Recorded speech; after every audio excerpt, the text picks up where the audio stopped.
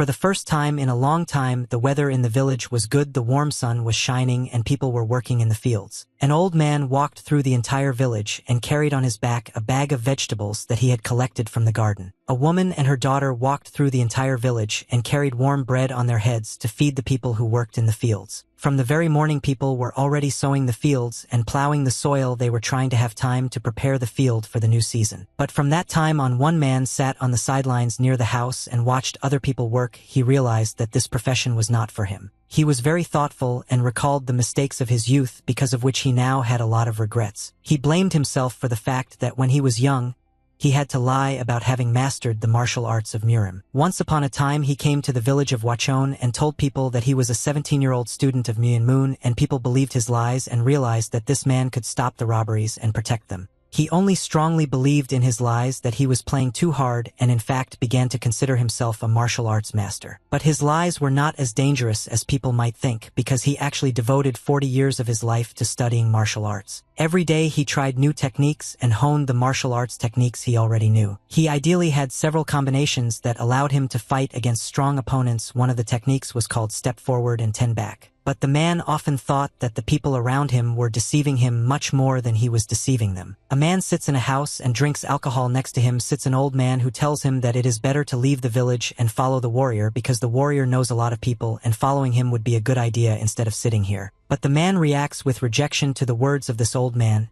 He drinks. The alcoholic says that he does not have enough virtues to follow a warrior. The old man tells the man that he has several children without parents whom he must give to someone, and asks the man to accept these children. The man refuses this offer and says that in a few years they will be able to provide for themselves on their own.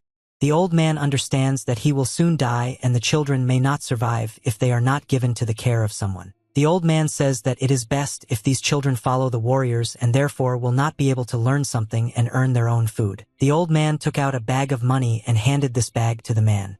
He said that this is all the money he has that he is ready to give so that the warrior can take his children. The warrior looked at this old man in surprise and thought that he had no conscience at all if he was offering money to give away his children. He saw that the bag contained silver and iron coins, maybe a good reward for taking responsibility for these children. But when they went outside, he saw that there were as many as 6 children standing near the stone fence. The man understands that he calculated that the money he took from the old man will not cover all the expenses for these children. He was upset for a moment and realized that he had been deceived, because there were too many children and this money would not even be enough to feed them for 6 months. He understood that there was no turning back on the path and he needed to go to the end. Therefore, he told the children to follow him and went forward. The boy asked the other guys, "Is this man going to be their new grandfather?" The children began to follow the new grandfather and resembled small children who did not know what would happen next. They just followed the big mother duck. The old man who sold this war to the children watched them through the doorway. The daughter of this old man asked her father for a few people.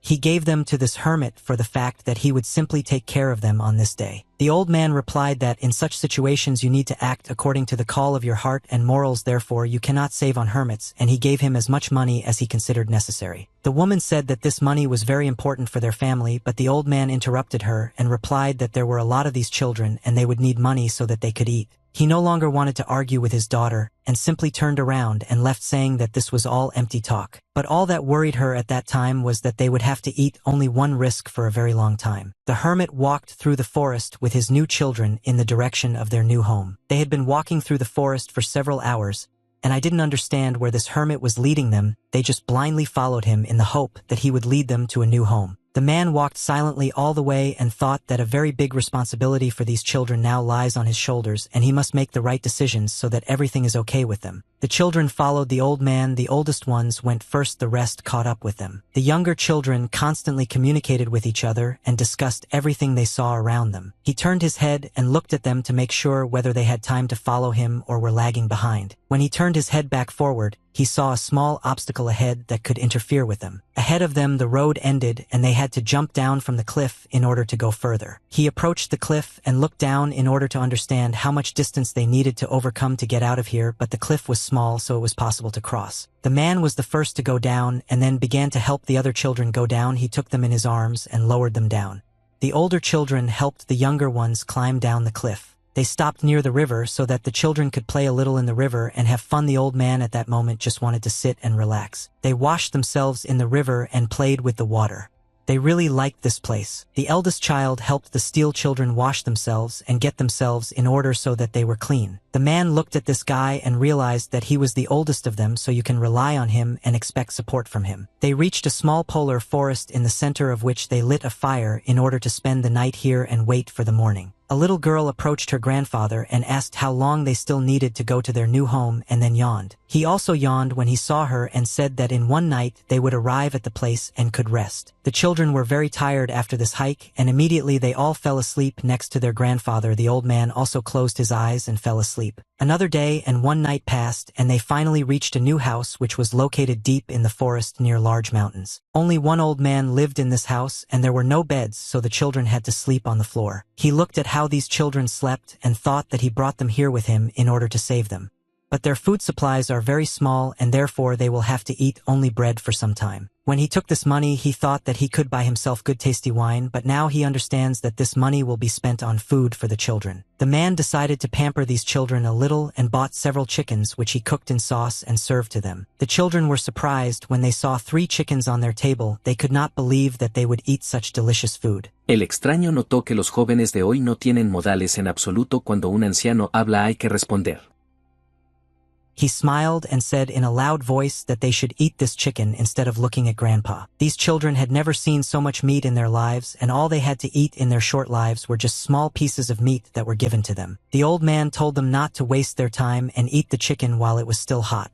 He was glad that these children liked the food he prepared. The children greedily ate the chicken that their grandfather gave them. Each ate it in their own style and rejoiced at this food. The old man watched these children from the side and was glad that at least today they could be happy because soon they would not have so much food. After a couple of weeks their food became much less, so the old man had to eyeball how much rice they would eat today. First of all, I used rice which was going to spoil soon, and therefore I decided that I needed to cook it. But this rice was only enough for a few days, and because of this the old man was upset because these were his main food supplies. He took out another bag of rice which he considered a reserve and poured it into the cauldron in which he was going to cook this rice.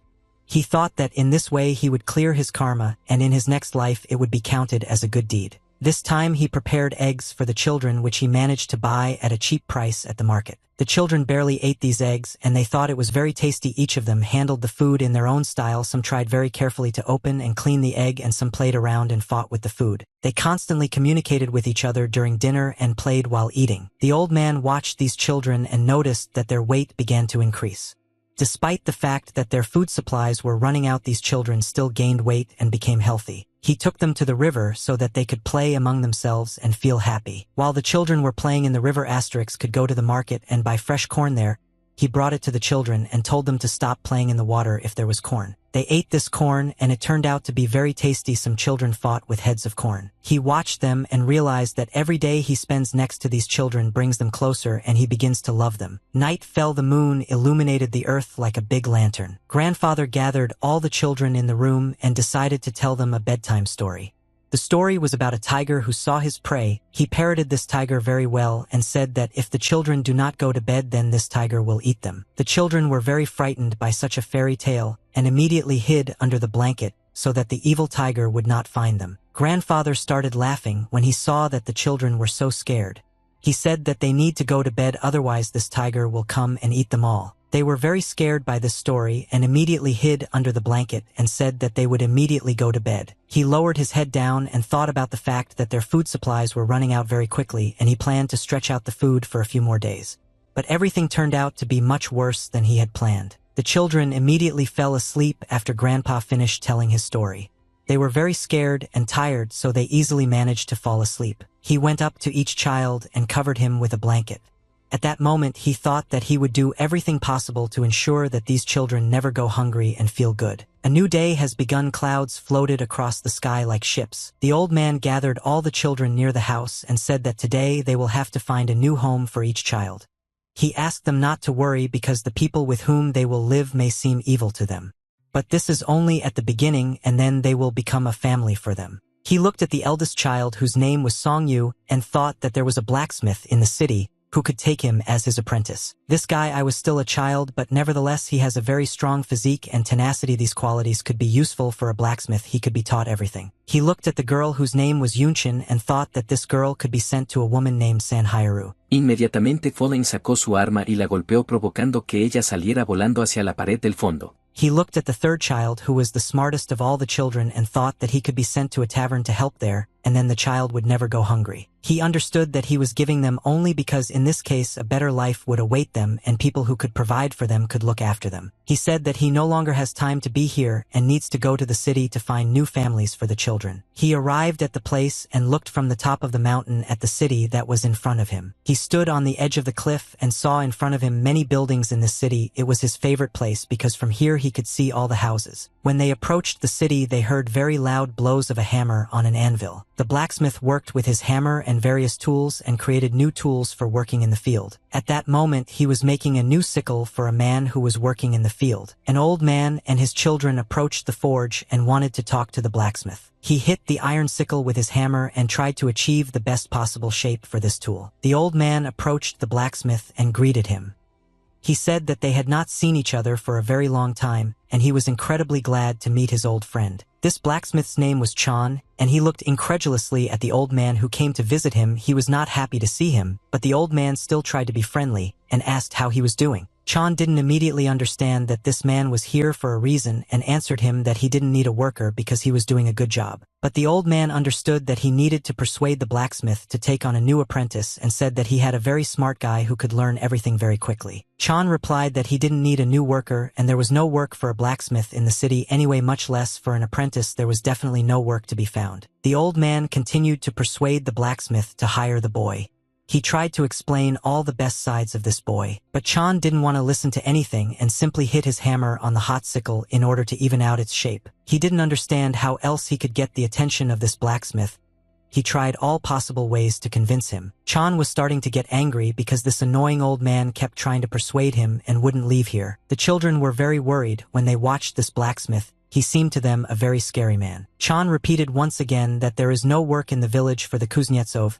He does not need an assistant, but the old man asked just to listen to him. Después de informar sobre el trabajo realizado, Minsu colgó el teléfono, pero inmediatamente sonó otra llamada. The old man said that this is my boy, only 8 years old, and his body is not yet strong enough, but if you train him for several years, he will be a good helper, and in the future he will be able to become a blacksmith. Chan looked at this guy with a very attentive gaze. He tried to assess this boy's abilities in advance and thought that this could really be a good assistant. The old man looked at the blacksmith and said that this guy Song Yu is a very conscientious and persistent boy, so he will be a good helper. The old man convinced the blacksmith that he would not be able to cope with all the problems alone for a very long time. He would still need an assistant. He said that if this boy is raised well, he will be useful in his work and the blacksmith will not be lonely.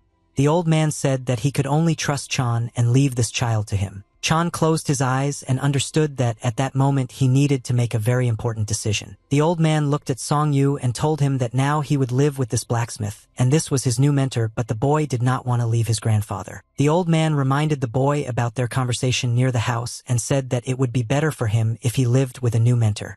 And for him it would be good because he would have a new skill that would help him earn money for living in the future. The boy was upset because his grandfather wanted to give him to this man and began to pull his sleeve. The old man understood that he needed to show courage and not succumb to childish manipulations, so he pulled out his hand and stepped aside. Song Yu watched as his grandfather left him and took the rest of the children to leave here. He started crying and asked his grandfather not to leave him and to take him with the rest of the children. Song Yu promised that he would behave well and do absolutely everything that grandfather said. He said that he would even eat less if necessary. The old man stood and listened, and all this and his heart was breaking because he was about to abandon the child. The old man began to cry, but he tried to show me his tears so that the children would not see them.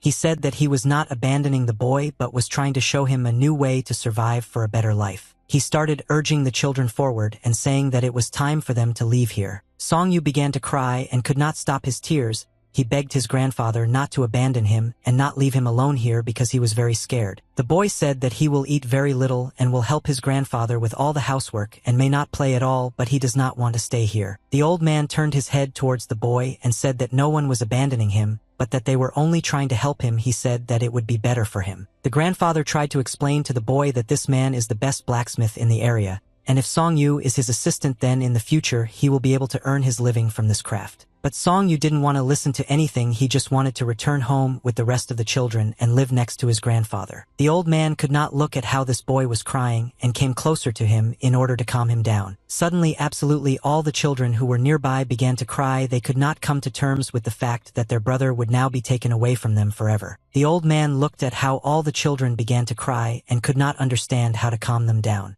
And he felt uneasy because they were so upset. The first child ran up to his grandfather and hugged him and cried.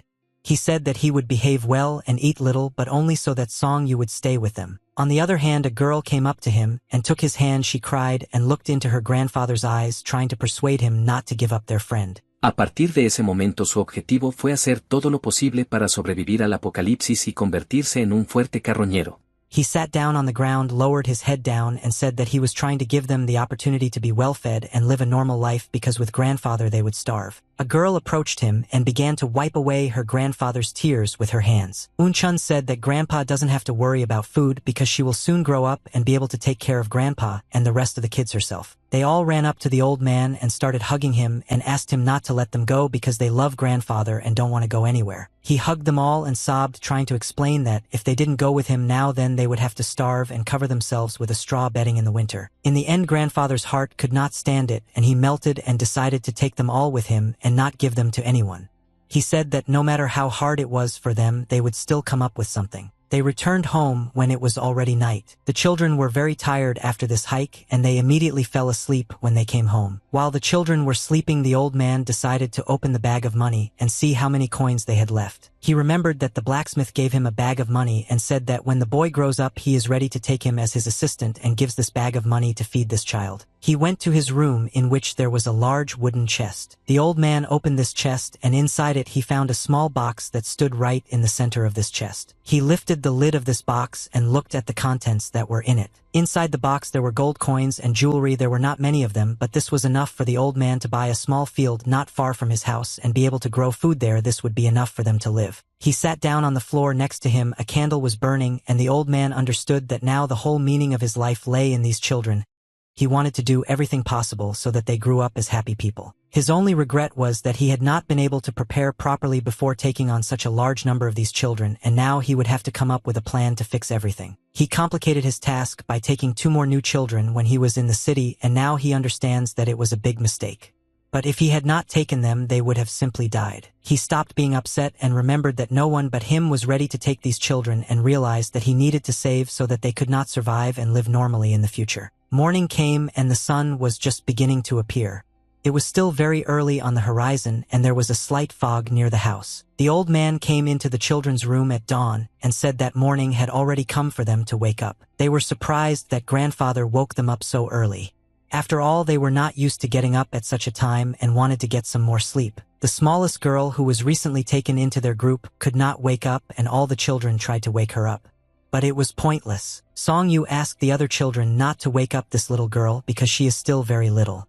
The teacher said that she needs to sleep well. While she was sleeping and the other children were clearing out their sleeping places and tidying up the room, the teacher gathered all the children on the street and lined them up in one line. They were still very sleepy and did not understand what was happening. When they saw the teacher in front of them, they did not bow to him and greeted him, but the smallest child did not know the rules and greeted his grandfather differently than everyone else. Bak-gu explained to this child that now he can't call the old man grandfather and all children should call him teacher. He immediately corrected himself and bowed and greeted his teacher once again. The teacher praised the new student and asked him if he slept well today. Chan replied to the teacher that he slept well and felt great. The teacher looked at all the children and said that now they can start training because he saw that they were already ready. Today the teacher gave them a task to practice even with a fist. He taught basic martial arts techniques and wanted them to learn how to defend themselves. Martial art, this is all that the master could do, and that's why he decided to teach his craft to children. children. He showed them every movement and the children repeated after him. When he finished the combination, he immediately started it again, and the children had to repeat this until they started to succeed. At some point after several hours of training, they still began to get punches and were able to remember the combination. At some point, children who were older began to learn military techniques faster, but those who were younger began to forget what they needed to do. He thought that these children would need to be counted according to seniority.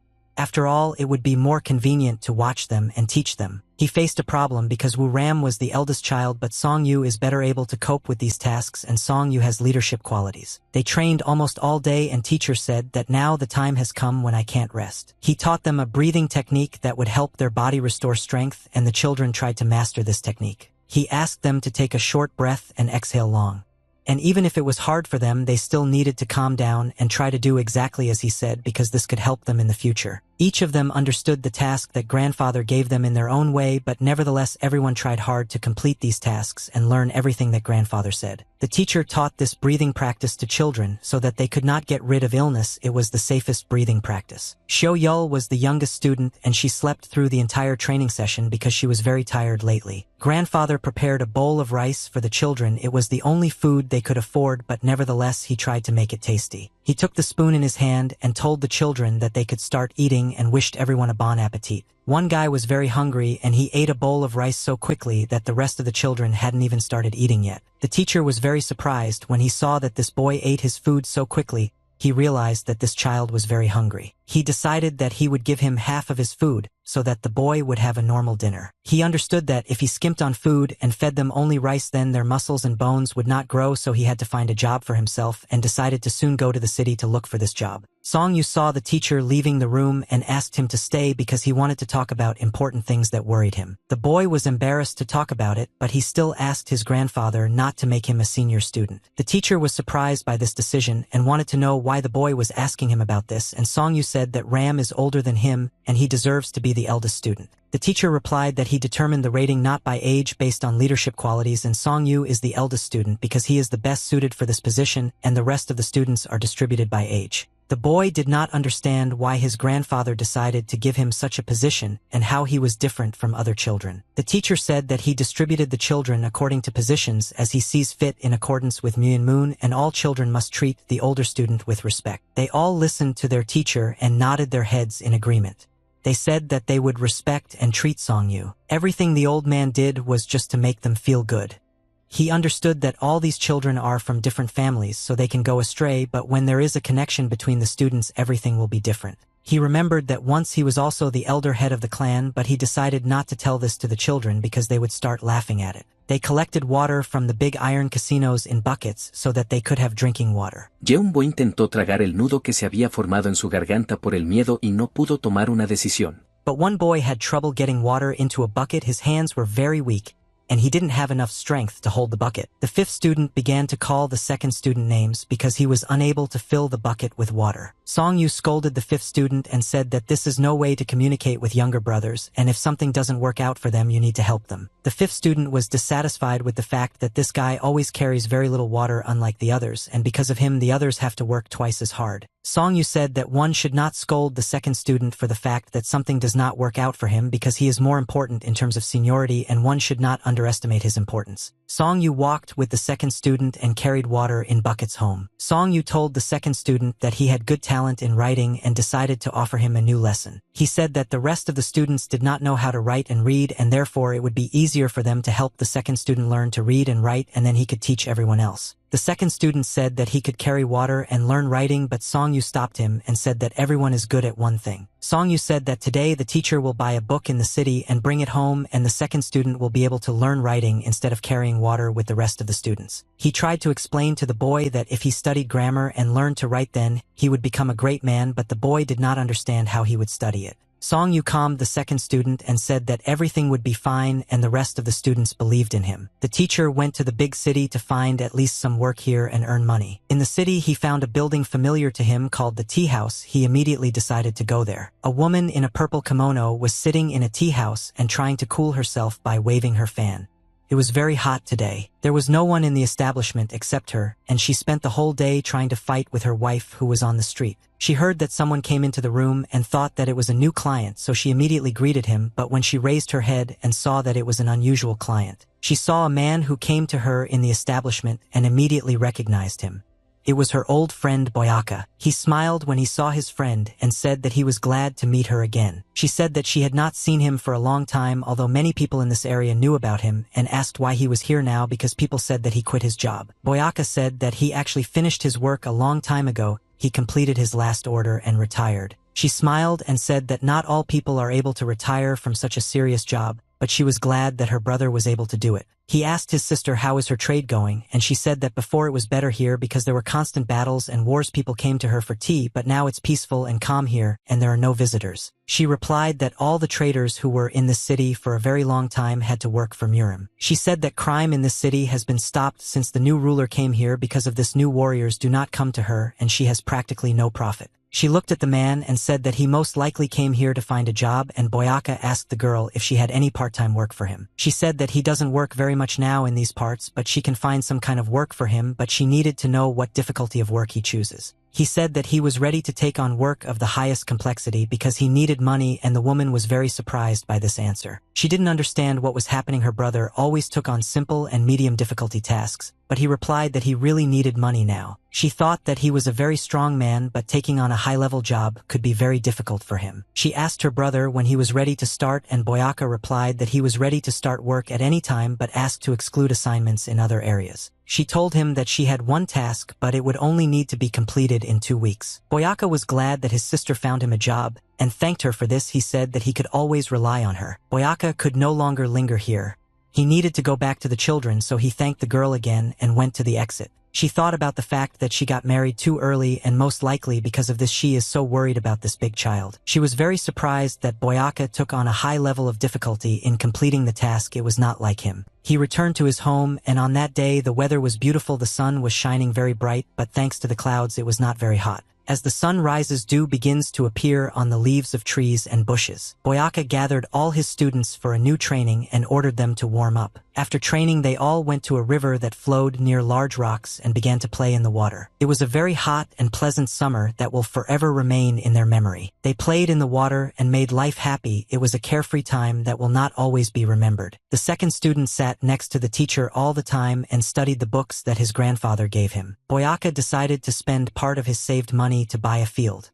Now that autumn was coming, the children could harvest and sow this field. They grew little by little when autumn came and did not feel that the next year had already begun. In winter, children tried to stay indoors more, and in order not to get sick, and tried to warm each other. Boyaka spent all his free time with the children. He played with them, taught them something new, and watched them grow. He was very happy that these children felt happy and was glad that their lives were getting better. Then night came. Snow continued to fall from the sky, and all the children were already asleep at that moment. The moon shone very brightly that night and illuminated the room of the second student. While the rest of the students were sleeping in their beds, the second student was studying books using natural light from the moon so that he could read. Came again, or did it mean that now is the best time to start working in the field? It was necessary to prepare the field in order to sow it, and for this I had to work all day long. Song Yu worked alone because he felt that he had a lot of strength and energy. The other children were resting at that moment, and he took on great responsibility. He knew that in a few days he would finish working in the field, and when he received the money he would be able to buy clothes for the youngest student and some paper for the second student. Suddenly he heard the voice of the teacher who called him to him. The boy was surprised that the teacher appeared here. He saw his grandfather standing in the forest and was glad to see him. Boyaka was also very happy to meet his senior student here and see that this guy works all day. Song Yu said that the teacher returned much earlier than planned and asked what this was connected with. The grandfather did not answer anything. He was just holding bags of food in his hands. Song Yu was very happy that the teacher returned earlier than promised, but suddenly he noticed something very strange. He saw that the teacher had a weapon cut on his hand, and what happened to him. Boyaka did not answer the guy's question and said that his hands would fall off to hold all these bags, so he asked the guy to take them for himself. Song-yu apologized for not immediately understanding that he needed to pick up the bags and helped his grandfather lighten his load. Boyaka asked the senior student what happened during his absence and were there any problems. Song-yu replied that everything was fine with them and didn't even know what to tell the teacher because nothing special happened. This news pleased the old man and he said that it was time for them to go home. Boyaka said that starting tomorrow he will help the first student work in the field. Song-yu was very concerned about the teacher's behavior. He acted very calmly and acted as if nothing had happened. But the boy still asked the old man one more time and asked where he got this fresh wound. The teacher said it was a minor scratch and not worth worrying about. Song-yu was very worried that every time the teacher goes to the city on business and then returns with a new wound. Boyaka didn't know what to answer to his student and simply decided to remain silent and look at the guy. He was very glad that this boy was worried about his health. He stroked his head with his hand and said that the guy had already grown up to take care of his teacher. Boyaka said it was just a small scratch, but if he didn't get it he wouldn't be making money and he shouldn't worry about it. The teacher said that he could carry the boy on his back like in childhood, but the guy refused because he said that he was no longer so light and it would be difficult for the teacher. Boyaka started laughing with the older student and said that when he was little and he constantly asked the teacher to carry him on his back. The teacher came home and showed the children all the purchases he had made in the city. They were delighted because there were jerky meats and many different interesting things. The children were very happy to see the teacher's return, did not hug him, and tried to spend as much time with him as possible. Song-yu could not calm down. He was constantly worried about the teacher's health and did not understand why the teacher returned with a new wound every time. He noticed that the teacher always behaves the same way no matter what difficulties he has to overcome. He gives the children absolutely everything he has and leaves nothing for himself. He can spend all his money and energy on students, giving gifts and trying to make them all happy. But he himself constantly wears old things that should have been thrown out a long time ago and bought new ones, but he doesn't spend money on himself because he wants to make his students happy. Many people would be afraid to walk around in such old and dirty things because they would be laughed at on the street.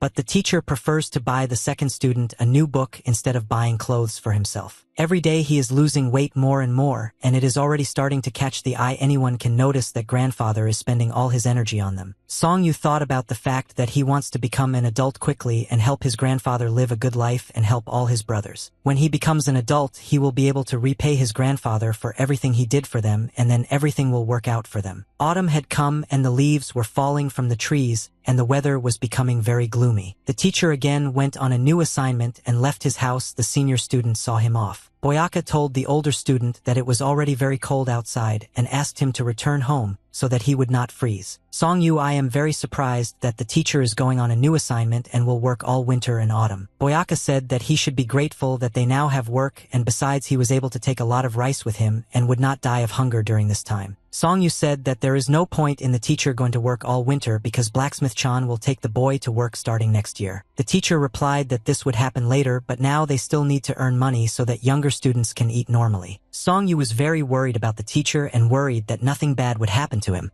After all, he is already old. The teacher said that the book that the second student Ram is reading is already tattered and unsuitable for learning because he constantly works with it and the teacher wants to earn money to buy him new books. Song-yu was still worried about the teacher and said that his health was no longer the same as before. He could harm himself if he worked all winter. Boyaka was very glad that the older student was so worried about him, but nevertheless he said that everything would be fine and for him it was not difficult. He patted the older student on the head and told him to take care of the younger students because now he remains in charge here. The teacher told her that the older student could not look worried because the rest of the students would start to worry for no reason. After these words, he said goodbye to the boy and went on his way. Ram was sitting in his room when all the other students were already asleep. He was worried that the teacher had left again and did not know when he would return back. The only thing he knew for sure was that he had to succeed in learning writing in order for the teacher to be proud. He had to become the best in this matter and then teach all the other students. A lot of time has passed since the teacher left the house. The weather has become good again. Spring has come. The students meditated every day in a large room under the guidance of a senior student. The fifth student was very distracted and prevented the other students from meditating because he tickled them. He asked the younger student how he was feeling and the boy replied that his stomach still hurt as before. The fifth student suggested that the boy tell his senior student about his stomach pain, but the boy refused because calling a doctor is very expensive and they don't have that much money. He tried to explain to the younger one that the older student should take care of the problems of the younger students. The fifth student asked the boy to tell him immediately when the younger one started to have a stomach ache. It was important for him that the younger one notified him about it.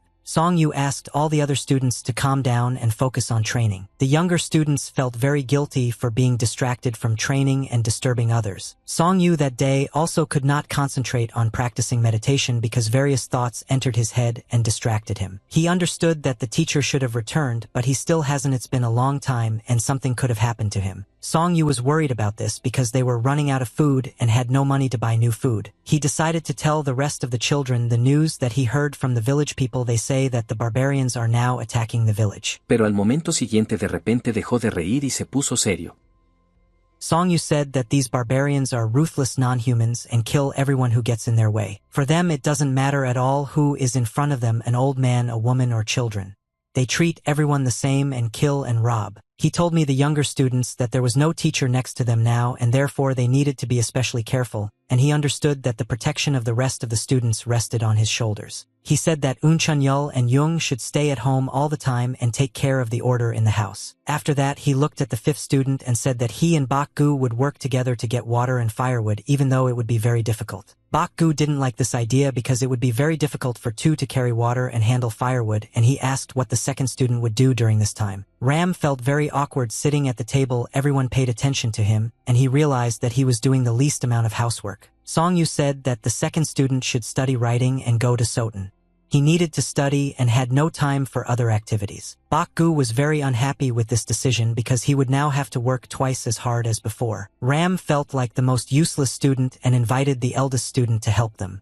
But Song Yu said that the second student should teach the others how to write. Song Yu missing even one day of school will slow down his learning for a whole year, and therefore he should not miss classes. He understood that if the second student did household chores, then he would have no time to study at all. Song Yu forbade the girls to go outside. This was a new rule in this house. He was worried that something might happen to them and could not put them in danger. After that, he expressed everything he needed and said that they could start eating. The children were very hungry after a hard day at work and very quickly barely ate the food that the senior student gave them. Night fell and the moon again began to illuminate the earth like a large lantern. Song Yu decided to visit the second student at night. At that moment, Ram was studying a book. Ram asked his older brother why he came so late because it was almost morning, and Sun Yu replied that he had a lot to do if he didn't level the ground in the fields now, and then it would be too late.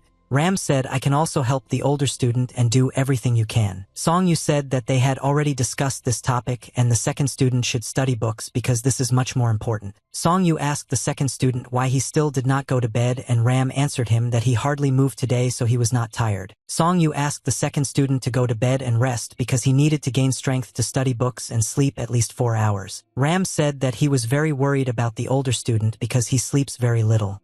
But the guy told him that a strong body is all he has and he must have time to work in the field so that they have food. Song Yu said that he is very concerned about the health of the younger student because he now has a fever and needs to show him to the doctor. Song Yu began to change clothes and said that the younger student gets a fever every time after training, and he knows that no one wants to tell him about this, so as not to bother him, he will still need to be taken to the doctor. Ram was very surprised when he saw the muscles of the senior student. He could not believe that this guy had pumped up so much during this time. Song Yu worked alone in the field from the very morning to prepare the land for new sowing. He worked almost without rest in order to get everything done. His body was very strong and he was able to work for a long time. He perceived work on the field as a separate type of training in which he strengthens his body.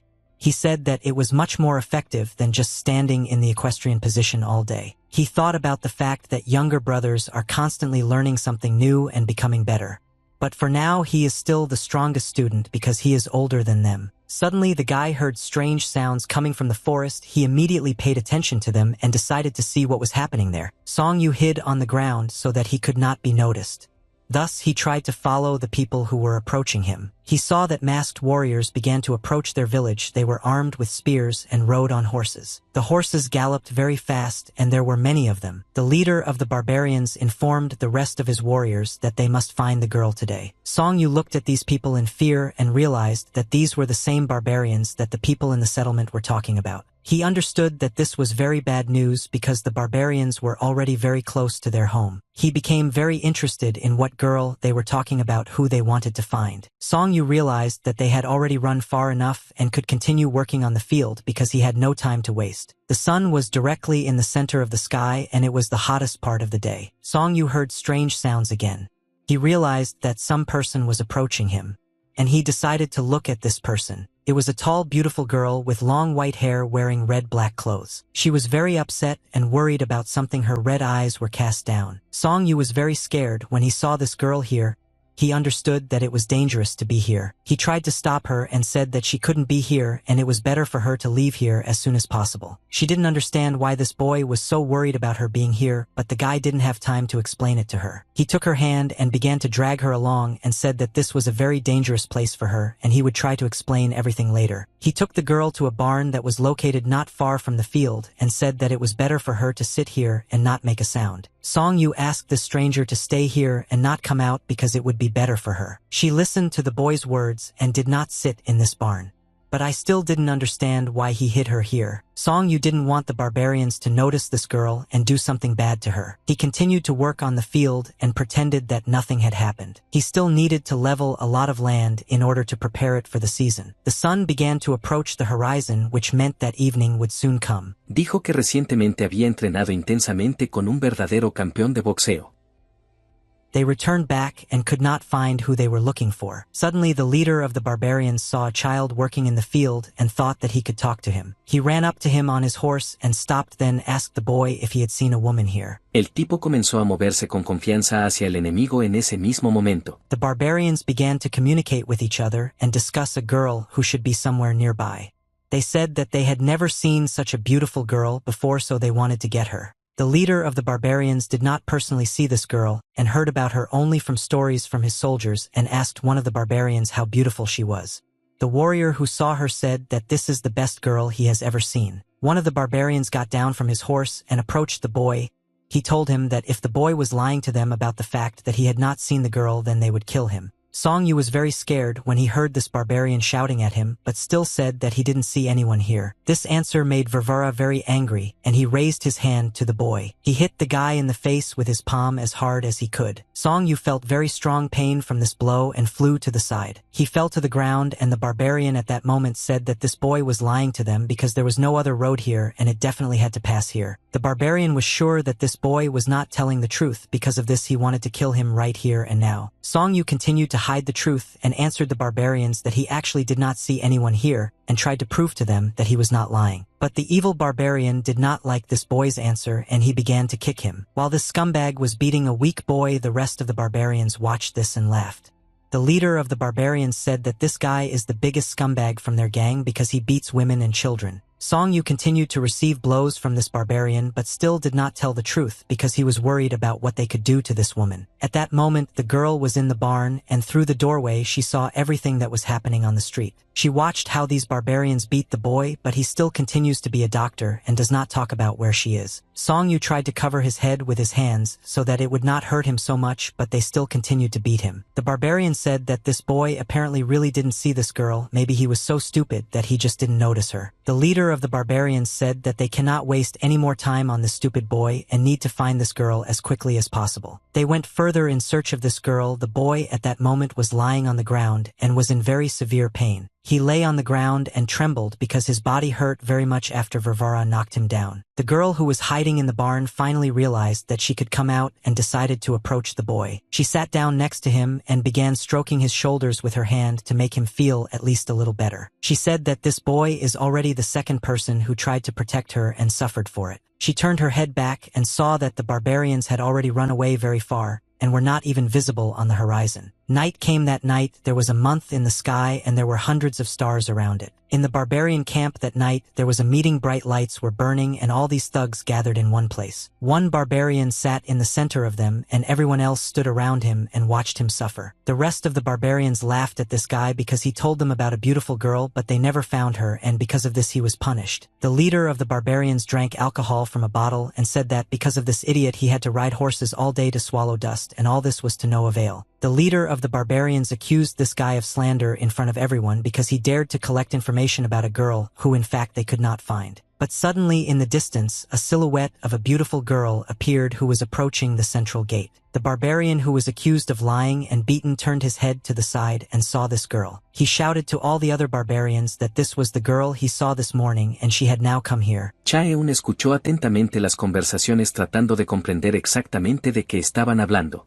She was very calm and was not afraid of these barbarians. She came here all alone, and it was a very strange act from a girl. The barbarians began to behave like natives when they saw such a beautiful girl in their camp. She came out to the center and the camp and stopped. The girl turned her head to the side and looked at the barbarian with a beaten face who was sitting on the ground. She immediately understood what was happening here but still behaved very calmly despite the fact that these barbarians looked like wild monkeys. The leader of the barbarians looked at this girl and could not take his eyes off her. Drool was flowing from his mouth, and he asked where such a beautiful woman appeared in their camp. She counted all the savages who were in this camp and said that there were 54 people here and not one of them could escape from here. The leader of the barbarians asked this girl what she meant, but immediately after 1 second his head was cut off. She killed the leader of the barbarians in front of all the other members of this sect. Hyun-Ho no entendía muy bien si también podía ayudar a Namgon-Hil y pensó en ello durante un rato. With quick blows of the sword, all these barbarians were destroyed in a few seconds. They didn't even have time to understand anything. In fact, the girl did not come here on her own, and she was in the company of experienced warriors who were masters of the sword and killed all these barbarians like real professionals. One barbarian, whom the rest of the barbarians just wanted to execute, remained alive and watched as all the members of his gang were killed in an instant. She came closer to this barbarian, and he began to shake with fear.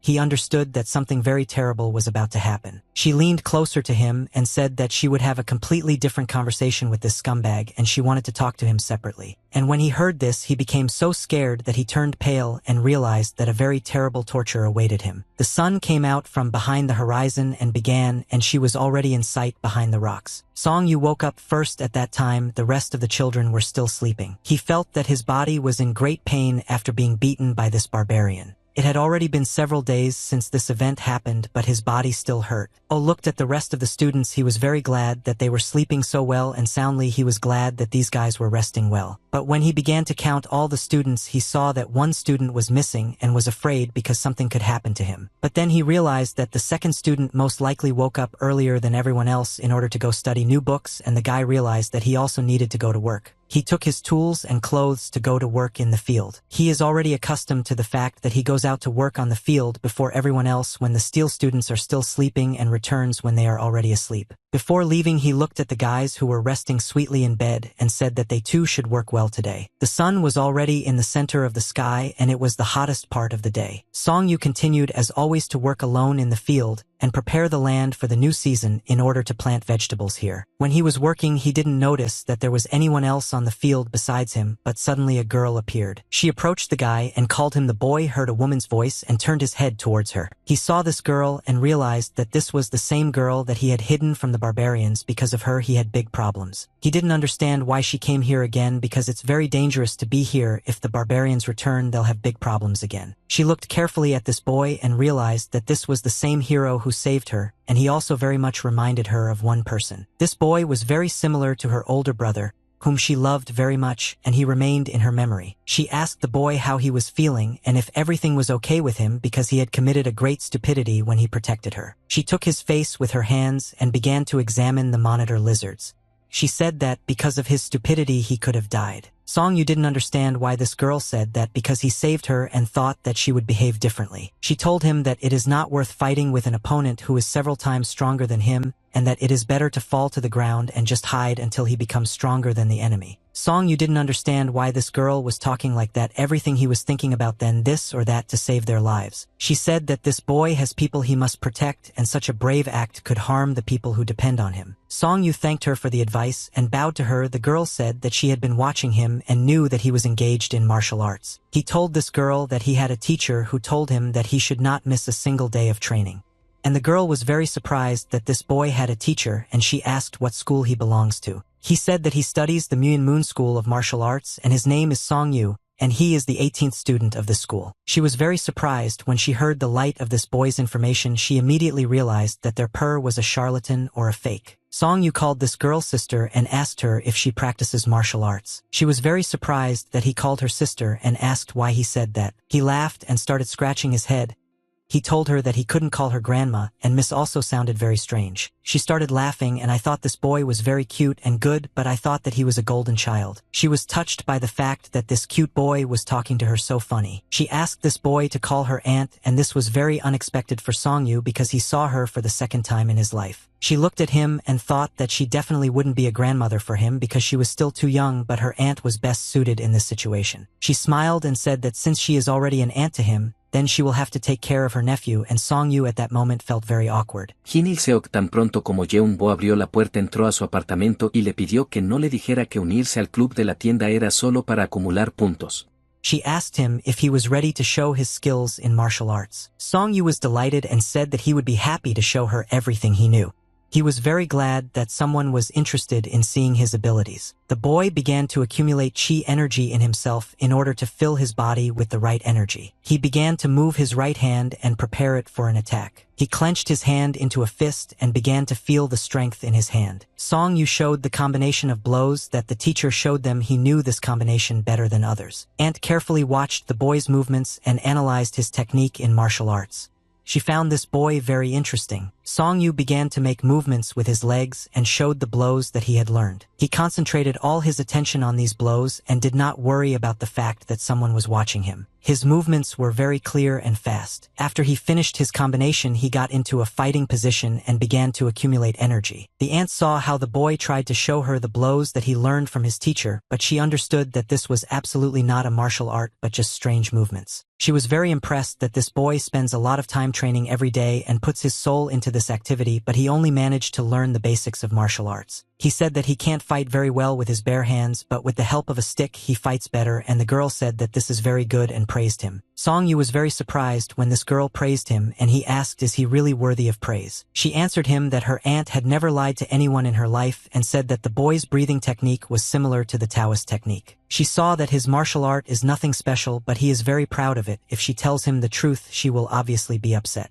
She understood that his teacher did not understand anything about martial arts, but he worked correctly with the spirit of this boy. She asked him if he wanted to know something very interesting. Songyu was very interested in this proposal and replied that he was looking forward to his aunt telling him this. She said that if the boy slightly changed the breathing technique that he had learned, he would fight much better, his movements would become clearer. She put her hand on his stomach and asked him not to worry and just trust her. Auntie told him to inhale air when she presses her hand on his stomach and exhale air when she removes her hand. He felt very strange because he had known this girl only recently and she was already helping him master his breathing. She pressed her hand on his stomach and he took a breath. Then Nu pressed his stomach again and he took another breath. Her hand began to glow with a bright light and she once again pressed his stomach and asked him to take another deep breath. After that she removed her hand and said that now he could finally exhale, and the boy exhaled. She said that if he remembered the breathing pattern and trained it, he would be able to feel something rising through his body. The aunt said that the boy should feel this something inside himself and work until this something rises to his head. All this time he must continue to breathe and not worry about the fact that something might go wrong. He just must train and work. She said that the most difficult thing is patience, but if he can constantly train it, then he will have good results. She raised her hand up and said that he would succeed, and when he was able to free himself, he would feel completely different. Songyu didn't understand what was happening now. It all looked very strange, and for some reason this girl was helping him. He was watching how she was moving now. It looked very interesting. He watched the movement of her hands, and it seemed to him that she was moving very quickly. She hit her palms on the ground, and a dent appeared in the ground. These are her hands. Songyu understood that he needed to have incredible strength in order to leave such a large dent in the ground, and he did not understand how such a fragile girl was capable of such a thing. But she continued to move her hands and show him her capabilities. Her movements were so fast and clear that she was able to cause a very strong flow of wind that threw the guy to the side. Songyu was delighted when he saw that this ant was able to summon the wind from her palms. He said that he wanted to learn how to do this. She smiled and thought that it was possible to interest a child in such an easy way. And she told him that he could learn this if he trained his breathing, but he would have to work hard. Songyu smiled and said that he would put a lot of effort into learning how to release the wind from his palms. She was very surprised that this boy was so active. He reminded her more and more of her older brother. She said that she could teach him several things that he could use in the future, and the guy was delighted that this ant was ready to help him. He thought it was the best day of his life. The aunt said that they would teach the boys several martial art techniques that could help him in the future. She asked him to carefully observe his breathing and said that he needed to concentrate his breathing in one place. Auntie put her hands together and made a red fire sphere appear in her hands. She began to make circular movements with her hands and increased the power of the sphere that was in her hands. Aunt made a sharp movement with her hands forward, and after that the sphere began to increase even more. She sent red fire spheres and all the energy forward, and after that an explosion occurred. Song Yu had never seen anything like this before. The power of her fighting technique was incredibly strong, and the boy tried to follow her every move. Song Yu thought that his aunt showed him the technique of breathing and movement, and it looked very simple, but in practice he still did not understand how to do it correctly. She took his hand and tried to give him the correct pose and stance in which it would be easier to do this exercise. She said that great power is not as simple as it might seem. She asked the boy not to show this technique to anyone until he himself learned to use it easily. Song Yu repeated every movement that this girl showed him, and he tried to give his best so as not to miss anything and do everything right. The aunt asked the boy to remember a very important phrase, that mismanagement of talent can cause anger. He promised her that he would train until it became natural for him and until he completely mastered this technique. Song Yu said that he forgot to ask her something very important. The girl asked what he could mean, and the boy replied that he wanted to know the name of this martial art. Aunt said that there is no name for this martial art because she created it herself after looking at the situation she was in, and the title for this technique does not make sense because it is improvised. Song Yu said that this is very cool. He said that the teacher sometimes told them a story about heroes and their techniques were called Heavenly Dragon or 18 Truths, and he was always delighted with these names. She laughed because this boy seemed very cute to her. She said that the name of the technique is a way to describe its content. After this, Aunt made a serious expression on her face and said that this technique can be called murder. Song Yu was scared when he heard the name of this military technique, and he did not think that techniques could be called such terrible words. She explained why this technique is called that way.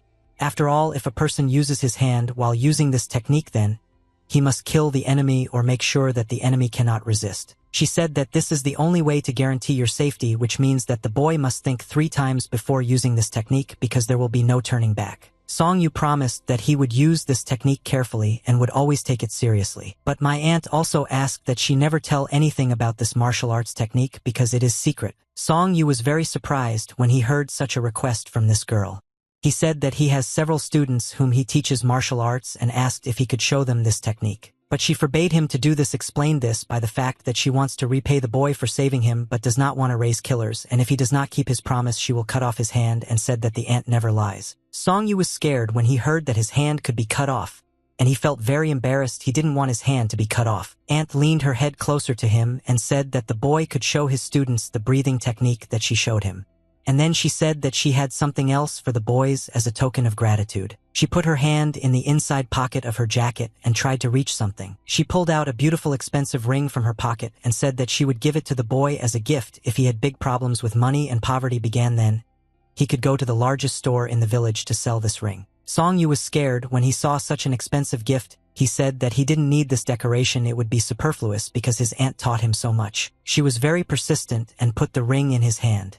Aunt said that when adults give something you just need to accept it. She asked him to put in more effort so that he would learn all the combat techniques that she taught him as best as possible, and he said that he would definitely do it. She looked at this guy for the last time before leaving. She thought that she did everything possible to help this boy.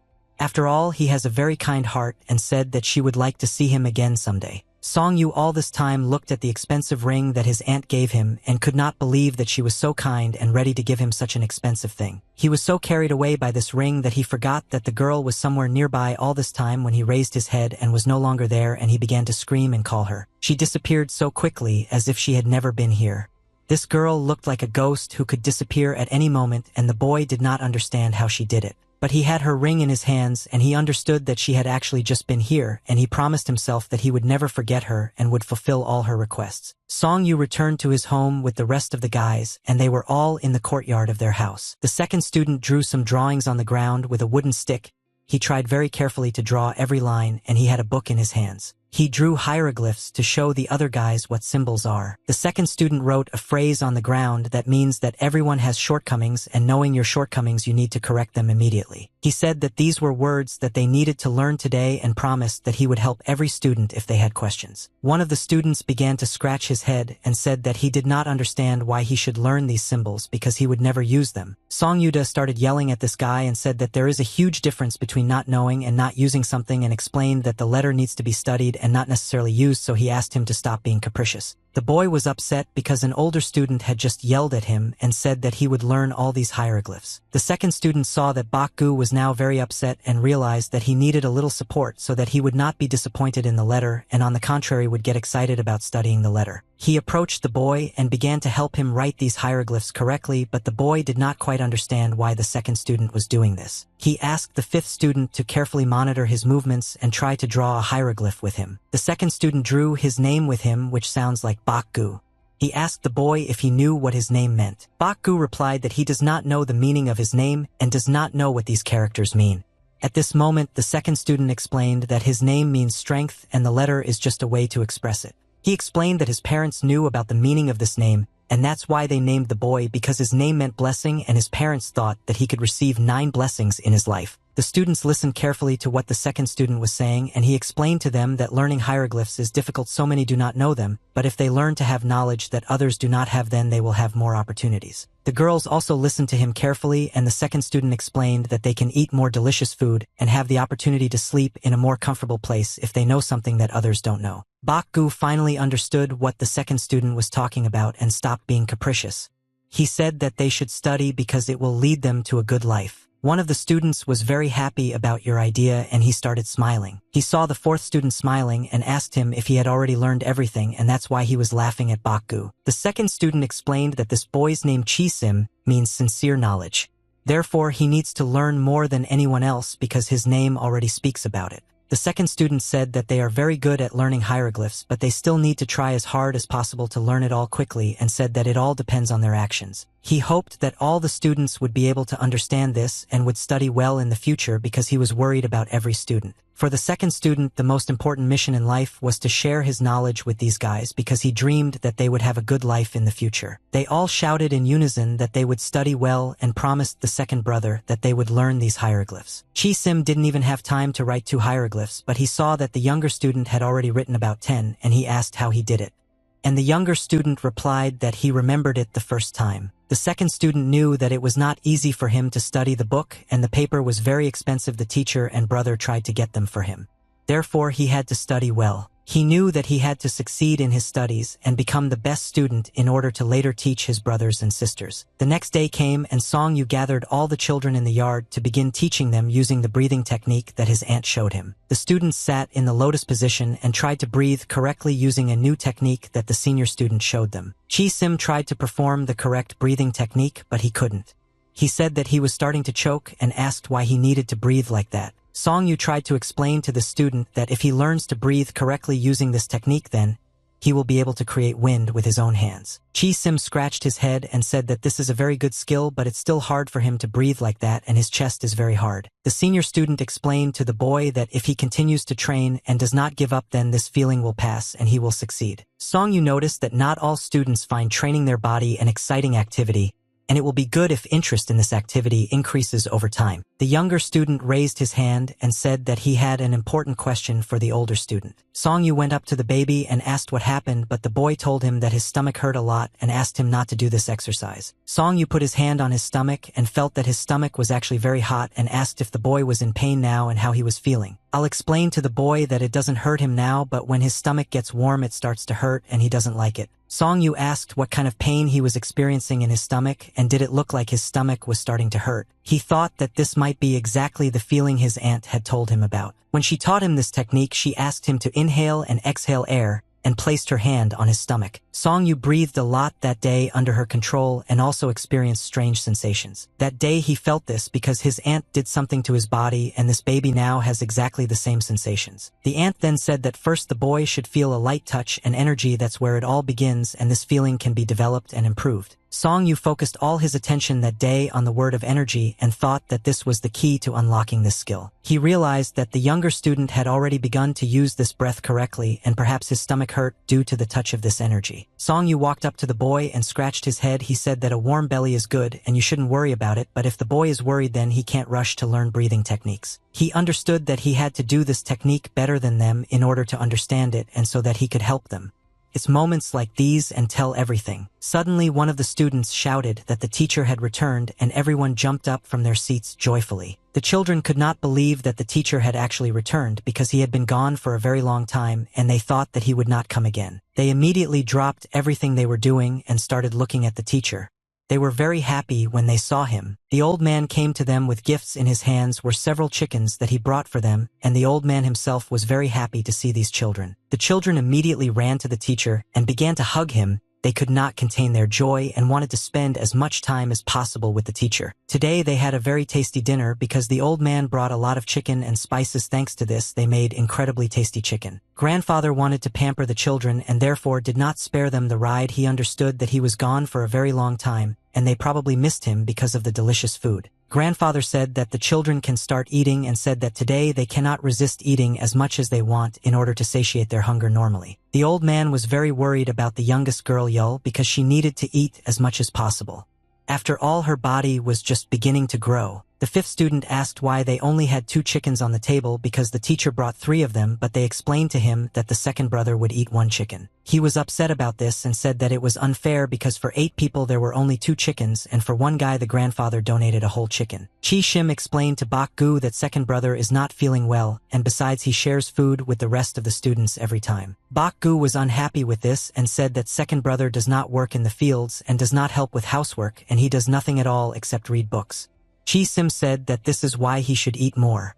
After all, the second brother, although older than the elder brother, is inferior in physique. The girl heard the dialogue between her younger brothers and said that these chickens are very large and they got more food than usual, so she asked them to stop mischievousness. Song Yu took a chicken leg from his plate and passed it to his younger brother Bak Gu. Bak Gu, at this moment I started to feel awkward. He said that he didn't want to eat part of his elder brother's food and he just wanted to say that it's not fair to give the second brother a whole chicken. Chi Sim didn't understand what the problem was and why the fifth student was so concerned about this issue. Bak Gu said that he couldn't eat the chicken leg that was originally on his older brother's plate and wanted to give it away. Song Yu said that there is nothing wrong with it and he doesn't want to eat chicken leg and he just needs to eat porridge. Bak Gu understood that his older brother was lying to him and now he felt very uncomfortable in front of the other students. Song Yu could not eat calmly because he was constantly watching the teacher and trying to understand what was happening to him. The teacher behaved strangely all the time. His body was trembling and it was clear from his face that he was in pain. Song Yu noticed that the teacher was not behaving as usual. This meant that most likely he was injured again when he left for a mission. He returns every time with new wounds. This frightened the boy. The night came, the moon illuminated the earth, but today it was incomplete. It was only a month. Clouds floated across the sky and covered the beautiful stars. The teacher did not sleep at night. He was in his room near the fireplace and bandaged his wounds so that his students would not see him. He understood that he was already too old and he was starting to feel this way. He noticed that he always gets wounded before leaving a mission at the very last moment. Suddenly he heard someone coming into his room and turned his head. He realized that it was one of the students who was not sleeping now and decided to come to his room. Song Yu went up to the teacher and said that the old man was hurt again, but the grandfather reassured the boy and said that there was nothing serious here. The boy explained that he was very worried about his grandfather. He started touching his grandfather's wounds and realized that he was starting to have serious problems and needed help somehow. Song Yu said that the old man should be healthy, so he asked him to be careful and accept the respect and care that Song Yu has. But the old man said that he will live to be 100 years old and will see how these guys grow old. Song Yu said that he will grow up very soon and will be able to earn money for their family. His grandfather will no longer need to leave for a long time. He asked his grandfather to wait for this moment. Boyaka smiled and hugged the boy. He said that everything would be fine and he would definitely see how these children grew up. Boyaka said that everything would be fine with him and there was no need to worry about him, but he himself understood that his body had to endure and be patient a little longer, and he could not think about the fact that he was weak and old. The grandfather asked the boy what happened during his absence and how they were doing. Song Yu began to tell his grandfather the whole story of the events that happened to him. He told him about the barbarians and about the girl he saved.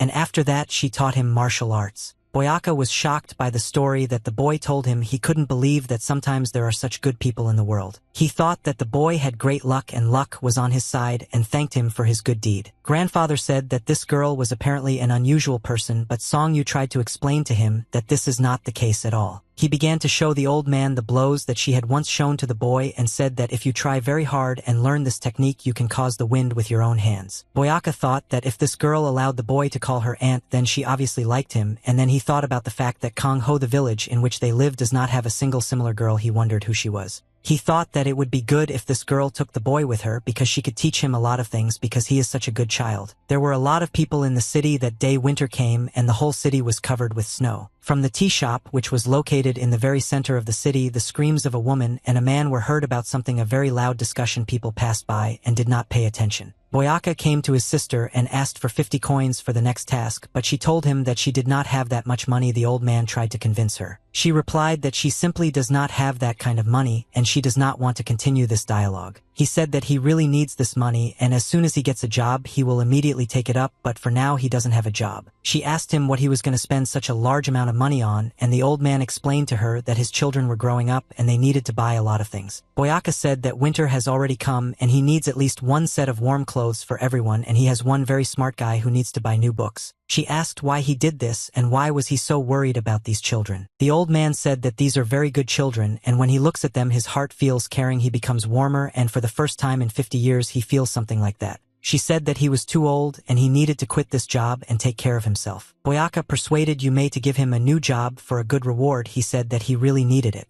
He said that all his life he has been wandering around the whole area and knows a lot of different gossip, and therefore the girl must keep her word. Yume understood that this old man was pushing her and said that she still has no money and her business with the tea shop is not going well. But when he looked at her with such loving and pitiful eyes, she could not help herself because this look had lured her since her youth. She could not stand it and agreed with his proposal.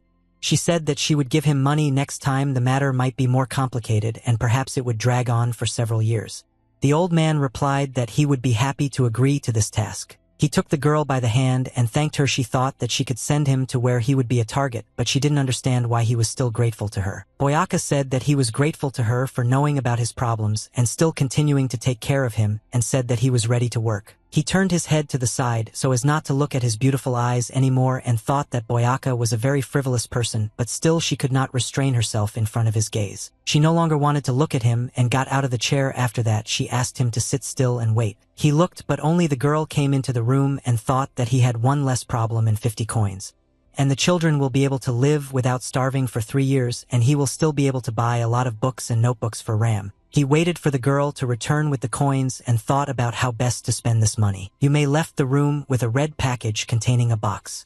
She said that she put silver and iron coins to make it easier to use. Yume asked the old man to check the contents of this box so that he could personally verify that it contained the correct amount of money. Boyaka said that there is no point in checking the contents of the box for him because he trusts it. The old man returned home with gifts for the children that he bought in the city. Enthusiastic cries of children could be heard from the house. They were glad that the teacher was so kind today. The students looked at new clothes and chose costumes for themselves depending on which one they liked best. Along with these clothes, the teacher brought a lot of delicious meat jerky to pamper the children, but they began to play and quarrel with them. The teacher took out a large orange package and said that this was a gift for Ram, and the boy at that moment was shocked because he did not expect such a gift from the teacher. Boyaka said that the boy goes to school and studies with books there, and it is inconvenient and therefore he can now study at home thanks to these books. Ram said that this is all very expensive, and where does grandfather get so much money to give him such expensive gifts? He said that the school teacher said that such smart children are rare, and this is the first time he has seen such concentration in a child of his age. Ram didn't know how to react to these words from his grandfather.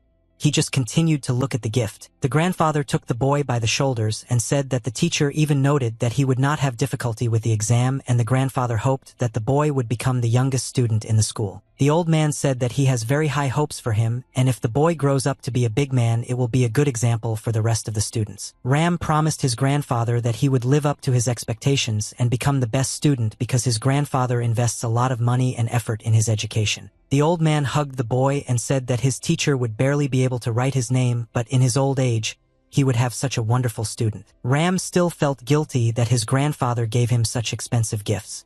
He understood that his grandfather would have to work very hard because of this. Song Yu knew that if Grandpa gives them such expensive gifts it means that he will leave soon and apparently he will be going for a long time. Winter was already coming to an end, the snow on the trees began to melt and much less snow fell from the sky than before. Spring came and the flowers began to open in their buds and the air became completely different.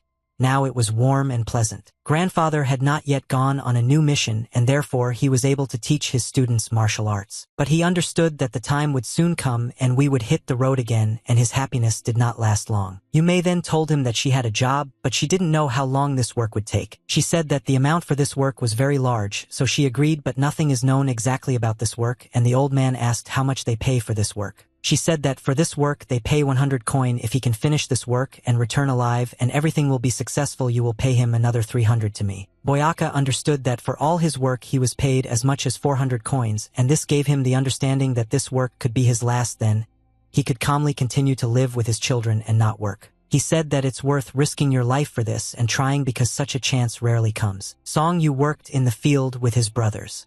The old man looked at him and thought that in 3 years this boy would have nothing to worry about because everything would be fine. Kon Junwoo señaló que estaba muy contento de verlo y le pidió que se sentara en uno de los asientos vacíos. Song Yu looked at his grandfather and the video showed that he had a very strange behavior.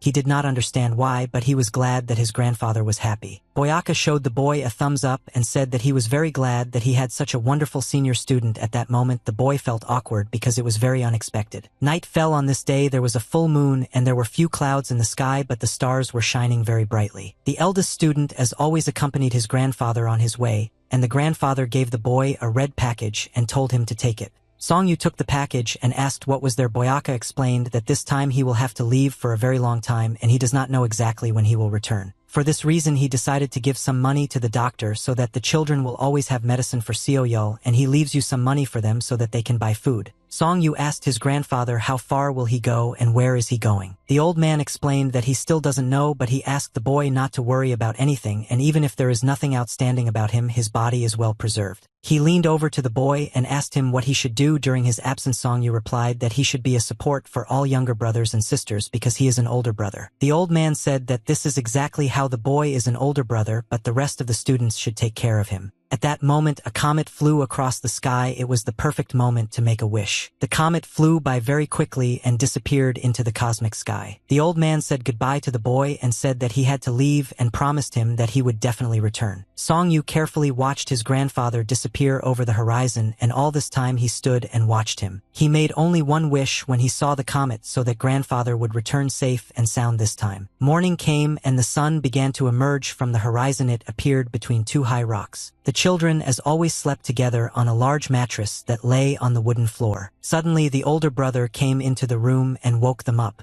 After that they all slowly began to wake up. Yul, the youngest student of all, saw that her grandfather was not there and asked her older brother where he was. She was still completely asleep.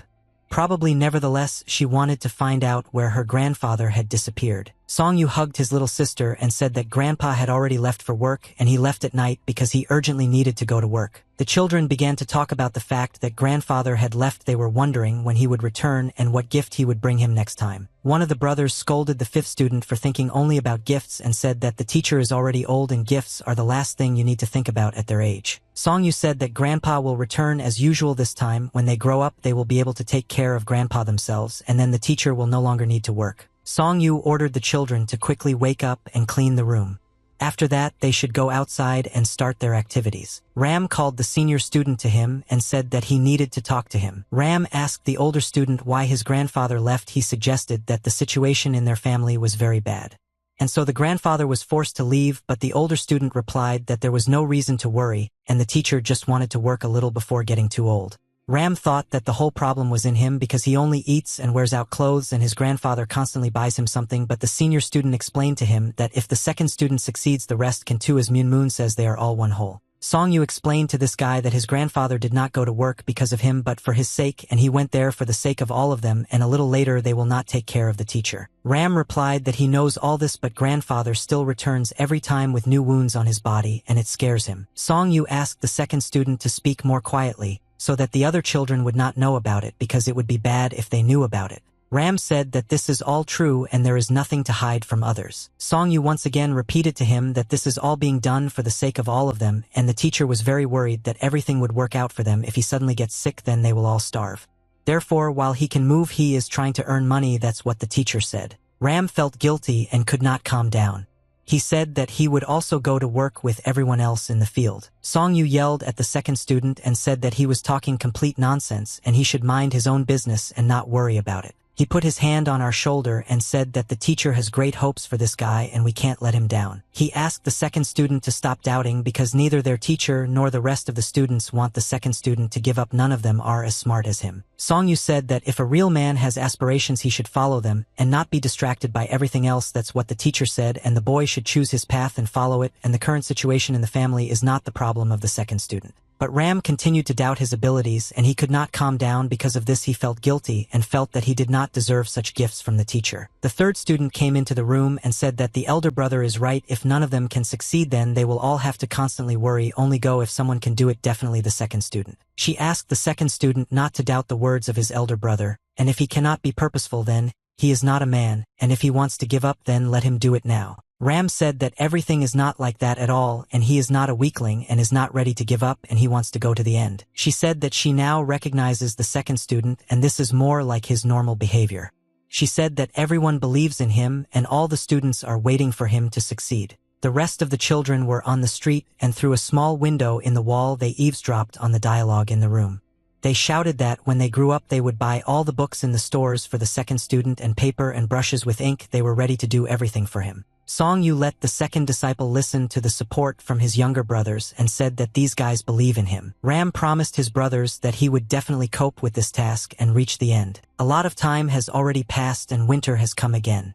Snow was falling from the sky in large flakes. Moonlight rays of light fell through a large window in the wall. Ram loved the full moon because on these days there was a lot of light from the moon and he could study at night. He felt happy every time he was left alone with books, and this was the moment he loved most about learning because no one rushed him or forced him to do it. He turned over sheets of paper to read new symbols. He wanted to go to a new page, but suddenly he heard a noise in the room and saw a light. Ram saw a hand that put a small candle for him at 100 so that he could have lighting in his room. The senior student put this candle so that the second student would not spoil his eyesight when he studied at night.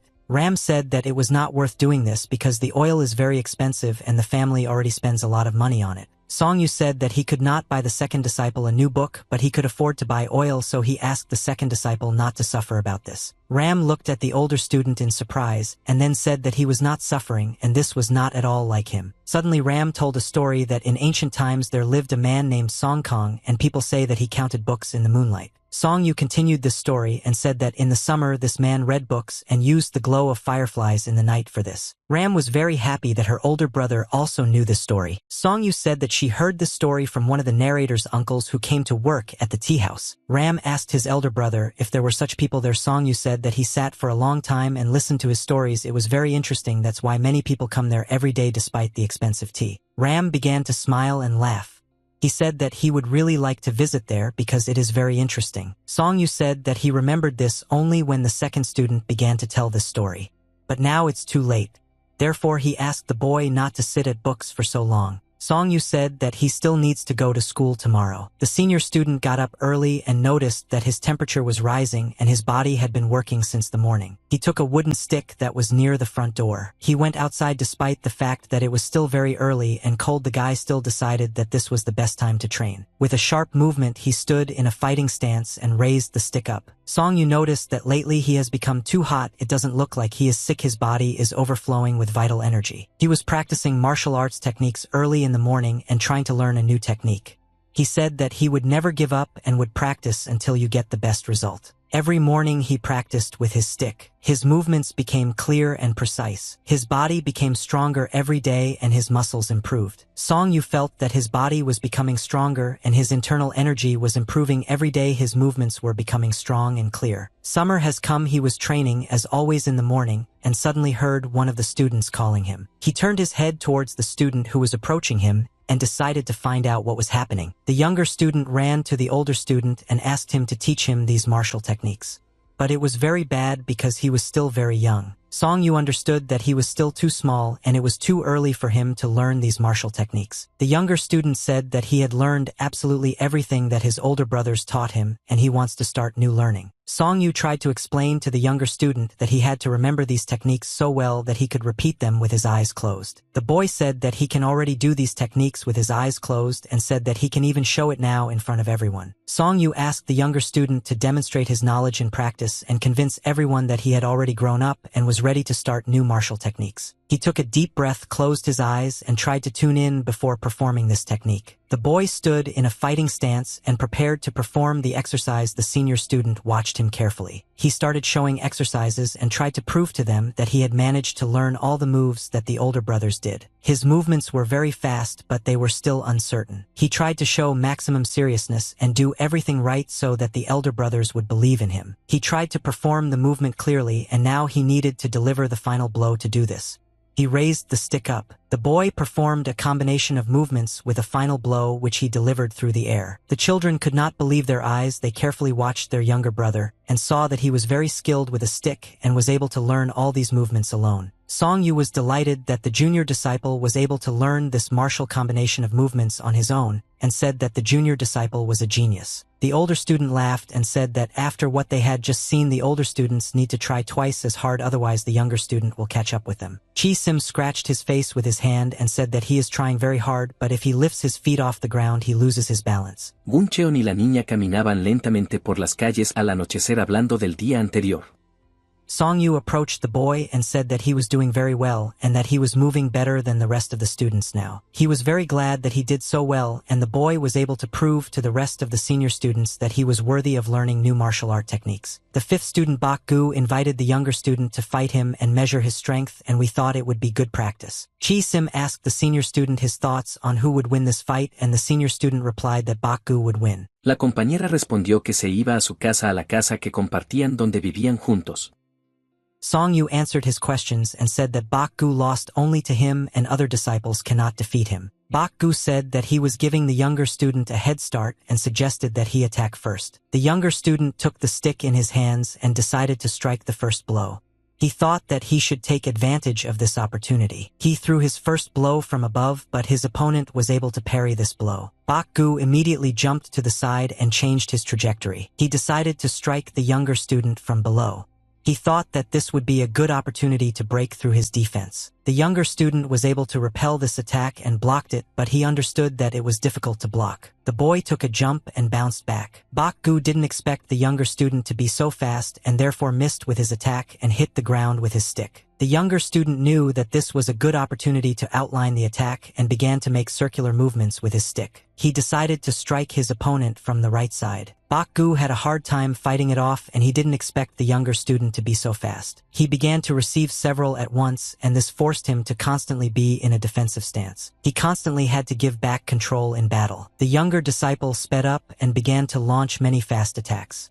He tried to break through the fifth disciple's defense. Chi Sim is very surprised because the youngest student is pushing the fifth student out of the battlefield, and Song Yu replied that from the outside everything looks exactly like this, but if you look at his face you can see something more important. The younger student learns quickly, but he lacks strength and endurance because when training new ones he quickly gets tired, but Bak Gu keeps up with the older student. He started making circles with his stick. His face was happy and calm. He realized that now was the perfect moment to start attacking the child. He suddenly repulsed the boy's attack, and the younger student did not expect that this could happen. He thought that victory was already in his hands. The youngest student was very tired after the series of attacks he made, and now understands that he invested his strength in these attacks, but the fifth student still continues to counterattack. Bak Gu struck with his stick, and it was pointed towards the younger student. He tried to deliver his blow in such a way as to break through his opponent's defense. At that moment, the stick was moving so fast that it seemed like it was rubber. He was able to break through the defense of the younger student and hit him on the hand with his stick. The younger student felt severe pain in his hand and threw away the stick.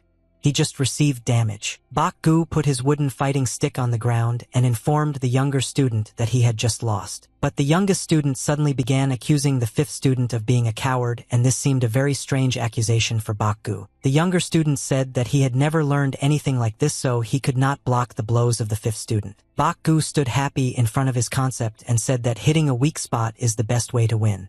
If the younger student could not repel this attack, it was his fault. Han pasado 3 años desde entonces y mucho ha cambiado en el territorio calista. Bakgu explained that the older brother and the teacher teach them the same things and he can spin the stick at the same speed as Bakgu. In this case, to win you need to use your head and slightly change your basic movements. The younger student was upset and said that he had simply never studied this focusing technique and therefore did not know how to do it. The fifth student smiled and said that he had never learned this martial arts technique either. The younger student was very upset because of this and almost started crying because I don't understand how the older brother learned this technique. But when he gave himself time to think a little about it, it finally dawned on him and he understood what the words of the fifth student meant. Bakgu smiled when he realized that the younger student had finally figured out how it all worked. He was pleased that this child was smart. But the whole problem was that when the younger student realized how this military technique works, he wanted revenge and therefore challenged the fifth student again to a duel. Bakgu refused another battle and began to leave the battlefield. He said that he needed to enjoy his well-deserved victory. The brothers started laughing at this whole situation and they were happy when they saw that the younger student wanted to fight so much and was learning new things. Chi-sim said that the senior student was right and everything happened as he said, but Song-yu told him that each student has his own style and his own strengths, so you can't compare them. Chi-sim smiled and realized that his older brother's words made sense. He was very glad that he also had strengths and weaknesses. One of the students cooked food at night for all the other students. She was very worried that today she had to use little rice to cook her food. She came up with the brilliant idea of adding a little more rice to the cauldron so that tomorrow they wouldn't be able to eat more food. She saw a large tub containing rice. They usually always hid it there. But when she opened the lid, she saw that there was very little rice left, and this is very bad news for the whole family. The girl understood that she needed to talk about this situation with the older student and tell him everything because she needed to come up with a solution to this problem. She explained to him that they only have enough rice for 3 months. This is a very short period of time, and when winter ends they will run out of rice. Song-yu immediately remembered that the blacksmith told him that he had urgent matters. So he will return next fall. An auntie is from the tea house and helps them so much. It's already embarrassing to ask her for help. The girl asked the older student if he knew when the teacher would return. She said that the year before last, he conveyed the news through one of the caravan guards that he would arrive in a year. Song-yu asked her not to worry about it, but she still wanted to know what he was going to do and how he was going to solve this problem. Song-yu said that there are not many options for solving the problem and you just need to find a way to make money. She wanted to know how he was going to do it. The guy asked her not to worry and trust him and told her to come home because it was cold outside. Song-yu looked at her leaving and thought that he didn't understand at all how he could earn money. He hoped that they would have enough money to live this year and remembered that medicine for Soyul is very expensive. He hung his head down and said that he needed to think about it. If they didn't eat well, he would feel guilty about it. All that worried this boy that day was just where he could find a job and how to earn money for his family. He looked at the nerves and understood that even adults are very difficult to do this now, and it's enough just to look at the guests of the tea house and understand that people have very little money. He was angry with himself for not being able to figure out where to make money and tried to direct all his thoughts to finding a job. The morning came and the sun was shining very brightly. The city was very quiet and calm. It was a normal weekday day and there were few people at the market. Song-yu decided to go to the city and approach all the people in order to go to their work, but he was denied this desire to earn money. He went to different establishments and talked to people in order to get hired. But every time he heard the same answer that they didn't need workers now, so they asked the boy to leave. There was no work for him here. Night fell and the boy spent the whole day looking for work, but everything was unsuccessful. He was walking along a forest path on his way back home and thought that life was very unfair and suggested that he needed to go to a larger village in order to find a job, but he could not go there all the time. His sister was waiting for him near the entrance to the house. She was very glad that the senior student had returned. Song-yu asked his sister why she was still not in bed, and why was she standing here on the street. She answered him that she would soon go to the house. She asked him if he managed to find her any job. He replied that today all his attempts to find a job were unsuccessful and tomorrow he will go again. The sister suggested that the older brother talk to the rest of the students instead of training. They could catch a rabbit or a bird or collect medicinal herbs to sell. Song-yu said that this was a bad idea because then all the discipline they had been building for years would be destroyed. He asked his sister not to worry about work and promised that tomorrow he would be able to find this job and would not have to worry about it. He said that he would go to a larger village and there would definitely be some vacancy for him there. The sister was very worried about the older student. She asked him if he had eaten anything today. Song-yu replied that he was not hungry, but nevertheless at that moment his stomach began to grumble very loudly and made it clear that he really wanted to eat. She said that she would immediately go to the house and put a few potatoes for the senior student and asked him to eat and then go to bed. Song-yu was sitting in a large room and I was eating food that my sister put for him near the window. Ram heard that someone was very loud and slurping in the next room and decided to see who it was. When he entered, he saw an older student there. Song-yu was frightened by the unexpected appearance of the second student and almost dropped the potato out of fear. Ram decided to share the news with the senior student and said that there would soon be a drought in the southern regions and therefore everyone was very worried. He said that he heard this from his odnoklasniki. Some of them have relatives who trade there.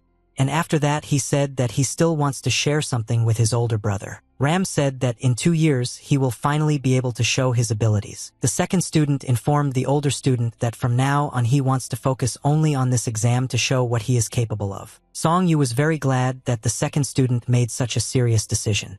He was ready to take the exam. Ram said that they are worried about this and don't know how to behave correctly because he is very afraid that he will not succeed. But he remembered that when you made a promise to all the brothers and said that he would only think about exams and pass them in 2 years. Song-yu replied that he will succeed and will definitely cope with these exams. Ram became a warbler and bowed to the senior student. It was very important for him that the senior student always believed in him. Song-yu understood that if the second student was going to prepare for this exam, then he would need a lot of money to buy him books and at least to go to this exam hall. He looked at the bitten potato and thought that there must be some way to earn money and help out all the members of his family. Suddenly he remembered one very important moment from his life and thought that this was exactly what could help him. He remembered that the aunt who he once saved showed her kindness and generosity. In addition to teaching him about martial arts, she gave him something else. That day she reached into the inside pocket of her jacket and took out something very valuable. She gave him a precious ring and said that if his situation in life became completely disastrous,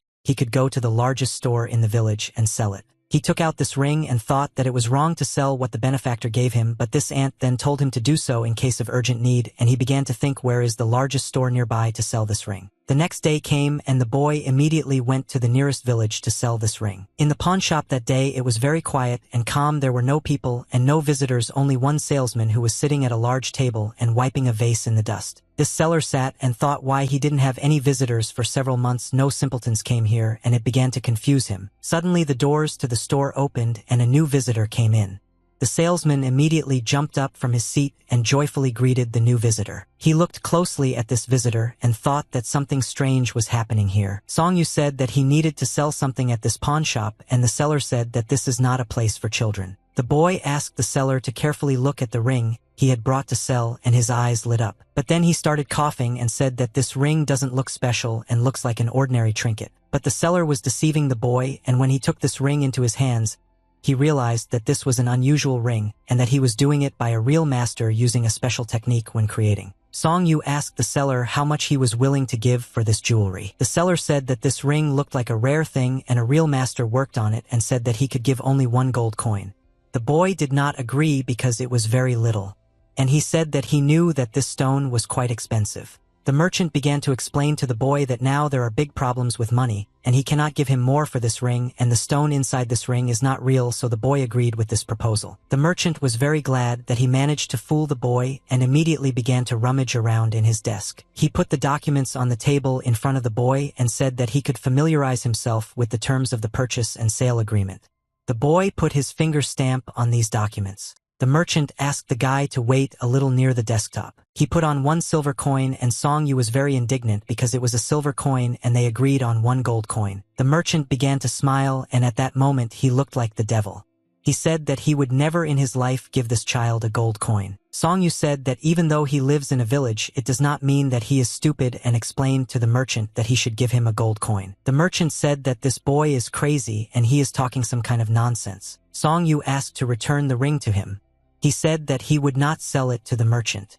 He showed him a document that the boy had already signed, and therefore the documents could no longer return the ring. Song-yu said that this document is about 1 coin that the merchant must give to buy the ring, but the merchant said that it is not about a gold coin. Song-yu said that this merchant is a swindler and a charlatan, and asked him to return this money or the ring in an amicable way before he used force. The man asked this guy not to yell in his store and said that the boy could not own such a ring, and apparently he stole it, and 1 silver coin should be enough for him to live for a couple of months. Song-yu said that he did not agree with such conditions and asked them to return the ring to him. The seller turned his head back and called his friend.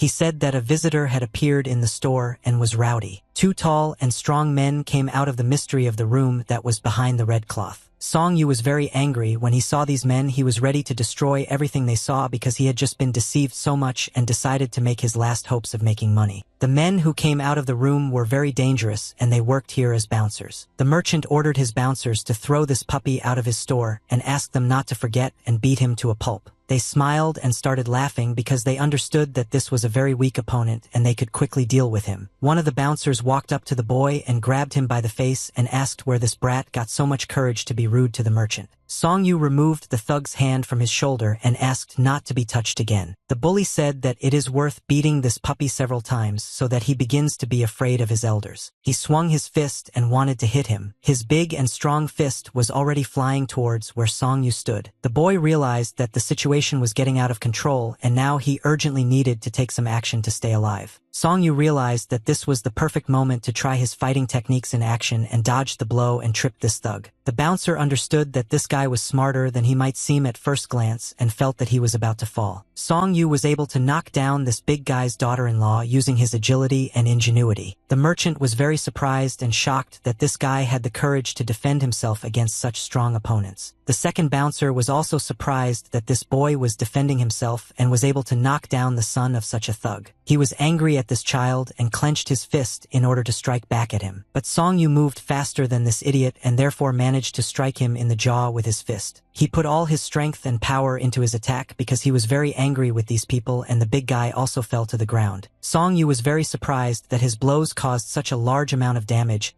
He had never used his strength in action and could not believe that he was so strong. He wondered if he should continue this fight or just let these thugs go. At that moment, a big bald man began to get up from the ground.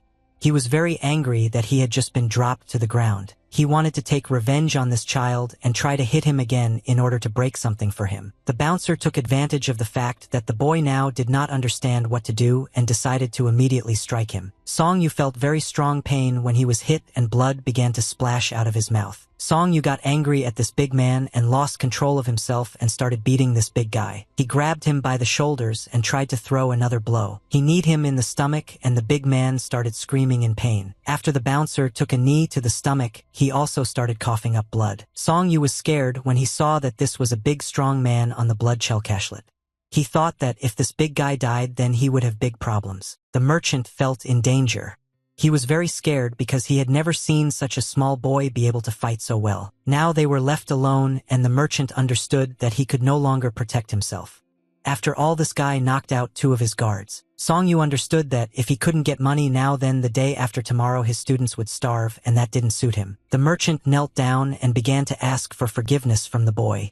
He asked him for mercy and did not want to be killed. Song Yu extended his hand to him and asked him to return here what was rightfully his. The merchant said that he would give everything he had if only this guy would save his life and not kill him. Song Yu said that he was attacking them with his fists and that the merchant had set the guards on the boy so he would take his item and 1 silver coin and leave from here. The merchant said that he would do everything as the boy asked. I gave him the ring along with the silver coin. Evening had already come and the boy was returning back to his home. He ran as quickly as possible in order to return as quickly as possible. When he ran, he only thought about the situation that happened to him today in the trading store. He understood that these people whom he beat did not die and therefore he did nothing wrong. And in addition, they themselves attacked him. Suddenly he heard something very strange and decided to turn his head back. Song Yu noticed that in this forest now besides me there are other people who also move quickly in space. These were unusual people. They were ninjas with white masks on their heads and they were chasing a boy. Suddenly these ninjas stopped in front of him and blocked his way. The ninjas looked at this boy and said that his body is an adult but he is still a child, so they must deal with him as quickly as possible. The main ninja approached the boy and asked how he could already be a thief at such a young age. Song Yu at that moment lowered his head down and realized that problems today would accompany him all day. He began to scream very loudly. Red energy began to be released from his body, which meant that he was now in a state of rage. He began to collect the fire sphere in his hands and said that he was not a thief and had not done anything wrong. After that he calmed down and said that he was not a thief. These things were originally his, but Ninja said that the boy himself was to blame for selling it and not finding out the true value. Song Yu said that it was the seller who wanted to buy the ring for 1 gold coin but gave him a silver one, so he did it and it will be invalid. La segunda opción era que de alguna manera lo matara y así salvara las vidas de todos los demás. Song Yu said that everything was exactly like that and the merchant promised 1 coin and it was about a gold coin. The rest of the ninja said that there was no time to communicate with this boy and they needed to solve this matter as quickly as possible. The ninja put his hand on his shoulder and told the boy to quickly give him the money or they would cut off his arm or legs, but he didn't want to do that. Song Yu refused to give this money and the ninja ring and therefore they were very angry with him. He threw this ninja's hand off his shoulder and realized that he needed to start a battle because they just wouldn't get away from him. After that, he threw this ninja's hand off his shoulder.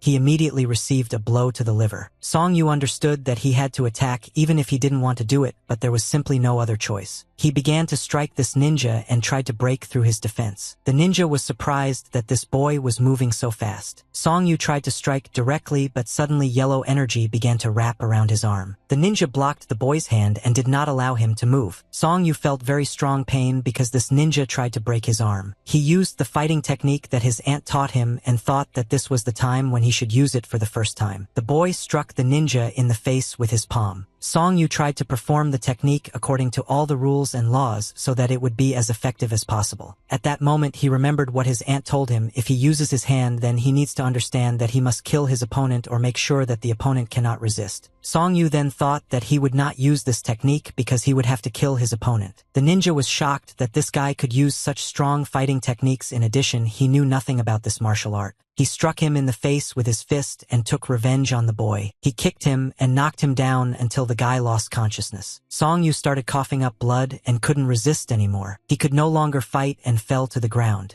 The ninja said that they need to take this child's things and leave here. It was already night and the moon was shining in the center of the sky. Song Yu was only able to come to his senses now and tried to walk home. He felt that his whole body hurt after this fight and he was only getting worse. Suddenly he started coughing up blood and felt even worse. He could no longer stand on his feet and began to fall. Song Yu fell to the ground and lost consciousness. He was very tired that day and could no longer walk. Song Yu slowly began to open his eyes and saw the blurry silhouettes of his brothers and sisters. He tried to focus his gaze on these guys and was able to see their frightened faces. They sat next to his bed and watched him wake up. Song Yu tried to get out of bed and raise his head, but he didn't succeed because he didn't feel well about you and his whole body hurt. The sister put her hand on the older student's shoulder and said that he had slept for 3 whole days. Song Yu did not understand how this was even possible and what was happening now.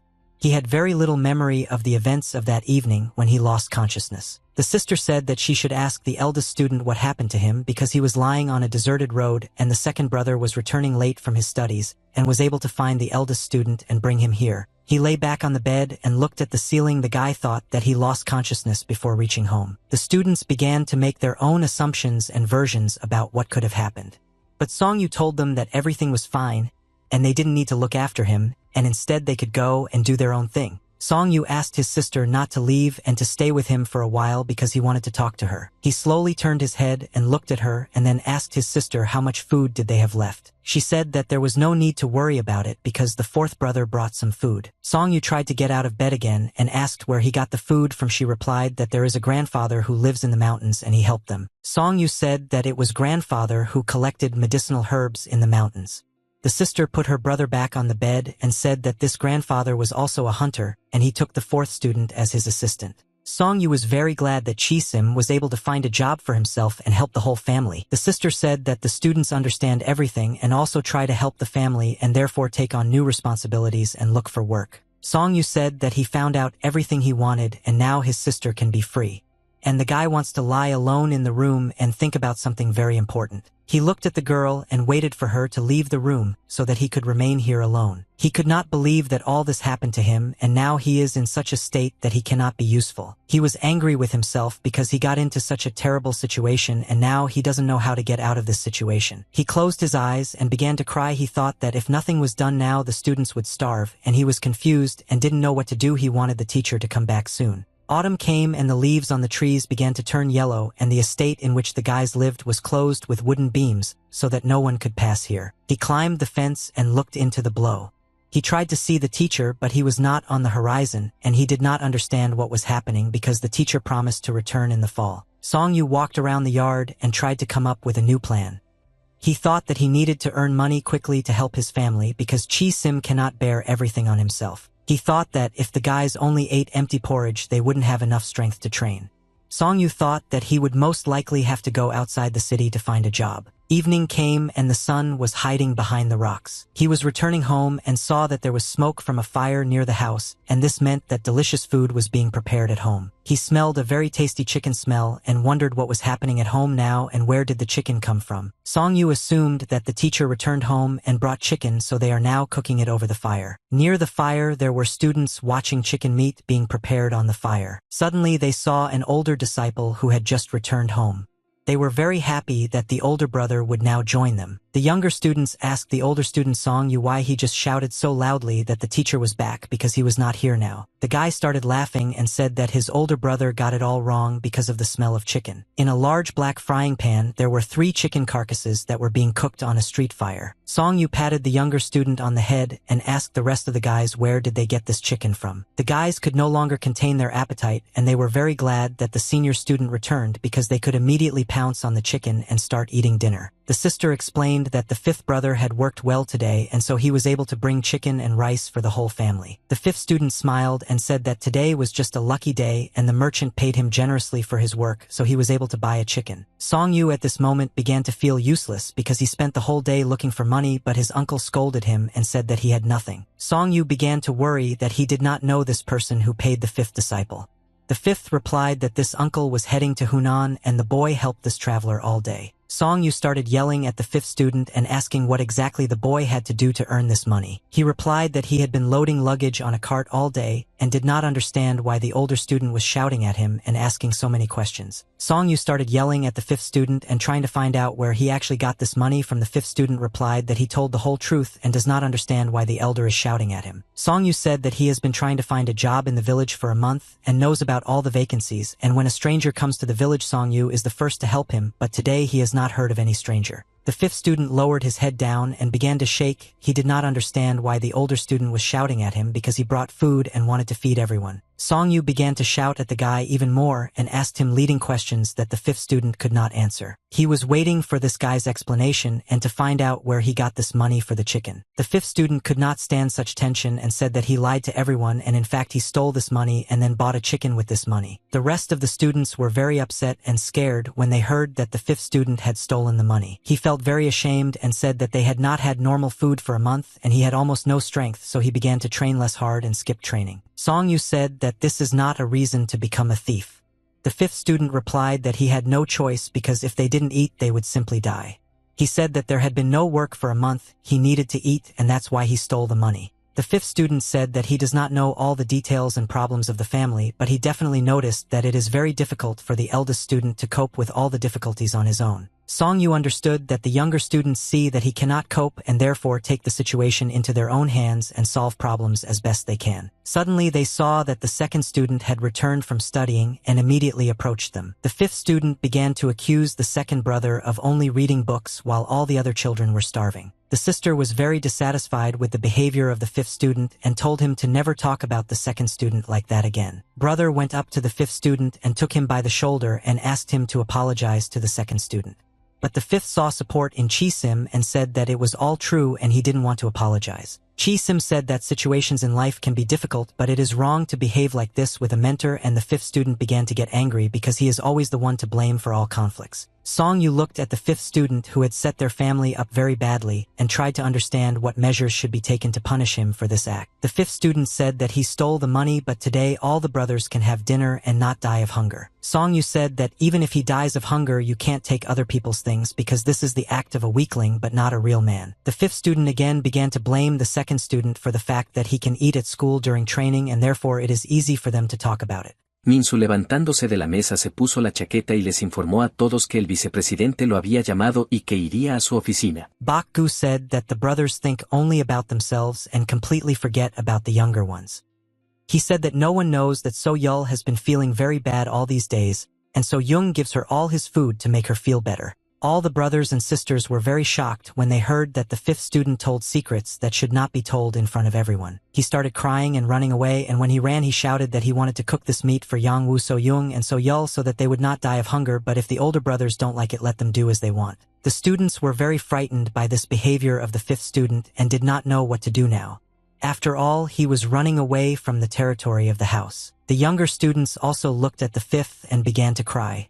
After all, they didn't think that he tried so hard for them. Song-yu lowered his head down and realized that everything had gone so far and the situation was starting to get out of control due to the fact that he could not do anything. Song-yu called all the younger students and asked them to sit down at the table and dine on this chicken. He approached the second student and said that he too should wash his face and sit down at the table to have dinner. The second student said that he wants to talk to Song-yu. Song-yu asked what the second student wants to talk about, and the guy replied that for some time he would eat and sleep at school and went home to report this information. Song-yu was not prepared for such news, because if the second student went to live separately, their family would gradually begin to fall apart. The sister and brothers were shocked by this news, and they were not ready for the second student to live separately. On the table in a plate lay chicken cooked over a fire in a very tasty broth. The older sister broke her leg from this chicken and wanted to share it among the younger students. The boy asked where the older students are now. Why are they not present at dinner? The sister said that they will eat tomorrow.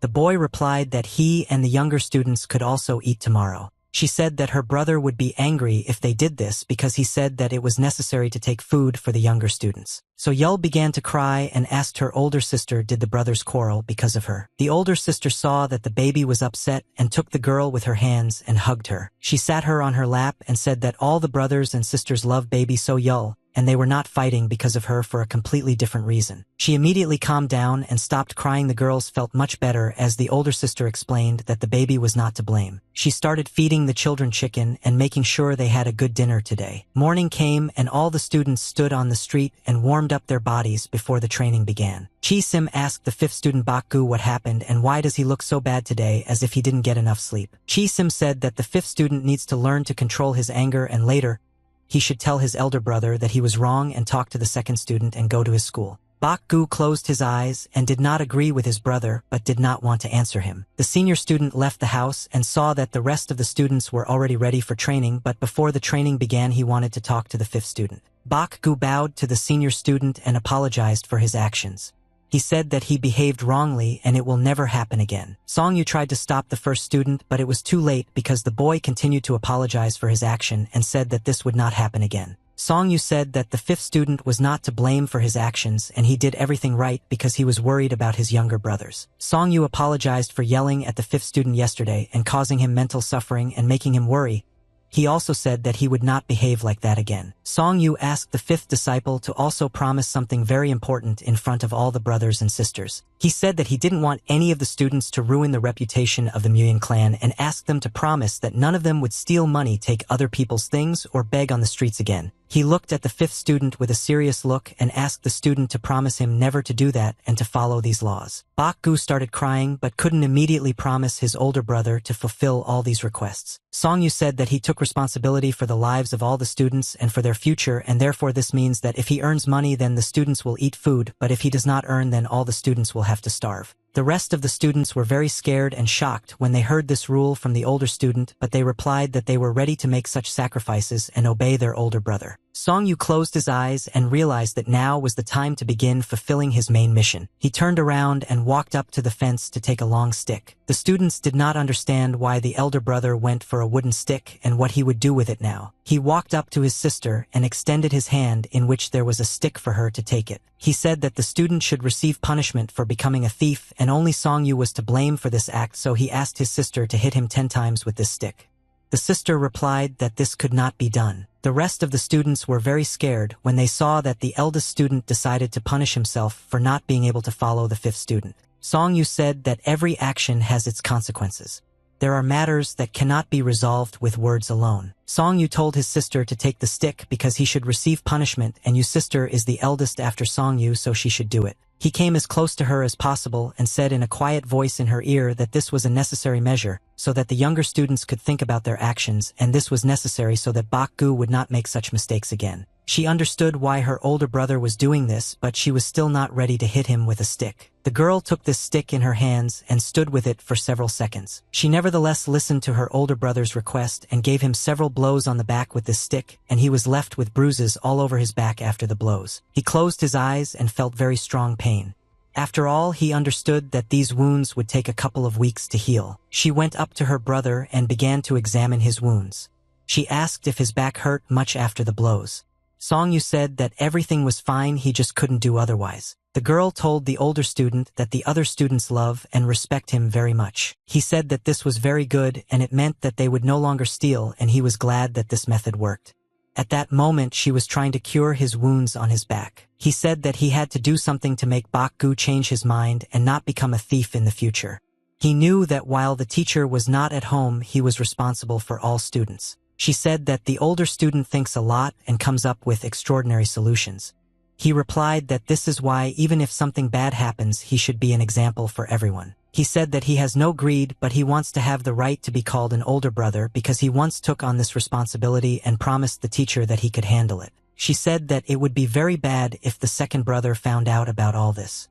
Song-yu asked not to tell anything to the second brother because he would take this news harder than all the other students. She admitted that sometimes she thinks that Bak-gu is right and the second brother hardly helps the family. Song-yu replied that the second student should focus on books, and even in such a situation he should continue to study and clearly follow his path. He said that the second brother is the smartest student of them all, and he has plans and firm intentions to fulfill it in life, so the second brother knows that he is their hope. He asked his sister to trust and just believe in the second brother because in the future he will help them all. Suddenly the door to the room opened and someone decided to come in. Song-yu immediately noticed the door and wondered who could come to them at such a late time. The door kept opening slowly. The sister asked her older brother to look forward because at that time she wanted to apply medicine to his back. The second student went to the door of their house and left a package there. He placed this package near the door and began to leave. It was a gift for the other brothers and sisters from the second student, but he decided to do it quietly so that no one would know. The next day it was very warm and many people were walking around the city. 3 men stood on the street and a man in a blue vest told these guys a story from his life that scared him so much that his heart was pounding like crazy. The guy called this man in a blue vest with his head. But the man in the blue vest didn't like it. He said that he should no longer be called the head, but instead be addressed as Big Brother. He said that they are all ordinary people from the Black Death Guild. Suddenly Big Brother turned his attention to the fact that some person was approaching them. He became interested in what this person wanted from them. In front of him stood a modest and frightened Song-yu who wanted to somehow start a business with them. Big Brother looked contemptuously at this child and asked what he was looking for here and why was he standing next to them now. Song-yu didn't know how to start a dialogue with this man and he needed a few seconds to come up with his first words. He bowed to this gentleman and said that he also wants to work, he really needs money. Big Brother asked this boy, who is he anyway, how does he know what they are doing? Song-yu said that he has seen these guys work several times and wants to work too. Big Brother began to turn his head in different directions and looked so that there were no other people near him who could hear this dialogue. Big Brother suddenly remembered this boy and he said that this boy used to work in a store that sells fabrics. Song-yu replied that everything was exactly like that and asked this man for a job. They were very surprised by such a request. After all, this boy was still very young and they did not know whether they could count on him. He took a heavy breath and then exhaled the air from his lungs and thought that he could figure something out with this boy. He reached into the inner pocket of his vest with his hand and said that recently they said that the next street was completely deserted, so there was no work there. He gave the boy 1 silver coin and said that if this guy is really hungry he can go and buy himself some rice. Song-yu said that he is not a beggar and came to this gentleman because he really needs a permanent job. Big Brother said that he can't just trust some kid and he doesn't even know what this boy is doing. Song-yu said that he may still be very young, but nevertheless he can do a lot of things and cope with any task. The gentleman looked at this guy carefully and said that in his youth he was exactly the same, so he even gave him money for food. The gentleman was tired of looking at these pathetic eyes of the boy and said that if this guy had been watching them for a long time then he should know about Kolda. He looked at this gentleman in surprise and did not answer because he was trying to remember who Koldu was. Suddenly he remembered how on the street he saw a very strong man who could bend an iron pond with both hands, and people called this guy the strong Koldu. So Song-yu saw the gentleman that he knew this guy and asked what he would need to do. The gentleman said that he has a job for the boy. This job is to catch a guy named Koldu. Song-yu asked if it would be enough to just catch this guy or is there anything else that needs to be done. The gentleman said that it would be enough to just catch this strong man and then he would come to the inspection and be hired. Song-yu said that everything is clear to him and he goes to work. The workers asked Big Brother why did he just send this boy to catch Koldu. The master asked his subject to go to Cold and tell him about everything. What happened, and when the boy gets there you just need to beat him a little but not break his bones, then return him back. This gentleman is called Lee Ji-sun and he is the head of the Black Guild. He stood and thought that in modern times it is very difficult to earn money for a living. It rained very heavily at night. Flashes of lightning periodically appeared in the sky and thunder could be heard in the distance. The windows into the building were not lit and it seemed as if there was no one at all inside the building. On the ground floor of the building lanterns were burning and illuminated the street, but there were absolutely no people on the streets because of this heavy rain. Near the red statue there was a jug in which there were 3 scented candles. There was the inscription Great Kongu. The girl approached the red statue and looked at it carefully. She was very worried because she had not seen Myung for a long time and did not know if everything was fine with him and what was happening to him now. She looked at his photo and asked the guy not to smile like that when he looked at her. She hoped that everything was fine with him and that he was happy with that woman who did not live long after the death of her brother. Suddenly she remembered that kind boy who tried to save her life and hide her from the barbarians. She closed her eyes and lowered her head down and said that if he had married her, then he would have looked completely different. He looked away and thought that now it was time to take care of it. Suddenly she noticed that there were a large number of people sitting on their knees on the street and she didn't understand what they were doing here because it was raining now. She ordered those people who want to talk to her to stay here. Everyone else should go inside so as not to get wet. The lady asked her chief assistant Byung-won, who was her right hand, what happened here. He answered her that there was a matter that required the intervention of the head of the clan. Byung-won began to tell the head of the clan about everything that happened and wanted her to listen carefully to this story. She started laughing when she finished listening to this guy's story and said that she was sure that he would fail the task, but in the end he did well despite the fact that he lost the sacred scroll. He said that soon this sweater will be returned. She asked him if he wanted to go to the defense and get down to serious business. Byung-won replied that he should return the scroll back because this thing belonged to the previous chapter. She said that the scroll is now in the possession of a person who will not just give it up and his powers are different from theirs. She said that the person whose revolution now wants to engage in the complete extermination of people. But suddenly this guy started shouting that he could find him first along with his squad, and then this monster wouldn't get anything. She asked him to stop and said that if they fight with this man, they need to ensure safety and they cannot allow their followers to get hurt. She looked at her assistant and said that if he so wants to finish this matter, then in that case she herself will be able to figure it out. He didn't understand why the head of the clan wanted to go on this mission herself. She said that if I don't feel strong enough to complete this task myself, then let me prove it in practice. He looked at the lady in surprise and realized that she now wanted to check him and immediately bowed to the head of the clan. He said that there is no doubt in him and all his people are ready to prove their loyalty to the head of the clan. She put her hand forward and tried to stop this guy, but he continued to bow to her. Black energy was released from his body. He thought that the mind suppression technique of the sky and the earth of his head is completely, and he can't even raise his head when she controls him with this technique. She said that she was taking her words back and changing her mind, and immediately all the people who were sitting on the ground thanked the head of the clan for such an act. She said that if they wanted her to stay here and not go anywhere, then they need to find one child. She said that she met him when she fought with the barbarians from the Bones clan and gave him her ring, but it seems he still hasn't sold this ring, so she wanted to go in search of this boy herself. He was very surprised when the head of the clan started talking about the ring and wanted to know what kind of ring she gave to this boy. She said she gave him a ring of demons and gods. Kem-ho pensó en ese momento que tal vez debería lanzarle una frase y que tal vez realmente funcionaría. The lady smiled and said that it would be nice for them to hurry up to find this boy because he tried so hard to help her. They didn't understand what the lady was talking about and how some little boy could help such a strong person like her. The lady replied that this boy helped her at the risk of his own life and therefore received an appropriate reward, and ordered her subjects to find this boy but not do anything with him and just find out how he lives. She just asked to look after him because he is strong enough so that he can survive, and then when he grows up and understands the structure of the world, this boy will need to be brought here to return the jewelry. They answered the lady that they would do everything perfectly exactly as she asked and would carry out this order. Before releasing her subjects, she told them to send someone to that person from the department, because they need to know how things are, and also that they should not take their eyes off their subordinates until they are sure. The next day the weather was magnificent, there were white clouds in the sky and there was no sign of new rain. Lee Ji-sun was very surprised when he saw that this little boy completed his task and came back. Song Yu said that he carried out his order and was able to catch this guy and bring him here. Lee Ji was very surprised when he saw that this boy actually completed the task. You actually shouldn't have completed it. Near the butcher shop, there was a man standing at a table cutting fresh lard. Li Ji asked the boy does he see the old man who is now standing behind the counters, and the guy replied that he sees him perfectly. Li Ji ordered the boy to beat up this old man and inflict a large amount of damage on him. Song Yu didn't understand why this man was giving him such a terrible order. Li Ji explained that this old man borrowed money from them and does not want to give it back, and therefore he needs to be crippled so that he does not do this again. Song Yu was not prepared for the fact that he would now have to beat the weak old man. But Li Ji said that the boy must immediately carry out his order. Song Yu said that elderly people should not be killed because they are already old and cannot fight back. Li Ji said that this old man just needs to be crippled and nothing more is required from the boy. Big Brother said that he heard that his granddaughter needed medicine, so he borrowed money, but he shouldn't have done it if he couldn't pay the money back later.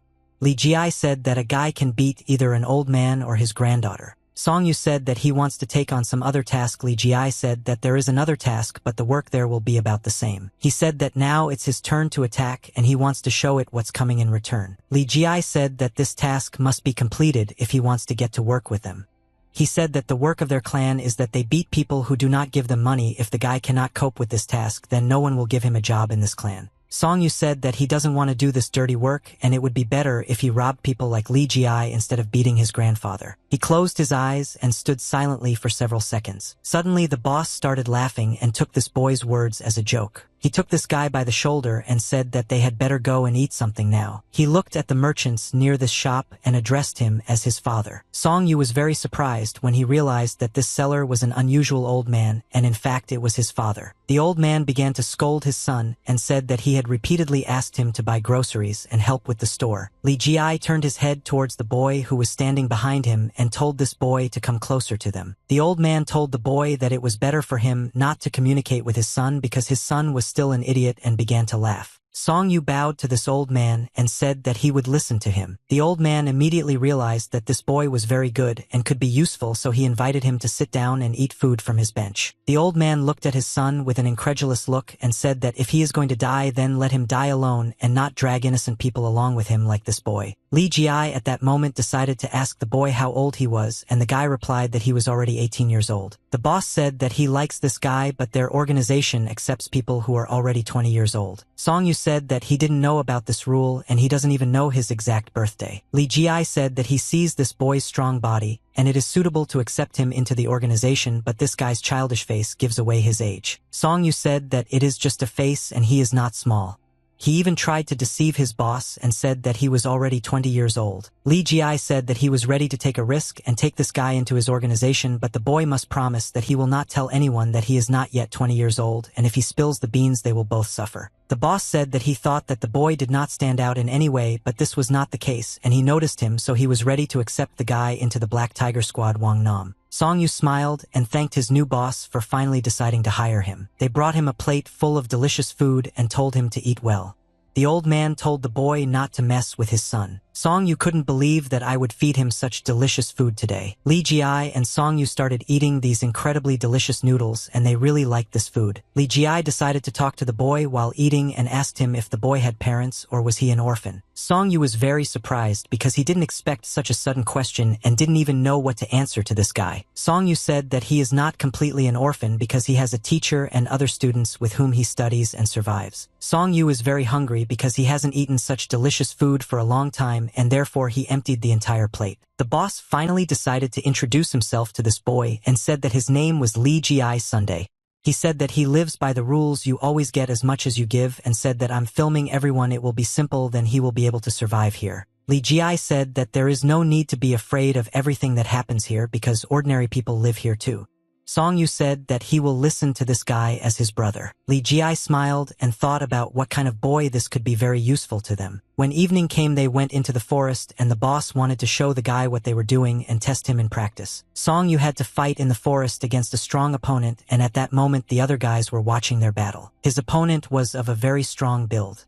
But despite this, he was already very tired and wanted to finish this battle as quickly as possible. Song Yu was also already tired, but he still understood that he had to fight further to prove to the rest of the gang that he was worthy to be among them. The gang members were discussing this boy and trying to understand why he came here again and is now trying to get into their gang. Li Jie thought that this boy was still very weak and he didn't even understand where he ended up. The big man didn't understand why he had to fight this weak boy. It was very humiliating for him. He understood that if he now beats this little boy to death in front of everyone, then he will be laughed at for the rest of his life and he will not be able to wash away his shame. The big guy said that he was already tired of waiting for this boy to attack him and decided to attack him first. They started attacking each other and it was clear that the boy was having a very hard time resisting this big guy. Li Jie didn't understand what was happening to this boy now because he had just and still couldn't withstand the confrontation of this thug. The big man grabbed this boy by the shoulders to throw him and then pulled him down. He threw through his hip and the boy began to fly towards the ground. Song Yu started screaming very loudly and didn't understand what was happening here now. The goon saw that the boy had fallen to the ground and was not moving, so he asked why this child was not defending himself. He ordered this guy to get up and continue the fight.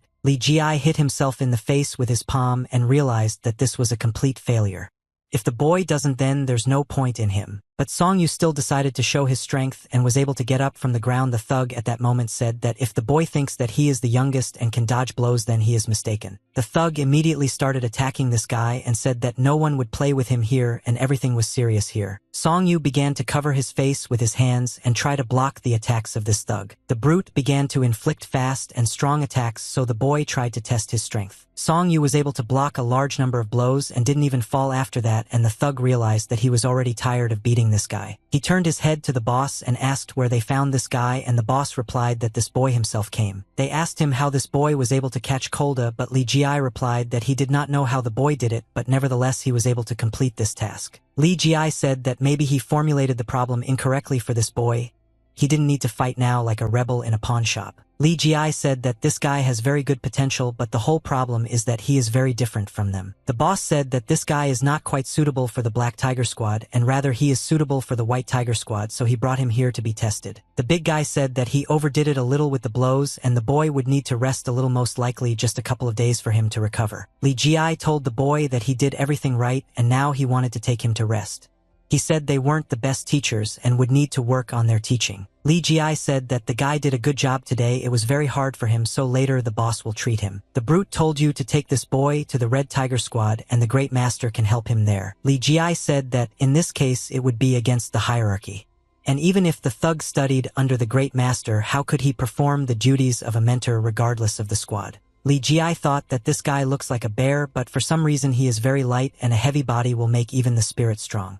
Therefore, if the boy loses like this, he will not last long here. Li Jie thought that someone should become his next opponent and these guys could attack at any moment, so he needs to be vigilant until he corrects the boy's character. Song Yu returned to his home and slept all night, and when I woke up it was already day and the weather was magnificent. My sister saw that the older student came home yesterday covered in bruises and injuries and asked what happened to him. Song Yu replied that he was just unlucky and his sister shouldn't worry about it, and the guy immediately started looking at the door. Song Yu began to scold his sister because in his absence students can sometimes miss training and this should not be allowed somewhere, it destroys discipline. The sister reassured his older brother and said that all students train every day and do not miss training. Song Yu could no longer sit still and rest in the room, so he decided to go outside and see what was happening there. All the students at that moment were in the yard and were holding wooden sticks in their hands. They were training with these weapons. Chi Sim was the best student who could spin a wooden stick in his hands. Song Yu was very pleasantly surprised when he saw that the students were training and wielding their weapons so well. Song Yu suggested that Chi Sim switch from a wooden stick to an iron one because the wooden one is too light, but for this he asked if the student wanted this. If so, then they would buy him an iron stick. Chi Sim said that the wooden stick is very light for him, and he doesn't even notice how he rotates it and would like to exchange it for another. Song Yu looked at this guy's wooden stick and realized that it would actually be nice for him to replace it with an iron one, but the prices for these iron sticks are very high now. At that moment, I didn't understand that he definitely needed to help his brother find a new weapon. Song Yu came up with a temporary solution to the problem and tied a heavy stone to a stick to increase the weight of the stick. He said that the training would prepare this guy for a real fight, and in a few days the senior student would try to get him an iron stick. Chi-sim smiled and said that he would be waiting for this gift from the senior student. Song-yu thought that this was his first vacation in a whole year, and thus he needed to do everything that he could not do before. He crossed his arms over his chest and said that he wanted to fight with some student in order to measure his strength. The students were very surprised when the elder brother invited them to fight and try their hand at combat because they knew that the elder brother was the strongest. Bakgu said that the elder brother works a lot, because of this he does not have time to train, and the students have become much stronger than the elder brother during this time. Song-yu said that he actually doesn't have time to train, but that doesn't mean he's having fun at this time. He invited the 5th student to go out and fight in order to pass the exam. Bakgu said that he wants to fight against his older brother along with the 6th student because they learned one interesting combination. Song-yu said that it would be even more interesting and allowed them to fight together. Una enorme bola de energía brillante comenzó a llenar rápidamente todo el espacio que la rodeaba por completo. Song-yu said that he will not spare these boys and will give his best during the battle, so they need to be on the alert all the time. The guys were not afraid of the older student and knew that if they worked hard they could defeat him. Song-yu looked at his opponents and began to prepare for battle. Suddenly Song-yu made a quick dash forward or else run towards his opponents. The guys are damn not ready for their older brother to start running towards them so quickly, and they didn't understand what to do now. Song-yu very quickly approached the guys and pushed them with his hands in different directions. The 6th student could not stand on his feet and immediately began to fall. He was not prepared for the fact that the elder brother would attack them so quickly. Bakgu also forgot that the senior student moved very quickly, and now he realized that the fight would be more difficult than he originally thought. Song-yu understood that this was just the beginning, and he now wanted to continue the battle and inflict further attacks on these guys. He grabbed the 5th student by the shoulder with his hand and began to pull him towards him. Bakgu tried to stay on his feet and not fall. He wanted to block the elder student's attack, but suddenly he realized that his strength was not enough to confront the older student alone. Song-yu made a sweep and began to push the 5th student down. Bakgu was unable to resist the damage and began to fall down. Bakgu said that the older student was going to hit him between the legs, and the wind prevented the boy from concentrating. Song-yu said that he only pretended to hit him between the legs, but in fact it was a deception in order to divert his attention. The 6th student stood up and said that the elder brother said everything correctly, but there are contradictions in his words. Song-yu said that the other day he learned something: if you start a fight, you need to win it. And it's always better to end a fight. But if you've already started fighting, then you definitely need to win. He said that all battles consist of cheating. Song-yu asked the guys if they know what it means to hit the weak points and vulnerable points of their opponent. He extended his hand to the 5th disciple lying on the ground and helped him to his feet. Song-yu repeated again to everyone that the most important thing for him is to protect his body, and therefore the best option is to avoid a fight. But if you had to fight, you need to think only about victory. Bakgu said that next time they will be much better prepared than during this battle.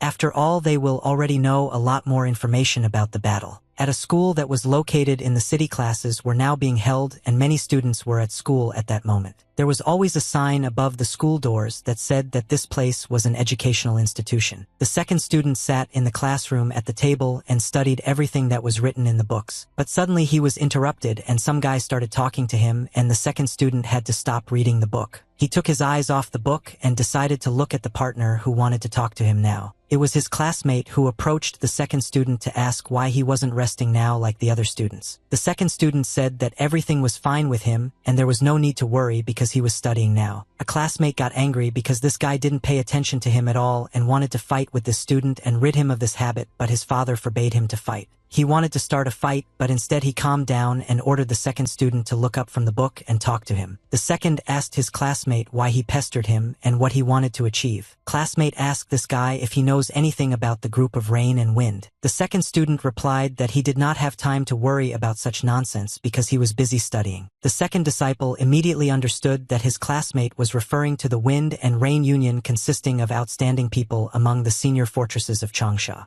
A classmate said that his mentor used to be a member of this association, but now he wanted to talk about something else. A classmate said that in this association there are people worth remembering and only famous families are included there. The 2nd student once again asked his classmate why he approached him and what he wanted from him. A classmate looked at this guy and thought that this student himself was reaching out to him and he could be caught in a trap like a nonentity. He said that he just wanted to introduce his classmate to new people and therefore decided to approach him. The 2nd student knew that this classmate always communicates with the same students who are part of his social circle and did not understand why he decided to come here to him today. A classmate said that he knows about the situation in this boy's family and members of noble families have already applied to participate in the exam, and he said that the boy will be able to pass the exams without such help. The guy said that before the exams you need to study everything including information about exam questions. The second student looked at this guy with an incredulous gaze and thought that his opinion remained unchanged about this guy, and since he left his native place, he has been thinking about money all the time. He asked Yang Chan one last time what does this guy want and what does he want to say. Yang Chan began to scratch his head with his hand and said that he wanted to help each other because the second student had almost finished the scientist exam and said that he still couldn't even get to the very first level. The boy assumed that Yang Chan wanted to ask him for help with his studies. Yang said that everything is correct and it will be good if the second student does it because lately his father scolds him a lot and he will die if he doesn't do this exam. The boy said that if this guy wants to pass the exam then he needs to go to his place and read the book and later the second one will make a study plan. Yang Chan thanked the guy for agreeing to help him and said that he would no longer bother him. Yang Chan understood that all adults admire this smart boy and he needed to gain trust in him, and he would not have done this if he had been able to pass the exam himself. Summer came and the weather was magnificent. Trees and bushes began to bloom around the large rocks and everything was green. Chi-sim ran very fast and tried to catch up with the old man, but he didn't succeed. He decided to speed up his running speed and try to catch up with this old man using all his strength. The old man ran away very quickly and the boy could not catch up with him. He did not understand how this grandfather managed to run so fast. The old man watched this boy and realized that this guy has tenacity and a strong character, so he can chase the old man for a long time. The old man did not understand why this boy continued to run after him. After all, if he knows that he cannot do anything, then there is no point in his pursuit. The mountains stood motionless and guarded the local territories of prying eyes. The rays of the sun made their way through the green leaves and vyatka trees and illuminated the forest. Chi-sim sat with the old man near the tree and watched the old man drink water from his flask. The old man said that they need to rest a little and after that they should continue hunting, and he handed a bottle of water to the student. Chi-sim took a flask of water and began to drink it. At that moment he had a very great thirst for water and he wanted to calm it down. The boy put his hand to his mouth after he drank the water and told the old man that he would carry this flask. The old man said that when they fill this flask with water it will become much heavier, and the boy already moves slowly. If he has a heavy flask in his bags then he will be slow as a snail. He hid the water bottle in his bag and said that everything would be fine because he had already adapted. The old man was surprised that this boy already felt so confident when communicating with him. Chi-sim began to scratch his head and said that he had not yet understood medicinal herbs, so they were useless, and if he carried the bottle then he could somehow help this old man. He said that if the old man had not helped him, he and his brothers and sisters would now be hungry, and therefore the boy wants to repay the old man for his kindness. The old man did not understand why such a kind boy like this appeared right now. After all, if only he had not given up on his own affairs, he himself would have been able to help these guys. The old man asked the boy if their guardian had returned with his work. The boy replied that he sent them a message last winter, and since then nothing has been heard about him. The old man said that they shouldn't worry too much about it, seeing the lack of news is also good news. He answered his grandfather that the older brothers also try to think like that. Grandfather is no longer young, and it will be good if he returns as soon as possible. The old man thought that he did not know their guardian but envied him because he was a strong man and gave a good base for these guys. The old man thought that if this boy learned at least one new combat technique it would be useful for him, and immediately asked the guy if he was skipping training. The guy replied that if he skips training his older brother will definitely scold him and punish him. The old man said that strengthening the basics is very good, and besides piercing blows and swings the boy can't do anything, so his older brother doesn't know anything else. Chi-sim replied that he was just a little stupid student and what his elder brother taught them admired him, but other students didn't even have enough to repeat it. He started laughing and thought that this was all very surprising. I didn't understand how they could be such friendly students. After all, this boy became so angry when he thought that the old man was insulting his older brother. The old man smiled and asked the boy if he had made a mistake in something, and that is why Chi-sim reacted this way. Chi-sim began to get angry and clenched his fists, and he said that even if this gentleman is an old man, he still cannot talk about the Muyan clan so disparagingly. The old man turned pale when he learned that these guys call themselves a ghost clan and are so worried about the honor of their clan. Chi-sim joined his hands and said that he was the disciple of the 18th teacher from the Phantom clan. The old man stood near the tree and leaned his back on the tree trunk. At that moment, he thought that the boy was lying to him because it was impossible. More than 100 years have passed since the disappearance of this clan. The old man asked the boy did their teacher tell them that he was a follower of the Phantom Clan. Chi Sim replied that everything is so and therefore they should always do the right thing. The old man looked at the boy and thought that he didn't know the history associated with this clan at all, and after that he asked the guy to show him his martial arts once. The old man said that he was just curious to see how strong his martial art was. Chi Sim began to go to the open space to show the old man his mastery of martial arts and said that it would be a little difficult for him to do this. He once again repeated to the old man that he was a little stupid and did not know martial arts as well as his elder brother or other students. He answered the boy that there was nothing wrong with this, he just wanted to know how well this boy knew martial arts and admitted that in his youth he also studied martial arts. Chi Sim understood that even if the haircut is talking like that now, he still needs to try hard because he can't disgrace his brother and the rest of the students. He picked up his stick and got into a fighting position to begin showing the blows that he knew best. He began to make quick movements towards and strike an invisible enemy. He did these blows better than the others, so he decided to show the old man them. It began to rotate around its axis. Then the guy began to rotate his stick because he remembered that the older student praised him for this skill. At the end, he completed his combination of blows with a strong overhand madar and stopped in this fighting position. The old man watched this boy and thought that this guy has a very powerful spirit. But this is because of his innate strength and he does not see any outstanding movements in him, rather the most ordinary attacks. Suddenly Chi Sim began to emit magical energy from his body that appeared around him like smoke. Old man didn't expect to see such energy radiation from this young boy. Chi Sim began to attack very quickly with his stick and his speed was phenomenal. He moved very quickly and such movements are usually seen in adult fighters. He saw a black shadow in front of him that turned into his opponent. The guy made very fast attacks with his stick and wanted to destroy this invisible enemy. At some point he reached the maximum speed of his attacks and then stopped. The old man noticed that this boy's movement is very fast and clear, his speed is phenomenal, and it seems he has already seen this military equipment somewhere. Chi Sim held a wooden stick in his hand and looked at the old man to see how he reacted to it. He said that he had finished his combat combination, but he repeated once again that other students were doing it better than him. The old man was delighted with this boy's fighting technique, and all this time he was trying to remember where he had seen this form before. The hot sun was shining very brightly in the sky. It was very quiet and calm in the mountains that day. The fifth student together with the sixth student went into the forest and walked somewhere for a very long time, and Bakgu said that they had almost arrived at the place. In front of them in the forest there was a large cave that was hidden in a stone. They decided to go into this cave, and inside they saw that there had once been a fire there and there were wooden benches near the walls. Sixth student asked the fifth student what this place is and why they came here. Bakgu said that this is his secret place, and he told only the sixth student about this place and asked him not to tell anyone else. Bakgu explained that even rabbits have several burrows so that they can rest in different places, and he also has one secret place, so he doesn't want others to know about this place. The sixth student began to laugh and said that the fifth brother was very strange, but he liked it. Bakgu said that he was just enterprising.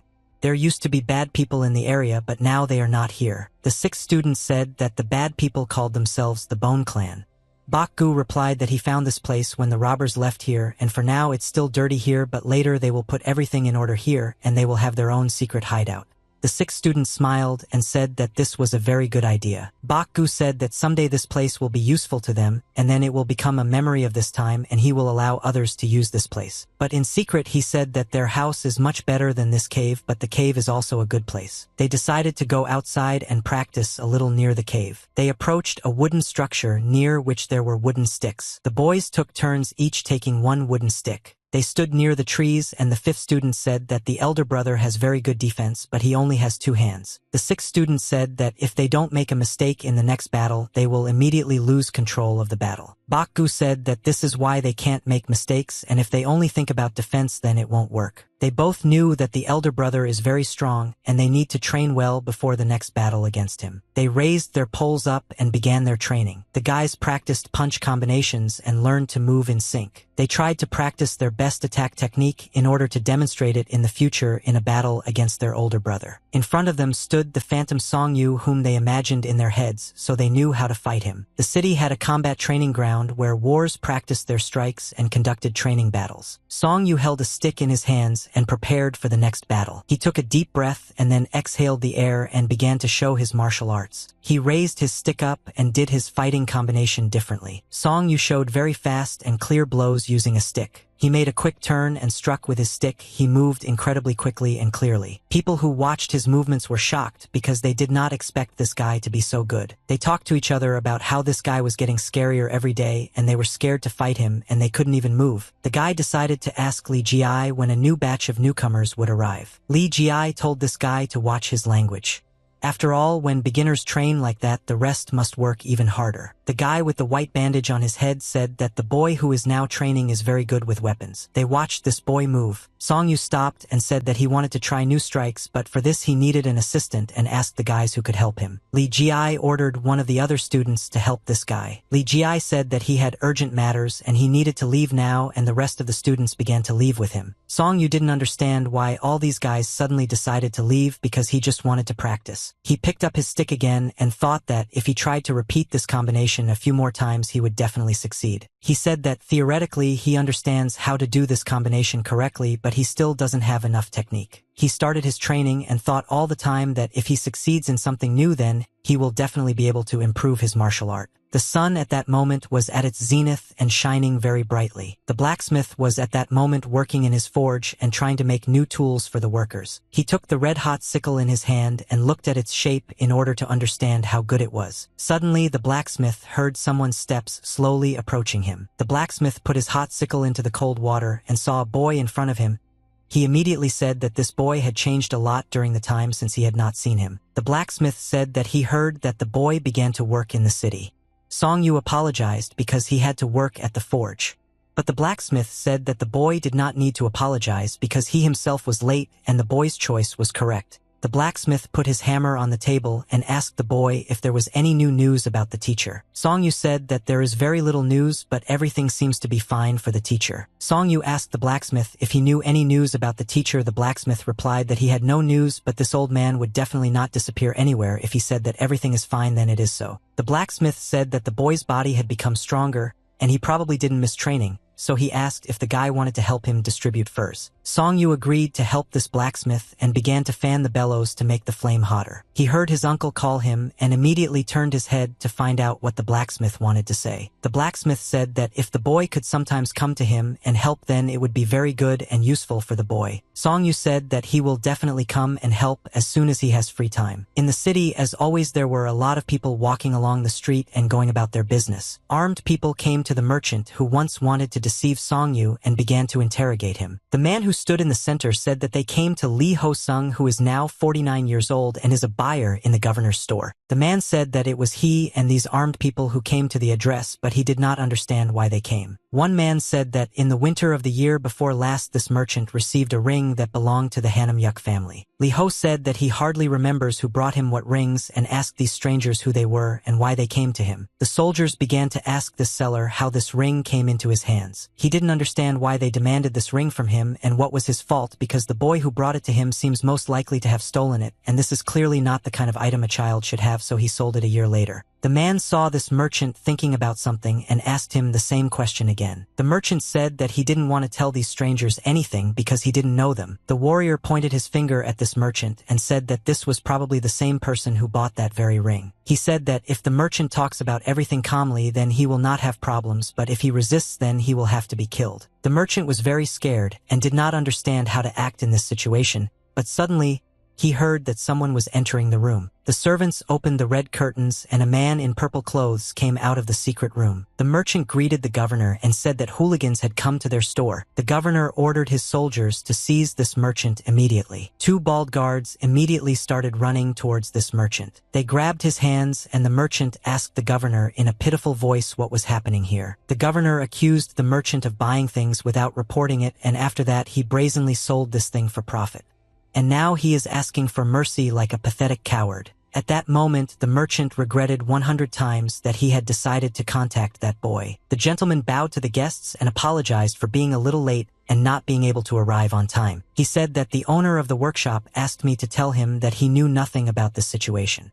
He said that they conducted their own investigation and found out that this man, blinded by greed, committed this crime himself. The merchant was very scared because he understood that he was now in a difficult situation, and he thought that the people who came to their store were most likely high-ranking personalities. The warrior put his hand on his sword to hold it and told the gentleman who stood in front of him that if he saw or heard any news about this ring, then he must tell them about it. The gentleman bowed to his guest and said that he was preparing a report on this ring, and he once again repeated that except for this merchant no one knew about this ring until recently. The warrior looked at this pathetic merchant and said that it was so strange that so many problems had arisen because of one person, but due to the fact that the lady's right hand was personally involved in this matter, then a thorough investigation should be carried out. The gentleman said that he would provide these people with a report to help them in their investigation. The warrior said that they would need to pick up this merchant in order to interrogate him. The gentleman said that a warrior can take this merchant and no one will protect him because the merchant himself is to blame for this crime. The merchant looked at the governor in fear and began to beg him not to give the merchant into the hands of these people. He asked for protection for himself. The governor looked down on the merchant and said that he himself was to blame for the combined crime and must confess everything that he had done to these people. This was the last advice from the governor. The merchant at that moment realized that he did not need to interfere in this matter because at that time he had no idea about the significance of this ring. There were a huge number of clouds in the sky that flowed over each other and changed their shapes reminiscent of giant ships that hover in the air. Song Yu had been training since the morning and practicing new fighting techniques. He was already quite tired but still continued to control his breathing. He held a stick in his hands and practiced throwing new blows. Song Yu began to spin the stick in a circle and constantly accelerated the speed of this rotation. But in order to complete this combination, it was necessary to strike the final blow with a stick from above. The students carefully repeated all the movements that the senior student showed them and did not try to do everything to make the senior student proud of them. Song Yu looked at how the guys were working and said that they were training very hard while he was away and he could immediately notice positive results. He decided to praise his younger brothers for their hard training and invited them to eat something tasty today. The student asked his older brother, "Will they really have chicken for lunch today?" Song Yu replied to this guy and all the other students that today they will not eat something very tasty and it will be much better than chicken. At that moment, the students began to imagine incredibly tasty food, but they couldn't even imagine that the senior student would offer them to eat. Song Yu said that he knows one establishment that serves incredibly delicious food and invite the students to go with him to this establishment in the evening and have dinner. The younger student said that this is a very tempting offer, but in order for all the students to eat, they will have to spend a lot of money. The students began to worry and talk about the fact that if they go to this restaurant today, they will spend a large amount of money and said that beef noodle soup is enough for them and they do not mind having this soup for dinner today. Song Yu said that the diner he wants to take everyone to is not the best place and the prices are not the best, but the students still continue to worry about money. Song Yu told the students that today they don't have to worry about money because he has recently started working and therefore can feed all the students. The sister said that even if each student orders very little food at this diner, they will still have to pay a large amount of money because there are so many students. Song Yu said that he has been working very hard lately, and once he can afford to treat all his brothers and sisters. She understood that her elder brother was now trying to do the impossible in order to please all his brothers and sisters.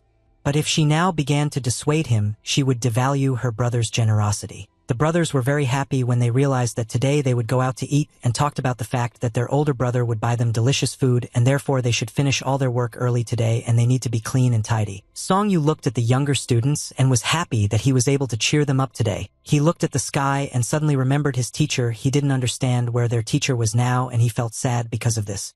He would like to teach today. He was with them and saw how they were going to the restaurant. Song Yu looked at the sky and told the teacher that he could cope with all the problems himself, but still he wants the teacher to return as soon as possible. It was late evening and the weather was extremely pleasant.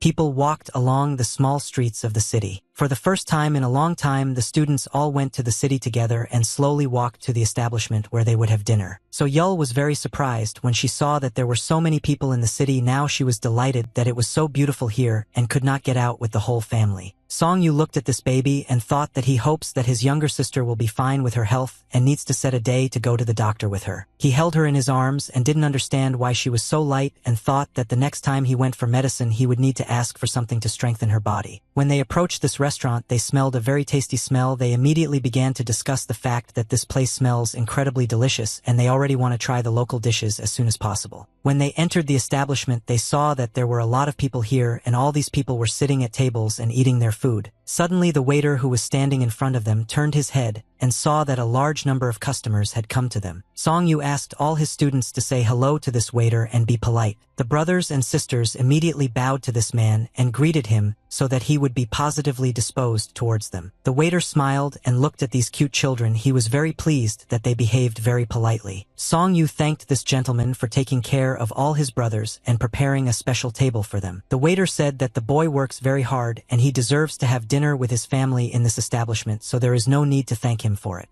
The waiter said that he would bring the food as soon as it was ready and would like to seat them on the second floor. But today there are a lot of guests. He hopes that they will not be offended. Song Yu said that any place suits them. They all followed their older brother, and he told them that he knew one good table, so he asked them to follow him. The sister carefully observed the people who were in this establishment. She was interested in looking at them. The men who were sitting at the next table saw that this girl was looking at them and asked her why she was staring at them and stopping them from eating. The man froze for a moment and began to carefully examine this girl. They had a very sly look, and it seemed as if they were up to something. Song Yu along with the rest of the students occupied one large table and sat on a bench. They calmly waited for the food to be brought to them. My sister told me that she really likes this place because it is very big and suitable for a family like theirs. Song Yu told his brothers and sisters that Ji Song sent him to work here and told him not to let him down and to work hard to make everyone proud of him. Song Yu looked around and looked at different tables, and then he saw a table on the second floor and thought that one day he and his brothers and sisters would sit at nice tables instead of sitting in the corner. He thought about the fact that there was money in work and he could afford himself and his brothers to order a table on the second floor and pay the appropriate price for it.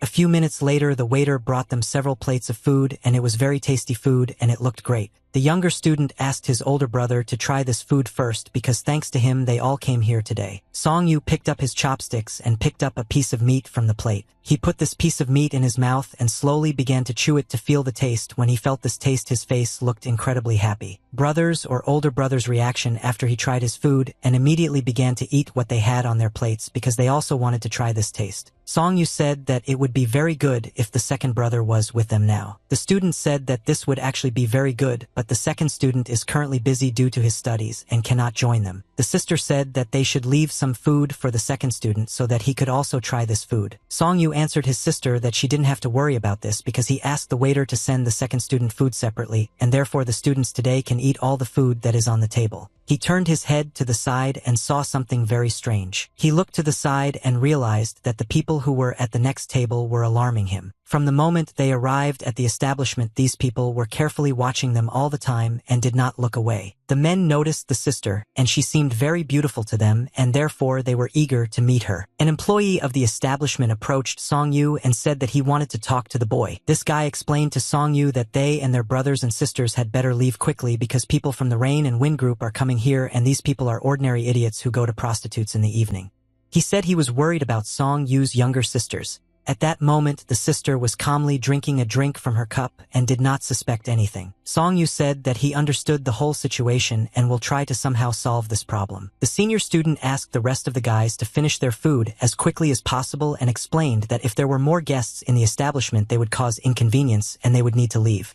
The students answered that they would eat faster. There were empty plates on the table.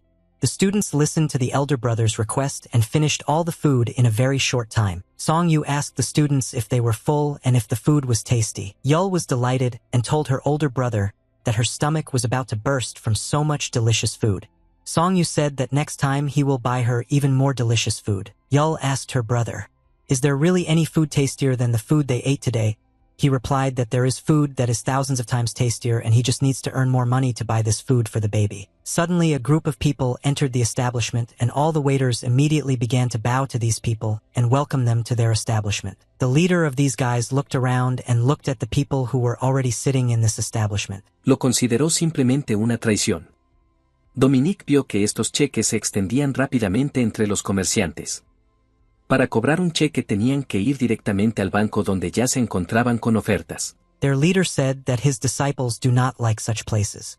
One of the guys said that he was annoyed by the idiot who was sitting at the far table and he didn't understand why the older people were caring about him. The leader said that they have no other choice because they were given strict orders to add this guy to their group. He ordered his guys to be quiet and not say unnecessary words because there are people in this place who just came to eat. Song-yu and her sister immediately drew attention to these guys who had just entered the establishment. They were wary because they felt the danger of these guys. Song-yu ordered all his junior students to immediately get up from the table and leave here. The sister said that she absolutely supported the elder brother's decision and asked the younger students to speed up. The younger students at that moment did not even suspect that they might be in some kind of danger, and they were discussing the delicious food that they ate in this establishment today, but the fourth student said that this food was no tastier than the chicken that the third student was preparing. Song-yu said that it is unlikely that anyone can beat the food that the third student cooks because it is the most delicious. He replied that next time it would be better to buy several chicken carcasses and ask the third student to cook her signature dish. The sister listened attentively to the brothers' dialogue about how they praised her food, and she immediately felt very pleased to realize that she was cooking deliciously. The guy saw this beautiful girl and froze in place, but he could not move. He thought that he had never seen this beautiful girl in this area before. She didn't pay any attention to them, but at that moment the guys looked at her carefully and didn't know how to behave correctly because they really liked her. The sister walked past these guys and didn't even pay any attention to them. Her hair slowly fluttered in the wind and the guys couldn't take their eyes off her. The guy extended his hand to her and tried to stop her in order to start a dialogue with her. He wanted to take her hair with his fingers in order to feel it, but suddenly a man stopped his hand and pushed him back. The guy managed to touch her hair with the tip of his fingers, but his hand was immediately removed. Song-yu stood between his sister and this strange guy in order to protect her and not let this stranger touch his sister. He asked this young man what happened and why was he letting his hands go. The guy stood surrounded by his assistants and felt more confident, so when he saw Song-yu in front of him, he immediately asked why is he protecting this girl. Song-yu looked at this guy and understood that if he continued to behave like this, then conflicts would not be avoided, and at that moment he had already begun to prepare for the upcoming problems. The guy didn't understand where this guy in black clothes came from. He started to make him angry, and he wanted to get rid of this guy as soon as possible. He covered his mouth with his hand and cleared his throat several times in order to start talking. He said that his name is Yang Chan, and in this district almost everyone knows about him or has at least heard something, and he asked if this guy in black clothes who is standing in front of him knows who he is. Song-yu answered that he didn't ask the name of this guy. He repeated his question again and said what's the matter and why is he letting his hands go. Yang Chan said that this guy in black clothes is worrying in vain because today is a beautiful night view and good weather. He wanted to invite this girl to go to the second floor and eat delicious food, but Song-yu told him that they had just eaten and were already leaving. He joined his hands and said that it was time for them to say goodbye and there was no point in continuing this dialogue. Yang Chan said that he is not interested in the opinion of this guy in black clothes. He wants to hear what this girl wants now. He was very surprised when he saw that there were people in this district who did not know him and assumed that these guys were from the lowest classes of society. The guys realized that they needed to help their friend and began to explain to this girl that this guy who is inviting her to dinner is the heir to a wealthy family. I am not all rich and important people. Yang Chan ordered his idiot friends to shut up because he was the first to invite her and this girl is already his. Yang Chan thought that no one would dare to reject their invitation and he couldn't just let such a beautiful girl go. The sister did not know what to answer to these guys. She was not ready for such a situation, and she felt very embarrassed because she felt a lot of pressure on herself from these guys. They stood opposite her and smiled so that she would agree to go with them. The sister asked the older brother to quickly leave here because the younger sister So-yul was already very tired and wanted to sleep. Song-yu replied that they were leaving now. Song-yu said that they had just heard the girl's answer and realized that she would not go with them, so it was time to say goodbye. But they were not satisfied with this answer, and they said that no one dares to refuse them their offer, so they do not agree with her choice. The brothers were very angry because of the behavior of these strangers, and they understood that if there was a fight now, then all the brothers would fight together. But suddenly the second brother entered the establishment and saw that his entire family was now here. Fifth disciple first approached the second brother to greet him. The second student asked the fifth student why they are all here now and what they are doing here. The fifth student asked him a counter question and asked why he was here now.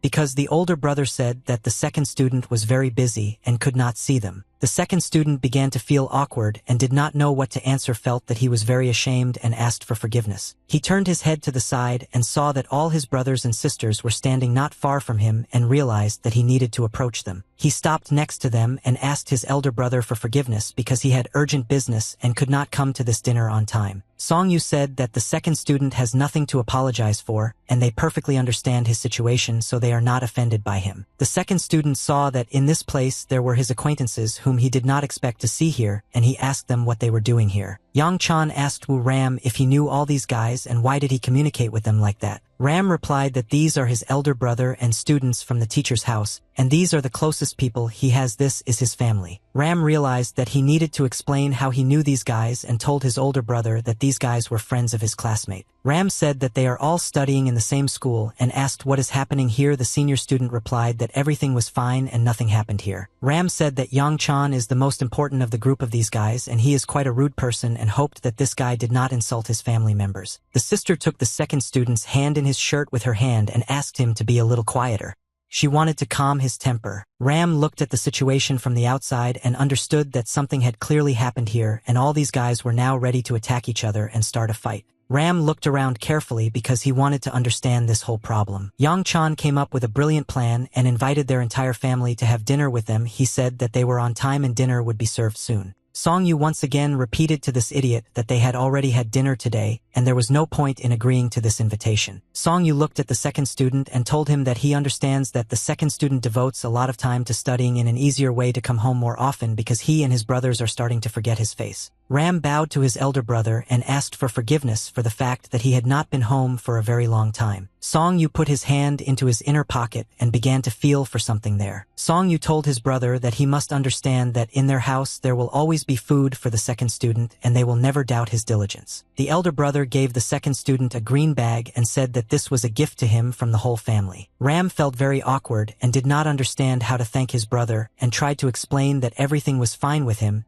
and it was not worth giving him such a gift. Song Yu told the second student that he should not worry about money and if he needed something the eldest student could always buy it for him. Ram said that today he would definitely come to their house but not for long because he also missed them very much. Song Yu patted his brother on the shoulder and said that it was time for them to leave. Ram watched as his elder brother and his entire family were now leaving this establishment but he still remained standing in place. Yang Chan watched this guy and didn't understand why he was behaving so strangely. Ram slowly walked down the steps from the second floor and headed towards the exit of the establishment. The guys looked at this boy and laughed at him. They called him an impudent and idiot. They discussed the fact that they wanted to impress Ram, but he was impossible to please, and Yang Chan said that now they were in the wrong position and were unlikely to be able to please him. They discussed this. What really infuriates them is that they can't recruit this guy in any way and they just need to wait.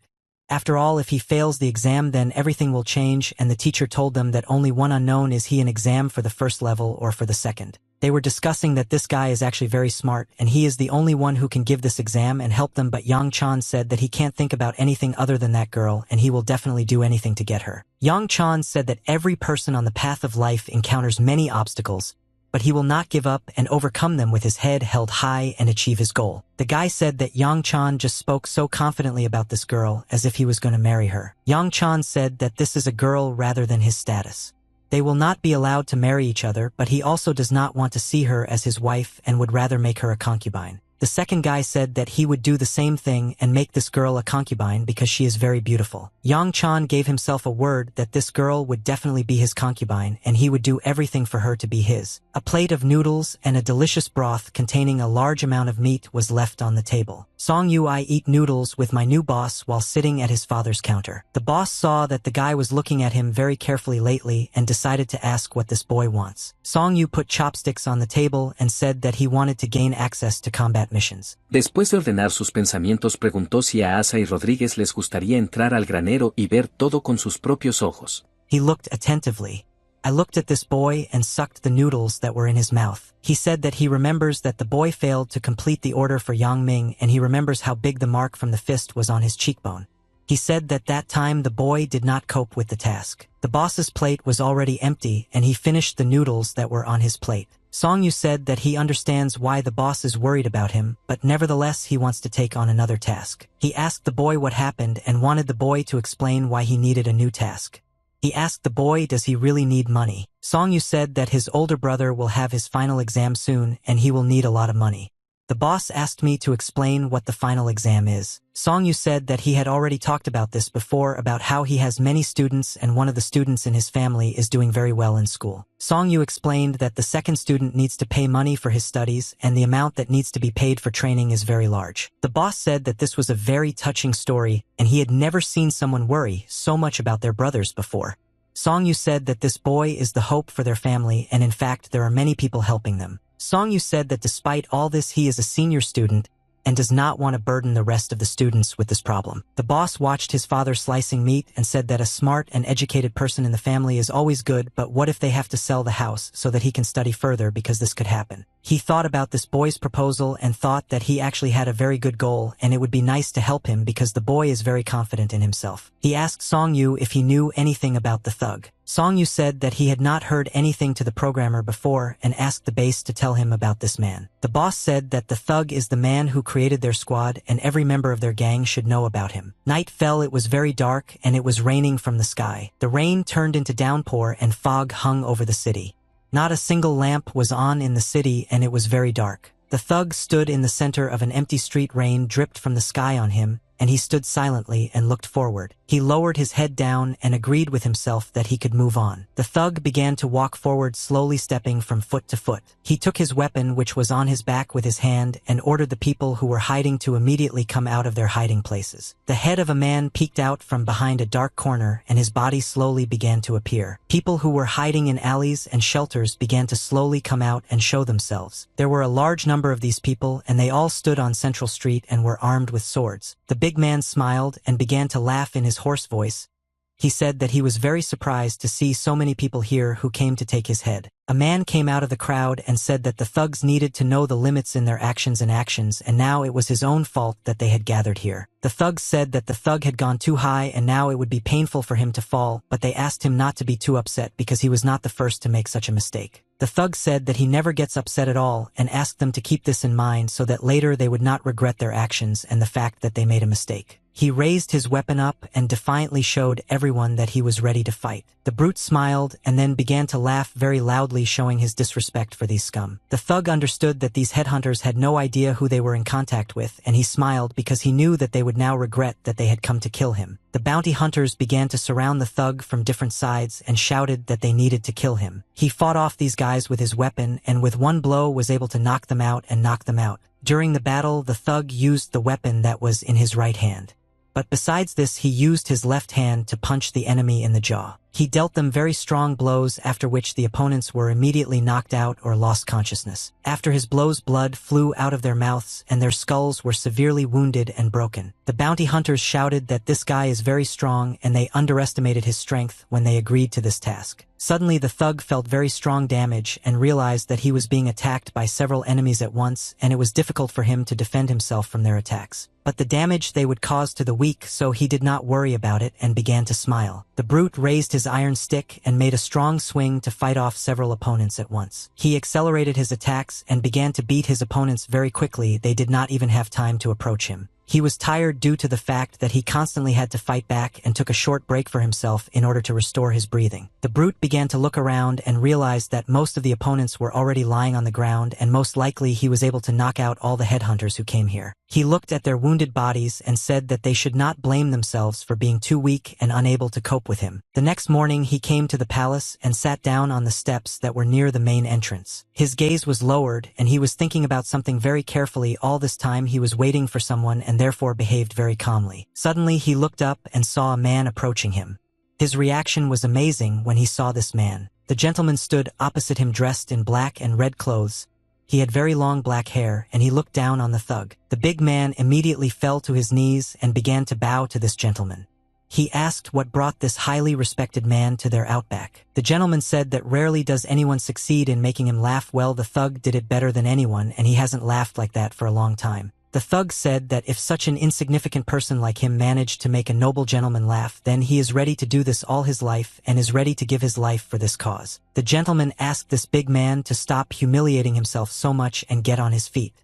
He said that this was his house and it would be wrong for the gentleman to leave the owner of the house in this position sitting on his knees. The gentleman asked the big man if the report he came for was ready, and the thug replied that the report was ready, but he didn't think that the gentleman would come for this report personally. Mr. asked the thug, is there something that doesn't suit him or surprises him? The thug replied that he couldn't be surprised by anything in the master's actions, and he was infinitely happy to see such a respected and great man in front of him. The gentleman began to laugh very loudly and asked why the legendary 17th warrior suddenly became so flexible. The thug smiled, but he didn't know what to answer to this gentleman, and simply began muttering some incomprehensible words under his breath. Mr. asked this guy has he ever offended him or deceived him. He said that they never even quarreled.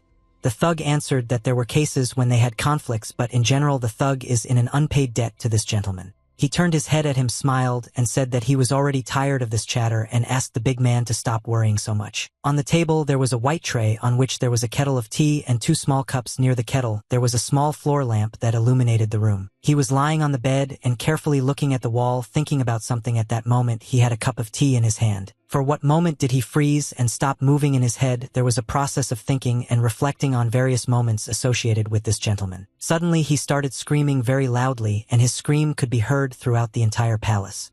His eyes began to turn red, and he said that he didn't want this to happen again. The thug remembered how the gentleman told him this morning that he wanted to get more power and might, and he needed the thug's help. He thought that recently it had actually been very calm, and there was not even a need to use Venom's powers, but if it weren't for these powers he would have ended up in hell long ago. He clenched his fist and thought that the venerable gentleman said that he would take care of him, but he still did not understand what he should be afraid of. Suddenly I heard the footsteps of some people who were approaching his room, and walking along the corridor these people were shouting very loudly, thugs. He said that he allows these people to enter his room, but he did not fully understand what guests decided to come to him today. Song Yu and his boss came to the thug's room and bowed to him. Together they greeted this big guy. The thug asked his subordinate what happened, and the most important question, you were interested in who is this guy. They explained to him that this boy appeared in their bathhouse quite recently. The thug started scratching his beard and thought that this guy actually had a very good and strong body, and he asked the boy how old he was. Song Yu understood that now the moment had come when he needed to take it, and he told this thug that he was already 20 years old. The thug said that this boy looked younger and reminded him of the rules of their gang. He said that if the boy decided to break them, even the thug would not be able to turn a blind eye to such a violation. The man said that the gentleman need not worry about this, and he would not bring just anyone here. The thug said that he trusted these guys and once again asked them what was the matter and why did they come here. The man said that nothing special happened to them and they came here to just say hello to the thug. He opened the glove compartment in his desk and took out a blue bag. He said that these guys wouldn't come here just like that and asked again what they needed. They replied that sometimes they can cause a thug for no reason. The thug threw a blue bag at these guys and said that they could immediately ask for money and there was no need to make excuses. He took this bag in his hands and began to unwrap it.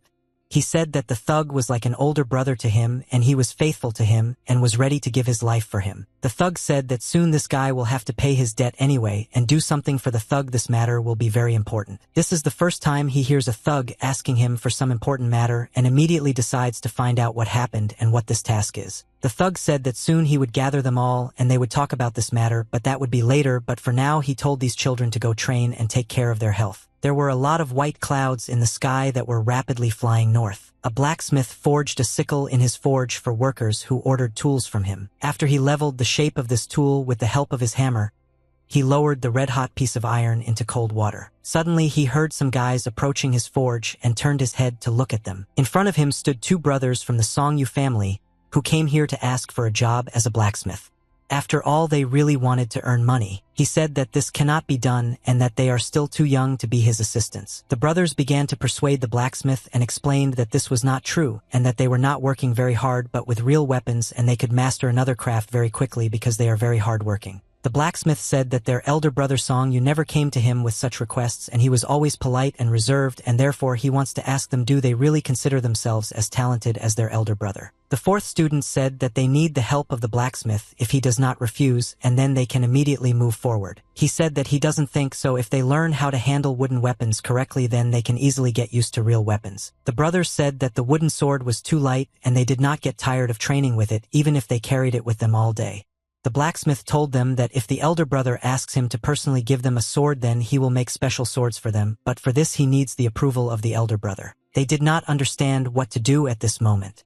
They thought that they were already adults and should not ask their older brother for permission, but the blacksmith still refused them because they were not old enough. The fourth student said that he promised that he would train very carefully with this sword, and the second brother replied that he would also be very careful with the sword. The blacksmith continued to work on the tools and beat out the shape with his hammer on the hot tool. When he finished hammering this tool, he turned his head and realized that these guys were still here and they hadn't gone anywhere. He said that these guys were behaving very stubbornly. He didn't like it, but in the end he agreed and said that the sword he would make for them would be different from their ball in its weight. Brother, at first he didn't understand what this blacksmith meant. He felt awkward because he didn't understand what to answer. But in the end he said that everything was clear to him and thanked his uncle the blacksmith.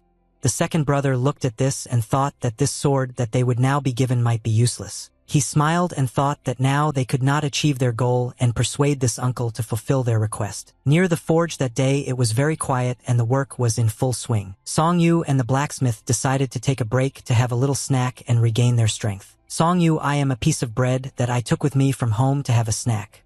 He chewed it slowly, but suddenly he realized something and immediately froze. He stopped eating and thought that it was best to ask the blacksmith this question right now. Song-yu said that he did not expect that his younger brothers would still come as an uncle to the blacksmith and ask him for such a favor. He said that he was very sorry that they caused inconvenience to the blacksmith. The blacksmith said that it would be no big deal if you traveled far and asked not to apologize. For this he said that in the end they just wanted to be useful and nothing more. Song-yu said that next time it will be better to keep an eye on them. The blacksmith said that he had already promised his younger brothers to do this and therefore asked the older student not to worry because it is not difficult for a blacksmith to do this. He said that smoke for them, the new weapon, is identical to their old weapon, but it will be a little heavier so that they can train better. Song-yu said that he was very grateful to the blacksmith for agreeing to help them, but nevertheless he understood that the iron was not free and he could not pay for it now. The blacksmith asked the boy not to worry about it because he used the leftovers that he had left and he never takes money for these leftovers, but he still appreciates the fact that the boy has already begun to think about where he can make money. Song-yu lowered his head down and thought that he was still very embarrassed to sit next to the blacksmith now because the service his uncle did was very expensive. Blacksmith of the boy's strength, did he manage to improve his skills and upgrade his body? Song-yu said that nothing worked out for him and he could not improve his skills, but he is pleased that at least he did not become worse than he was before. He said that he could find another job, but it would hardly be something good, and he is glad that the Van Nam clan accepted him and he chose this path, so he must follow it, but his excitement only becomes greater if the second student wants to join the government service. He may become a hindrance to him. Song-yu said that he needed a minute to think about everything and be alone with his thoughts. The blacksmith stood up and began to walk towards the workplace. He told the boy that everything would be fine and said that they needed to start work because they didn't have much time left. He lowered his head and thought about the fact that Bak-gu and Enwu did something without thinking about the consequences at all, and he didn't understand why they did it. When they returned to the blacksmith again to pick up their weapons, they were shocked. They saw the spear and sword that the blacksmith provided them with, and it didn't look at all like what they imagined. Bak-gu said that it looked very little like a sword.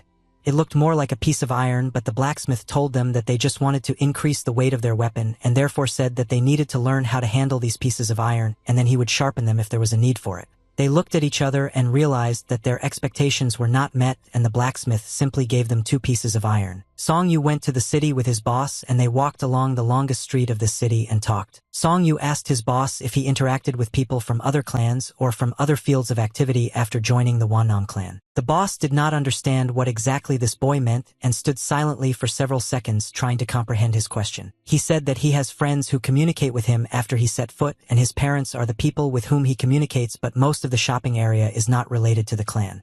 But they have to communicate, and there are times when they cannot help but compete with each other. Song-yu said that most people are a lot of people, and therefore most likely, he will not be able to communicate with many people. The boss said that if possible it is better to avoid communication with other people, and it is better to gain contacts with people who have some kind of prestige in society. Song-yu asked him if the elite of Mirima society were included. The boss replied that they have a very good relationship with Jinin Pyo-gun. He said that his son was a student of Pek-du Moon. He said that he also heard that his younger sister led a famous clan of martial artists. Song-yu did not believe that this was all true, and these stories sounded to him like some kind of fiction. He explained to the boy that people who have large capital must have connections here and there so as not to lose them, and there is nothing surprising in this, but there is no need to worry because they also do not have the poorest position in the gang, and all the shops and money that belong to their tops need protection, and they have acquaintances among the Mirim government. Song-yu was very surprised when he learned that they also have their own connections in the government, and the boss explained to him that the Black Guild is the strongest fighting unit of the Van Nam clan.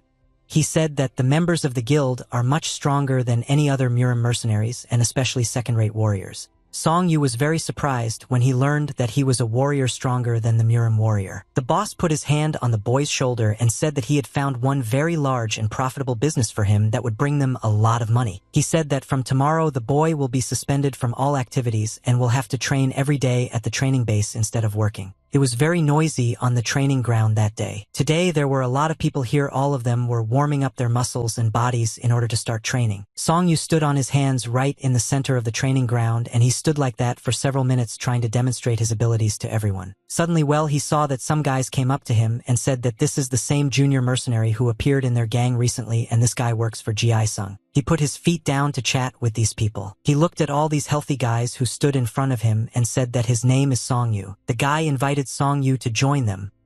He said that they had arrived not long ago and therefore had not yet met and did not know Song Yu's fighting technique. The guy who stood behind and stretched his hands and told the head of SOC that this was the youngest boy among all the participants and did not understand why the head was so worried. SOC replied that no one has ever refused to join the Black Guild and everyone who is in the Black Tiger Squad must stick together. Suddenly these guys started laughing after hearing Chief Sook's words. But he made a very strange look and looked at these guys. After that he asked why I wasn't laughing because he didn't say anything funny. Ji Sung said that he would like to get into this squad and said that over the past few months he has been so tired that he seems to be no longer in the best shape. Juice asked what happened because over the past year they have not had a single serious task.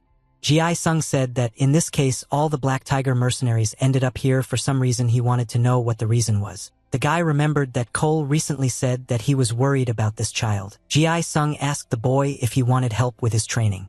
He said that his older brother has a nickname Legs of Steel, so if the boy can't handle it we won't be able to train for a long time. Now it was the hottest part of the day, but due to the fact that there were clouds in the sky the sun was not shining so brightly. Song Yu stood on the training ground to fight against Sook. The enemy understood that he wanted to test this boy's strength and do everything possible to win this fight. He made his first kick. His leg moved very quickly and his movement looked crisp and powerful. He hit the boy very hard on the leg and put a large amount of his energy and strength into this blow. Song Yu felt very severe pain in his leg and was barely able to withstand such damage. He feels that the enemy is delivering very strong blows to him and is having a hard time holding back such an amount of damage. Juice didn't understand why this guy had such an expression on his face as if he was in a lot of pain.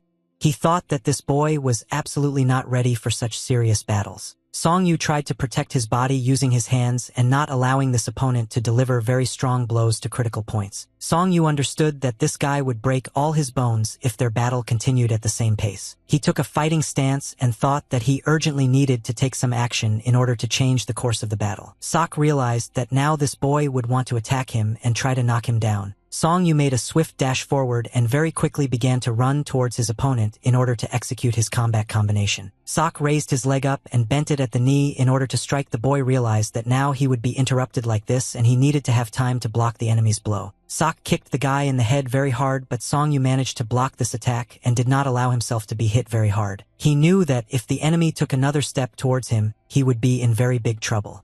But if everything was the other way around and he could break through his defenses, then this would change the course of the battle. Juice thought that among all those with whom he had the opportunity to fight, they tried to surpass his skill. He made a very quick turn and swung his leg to deliver the next blow. He thought that no one had ever been able to surpass his skill and his opponents always fell. He kicked the boy in the head and thought that this guy had been training very hard the last few days. Song Yu flew back after receiving this damage, and for what moment did he even stop understanding what was happening now? Juice thought that he had already managed to cope with this guy, but suddenly he saw how the boy woke up very quickly. Song Yu was prepared for the fact that he would have to receive this blow, but thanks to the fact that he had prepared for this, he very quickly returned to his place and continued to attack. Juice lost a lot of strength from this blow, and he did not expect that this boy would return to his feet so quickly. Song Yu used a technique called ramming and grabbed this guy's body with his hands in order to throw him to the ground. He grabbed the enemy's body and closed his fingers in a lock from which it was no longer possible to get out. Sok punched this boy on the back and on the head so that he would let him go, but it was useless because the boy took his body in a death grip. The guys who had been watching the fight all this time began to discuss the fact that they were confident that Song Yu would be able to defeat this opponent because he uses new skills every time. Song Yu did a hip throw and started throwing this guy to the ground. The juice flew down very quickly and rapidly, and I didn't understand how this boy managed to take it in such a grip. He fell to the ground and hit his head and back very hard on the asphalt. When he opened his eyes, he saw Song-yu in front of him, who extended his hand to him and asked if he was okay. He extended his hand in response and slowly began to rise from the earth. He smiled and said that he had not seen opponents for a long time who were so cunning and accurate in the execution of their blows. The younger student, together with his sister, was training on the street at that moment and practicing his blows. He learned new combinations and tried to make every blow as clear as possible. He spread his hands in different directions and began to raise them. Black energy began to appear around his palm. His movement resembled the wings of a black dragon, and he was very skilled in this combat technique. Yul began to applaud her brother and said that his fighting technique looked very cool. He asked her if this technique really looked that cool. She replied that he controlled his hands so masterfully, and thanks to this the wind was created. He once again quickly slashed forward and created a stream of wind that was shot from his hand. He said that so far he is still very bad at creating wind and all he can do is knock the air out of his mouth, but she told him that this is nothing and the way he does it looks very cool. He smiled and said that he wants to be younger than the second brother, but he will 100% achieve success before the second brother. Yul asked him how he felt because he said that when he creates the wind his stomach hurts.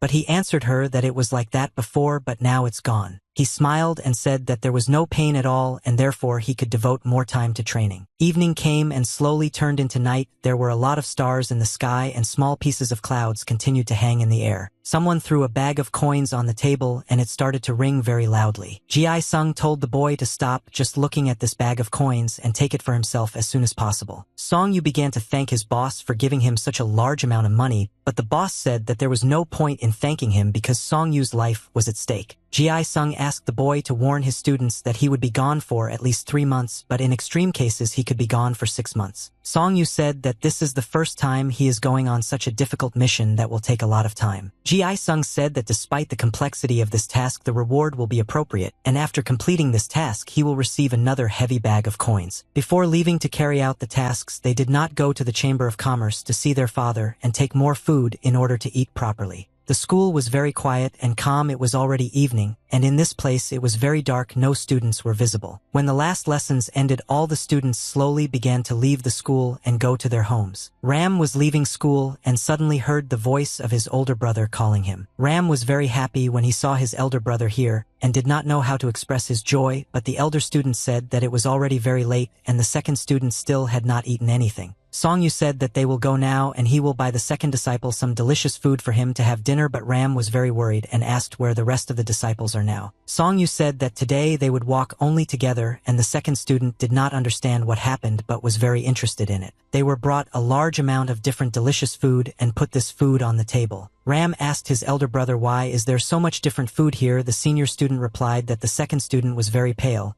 and that in order to continue to study well, he needed to get in shape. Ram said that he eats well and has never needed food since he went to school. He said that in this academy they are fed very well. Song-yu said that he should still eat as much fatty foods as possible in order to gain weight. The second student didn't understand what was happening because it was all for him. It looked very strange and he didn't understand why his older brother was suddenly so concerned about his nutrition. Song-yu said that he had already fed the rest of the students today and now wants to have dinner together with the second student. Ram didn't understand what was happening now because it all looked very strange, but he agreed with his older brother and was not against having dinner together. Song-yu poured alcohol into a small cup and asked the second disciple if he had ever drunk alcohol before. The second student replied that their mentor once treated them. Ram didn't understand why his older brother was offering him a drink, but he didn't mind and agreed to drink this alcohol with him. Song-yu smiled and said that they would drink just 1 small cup each because they couldn't drink too much. It was very dark on the street, and the only light that illuminated the road were the windows of houses and buildings in which there was light. Song-yu took a piece of meat from his plate using chopsticks and put it in his mouth. Ram could not eat in peace until he found out what happened and why his elder brother decided to have dinner with him without the rest of his brothers. Song-yu said that there is no point in wasting time anymore and most likely we need to explain to him now what happened. He put a bag of money on the table and moved this bag closer to the second student. Ram asked what it was because he was very surprised when he saw such a big bag of money. Song-yu said that unfortunately he does not know what exactly the second student needs, but he gives him such a large amount of money so that the second student buys everything he needs. He said that their family is not rich, but they can afford to spend money on training the second student. Song-yu said that he was very sorry that he could not save the second student from having to think about money before this. Ram looked at his older brother and could not believe that he was making such sacrifices so that the second student could simply study. Ram said that he would definitely pass all the exams and the senior student would be proud of him. Song-yu replied that there is no need to worry about this because he heard that many people fail exams several times and this is normal. Ram said that he promises his elder brother and the rest of the students that he will pass all the exams the first time unlike the others. Song-yu said that the second student should not worry about it and study at his own pace. They sat down at the table again and calmly began to continue their dinner. He was sitting at a table surrounded by two girls who were drinking alcohol with him. He drank alcohol from a cup and saw that two guys approached him and wanted to tell him something. These guys smiled and looked at the girls who were sitting with the gentleman. Yang Chan said that he did not have time to introduce them to these girls and asked them to tell them the information they know as quickly as possible. Then he said that he wanted these two to bring him a girl whom he recently saw in a restaurant. The man asked the gentleman why does he need this girl. He wanted to know why the gentleman chose this girl because he always has many different ladies around him. Yang Chan said that he is not going to answer his questions because this does not concern this man and he should just follow the order. The man said that if the master wants to make her his concubine, then why doesn't he just offer it to her? He said that she is unlikely to be the same. This is the gentleman he has an offer. Yang Chan said that if everything was so simple he would have done this a long time ago and would not have asked these two guys to carry out this order. He remembered how Ram said succinctly don't pay attention to it. He thought that this guy was infuriating him and he was behaving like an impudent idiot, but the main problem was that Ram could not just be besieged or mocked because he plays an important role. The man told the young master that they had one problem that the young master should definitely know about. He said that this girl's older brother works part-time in the restaurant where they are already burbot, and the owners of this restaurant are warriors from the Van Nam detachment.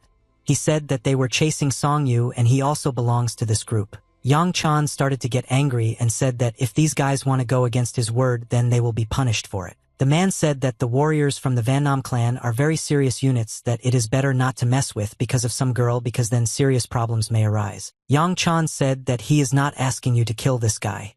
The main task is to decorate this girl. The servant replied that if they kidnapped the girl very serious problems could arise with this clan. Yang Chan said that this is already starting to make him angry because one girl who should be a concubine is creating a lot of problems for him. He put his hand on his head and said that it really infuriates him that he is so concerned about you and the girl and doesn't understand why he can't just forget about her.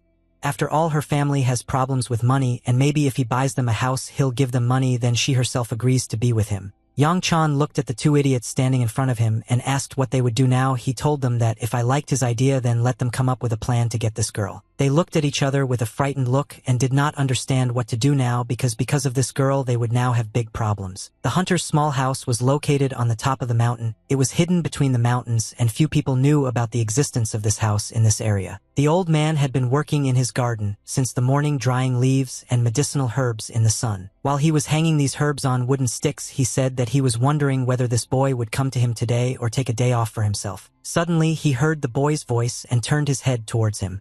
The old man said that he didn't expect to see him today. He looked at the old man and stopped to catch his breath because the path to this mountain is always very energy-consuming. He apologized for being a little late. The old man said that the boy was great for coming to help his grandfather today, but he asked the boy to be careful and not forget to rest.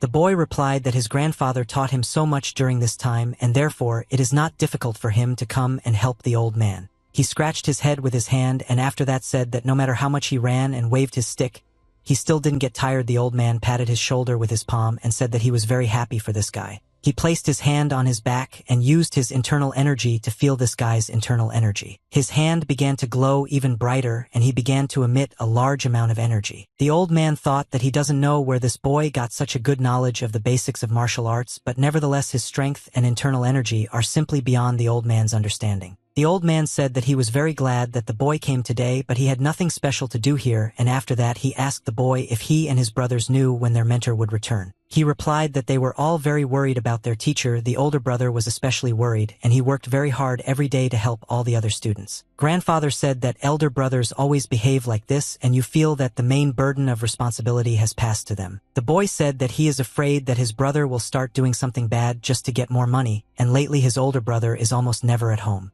He said that now he has also matured and can go to work and help his older brother earn money. The old man said that the boy is still a child in the eyes of his older brother. Grandfather said that he has not very good news because they will soon not be able to see each other for some period of time. He asked his grandfather what happened and why they couldn't see each other. Grandfather replied that something had happened and he had to leave early tomorrow morning. If their older brother was at home, he would have asked him for permission to take the boy with him. The boy replied that without him, his older brother would have a very hard time. In addition, their second brother also left home to take exams, and without him, his older brother would be left completely alone. Grandfather said that this guy is great and he really has no choice but to take on the responsibilities of an older brother in such a situation, and said that their mentor raised their family well. He asked Grandpa if I'll ever see him again. Grandfather replied that he did not know how long he would need to leave. Well, be that as it may, the boy should not forget his advice. Grandfather said that perhaps he would return and the boy himself would be able to find him when he got older, and therefore asked not to worry too much. The boy replied that he would definitely find the old man when he grew up. He fell to his knees and began to bow to the old man. He began to thank his grandfather for his guidance and help. He said that in the future he will definitely take care of both his mentors and his grandfather. The old man looked at this young and kind guy and thought that he did not deserve such an assistant in his life, and he just had fun teaching this child. He put his hand on that guy's shoulders and thought that it was impossible to stay longer because he had been postponing his departure for so long, and Mr. Moonju would be very dissatisfied. He said that he would try to finish his business and return back as quickly as possible. The old man stroked the boy's head and told him not to forget to take care of himself and his brothers while the old man was not around. He was returning to his home after helping his grandfather all day, and it was already dark, and he walked alone through the forest. He raised his head up and thought that today there were again a lot of stars in the sky, and no matter how much he wanted to go with his grandfather, he couldn't leave his family, and besides So-yul, it would be very difficult to accept the fact that he would have to leave. He turned his head to the side and heard some strange sound not far from him. He saw his older brother coming out from behind the bushes and holding some kind of bag on his shoulder. Song-yu asked the fourth student what is he doing here, and the fourth student answered that the elder brother returns home every day later and later and is very rarely at home. Song-yu said that he would gladly return home faster and earlier, but there is a lot of work, and the most important thing is that he just returns home. They went home and saw that all their younger brothers were standing in front of them and were happy that the fourth student had come along with his older brother. Song-yu smiled and said that he was finally home and was very happy to see all his beloved brothers and sisters. When night fell, Song-yu went outside with his sister and the fourth student to tell them something very important. He gave his sister a bag of coins and said that this money should be enough for them. My sister asked where this money came from. He replied that this was a deposit that he was given before the next task that he would need to complete. The fourth student and his sister were shocked when they heard this from their older brother. They didn't understand what he had gotten himself into and where he got that kind of money from. The sister asked her older brother if he had to go on this task and said that if he returned the money then he wouldn't have to leave. Song-yu replied that it was not as dangerous as it seemed and asked them not to worry about him. He said that everything would be fine. He said that after he returned home, they could build a new house because the old one was too small for his older brothers and sisters. They still couldn't calm down and weren't very worried that the senior student was leaving. They were very worried about him. Song-yu said that during his absence they remain as big brothers and sisters and are now the most important in the family, and he asked them to take care of the others. He said that they should take care of So-yul first because she has been feeling especially bad lately, and he warned the doctor that they would soon come to him and would have to buy all the necessary medicines. He told Chi-sim that even if the second student returns home and the eldest student is not there yet, he asked not to leave the third student and help her. Chi-sim told his older brother that he will definitely have his word and will control everything so that his sister feels good. He said that without their help, he would not have dared to even think about such a task, and therefore he really counted on them. They realized that the eldest student would leave for this task in any case and there would be no other choice. Therefore they must not let him down and make sure that everything is in order in the family. Clouds slowly floated across the sky. A large group of people in a column walked through a mountainous area heading towards large mountains. Song-yu walked in the center of this column of people along with the rest. He did not fully understand where they were going but nevertheless continued to walk. All the way he thought that this road was flat and the slope was not steep, but he did not understand why it was so difficult for him to walk along this road. He felt that it was becoming difficult for him to breathe, and he was already very tired of moving on. Suddenly their commander said that it was time to rest a little, and after rest they would set off again. They sat down on the ground near the grass and began to restore their strength.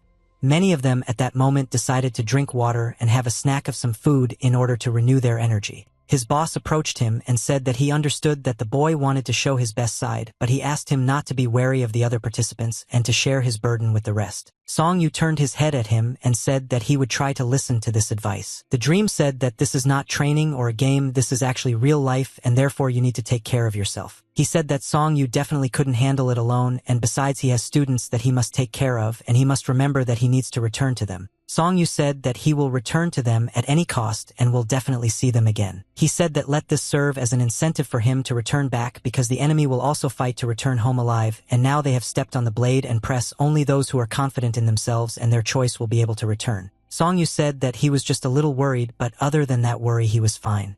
The boss said that's exactly what he wanted to hear from the boy. The commander shouted very loudly that the break was over and they had to move further in order to get there on time. The guys came up to him and said that they were glad to see a new addition to their ranks seeing such a young guy. The man who walked to his right said that they would all be like big brothers to him, so he could be calm because they wouldn't let him die. When they arrived at the battlefield, a very serious battle began and one of their warriors stood on his feet with the last of his strength. El archimago era el maestro de este joven, pero cuando vio a su alumno Rumble se molestó bastante. Suddenly one warrior began to cough up blood and his eyes turned white. He received very strong damage and could not withstand it. Song Yu ran forward with the rest of the soldiers and carried the wounded soldier on his back. Song Yu didn't understand why they had so many problems with enemy soldiers. After all, they were ordinary scouts. They didn't understand how the enemy soldiers knew about their location. The warrior who was running next to him offered to carry the wounded soldier one at a time in order to be less tired, but Song Yu said that he was fine, so they should just keep running. Guy asked the wounded soldier what happened to him. He said that he saw how he was stabbed with a knife and asked who did it. The soldier said that he was stabbed in the stomach several times, and after that he does not remember anything. The wounded soldier began to blame the guy who was running on their right for being careless, and because of him they were all discovered by enemy soldiers. This guy in his defense began to say that the enemy soldiers made a trap precisely for this reason and did not notice them. Another warrior intervened in their dialogue and said that instead of wasting their energy on meaningless chatter, they would be better off making sure they moved as quietly as possible so that they would not be found again by enemy soldiers. The wounded soldier thought that he could not protect the younger member of their squad, and now the younger member is forced to drag him on his back. Song Yu said that the wounded soldier was holding up well, and would ask him to be patient a little longer because it will all be over soon. The wounded soldier said that he was starting to feel very bad, and could soon become a burden for them, and therefore asked to leave him if it became difficult for him to carry him. Song Yu said that he will not do this, and they will succeed because they are all one team to fix this mission and all return home alive. The wounded soldier said that he should be a burden and not be afraid more than to die.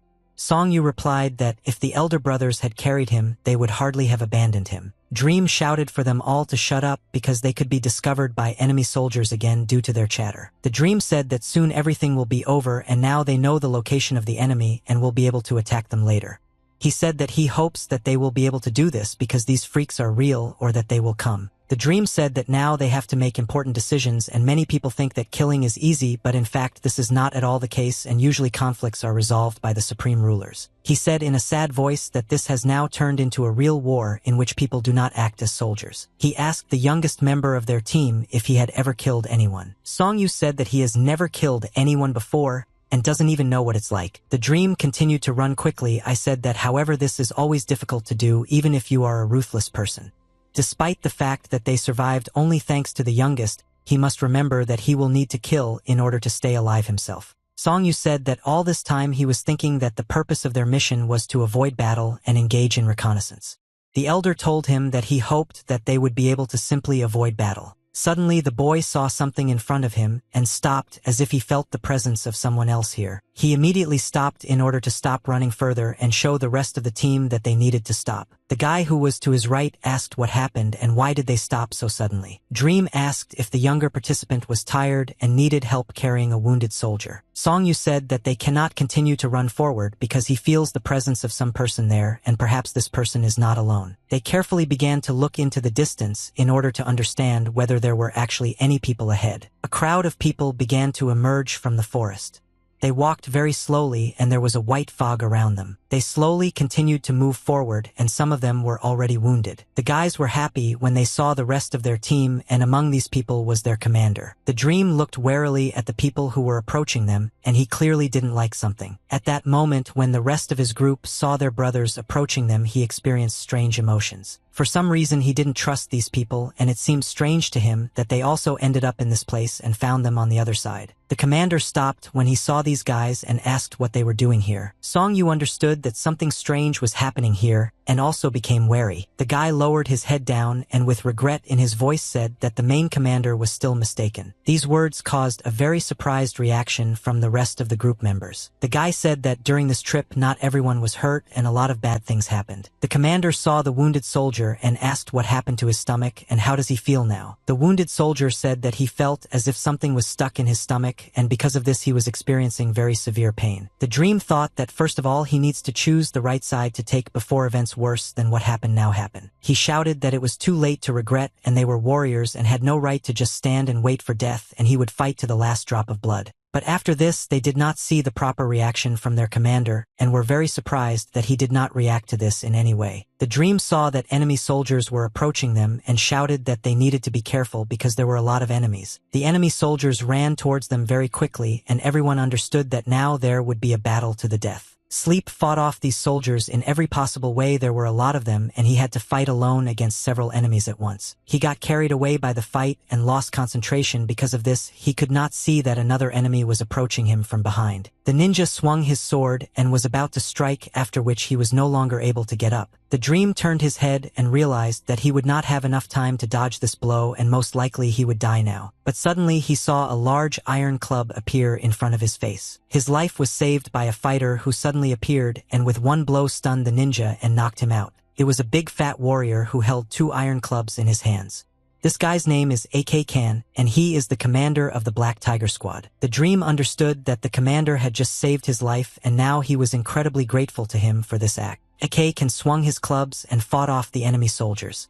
He ordered his warriors to fight and not give their lives to these enemy ninjas. He was a very strong warrior and could fight alone against 5 opponents at once. He ran forward and picked up speed to help the rest of the warriors from his squad. He tried to run to them as quickly as possible. Enemy soldiers constantly appeared in front of him and prevented him from moving forward. Ike Kong shouted to Ji Sung to start fighting like a real warrior because soon this will all be over. They only need to hold out for a little while. The commander saw a boy who was the youngest member of their team, and this boy looked very tired. Song Yu held a wooden spear in his hands with which he fought off opponents. He struck with this spear and shouted very loudly that he was ready. Song Yu said that he was very scared and he did not expect that everything would be like this.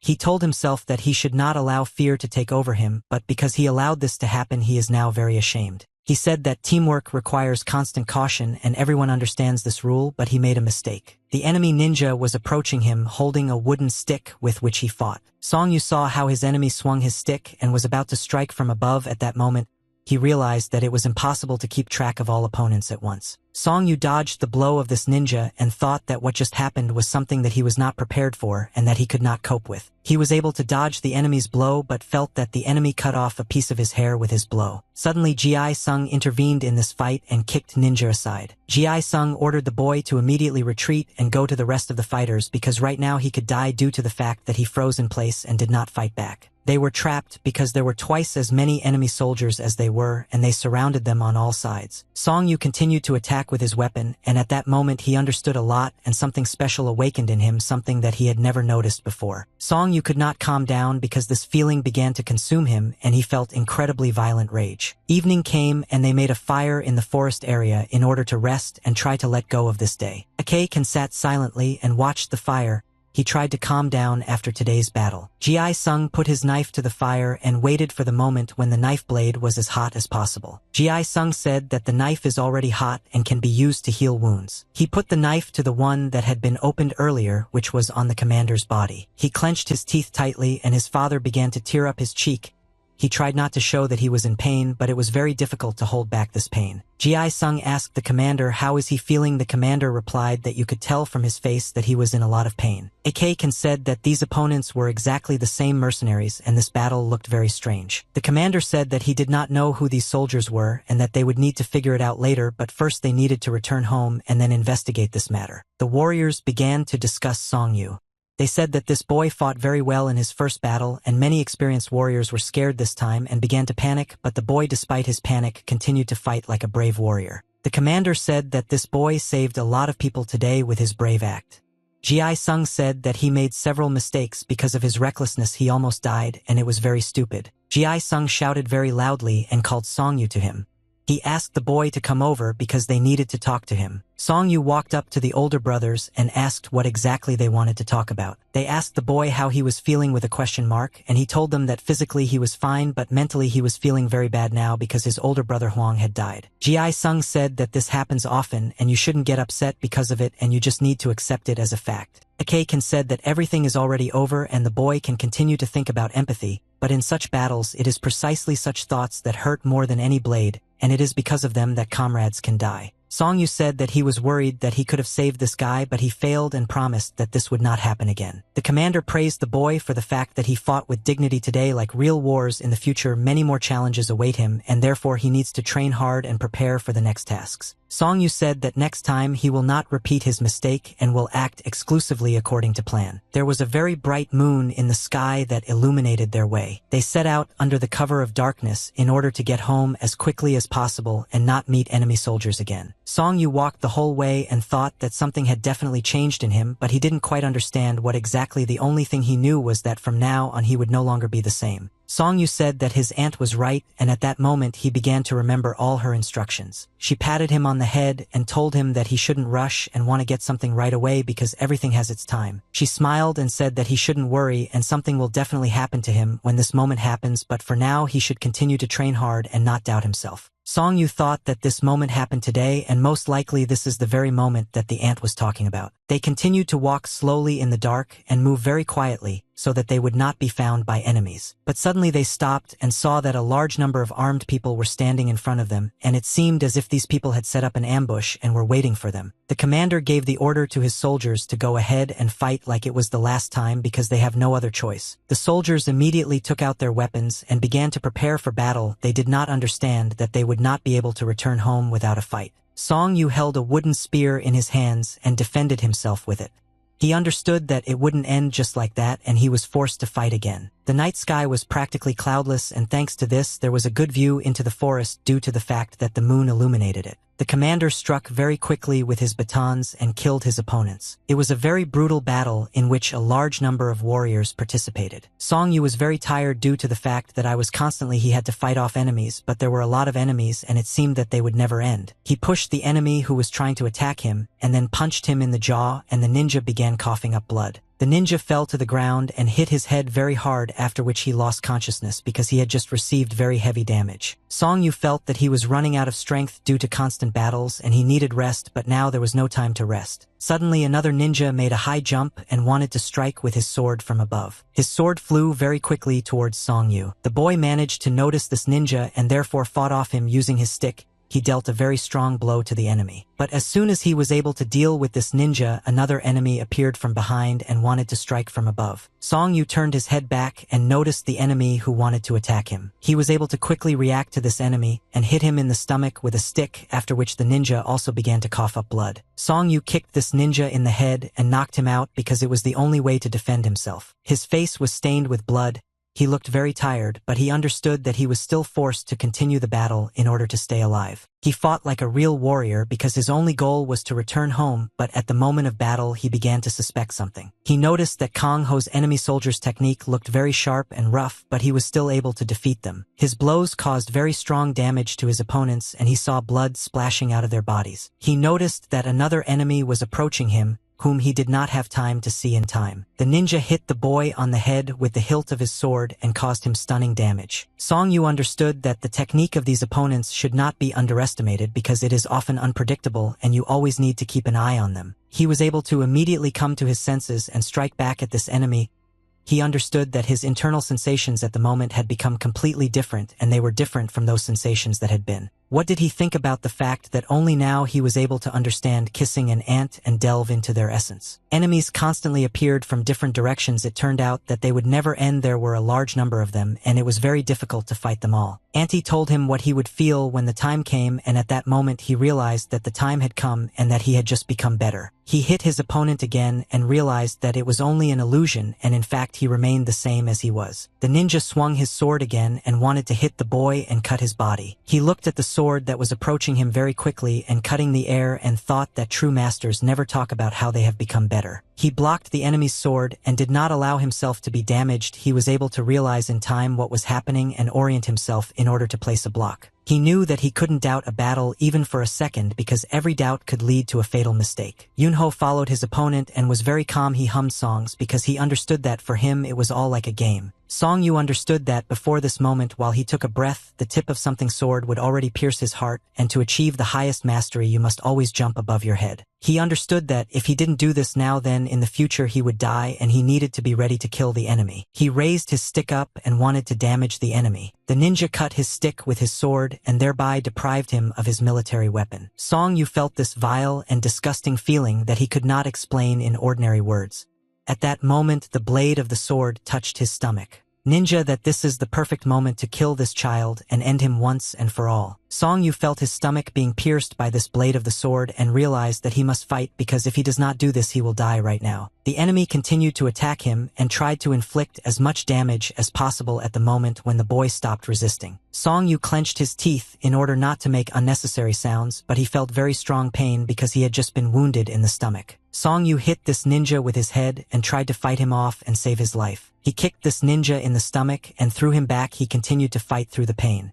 After all, he had a goal: to survive at any cost. He looked at the opponents who lay around him unconscious or were already dead, and at that moment he realized that he had fulfilled his most important goal and survived this battle. The city was very quiet and calm at that moment. Two men were sitting at a table in the distance of the restaurant and talking about the girl that the young master ordered to steal. The guy said that everything in this world is very difficult. I didn't pay this man money to complete the young master's task. The man said that initially they agreed that he would just need to follow these children and tell the young master about everything. Now their plans have changed. The guy in white on his head told his interlocutor to close his mouth and calm his emotions, because the head of their family has ears. If he finds out about his son's affairs, they will definitely be left without money, and they will have big problems. This guy asked why he should speak quietly, because he doesn't see anyone around here and hardly anyone can hear their dialogue. He drank alcohol from his cup and said that it was the girl who did something strange to the gentleman, because he had never seen a young gentleman want some girl so much before. The second guy said that one of the brothers of this girl is a member of the Van Nam clan, and this is the main problem that prevents them from calmly completing this task. He also drank his cups of alcohol and said that this clan protects their family. If you don't do something wrong, then they will have problems with the clan. He poured more alcohol into his cup and said that in any case they are just a bunch of idiots who think that having learned a couple of fighting techniques they have become the most powerful warriors in the city, but this is not at all true. The guy in the white bandana said that he doesn't know much about this clan, but people say that this is a very dangerous gang and it would be better for them not to get involved in this mission. Suddenly they heard the voice of a young gentleman who heard their dialogue and immediately stood up from their seats to look at him. Yang Chan said that he heard their dialogue and he didn't like what they were talking about just now. The man in his defense began to say that the young gentleman misunderstood everything and he simply did not hear the entire dialogue. Yang Chong said that he hopes that the words about him are true. He asked them how long he would have to wait for the moment when he did not complete this task. The servant tried to calm the young master down and said that they had almost completed this task and that everything would be ready soon. Yang Chan smiled and said that soon this girl will be in his hands and she will no longer be able to run away from him because she will only be his property. Song Yu and his team continued to run forward and escape from the enemy soldiers. The commander that the enemy has rebelled from quite a bit, and he thinks that their main commander already knows about it, and if he has brains he will not continue the battle. He suddenly saw in front of him the silhouette of an enemy standing and waiting for them. He was shocked because he thought that there would be no more enemies ahead, much less ambushes. This man smiled and looked at them. He said that if they decided that they could escape so easily, then I'm not mistaken, no one would allow them to do this. The soldiers again took up fighting positions and prepared for infection. They understood that they would not be allowed to go further just like that. The enemy said that he was very surprised because they had to spend a large number of people in order to catch a bunch of ordinary mercenaries, and he did not expect that they could not go so far. He took out his sword and said that now he can deal with all these mercenaries personally, and their skill and fighting spirit surprise him. AK can understood that this was an unusual person in front of them was one of the strongest warriors whose name was Murim. The commander said that those who had strength left could run further and never look back because this was the only way they could not save their lives. He said that he would delay this enemy and allow the others to escape. Morning came in the city and it was very warm and sunny. People walked along the streets of the city. There were a large number of students in the palace who came here to take the exam. The second student sat near a piece of paper and wrote answers to questions. He noticed that the people around him were very nervous and forgot the answers to many questions. Ram studied very well in recent years and wanted to pass this exam so that his older brother would be proud of him and understand that he did not waste all this effort. Evening came in the city and the sun began to hide behind the horizon. There was an orange sunset in the sky. The guy drinks a bottle of alcohol and pours himself a full glass of rice wine. His friend came up to him and said that he couldn't drink today because they had the most important exams tomorrow and they needed to prepare. But the guy was holding a cup of alcohol in his hand and said that he wanted to be left alone. Suddenly he said that today was only the first exam and it was too early to give up.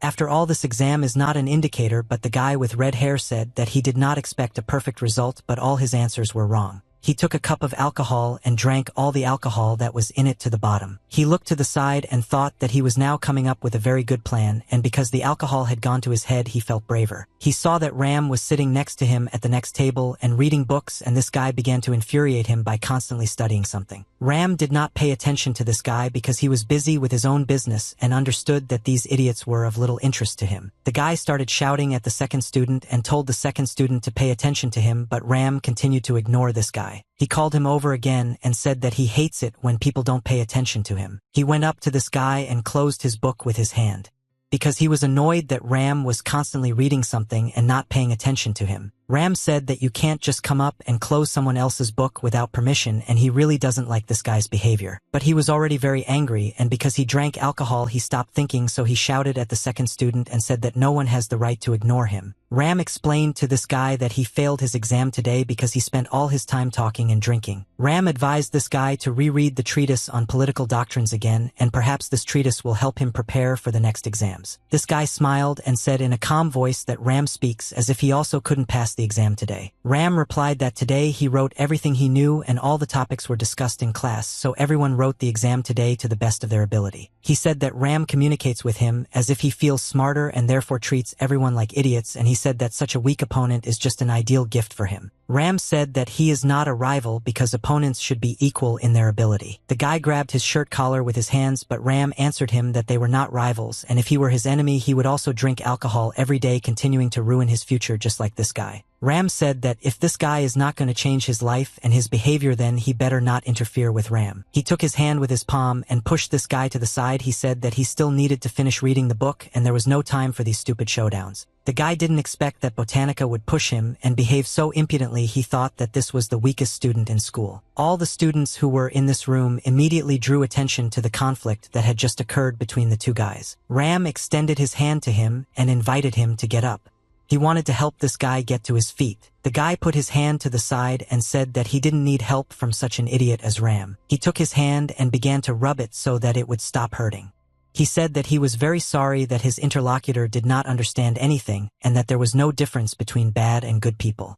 They immediately asked him between which people is there a difference. Everyone immediately started laughing at him because he had been preparing for this exam for several years and still couldn't pass it, but the second guy had beer all this time and was having fun and also couldn't pass the exam. Ram understood that the whole difference is in responsibility and none of them takes their studies seriously. These are their main problems. He looked at his book and realized that studying is the most ordinary competition in which the most diligent student should win. At that moment, the guys returned to their secret shelter, which was located in a cave in the thick of the forest. The fifth student smiled every time he came to this place because no one could find him here. The sixth student also felt safe every time I came to this place. They held in their hands their new weapons that the blacksmith gave them and talked about how these weapons looked like real ones. The fifth student that this sword is as heavy as a real one, and even though it is not sharpened, such a weapon will suit them. The sixth student answered him that they need to train hard and they mastered wooden swords very well. Now it's time to switch to a new weapon. The sixth student said that he wanted to get his new sword as soon as possible. The fifth student told him that he needed to wait just a little bit. If they were lucky again, they wouldn't be able to buy another sword for a small price. The sixth student, if the elder brother finds out that they asked the blacksmith for an iron weapon, he will be very angry. The fifth student said that they will take some money from those who work in the village and buy new weapons with it. They began to rejoice because it seemed to them that they had come up with a brilliant plan and thus deceive everyone themselves and get themselves a new weapon. Better, the sun broke through the leaves of the trees and illuminated the forest. Chi Sim was climbing a mountain to find a flower, and when he climbed up he saw a red flower that was right in front of him. He began to dig up this flower with his hands in order to tear it out of the ground along with the roots. When he finished digging this flower, he took it out of the ground and saw that it had a very large root. Chi Sim was delighted that he found this flower and could not convey his joyful emotions because he had been looking for it for a very long time. He began to shout loudly and joyfully that he had found this flower, and thus he splashed out his positive emotions. His scream was very loud and it sounded a very long distance. It could be heard at the other end of the forest. He looked at this flower from different angles and realized that he had managed to find a unique plant. Chi Sim carefully hid this flower and carried it in his hands. He hugged this flower and tried to treat it with care. He thought that Song Jong-woo and Seo Yul would need to buy new clothes because they constantly wear out the clothes of their older brothers and sisters. He remembered that the younger brothers Bak-gu and In-woo also deserved new weapons because they had asked for a very long time and it would be the most correct thing to do. He remembered about the fourth student and thought that she also needed to buy some kind of gift, but he didn't know what exactly she wanted. Chi Sim quickened his pace and thought that he wanted to get home as quickly as possible and show everyone his flower. When I approached my house, I saw in the distance the silhouettes of two people standing on the territory of their house. He was surprised because he didn't understand what was happening here and why strangers were now on the territory of their home. He came a little closer and saw that they were standing right next to the gate and waiting for something. Chi Sim threw his bag on the ground because he was shocked and began to carefully observe these people. The weather was very good that day and there were no signs of trouble. The fourth student, together with her younger sister, hung the laundry outside and hung it on a line so that it would dry after washing. So Yul didn't understand why the fabric didn't want to straighten after washing and tried to constantly do something about it to make it straighten. The fourth student saw how the younger sister was trying to help and started laughing. She said that it was better for her little sister to sit aside and relax, but Yul said that she also wants to be useful and help. She looked at her younger sister and realized that her little sister was very sweet, and she was glad that Yul was so beautiful. She continued hanging the laundry on the line so that it would dry as quickly as possible. Suddenly she turned her head to the side and saw something very scary, because of which she got scared and didn't understand what I should do now. The same young gentleman whom she saw in the restaurant came to their home, and this time he was in the company of two adult armed men. Yang Chan smiled and looked at this girl. He understood that now it is unlikely that anyone will be able to protect her and his plan should come true today. He laughed and couldn't stop rejoicing because he understood that he was able to find this girl, and now all that was left was to take her for himself. The fourth student hid her younger sister behind her back and asked these strangers what they were doing here and why they came here. The guys looked at this girl and understood why the young master fell in love with her, because she was actually very beautiful. They thought she was too good for the young master. So Yul was very scared and didn't understand what to do. She hid behind her sister and said that she was scared. But the fourth student calmed down her younger sister. She once again asked these strangers in a loud voice who they were and why they came here. The guys looked at each other and together they thought that they needed to grab this girl immediately because she was screaming very loudly. He came closer to her and told this girl that their master was the son of an influential man and asked her to follow them. She replied that she was not going to see anyone and would not go with them, after which she asked them to leave the territory of her house. They did not understand what they needed to do in order for her to go with them. After all, they did not want to use force against her. Yang Chan shouted very loudly for them to grab her immediately instead of standing around and doing nothing. They began to slowly approach her and surround her on both sides.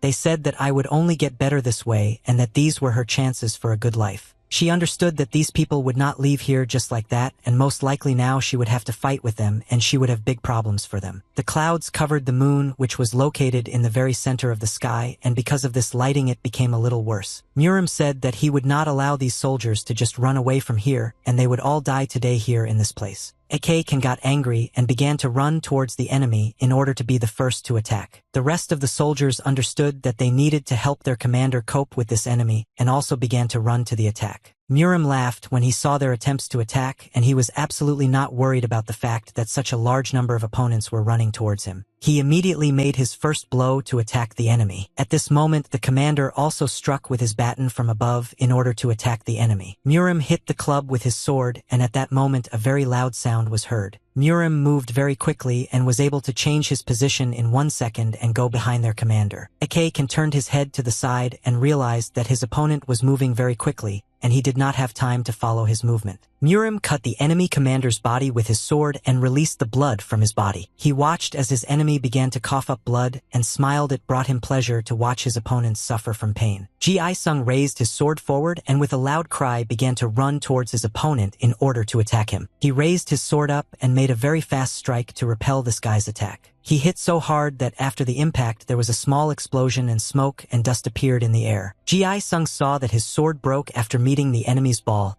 and he did not understand how this even happened. He started screaming very loudly because he was shocked by the power that his opponent had. Murim said that this is not the first time he has seen how weaklings like this guy cannot take their eyes off him and look at him with delight and fear in their eyes. After finishing his sentence, he immediately struck this guy's body with his fist and put a lot of damage into this blow. Ji Isung fell to the ground and began coughing up blood.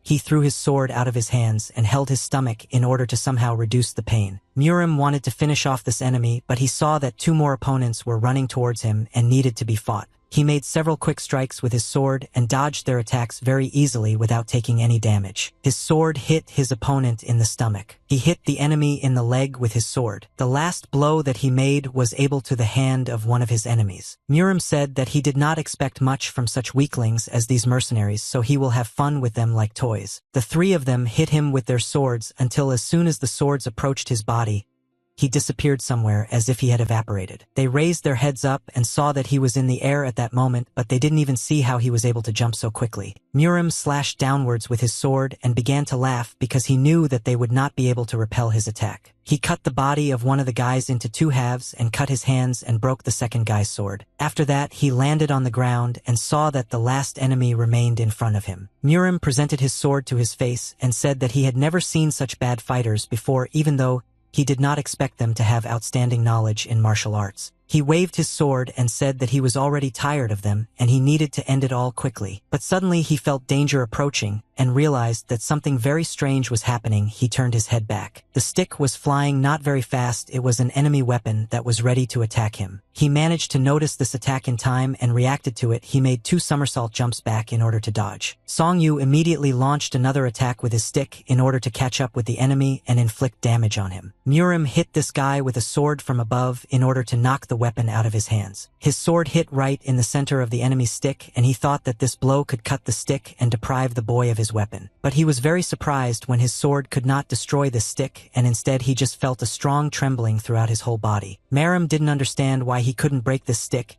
He got the impression that this stick was made not of wood but of iron. Song Yu stood in front of him and held a weapon in his hand, preparing to fight with this man because he had no other choice to survive. He thought that he had already been able to get used to the constant tension but still could not get used to this enemy. Song Yu made a swift dash forward and began to run towards his enemy in order to attack him. Murim understood that this guy was much stronger than all the other opponents and he would have to be fought seriously. Murim put his sword forward to block the attack. He thought that this would help him cope with the blow. Song Yu moved his sword to the side using his stick and thus opened up weak points in the opponent's body. Murim began to get angry because he was not used to the fact that he had to fight strong enemies. He began to attack the boy very quickly so that he could not fight them off. Song Yu tried to follow each of his blows and block them so as not to receive damage and die. Song Yu understood that this was an unusual mercenary fighter. Most likely this was some experienced martial artist. Due to the fact that he was distracted, he was unable to control the enemy's attack and weakened his defense, and the sword pierced his body. He felt very strong pain and could not do anything with this feeling. He missed one of the most important attacks and the sword pierced his shoulder. Murim said that he was interested in fighting this guy, but now he is finished. But suddenly he saw something very strange and could not believe his eyes.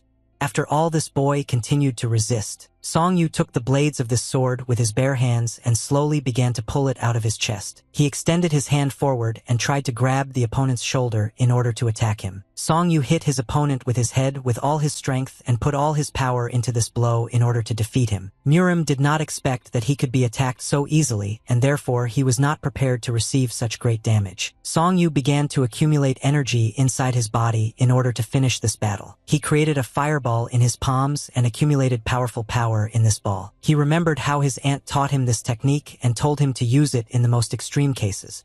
When you need to protect yourself or kill an enemy, this technique is called death. When the energy in his hands overwhelmed his body, and he felt that he was now ready to explode, he began to run towards the enemy in order to hit him. Murim began to scream very loudly and was scared because he understood that he would not be able to repel this attack. Song Yu used a deadly sphere to kill the enemy, and he threw the sphere directly at his head. When he completed his attack, blood began to fly in different directions, and he saw that his enemy now had no head. He simply wiped it off the face of the earth with his blow. At that moment, there was an old man standing behind him who was carefully watching this boy's technique all the time. Suddenly, this old man took a step to the side and very quickly disappeared somewhere, and his movements were fast as the wind. Song Yu understood that he was finally able to master the very forbidden technique that his aunt had told him about. The commander, along with the surviving soldiers, watched as the boy had just defeated an enemy whom they could not kill altogether. Song Yu felt very bad after this battle. He was very seriously injured and spent a lot of energy. He felt an incredible strength in his body that he had never felt before, but due to the fact that he was very tired, he could not stand on his feet and fell. Very strange screams and sounds were heard from the house in which all the students lived. She held a stick in her hands which she used as a weapon to defend herself against these strangers. They tried to grab her and attacked from different sides in order to take her prisoner, but she dodged well their attempts to attack her. They were shocked when they saw her combat evasion techniques and did not understand what to do.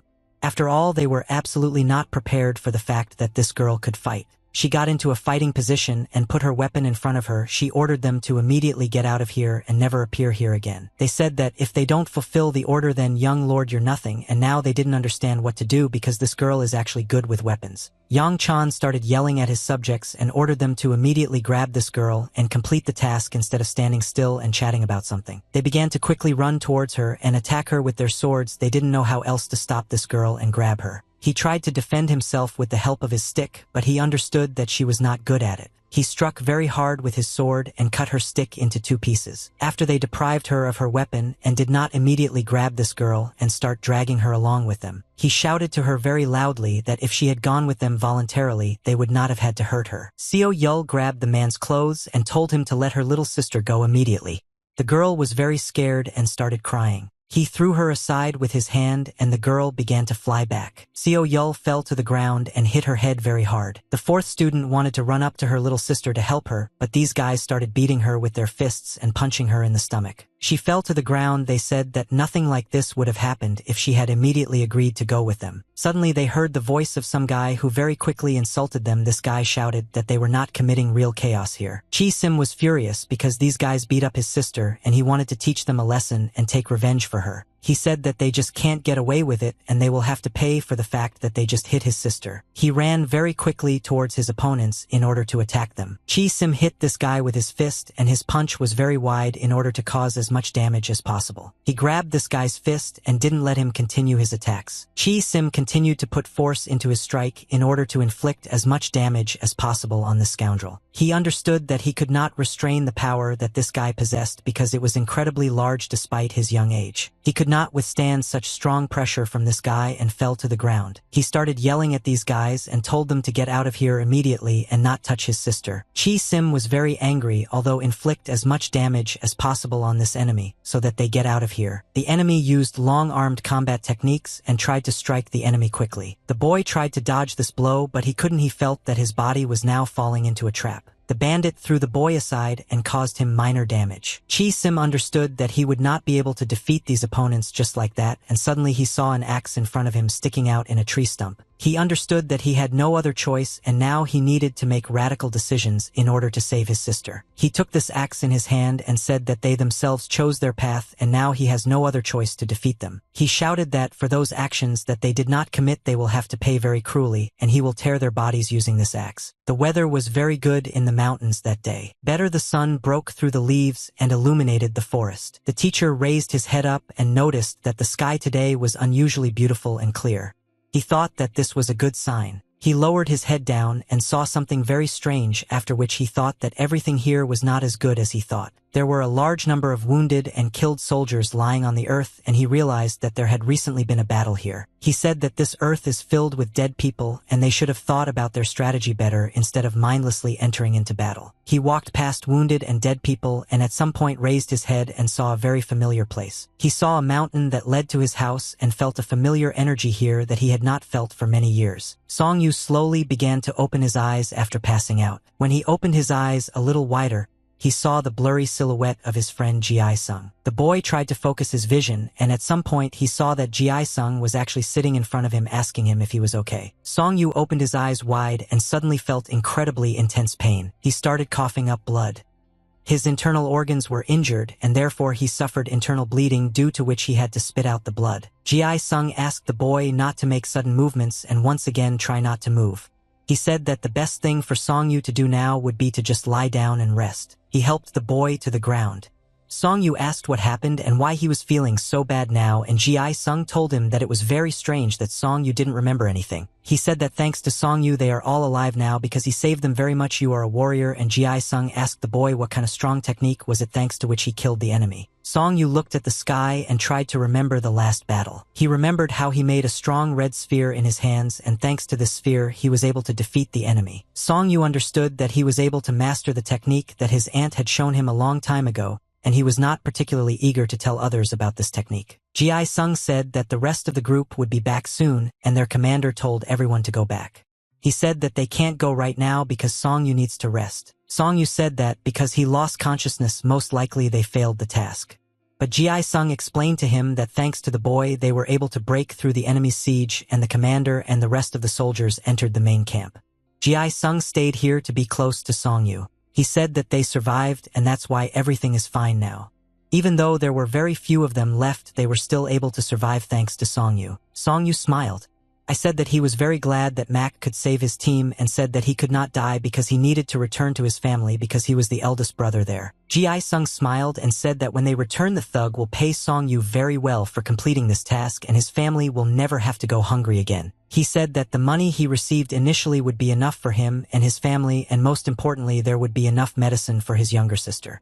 Ji-sung asked the boy not to worry about it because he will enter the elite of their organization and this will give him many opportunities. Song Yu said that he risked his life to earn money and for him it all looks very strange. Suddenly he felt some very strange pain in his body, but it was an unusual pain. He felt a blue sphere of energy appear in his stomach, and despite the fact that his body was in a lot of pain thanks to this blue energy in his body he felt better. He didn't understand what exactly was happening to him and why he was releasing such strong energy. This energy is currently regenerating his body on its own and numbing the pain he is experiencing. Ji-sung patted the guy on the head and said that he needed a good sleep to gain strength and soon he would be lying in his warm bed. Ji-sung looked at the boy slowly closing his eyes and thought that thanks to this guy they were able to survive, but his super kick looked very strange and he realized that he still doesn't know everything about this boy. The old man ran through everything and hoped that he would arrive on time. He did not know what awaited him ahead and raised the possibility that he would have to sacrifice his life or risk it in order to save the people close to him. He remembered that he had promised the senior student to return home as soon as possible, and now he understood that there was no turning back and he could do it.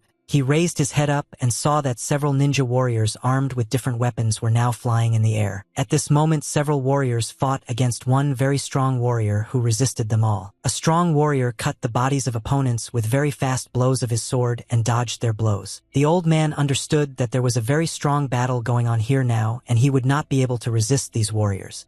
Therefore it was better for him to get out of here. He turned his head to the right and saw that new wars were now emerging from the forest. He realized that these were reinforcements and now it would be very hot here. He tried to move as quietly as possible so as not to attract unnecessary attention to himself and get out of here as quickly as possible, but he thought that if he could get out he would have a chance to get a good reward. Suddenly he stopped and felt a strange sensation in his body as if he had been noticed. He heard very loud laughter coming from different directions and tried to cover his ears. He couldn't stop hearing this loud laughter. His ears began to hurt, and it seemed to him that it would never end. He turned his head to the side and decided to look at what was happening on the battlefield in order to understand the problematic nature of this situation. He saw that there were already a large number of people in this clearing. The warrior and his thugs stood opposite the old man who was holding his head and was afraid to move. He looked at this whole situation and realized that it was you.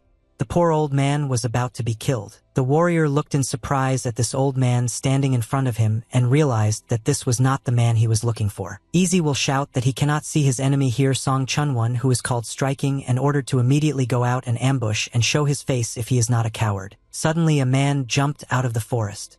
He ran past the rest of the people so quickly that no one even had time to notice him. Easy appeared in front of Sung Chun, who fell to the ground in fear and pointed his finger at him. Sung Chun said in a frightened, trembling voice that he did not expect to see the real Easy Shernam here. The old man was also very surprised when he saw Easy Shernam here because this man who easily broke his opponent declared himself at the 7th meeting as one of the strongest warriors. Song Chun understood that there was no point in resisting such a strong warrior, and he immediately knelt down and began to bow to him. Easy Shinam said that the life of this worthless weakling does not belong to him, and he is just a small insect that can be easily crushed if she gets bored and gets in the way. Sung Chun asked the master to kill him and let him die without suffering. The old man watched this spectacle carefully. He understood that Easy Shernam would either kill this man now or make him his slave for the rest of his life. He raised his eyes to the gentleman and said that he was not to blame for anything. But at that moment everyone absolutely didn't care about his justification and felt sorry for his attempts to stay alive. The people who surrounded him shouted for him to give his life. The old man did not understand how this man could agree to give his life because he only has one. Song Chun approached the master and said in a trembling voice that he was giving his life to the master and now it belonged to him.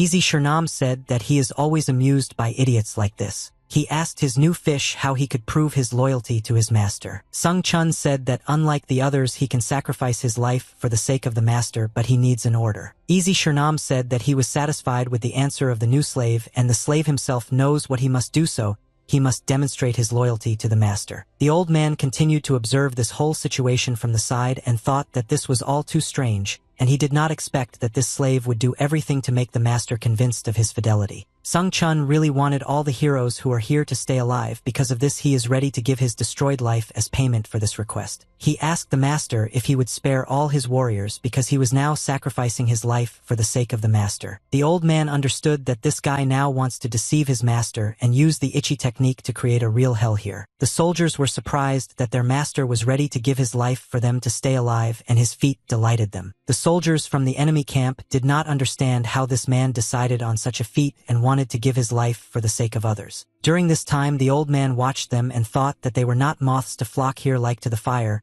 and they should know that they would not be able to defeat such a strong enemy even if he tried to escape. Easy Shinam said that his new slave is worthless because he is an insect and offering his life to free the others is too daring a statement. The old man understood that if this slave now so easily gives his life to this master, this will only cause more problems. Song Chun took out a bag of money that he and his soldiers earned and said that they would transfer all the money they earned to the master for the rest of their lives. Easy Shernam extended his hand to take this bear. He laughed and was happy because now he was offered to take easy money. The process of transferring money to you is very slow, and they both were in no hurry to transfer this bag to each other. Suddenly, at the very last moment when the gentleman was about to take the bag, a sword appeared between their hands and cut the air, not allowing them to hand over the bag. Easy Shernam began to shout very loudly that no one has the right to interfere with such a great man as he does his business. But at that moment a man came out of the forest and everyone heard his voice. This man said that if such a pathetic flea calls himself a great man, then every worm can call himself a great man. This man came out of the forest in the company of his companions. They were all armed with different types of weapons and had straw hats on their heads. The old man saw that the man who came out of the forest was armed with a fishing rod, and he realized that this was the well-known Dong Jong-o. Easy Shernam pointed his finger at these people and said that these are sea creatures that cannot live on land, and asked them how they have not died yet leading such a stupid lifestyle. Dong Chong replied that he rarely meets the devil outside of hell, and would not mind helping this little devil return back to his home. He extended his hand forward and asked Sung Chun to give him this bag of money because he would need it more than this pathetic weakling. Dong Chan said that he knows that there are always 3 of these guys and they are always together, but he is ready to give one of them twice as much money. Sung Chun thought that this was a very tempting offer, and before it was too late, he could go over to the side of this fisherman in order to get protection. Easy Shernam saw that his slave wanted to go over to the enemy's side and said that if he did this, he would die in agony. He raised his hand up and said that if anyone else besides these stinking fishermen wants to challenge him, then now is the perfect time because he is already very angry. The soldiers from different factions who were now here thought that now was the perfect moment to attack this gentleman, but he is very strong and the consequences will be terrible. There were a lot of clouds in the sky at that moment, and it seemed that today was not a day predisposed for mass fights. Suddenly an old man came out of the crowd holding a large wooden club in his hand.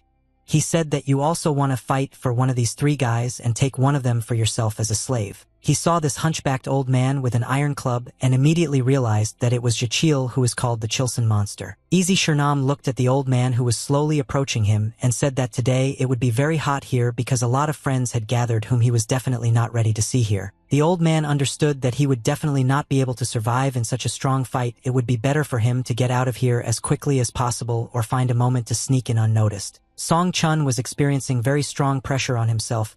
He understood that at the moment he was a victim and there were a lot of hunters around him who could kill him at any moment. He raised the bag of money up and said that a lot of strong warriors had gathered here, and he thought that he now had no right to be greedy, but he said that he didn't know who would get this bag of money. He said that he didn't want to decide who to give this money to, and therefore, he would simply put this bag on the ground and the honorable gentlemen themselves would figure out who would take this bag. They saw that now this treasure did not belong to anyone and everyone was eager to take it for themselves. Don Chan swung his fishing rod and although take this bag to himself as quickly as possible before the rest of the opponents understand what is happening. The hook of the fishing rod flew very quickly towards the bag in order to catch on to it. The fisherman was the fastest and most agile.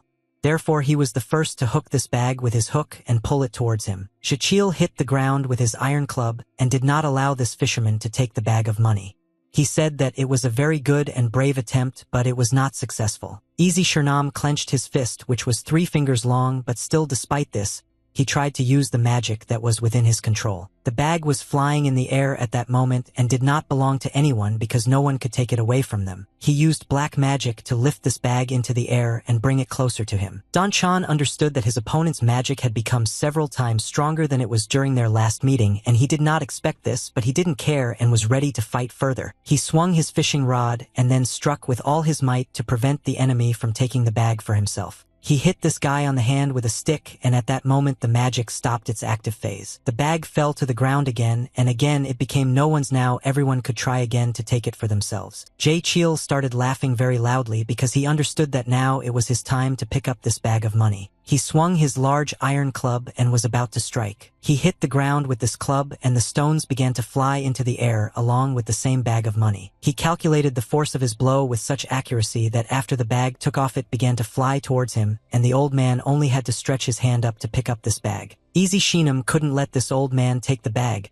so he began to accumulate energy in his hand to make a shot. He fired a shot and hit the bag directly, causing the bag to fly up even more, and the old man couldn't take it for himself. Soldiers of different factions saw a bag of money fly over their heads, and each of them hoped that this bag would fall into their hands. All this time he was watching this performance from the side and understood that now is the most ideal moment to escape from here, and he only has one chance. The soldier saw that the bag was flying as close to him as possible and tried to catch it with his hand. At that moment another soldier did not allow him to take the bag and hit him on the head with an iron club. A fierce battle began between soldiers from different factions for the bag of money. Each of them wanted to bring this bag to their master. The teacher saw that the bag of money was flying towards him, and he did not understand what he needed to do now. He froze in place and could not move. He understood that the bag of money was flying straight at him, and he had been watching the bag all this time. He thought that if he managed to take this bag for himself and run away, he could make good money. The green bag of money fell to the ground and bounced several times before finally landing. An unknown guy armed with 2 swords accompanied by a girl in a purple robe saw a bag fall in front of his feet. He saw this bag and realized that there was not money in there but a very important artifact called life. The old man now realized that all this time they were talking about the artifact that is inside this bag, and this artifact is developing valuable life, and that is why they are fighting so fiercely for it. He walked up to this bag and kicked it with all his might so that the bag would fly as far away from here as possible. The old man approached the guy who was standing next to him and said that he was very glad to see his old friend Tae-chan again. But Tae-chan was very surprised to see his older brother here and didn't understand what was going on in this forest. He asked his older brother what he was doing here.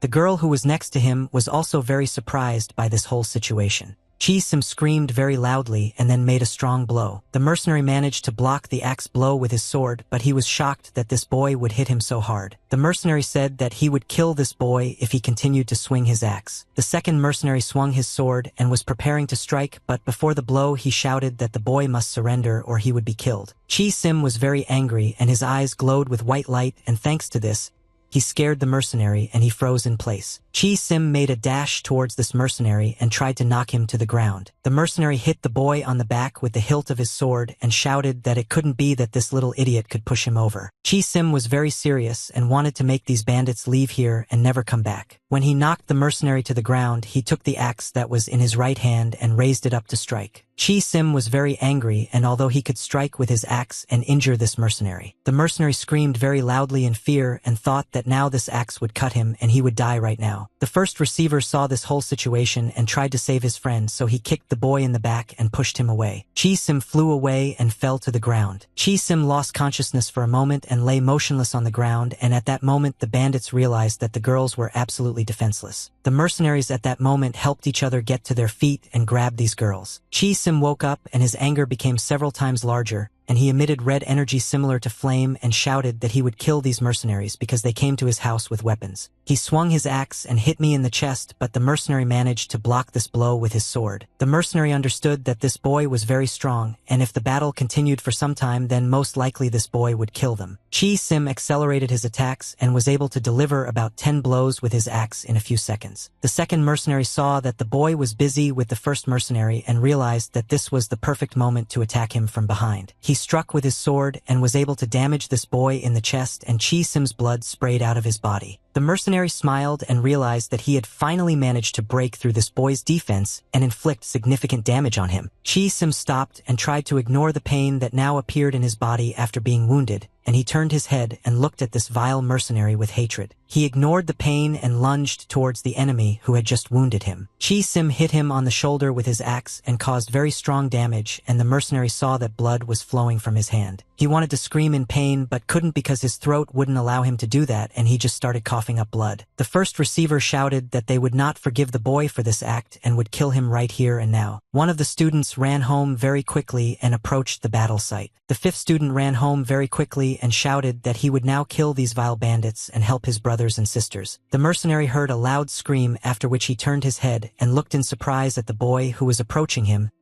He could not believe that there was another boy here who would fight with them. The student made a jump and then swung his sword to strike from above. The mercenary reacted very quickly to this attack and threw the boy back without allowing him to hit. Suddenly another student appeared and used a long stick to attack the mercenary. But his attack failed because the mercenary stepped aside very quickly and did not allow himself to be hit. After that, the mercenary dodged, waited for the perfect moment, and struck with the hilt of his sword in the back of this boy, and the boy began to cough up blood. The mercenary shouted that he would kill all these children now if I did not continue to resist and wave my weapon. But the fifth student did not agree and therefore jumped up from the ground and once again wanted to strike with his sword. The mercenary predicted the attack of this boy and therefore made his counterattack and hit him on the mountain chest and threw him back. Mercenary wanted to kill this boy because he did not obey his orders.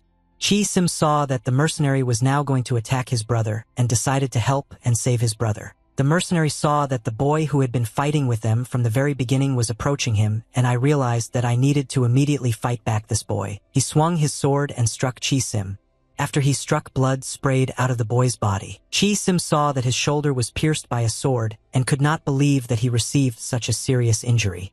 But despite this, he was still ready to continue this battle. Chi Sim, despite the pain, approached this mercenary in order to grab him and block the movement of this mercenary. The fifth student at that moment got his bearings in time, stood up from the ground, ran up to the mercenary and waved his sword to strike. He cut this mercenary's back with his sword while the fourth brother was holding this mercenary and did not allow him to move. The mercenary felt a very strong pain in his back and saw his blood flying out of his body in different directions. The young master did not understand what was happening here and why these idiots could not cope with ordinary children. He turned his head back and saw that his mercenaries were lying on the ground unconscious with severe wounds on their bodies, and these children were slowly starting to recover. The fifth disciple saw that the young master who came here and brought these mercenaries here is now running away. He shouted that he needed to immediately catch this guy and not let him run away because of him this chaos started here. The young master ran down through the forest and tried to leave this place as quickly as possible. The fifth student ran very quickly after the young master and shouted that he would not be able to escape and that he would still catch up with this bastard. Yang Chan said that he hated these mercenaries who could not cope with the children and thought that he had just wasted his money on them. He turned his head back and saw that the boy who was running after him was not going to stop, and he was very serious. Yang Chan tripped over a stone while he was running, and because of this he began to fall. He lost his balance to stand on his feet. At that moment he began to fall. Yang Chan somersaulted several times and rolled on the ground after he fell, and only then stopped when he crashed into a tree. The fifth student remembered that this guy was in a restaurant when he and his family had dinner there, and now this guy brought mercenaries to their house. Bak Gu slowly walked up to this guy and held a sword in his hand. He was very angry at this idiot. He shouted that this guy had contacted him and his family in vain, and they would not forgive his actions and would make him suffer. Yang Chan began to beg this boy to spare him and not kill him. He said that I regretted my action and did not want everything to turn out this way. The fifth student did not want to listen to his apology and swung his sword to kill him. Yang Chong covered his head with his hands and fell to the ground so as not to see the sword pierce his body. At that moment an unfamiliar warrior appeared who did not allow the boy to strike and blocked him with his sword. Bak Gu didn't expect another person to appear here and was very surprised when he saw that his attack was blocked. The stranger turned his head to the young master and asked his brother what was happening here and if everything was okay with him. Yang Chan saw that Chan, who had just saved him, was standing in front of him and realized that he had a chance to survive. Chan didn't understand what was happening here, but he thought that he came here on time and was able to protect this guy's Yang Chan. The young master shouted that this boy wanted to kill him and then take all his money, and he was a real thief, so he asked Chan to kill this boy. Chan looked at this boy and thought that the young master was now lying to him because this boy was still too young and did not look like a robber. Yang Chan asked his friend why is he waiting. He said that this guy killed all the traders and warriors who accompanied him to this place. Chan asked the young master why all the pre-war merchants accompanied him and what was he doing here. Bak Gu didn't understand why everything inside his body was now turning upside down and he was experiencing very severe pain.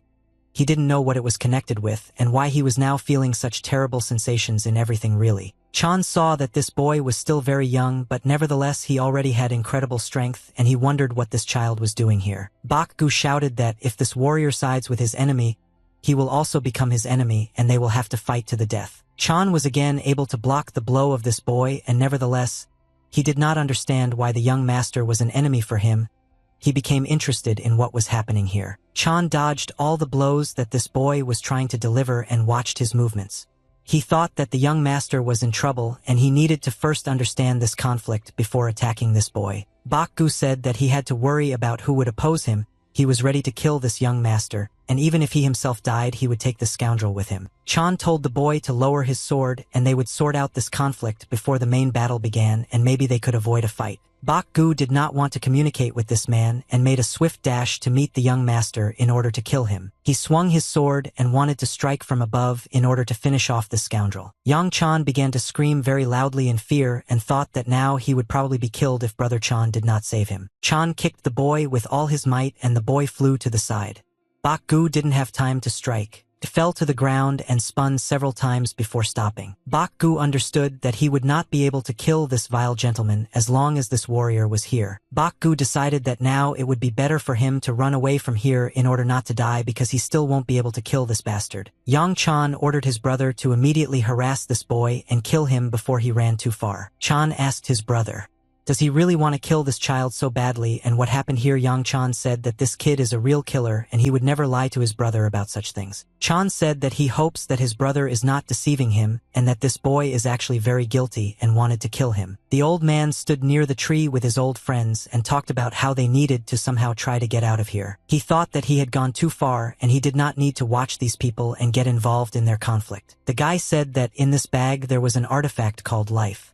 The old man replied that there is no need to feel sorry for not being able to take the artifact from him because he knows that a fleeting thirst for profit can ruin the rest of his life. The guy said that the old man actually speaks the right words and greed usually ruins people and he didn't want to take it, but this bag was right in front of his eyes and he will do it. The old man replied that, to tell the truth, he has no idea where all this could lead them. He thought that they were lucky and yet he met his friend Taechan here. He hoped that this was his chance to leave here. They ran along the forest and tried to leave this place as quickly as possible and hoped that these criminals would not catch them. They ran for a very long time and at some point they noticed that the sun was already beginning to beat beyond the horizons and evening was coming. Taechan said that he should ask the old man how did he end up here. He said that the appearance of the old man was very surprising for him.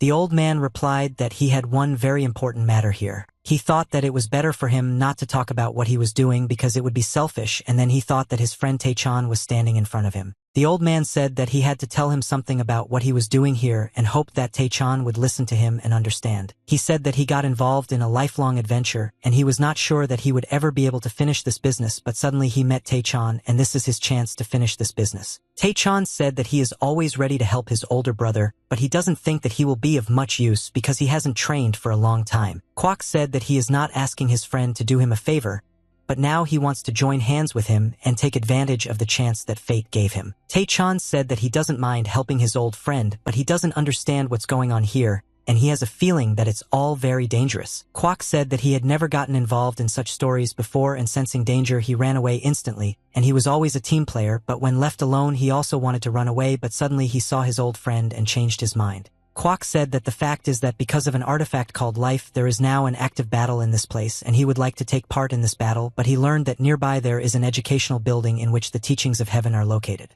Taechan said that this cannot be, and where could there be such an important book in this area? Kwok said that this is true and he himself personally saw this book and this teaching contains a heavenly blessing and therefore everything that is happening now is not just an uprising, it is something more. Taechan was not prepared for the fact that such important events were now taking place in this place. It was hard for him to believe that people were now fighting here for an artifact called life, and that the teachings of heaven were located here. It was incomprehensible to his mind. Kwok said that now you just need to calm down and think.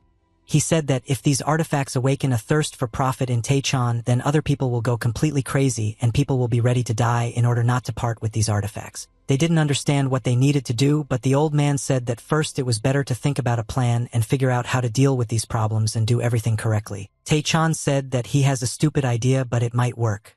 This idea is that they can replace all these artifacts. Kwok said that everyone is too eager to get these artifacts and therefore it is unlikely that anyone will be convinced of their authenticity, and for this they need to know what they look like in the original, but he knows how to make a high-quality craft and they will have a better chance of success if Taechan helps him in this matter. Kwok said that one of those guys put on a whole performance and left the team to save his life together. It will be much easier for them to work. Taechan said that his thoughts are exactly the same as his older brother because they are from Murim together and practically agreed to this task. Kwok thought that there are a lot of good people and it's a pity that not everyone is not aware of their own capabilities. He said that he assures his friend that their nicknames cannot even compare with them in terms of their level of combat skill. Kwok said that there are only 3 things that should not be stolen and 2 of these things will belong to Taechan because the old man wants to take just one of these things. He said that no one should know about this and he only told Taechan about these artifacts and trusts him, and they know that he will honestly give the share to his old friend. Taechan said that he also trusts Kwok.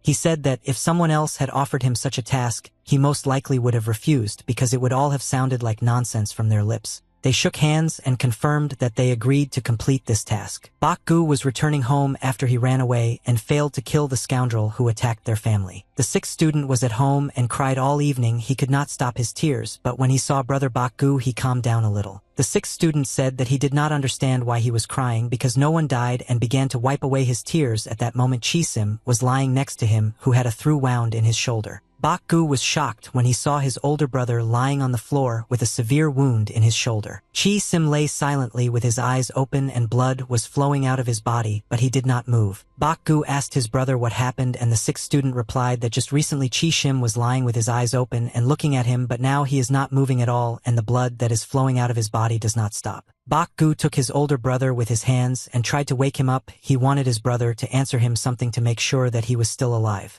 Bakgu at that moment began to pray to the great Buddha, so that this great emperor of heaven would help his brother stay alive, and he promised that he would grow a peach garden and build a temple in honor of each of the incarnations of Buddha. The sixth student began to cry even more and asked this student if their older brother had just died. Bakgu held his brother in his arms who was bleeding all this time and began to scream that the very bastards who came to their house with weapons were to blame for his death. He looked at his sisters and thought that he should calm down, and now apart from him their family has no older brother and he must take his responsibility upon himself. Bakgu said that they need to immediately find Song Yung, and after that the whole family will go to a secret place to get away from here because these people might come back and attack them again. Bakgu ordered the sixth disciple to stop crying and come to his senses because they need to deal with these problems as quickly as possible. The palace was completely destroyed. They burned almost to the ground. Everything that relatively recently was still intact and looked like expensive things was now just ordinary garbage and ashes. The thug thought that he needed to find out who this guy really was because a lot depended on it.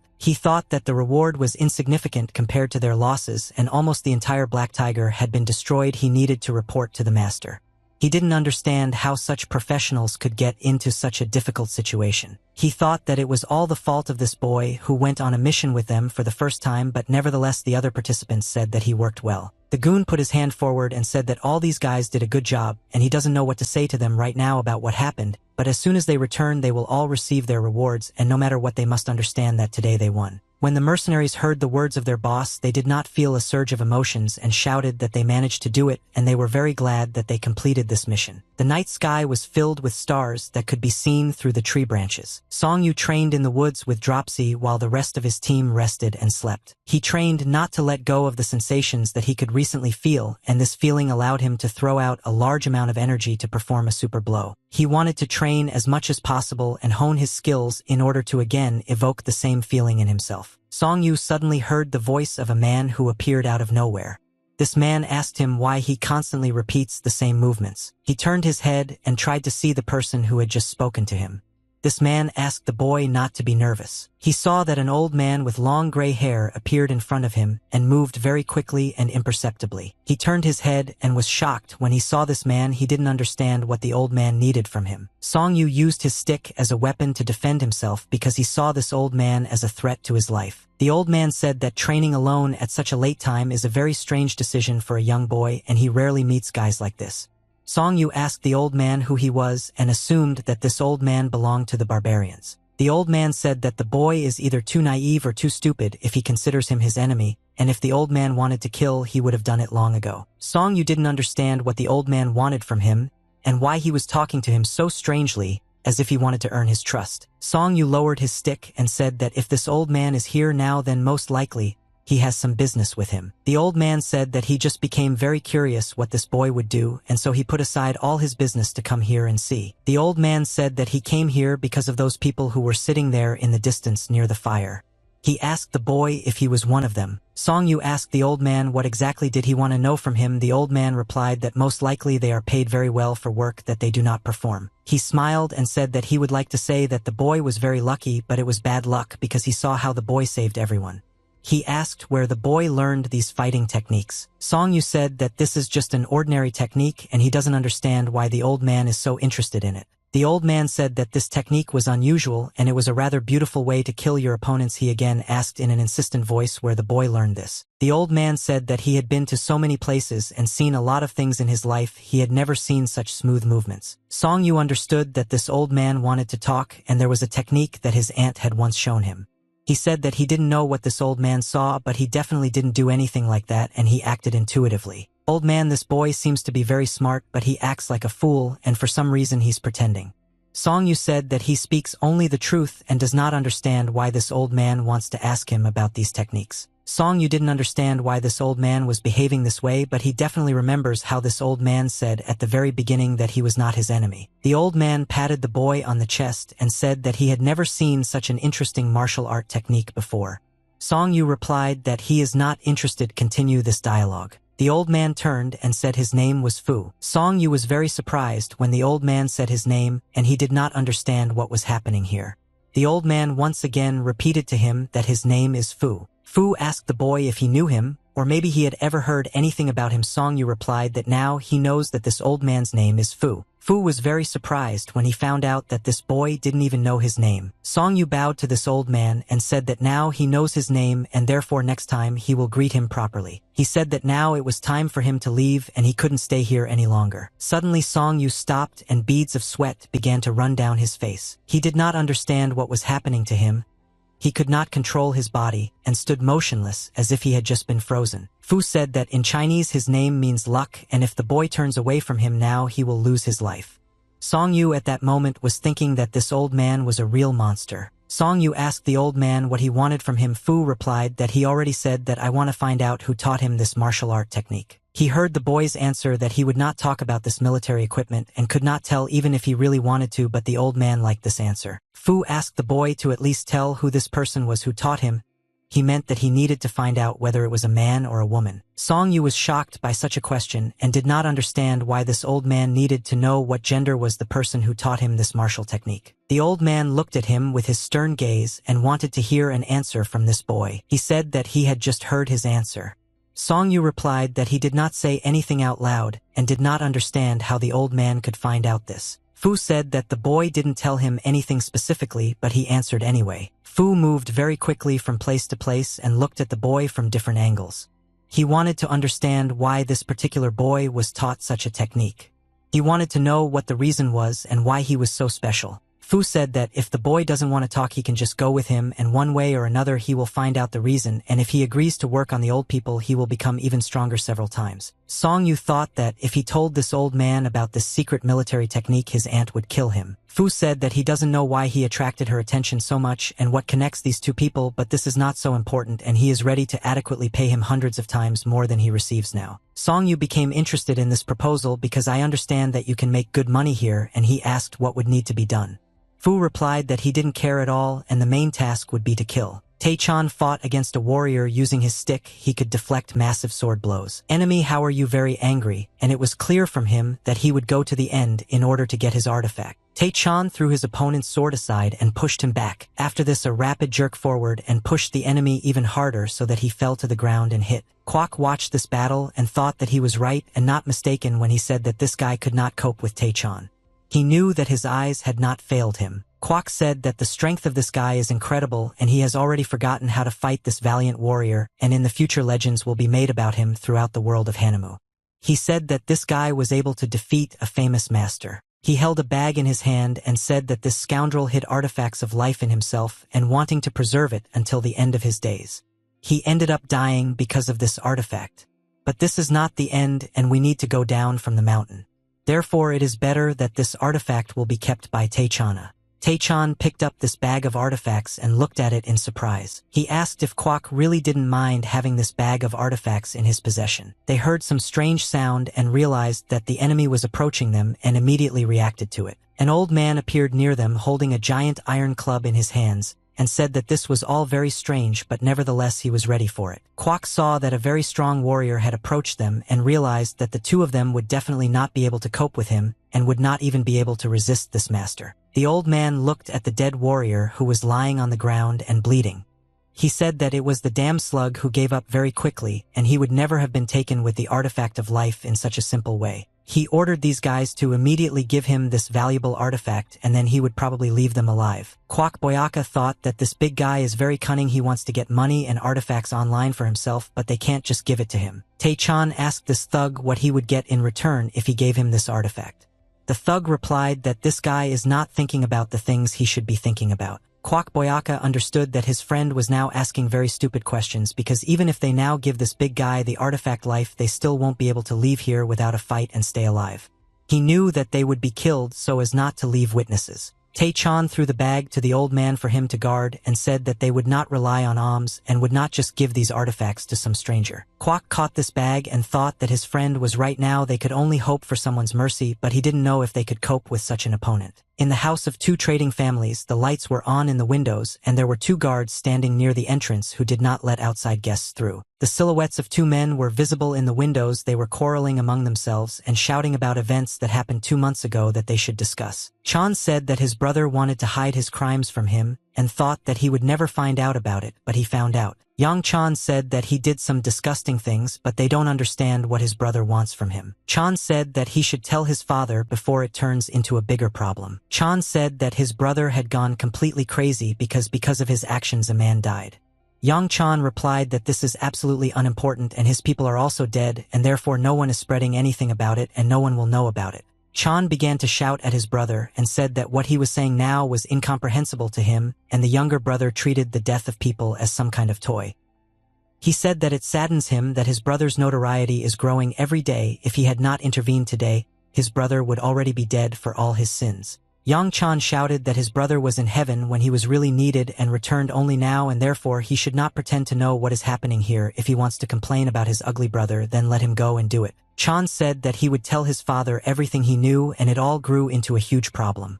Yang Chan replied that if the father and all the top people find out about this, then there will be a lot of problems in their family. Jan said that his father has done a lot of things and his brother now wants to be drawn into the investigation of this stupid case and for all his efforts to turn into dust. He said that his brother didn't even think about the fact that his father might know everything himself, but he was deliberately covering for him. Yang said that Chan is his younger brother who is very worried about his older brother and does not want to help his older brother.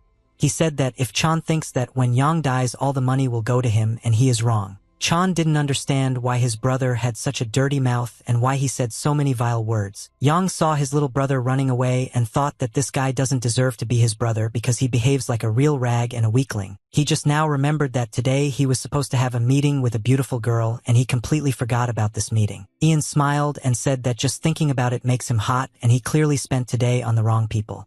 He wants to meet that beauty as soon as possible. He turned his head back and saw that in his room there was a person he knew who was afraid of him. Bak-gu stood in his room holding a sword in his hand and said that the hour of reckoning had come and now no one could protect this vile bastard. Bak-gu hit his opponent with the ball and caused him very strong damage and cuts part of his body. Yang Chan did not expect that he would be attacked so suddenly and did not have time to dodge, and after he received damage he began to cough up blood. He began to run into the distance of the corridor and shout very loudly that he needed help and everyone who was nearby would come to his aid and save him from this guy. Bak-gu said that today is a fateful day and one of them must die, either he or Yang Chan. At this time of year the weather was terrible and there was a strong wind, especially in the evening, and this wind blew away the last leaves that remained on the tree. Song Yu returned home, but he was shocked because the lights in the house were not on and there were things scattered in the yard. He did not understand what happened. He was very surprised when he didn't see his brothers and sisters here and thought that something had happened here. Song Yu walked throughout the house from room to room looking for students. All he could find here were scattered things and clothes that were not left. He didn't understand where all the students had gone and why there was no one here. He had to understand what happened here, and it was strange for him that the disciples did not leave any note where they were now so that he could find them. He promised himself that he would find all the students and save them, but first he needed to find at least some clue that could help him. In the evening there were a lot of people in the city. They were all walking along the streets of the city and leading their usual way of life. Song Yu held his stick in his hand, which was his main weapon, and wandered through the streets of the city in search of his brothers,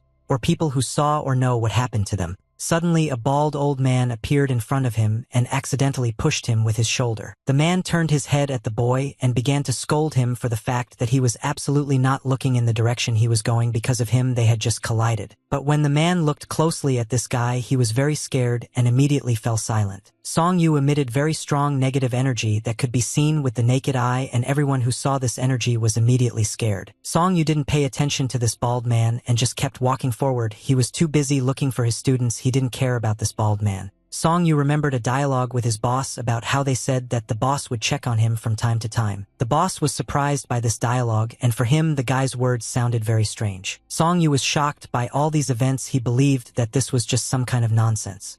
This could not be true. He wanted to find his brothers and find out what happened to them. He came to Yang Chan's house and saw that there were 2 guards at the entrance guarding the central doors. The guards limit the guy that today I will take a few more steps towards them, they will be forced to attack him. The guards told this guy to stop and tell them the purpose of his visit, but he didn't pay attention to them. Song Yu looked at this guard with a reproachful look and made it clear that he did not intend to communicate politely with them, and at that moment the guard recognized this boy. The guards grabbed him with their hands and said that they would not allow him to go further until he stated the purpose of his visit and until he said his name. Song Yu was not in the mood to communicate with them, so he kicked the door with all his might and broke it. The guards said that this guy was their enemy and immediately brought out their weapons to attack him. Song Yu took out his stick and made several quick swinging strikes to fight off these guards. The guards did not have time to follow his fast movements and therefore lost control of themselves with their swords and dropped them. At that moment the swords flew into the air. Song Yu came in on a mission and shouted his brother's name very loudly. He said that he knows that Bakgu is here now. The guards saw that some stranger had entered the building and ordered him to stop immediately. Song Yu shouted very loudly and asked where Yang Chan was, and he ordered this guy to come out to him as quickly as possible. Suddenly an old man in white clothes appeared in front of him and ordered the boy to stop. The old man said that if this guy has anything to do with a member of such a high-ranking family, he should start observing some rules of decency that are accepted in this house. Song Yu said that he came here because he needs to find one person, and that's why he is looking for Yang Chan. The old man thought that he felt the destructive power of this guy and didn't understand which clan this boy was from, but he saw with his own eyes how this guy knocked out a large door with his foot, and he was definitely an unusual person and it would be very difficult to cope with him. The old man asked who exactly is this boy looking for. Song Yu replied that he is looking for his student named Bakgu, and he knows that Yang Chan is connected with the fact that his student disappeared. The old man did not understand how the heir of this house could be connected with the student of this young guy, and he stopped understanding what was happening here. The old man asked the boy, "Is he really looking for the heir and eldest son of this family?" Song Yu replied that he does not know who the eldest son in this house is, but he is definitely looking for this guy and knows that he lives here. The old man understood what was happening here and why there was such an idiotic situation in this house. The old man called his servant and ordered him to immediately report to the head of the house about the situation that happened, because this guy is very dangerous and they must report it because it will be very difficult to solve this situation in words. The old man said that he doesn't understand who this is. This is a boy. Why did he come here? But they won't find someone who will solve his problem. The old man said that he wants to find out the name of this guy who is invading everyone in their house and find out his origin. He said that his heir is probably a great man since he feels so confident. Song Yu was very angry but understood that he needed to calm down and talk to this old man because he was trying to solve this problem diplomatically. Song Yu told this old man his name and said that his mentor is the 18th disciple of the Muyin Ghost clan. The old man understood that this is an ordinary person, and at his age, he simply could not have such strength, and therefore he belongs to a certain clan. But it turns out that the Muyin clan again has an outstanding warrior. The old man married this boy, and he said that he had heard about this clan. It was part of him to get to know this young man, and they are often called the Starlight clan. Song Yu was very surprised when this old man said that he knew about this clan, and he became interested in what connects his mentor with this house. The old man says that this boy knows nothing about him and their house, but he is sure that in the future this guy will become an outstanding leader. Song Yu asked what does his mentor have to do with this place. The old man replied that he had nothing to do with it, he was just here as a guest some time ago, and asked the guy what brought him here. Song Yu said that he has already talked about this but will repeat once again that he is looking for a person and asks these people not to disclose details. The old man saw that the stick in this guy's hands was emitting strong energy, and he was very surprised by this because he understood that the guy was very strong. The gentleman came down the steps and was brought here to meet this boy. The gentleman said that his name is Yang Jun Peter, and he is the head of this house and the head of both high-ranking families. He asked the boy who he was and why he had the impudence to come to someone else's house and behave rudely with the inhabitants of this house. Song Yu said that as soon as his question is resolved, he will immediately apologize for his game in the area, and at the same moment he asked where is Yang Chan now. After that he asked another question and asked where his disciple Bakgu was now. Yang Jun said that he had already heard this question and asked the boy not to repeat it again because nothing would change from this. He said that there was no person named Bakgu in his house. At that moment a service came up to him and whispered some information. Yang Jun found out that the person this guy is looking for is the same bandit who invaded their house with a weapon in his hands. Yang Jun said that if this boy is looking for their enemy then he automatically becomes their enemy. Song Yu asked why they call his student an enemy. He said that this gentleman tried to desecrate his sister in broad daylight and he is the real enemy. Song Yu said that his students were just protecting their sister. Yang Jun pointed his finger at this boy and said that he was telling a lie and he should be punished for his dirty family, and he himself has no idea what his student did. The gentleman said that the guy who invaded his house with a weapon took the hand of his eldest son. If he had not stopped in time, he would already be dead. He said that this vile guy whom he calls a student, I was lucky, and he came here anyway and now demands that they give him the killer and his son. Song Yu said that he does not know all the details that happened here, but he wants to know what is happening with his student Baku. He emitted very strong energy from his body and said that if they don't immediately give him his student, then he will cut off this guy's second hand. Yang Jun ordered his soldiers to immediately attack this guy and force him to kneel down and apologize for his words. Song Yu said that he now understands who his son has become, and if they are such vile people, they should be punished for this. The soldiers pulled out their swords and immediately made a quick dash towards this guy in order to attack him. Song Yu fought them off with his stick and quickly destroyed his enemies without even allowing them to approach him. The next soldier ran towards the guy and wanted to strike him very hard for the fact that he had just neutralized two of his friends. Song Yu dodged this blow and the soldier missed and then fell. Song Yu was very angry and kicked this soldier in the chest with all his strength, using his internal energy to strengthen his blow. The blow was incredibly strong and the soldier flew back very quickly as if a bomb had just exploded near him. Song Yu said that he came here only to pick up his brother, but he won't be able to do it just like that. He shouted that he would have to kill everyone who was stopping him from taking his brother from this house, and they themselves were to blame for resisting him. The old man watched this battle and could not believe that this guy had incredible combat equipment, and he thought that in the clan that his grandfather was talking about, the boy did not study such deadly techniques and this guy was not going to give in to his opponents. The soldier swung his sword and shouted very loudly he wanted to deal a crushing blow. His ball hit a wooden stick and the soldier thought that he could break the stick. But everything didn't happen at all as he thought, and his iron sword began to crack as if it were glass. His sword broke when it touched this wooden stick. Song Yu rotated the stick in his hands and created a whirlwind of blows. In this way, he accumulated a large amount of energy in a very short period of time. Song Yu immediately made a counterattack, and the fragments of the sword that were flying in the air he hit and began to fly towards the opponents like shurikens. The soldiers defended themselves with their swords from iron fragments in order not to get injured. The old man saw that iron fragments were flying in their direction and thought that this was very dangerous.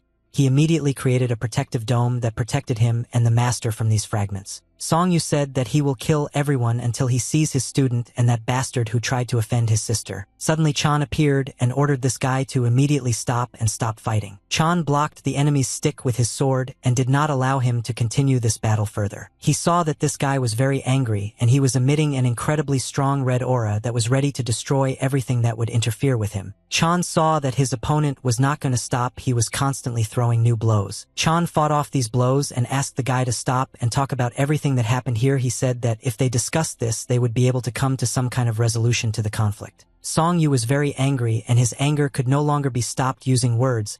He wanted to destroy everyone until they showed him his student and this bastard. Chan didn't understand how he needed to act in this situation. He tried to calm this guy down, but he saw that nothing was working. The old man told the young master to immediately move away and dodge the blows because this guy is crazy. Chan stood motionless in an open position and showed with his body that he did not want to fight and was ready to get hit. Song Yu didn't understand why this guy doesn't raise his hands and defend himself. He's already started his attack. If this guy stands still like he is now, then he'll definitely have to be killed. The old man managed to protect the young master in time and threw Song Yu back. He didn't understand what was happening because he didn't have time to notice that an old man appeared in front of him and was surprised that this grandfather could move so quickly. The old man began to shout very loudly at the young master that he was behaving absolutely stupidly and was not defending himself despite the fact that you could see that this guy was going to kill him. The old man threw the young master back so that he would not interfere with his fight with this guy and took out his fan to use it as a weapon. Chan looked back and saw that they were fighting. He shouted that a lot of blood had already been shed and he needed to stop immediately. He said that nothing can be fixed because it's too late. Song Yu tried to rest a little after this battle and come to his senses. He didn't understand where did this guy come from here and why didn't he want to defend himself. The old man said that the young master came to him with pure motives and did not want to fight and did not understand why the stranger tried to kill him. Yang Jun asked why his junior harmed the stranger and why did he come here to kill everyone. The old man touched his ball and said that this guy's hands are capable of doing evil and a lot of time has passed since he picked up a sword, but he no longer has the strength to just stand and look at it. Song Yu was very surprised when he saw that the old man was trying to get his sword. He understood that it would be a very strong and experienced opponent. Suddenly a strong man appeared in front of him and covered him with his back. He ordered the old man not to touch this boy. Song Yu saw his boss, who suddenly appeared here, and tried to protect him. He shouted that their family had crossed the last line and they were behaving like real monsters and should stop immediately. The gentleman asked this guy, "Who is he? Why did he come here?" This guy replied that he came here to finish everything here and now. Suk returned to Song Yu and said that he only recently learned about what happened to his students during their absence and called the boy's action reckless, because he should have consulted him first. Sok said that the boy acted recklessly because he came here alone and he had to call him with him as an assistant, and probably he thought that if he was the eldest student then he should take revenge for everything himself, but if he died here there would only be more problems and the students would have suffered even more. Song Yu said that his uncle was right in everything and he behaved selfishly and recklessly. Sok replied that now he must not forget that before doing anything he needs to think carefully about everything and study his enemies properly. Juice said that he should never again blindly follow his place, and first of all a man should take care of his family and protect it in every possible way. He said that there can be no excuses for those who cannot protect their loved ones and he must be more decisive. They slowly started to leave and the guy said that he wouldn't do that again and now feels guilty for his action. Yang Jun said that they have no right to leave here after we made so much noise here and started a fight. The uncle said that he would have been better off helping his wounded son instead of reproaching them for their actions. Yang Jun said that no one has the right to communicate with him in such a tone. The gentleman shouted that this boy caused a lot of problems in his house and many of his people were injured or even killed, and he caused serious injuries to his youngest son, and his disciple deprived his eldest son of his hand, and after that he believes that Song Yu is not worthy of life. He shouted that he would not allow them to leave here just like that with impunity. The blacksmith said that it was not this boy who started the fight, but that his soldiers on his orders attacked him and he was simply defending himself. The uncle ordered this gentleman to immediately calm down and admit that he was the first to start the battle. He said that it was him and his people and now he must think what his eldest son did and why all these guys are attacking him.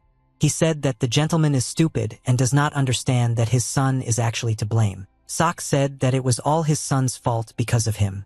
He now needs to treat his people if he wants to stop all this. Why doesn't he figure out this whole matter himself? Yang Jun said that he needs proof and he can't just trust a stranger. Sok said that he still didn't understand anything from what he was just told, and he says all this because you want to stop the shedding of blood and explain that people died for a reason, but because this young gentleman did a lot of terrible things. The old man said that they all need to heal their wounds. After that they will not be able to understand who is right and who is wrong. The blacksmith said that he initially said this, but if it turns out that Yang Chong is to blame for this conflict, then their family will be forced to hand him over to be punished. Yang Jun did not understand how to act in this situation because this conflict had reached a new level and now he himself began to doubt that he was right. The blacksmith asked them not to worry and said that they did not need to take out their mercy balls. The old man thought that this stranger recognized him despite the fact that he did not even introduce himself or say his name. He said that first you want the children to calm down and heal their wounds, but he wants to know the name of the deceased person on their side and said that he has the right to find out this. The blacksmith said that he personally knew the boy who could have been killed in this house and this information should be enough for them. Song Yu said that he had to take his student away from here today. He couldn't wait any longer. The blacksmith replied that they needed to go out and then they wouldn't talk about everything. The gentleman was very angry about this whole situation, but he could not do anything with his anger, and he was in the most advantageous situation. Song Yu worked in the forge and beat tools with his hammer and helped the blacksmith with his work. He hit the hot iron with all his might and achieved the ideal shape of this tool. Song Yu constantly thought about what the blacksmith told him after they returned home. Uncle said that he himself found out about everything too late and the children were not very quiet. He thought that nothing could happen to him, but when he saw that the house was empty he immediately went to look for them, and it seems they ran away in a hurry. Song Yu said that when Bak Gu cut off this guy's hand along with where he was there was a riot. He said that he knows one person who should contact if there are serious problems. The uncle said that there were rumors in the city that the Black Tiger Squad was completely destroyed, and he was surprised that the boy returned alive after this task. He said that he thinks now that the time when everything happened here and when rumors began to spread was actually a dangerous time and he shouldn't have attached importance to all this rumor. The uncle said that Song Yu's students could moderate the battlefield, but the problem is that Mr. Yang has connections that have great influence here, and so until he is sure that he can take revenge it is better not to do anything. Song Yu continued to hit the red-hot instrument with a hammer and straighten the shape of this instrument. He said that he must definitely find his students no matter what the cost. He didn't understand how it happened that they disappeared. He wanted to know where they went and what happened to them. Song Yu closed his eyes and tears began to flow down his cheeks. A tear fell from his eye. A tear landed on the tip of the hammer and scattered many small drops. He said that if he had not been so arrogant, then everything would be fine with his younger students and they would all be alive, but his sister and the fifth student suffered because of him, and he cannot stop blaming himself because of this. Song Yu wiped a tear with his sleeve and tried to calm down. He thought that if he did one thing he would definitely stay for days and find his students, but for this he needed to work hard. The blacksmith looked at this boy and thought that Kwok did not raise him at all as he should, and he is too mature for his age, and if we add to this his strength and his character, there will be problems. If he goes the wrong way, he won't be able to stop either. He went to the next table and took a large hammer to start working. The blacksmith stood next to the guy at the next table and worked in the same way as the boy. Sparks from their blows flew in different directions. In the house where all the students lived, it was surprisingly very dark and empty. But before, there was always a lively atmosphere here. A grave appeared in the yard, which meant that the fourth student would always be remembered here. Song Yu looked at this wooden sign and thought that all this might not have happened if he had come a little earlier. Spirit Chi Sim talked to the senior student and said that he was a little late, and unfortunately he was late and they did not have time to meet for the last time. Song Yu apologized to the fourth student for his actions. Chi Sim said that no one knew that this would happen and it's not the elder brother's fault that he was delayed. Song Yu said that he is very guilty before all his brothers and sisters, and he cannot forgive himself for what happened in his family during his absence. Chi Sim said that he had not seen his elder brother in such a state for a long time and thought that his elder brother never cried. Song Yu put his hands on his head and said that emotions had overwhelmed him, and if he didn't cry he would feel even worse because after tears comes devastation.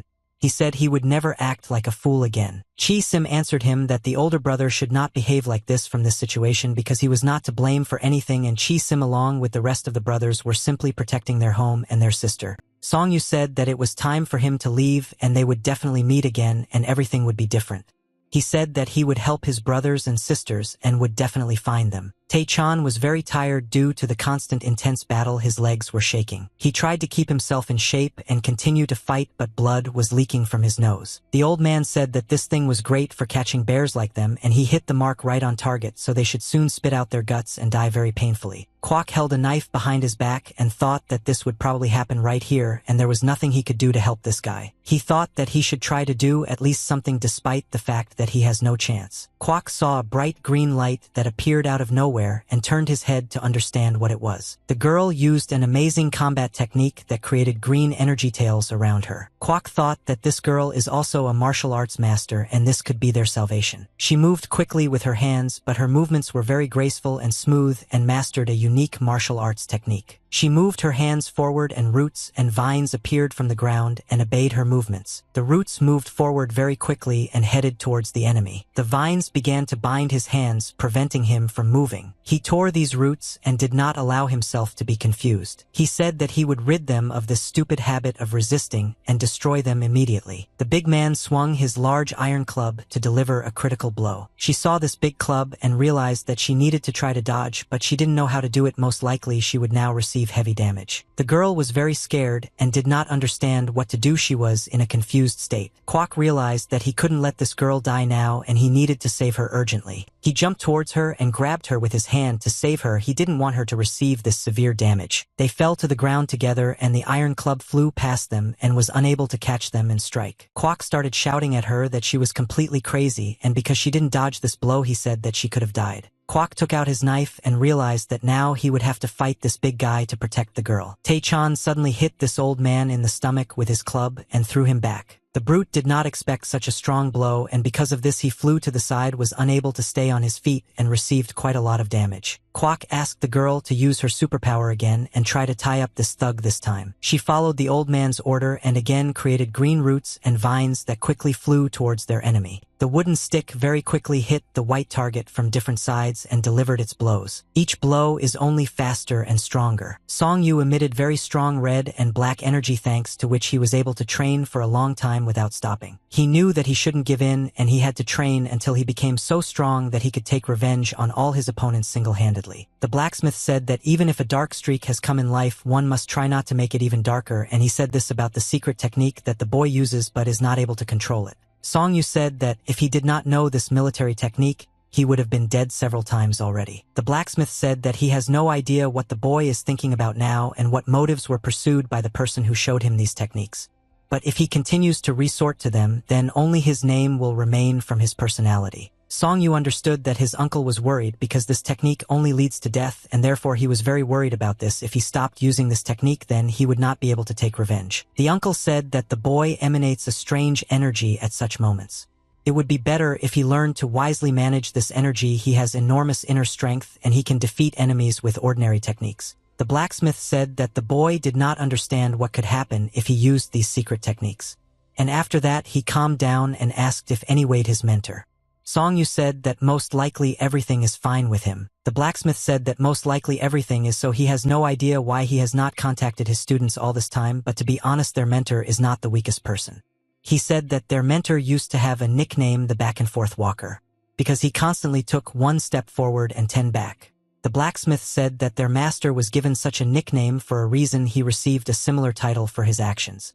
But in fact he is cool and strong, but he would have just staggered around here, and because of this no one respected him. The uncle said that he had rarely had the opportunity to deal with their mentor before, but he said all this to the fact that the boy should not worry, his mentor will definitely come back. Song-yu said that he hopes that everything will be exactly like this and he won't have to worry too much about it. Tae-chan activated his rage and with the help of a very strong blow was able to break the large iron club that this big guy was fighting with. He was in a state of incredible rage and it was difficult to stop him. He emitted very strong energy from his body which turned into lightning and scattered in different directions. Kwok shouted that he knows that Tae-chan can cope with this enemy and will be able to destroy him because he is an incredibly strong warrior. But suddenly he saw that something very strange was happening to his friend. I don't understand what happened. For some reason Tae-chan began to fall to the ground and could no longer stand on his feet. It felt as if he had completely run out of energy. He fell and was unable to get up for some time because he lost consciousness. Night had fallen, the moon was very bright and resembled a large sky lantern. He slowly began to open his eyes and tried to see what was happening around him and what had happened to him. Kwok said that the guy lost consciousness when he was fighting because he splashed out a lot of energy, but everything is fine and there is no need to worry because they are safe. Kwok said that this guy ate an artifact called life and now they own it because it's in his stomach. He said that this cannot be because this is the most unique medicine that exists.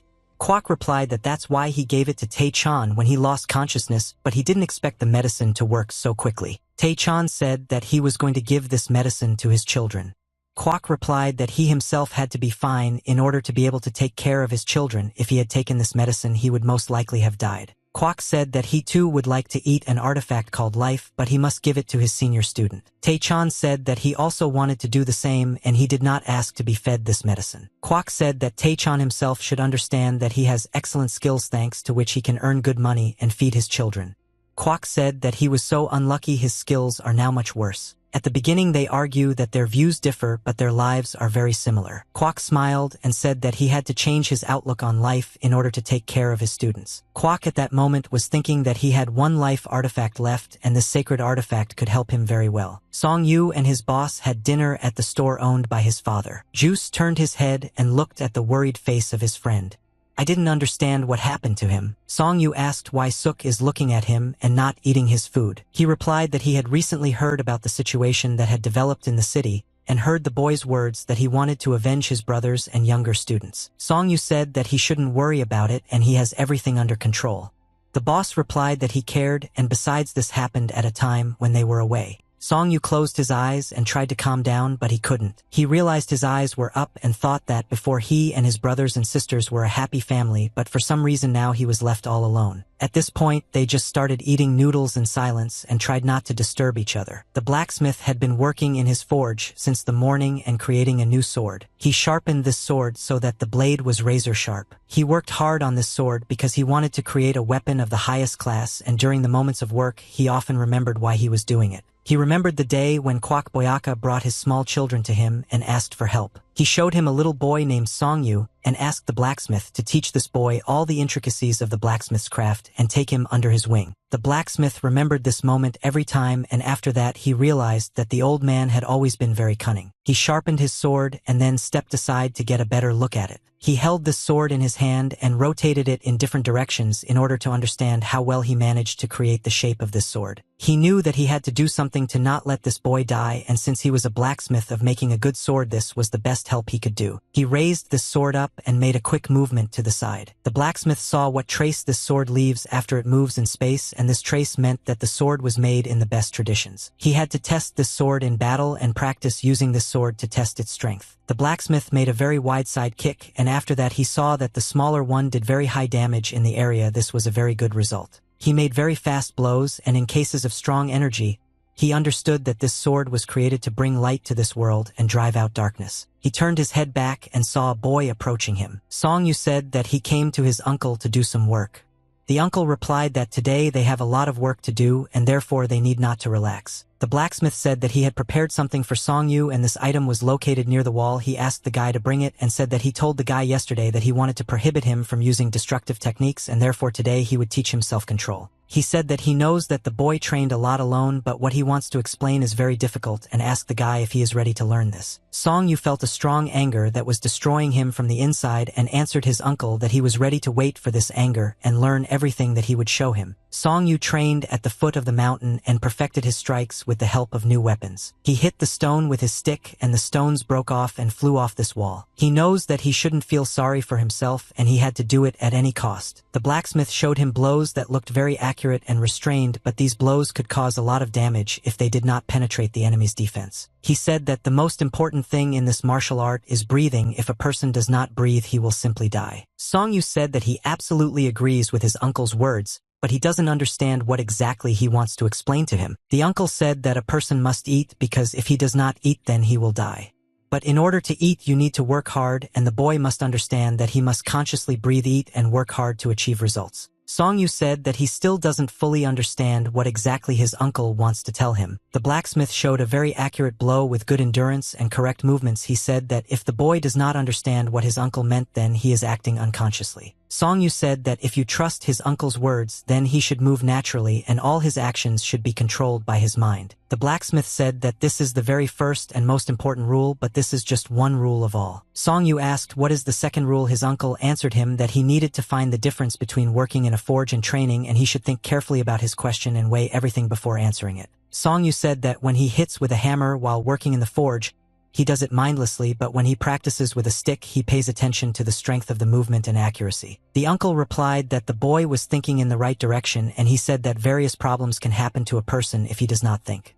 He said that Song Yu must sharpen the ability to act consciously in everything, even in habitual movements. He said that this is exactly where you should start training and curb your mind and emotions. Song Yu thought that first of all honing the skill using familiar movements would be the most correct option, but this is not as easy as it might seem at first glance. You could hear the sounds of a person running in your face. Kwok tried to offend with all his might, not sparing his energy in order to return back as quickly as possible. He stopped for a moment to catch his breath because at his age it was already very difficult to run long distances. Kwok thought that if he had not met his old friend Taechan he would already be dead, but at that moment he remembered the old wisdom that the one who was in charge yesterday will no longer be today, and the one who had the advantage an hour ago is now his doesn't have. He tripped over a stone that was under his foot, and at that moment the thought appeared in your head that smart people always know that the one who was on a horse today can fall off it tomorrow. Boyaka fell to the ground and hit his back. At his age, such falls are always very difficult. He rolled down the mountain somersaults, and I think that the man who lost everything turned out to be right in everything anyway. When he stopped, he cleared his throat for a long time and thought that he was sure that he would be able to escape and not stumble. He put his hand into the inner pocket of his clothes and took out a book. He looked at this book and realized that he now owned an incredibly important artifact. He had never been interested in such books before, but suddenly he wanted to steal it because his skills were far from those of the Murim and he knew his place and never gave in to greed, but this task became a lucky ticket for him. He hid the book back in his inner shirt pocket and began to run. Then he thought that he was still lucky and good luck was on his side. He understood that better than them the best moments of his life came at the same time. This moment right now he was thinking about the fact that he would have to risk his life again. But he was the man who had a goal in life and these were his students, so he still did not give up and continued to run and fight. Only because he had a goal would he be able to return with his head held high and having washed away the self before last, and he had only one chance, a unique way to break through, and he had to use it. In a dark room in which there was absolutely no light except the moonlight that came through the windows, there were two people in this space, but their faces were not visible. The master asked his subject is a third-class man who was considered idle for 30 years, a worthless old man carrying out tasks for first-class mercenaries still alive. The servant sat on his knees and told the master that this worthless old man had created more problems for them that they now had to deal with. The master put his hand forward and pointed his finger at his slave. He began to tap his finger on the surface of the table and said that their problems should be solved and the moon shadow should do it. The servant raised his head up and looked at his master. The gentleman said that the moon shadow made a mistake that he had never made before. The servant said that he was ready to bear the punishment for his mistake. The master said that they would return to this issue and he would come back when he made a decision about what to do as a servant, but for now he allowed his subject to leave. He saw how his servant obediently listened to the order and then disappeared. The gentleman knew that this old man introduced himself with his idleness and his weakness. If he were a beginner, he would not understand his nickname, but the gentleman knew exactly the nickname of Kwak Boyaka. It was a hot summer outside. Autumn came very quickly and the leaves on the trees turned yellow and the weather became cool. Time flew by and the first snow fell and then covered the roofs of the houses. A small snowflake flew into the air, but after a few seconds this snowflake was cut with a sword. Almost nothing was left of it. Song Yu held a black stick in his hand and continued to train even though it was very cold and the weather outside was terrible. He practiced his strikes and tried to improve them every day. Fu watched this boy train and move. During training he saw these fast and powerful blows. Fu said that this guy's skills have improved and he now fights much better than before. Song Yu turned his head towards this old man and looked at him in surprise. He bowed to this old man and said that they had not seen each other for a very long time and he was glad to see Mr. Fu again. The old man said that the guy managed to catch his steps. He was very surprised by this. He said that the boy had actually come a long way, but even that was not enough to fully detect him. Song Yu said that he only felt a slight awkwardness and thanks to this, he noticed the old man. Song Yu said that his skills have not yet reached their perfection. Fu said that he was never mistaken about this boy, and when he first saw him in battle he realized that he did not have the proper skill but he had obvious perseverance and fighting spirit. The idea immediately occurred to him that the boy was born to devote his life to this. Song Yu asked the old man how he knew his location. The old man replied that it was difficult. However, he began to look for information about Song Yu immediately after he refused to accept his offer and returned. He said that he had business nearby and as soon as he came here he immediately thought about Song Yu. The guy said that if Mr. Fu is not busy then he will treat him with a cup of tea. The old man replied that he liked this offer. Fu saw that the guy put a cup of hot tea on his table and asked the boy what kind of people did he want to find. Song Yu replied to Mr. Fu that searching for these people is a very difficult task even for such a person as Fu himself. The old man replied that it was actually not that difficult but the boy would have to pay a certain price for the old man to find these people. Song Yu said that if Fu offers him the life that he offered earlier then he is forced to refuse this offer. Fu Yu said that the boy honed his skills in martial arts but he still remained principled. However, he needs to provide a service in finding people. Song Yu asked, are there any other ways to pay for this service? The old man replied that the guy can't offer him anything else and he says all this from the leadership and his curiosity. Song Yu had to make a decision but the old man could provide him with a very expensive service in finding people and helping him find his brothers and sisters, but in this case he had to give his life to this master and do the dirty work with him. Song Yu heard that the old man was ready to throw away his principles and make concessions for this guy. Fu said that he is ready to help the guy with such a minor request because he wants to do it. Fu said that the guy was very kind to him and treated him to tea but Fu didn't even have time to drink this tea. He said that with a cup of tea he would not be able to pay for this service but nevertheless he would take on this task and help the guy in return for the same request. Song Yu asked what exactly he should fix and what is this request. Fu said that the guy would have to convey one very important message and thereby repay his debt. It was very sunny and good weather outside despite the fact that there was snow everywhere. Bakgu ran forward and felt that it was very difficult for him to move but still continued to run. There was a man with long hair sitting on his back and he had a mask on his face and this guy was clearly dissatisfied with this. He asked Bakgu why they were running forward now and what it all meant because he had completely lost the meaning of what was happening. Bakgu shouted that this all meant that everyone who offended him and his family would definitely be destroyed. The guy put his hand on Bakgu's head and said that of course everyone will be destroyed because he is the grandson of the Supreme Witch Samarin and therefore today he himself will go to the top. Bakgu's legs were pumped up by real professional warriors and he climbed to the top of the mountain through pain. The The windows in the palace were burning, and at that moment snow slowly fell from them and covered the roofs of this palace. In the courtyard of this palace 2 men walked one after another. Ram walked along this yard and thought that the elder brother and the other students should wait just a little, and now they will no longer have to endure a poor life. He said that the gentleman chose Rama despite the fact that this guy had just received an academic degree and came to them. Ram said that he had only recently passed the final exam and entered the fortress for the first time, and he also did not understand why they chose him and hoped that the leader would correct his stupidity. The man turned his head and replied that the guy was really different from all the students who had graduated before. Ram said that he wants to gain practical experience because it is always more valuable than dead knowledge. If the man standing in front of him has something to tell him, he will definitely listen to what was said and will value this knowledge. The man said that this guy is the very person that their academy needs. Ram asked the manager what exactly does he mean when he talks about this. The manager replied that he just wanted to say that the guy was different from all other graduates, and today he finally realized that this guy was like those who tried to assert themselves by talking to him. The leader said that it was very good that the guy was different from that crowd of young scientists and his story was the same as himself. The leader said that from now on Ram must hide his identity. Even if he with his modest pattern evaluates this guy in this way, this means that it will be obvious to other scientists. Ram said that he does not agree with this and thinks that it is wrong to hide your identity.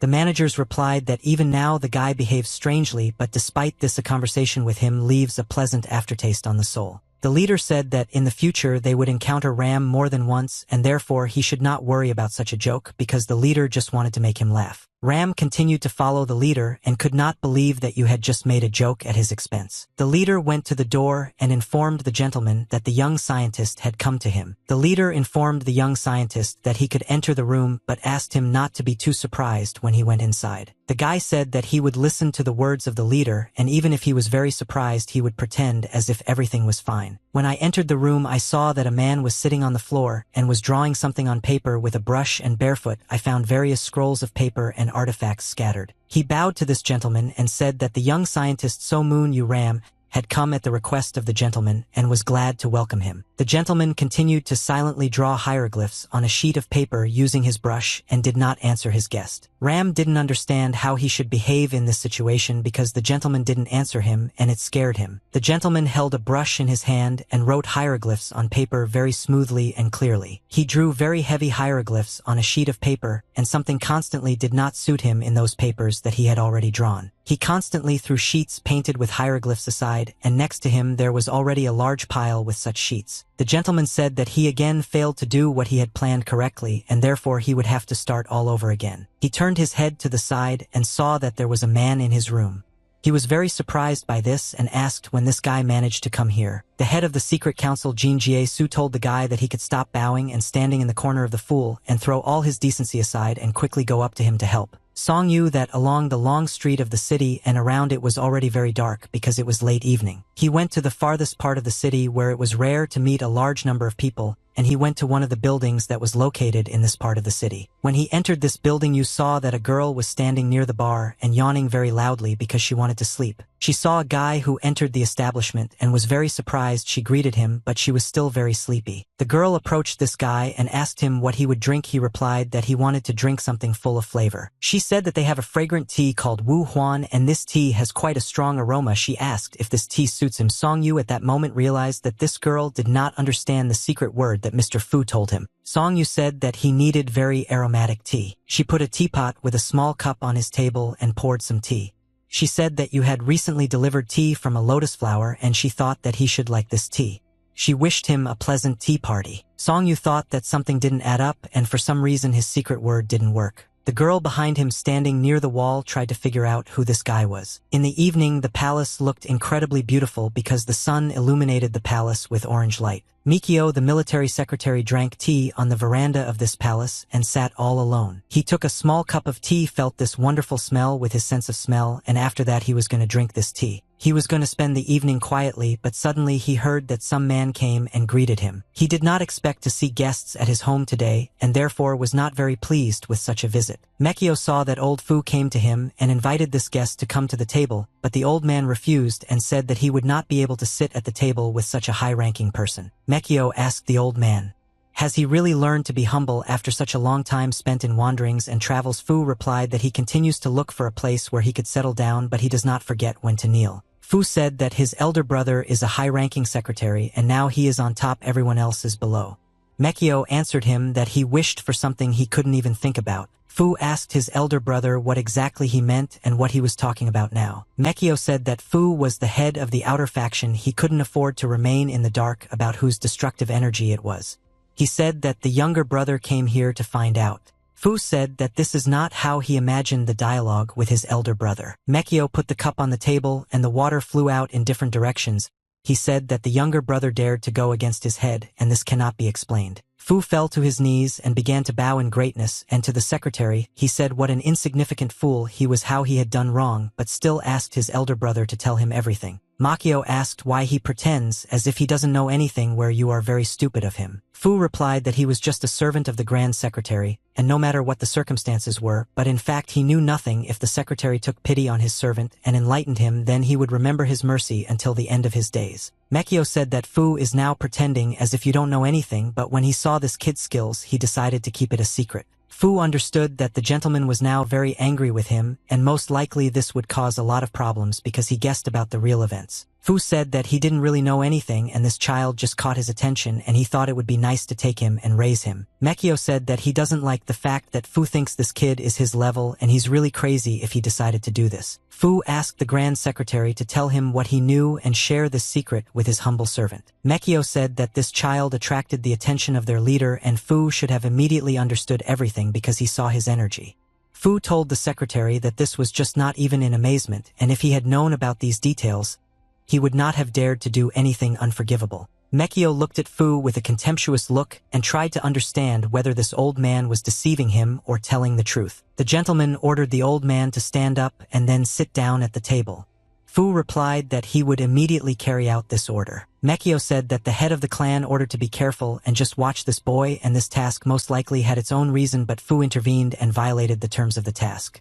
Fu said that he was simply impressed by this boy and decided to help him with one matter. Mekio replied that this could not be done, and even if he now tries to fix something, it will no longer help solve this problem. Fu said that the head asked to look after this boy and he thought that he could push him to action, and this is the reason why they were ordered to watch the boy and to understand whether he can feel this world with his body or in his mind does not yet understand actions taken. Mekio said that this could not be done anyway.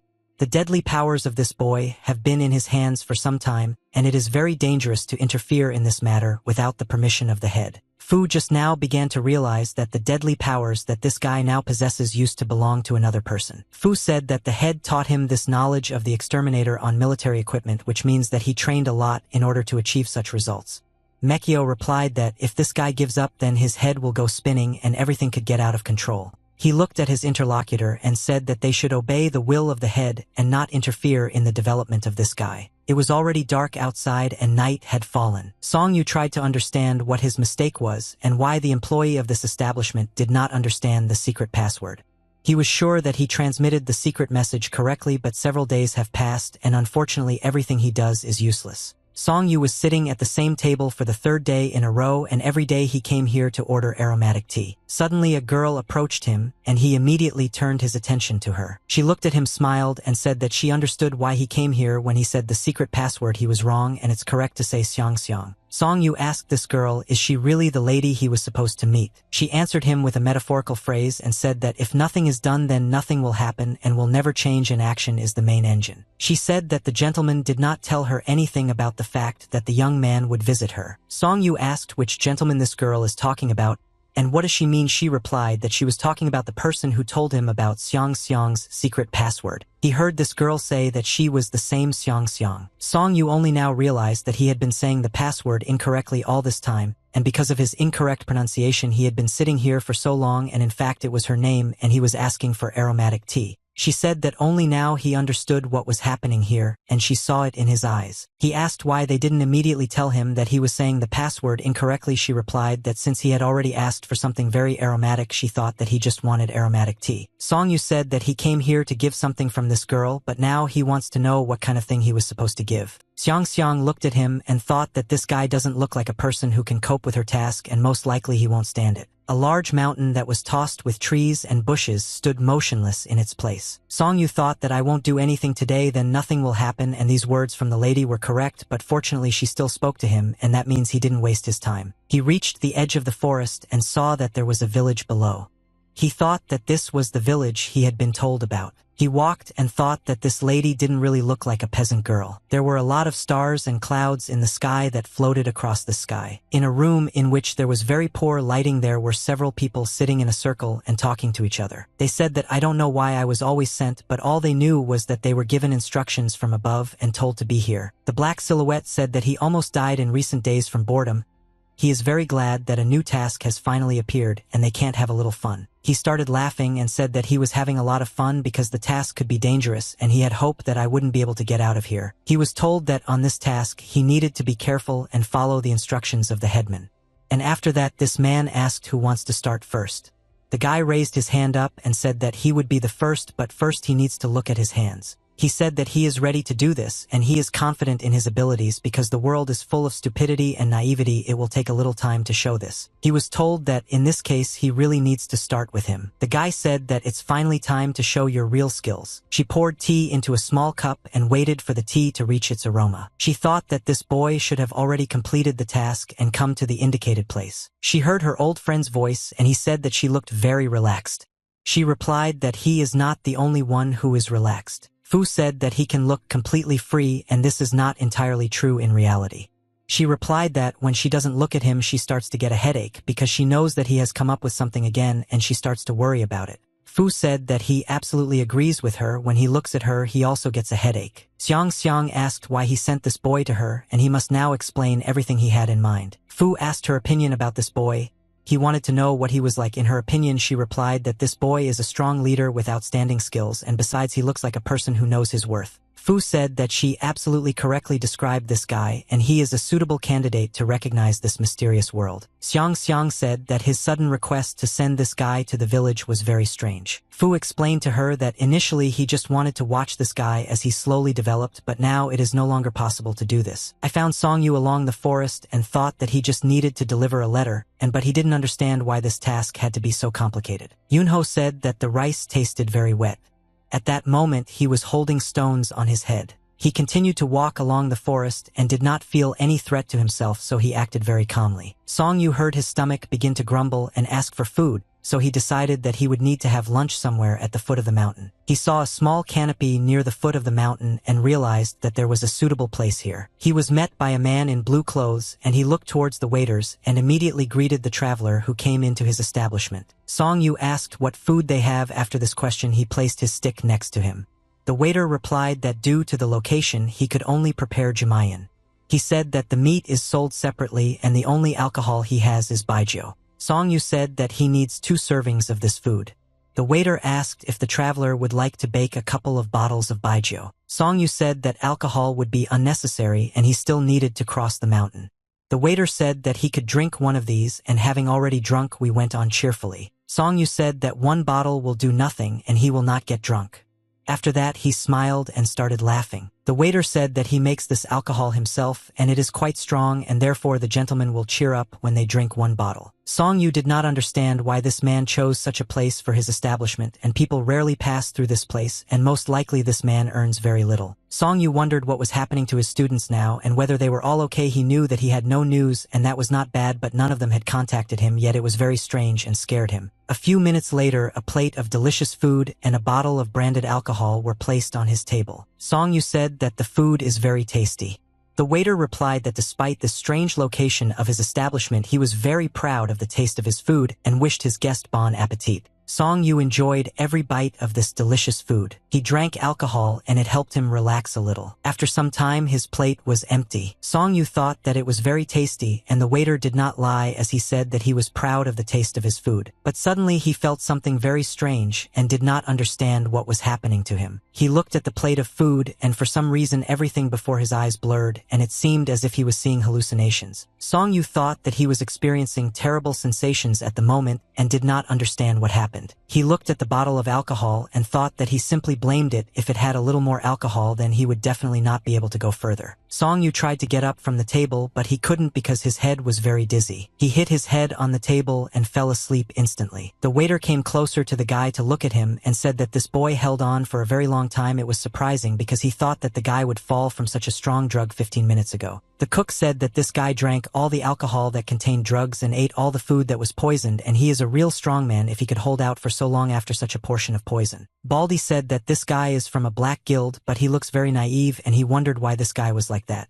The guy said that he had prepared several poison options for this guest, but they were slightly unprepared, but this guy passed out before he gave him other poisons. The waiter told the older brother that he must not forget that their task was precisely to get rid of this boy's nature. The bald man replied that one should not immediately go to extremes and should act carefully. He looked again at the guy who was lying on the table and said that everything needs to be done properly. When night fell, there was a bright moon in the sky. Song Yu lay in a dark basement with his hands and feet tied, and did not understand what was happening to him. He was only now slowly starting to wake up. Song Yu felt a strange pain in his body and did not remember what happened to him. He opened his eyes and saw what was lying on the floor.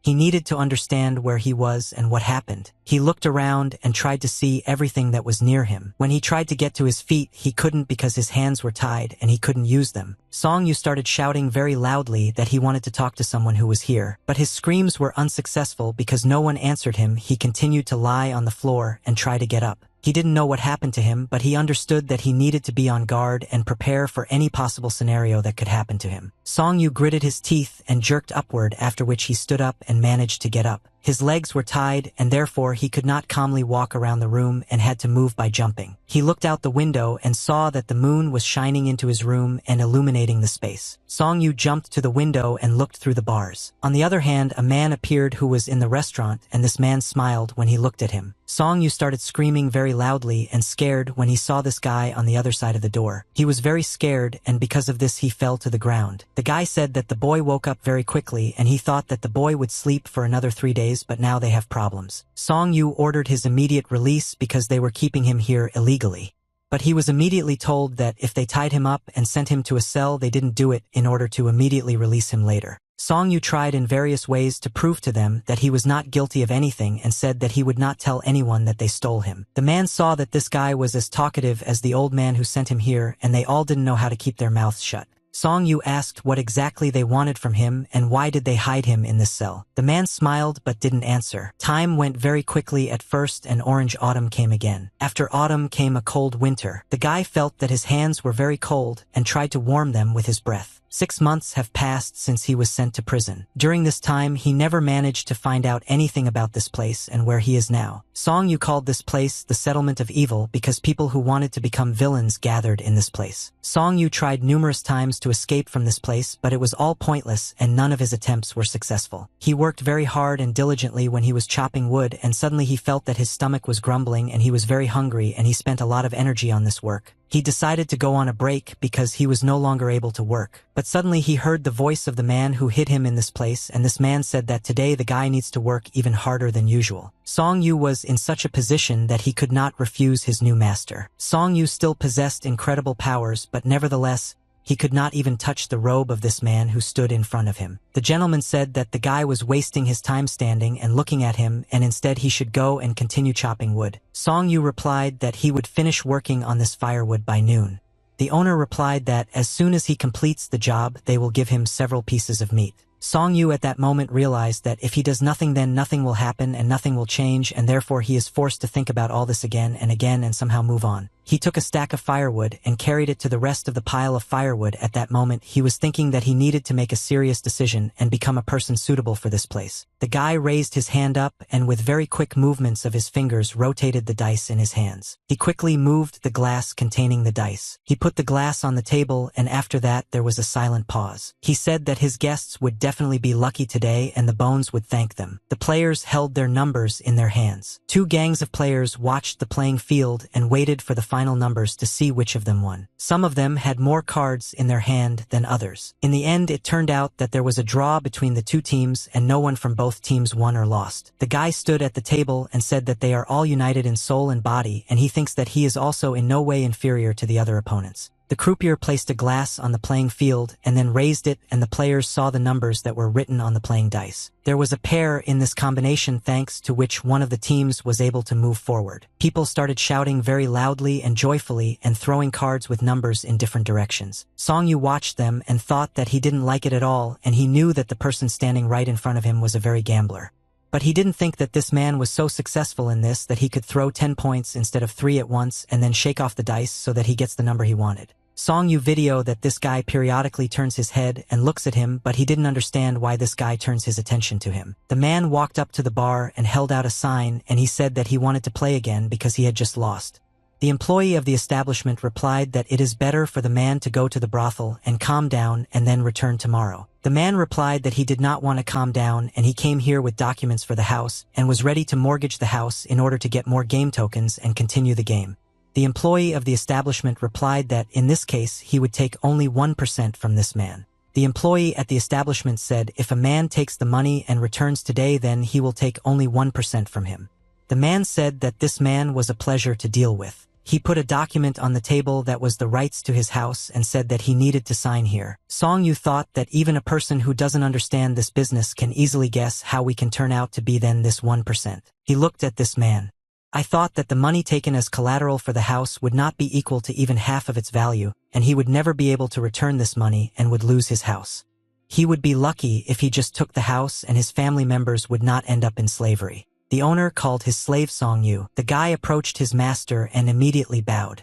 The owner said that he should go to Shanghai for a while. The city was very beautiful thanks to the burning lanterns that hung on all the streets of the city. The owner asked how the boy felt about the fact that he was transferred from the very bottom to the lowest student. Song-yu replied that he just works hard on every task I assign him. The owner thought there that even after several months this guy continues to hide behind the mask, and he thought that this was not enough to see his progress. He understood that the true nature of human character is difficult to simply break, and looking at this guy he involuntarily returns to the past. They stopped near a large building with many floors and looked at this building. Kwanin asked his slave if he would like to go into this building with him at least once. Song-yu thought that people told him that drinking in this establishment at night costs about 100 coins, and he does not have that much money to relax in this establishment. Song-yu was forced to refuse such an offer. Kwanin said that he sees right through this guy if the guy thinks that he can continue to betray his guts and sit quietly. He should try harder because he is still far from true professionalism. The owner walked forward and ordered the guy to follow him. Above the central doors of this establishment, there was a sign on which it was written that new guests were not always welcome. Women's hands touched long women's hair with gentle movements. The lady sat and waited while her hair was tied up in a bun, and she was given a beautiful hairstyle. The mistress asked her maid if she was taking the medicine that they had recently bought for her. The third student replied that thanks to this lady she felt much better and was able to recover. The mistress raised her hand and with this gesture indicated that the maids needed to step back. She said that this time she was able to help her maid, but next time the girl will have to deal with her problems herself. She replied that she would never forget her mother's kindness and that she would like to. The lady said that she would like to continue helping this girl, but this help costs her too much. The mistress said that she was not forcing this maid to do anything, but she reminded that their brothel was an unusual place. She said that she is the only one who lives here for a very long time, and many others here are treated with great respect, and then they even become concubines of high-ranking officials, and rarely does anyone get such an opportunity, so she should think carefully. She replied that she would definitely think about her mother's proposal. After this dialogue, she continued to braid her mistress's hair. This place was quiet and cozy, and many courtesans walked here in search of their clients. Song-yu sat thoughtfully and waited for his master to be free. At that moment, two girls walked past him and drew attention to a lonely guy who was bored. The courtesan told this guy that if he is bored or very sad, they cannot go to the room together, and she will help him dispel his sadness and have fun. Her friend at that moment said that they had better move on and not pay attention to this guy. Song-yu continued to sit sadly and did not answer these girls. He did not even pay attention to them. They began to get angry because this guy was absolutely not paying any attention to them, and one of the girls said that this is the guy who was nicknamed the Stone Buddha. Asura said that she wants to get this guy even more because he always behaves reserved and inaccessible.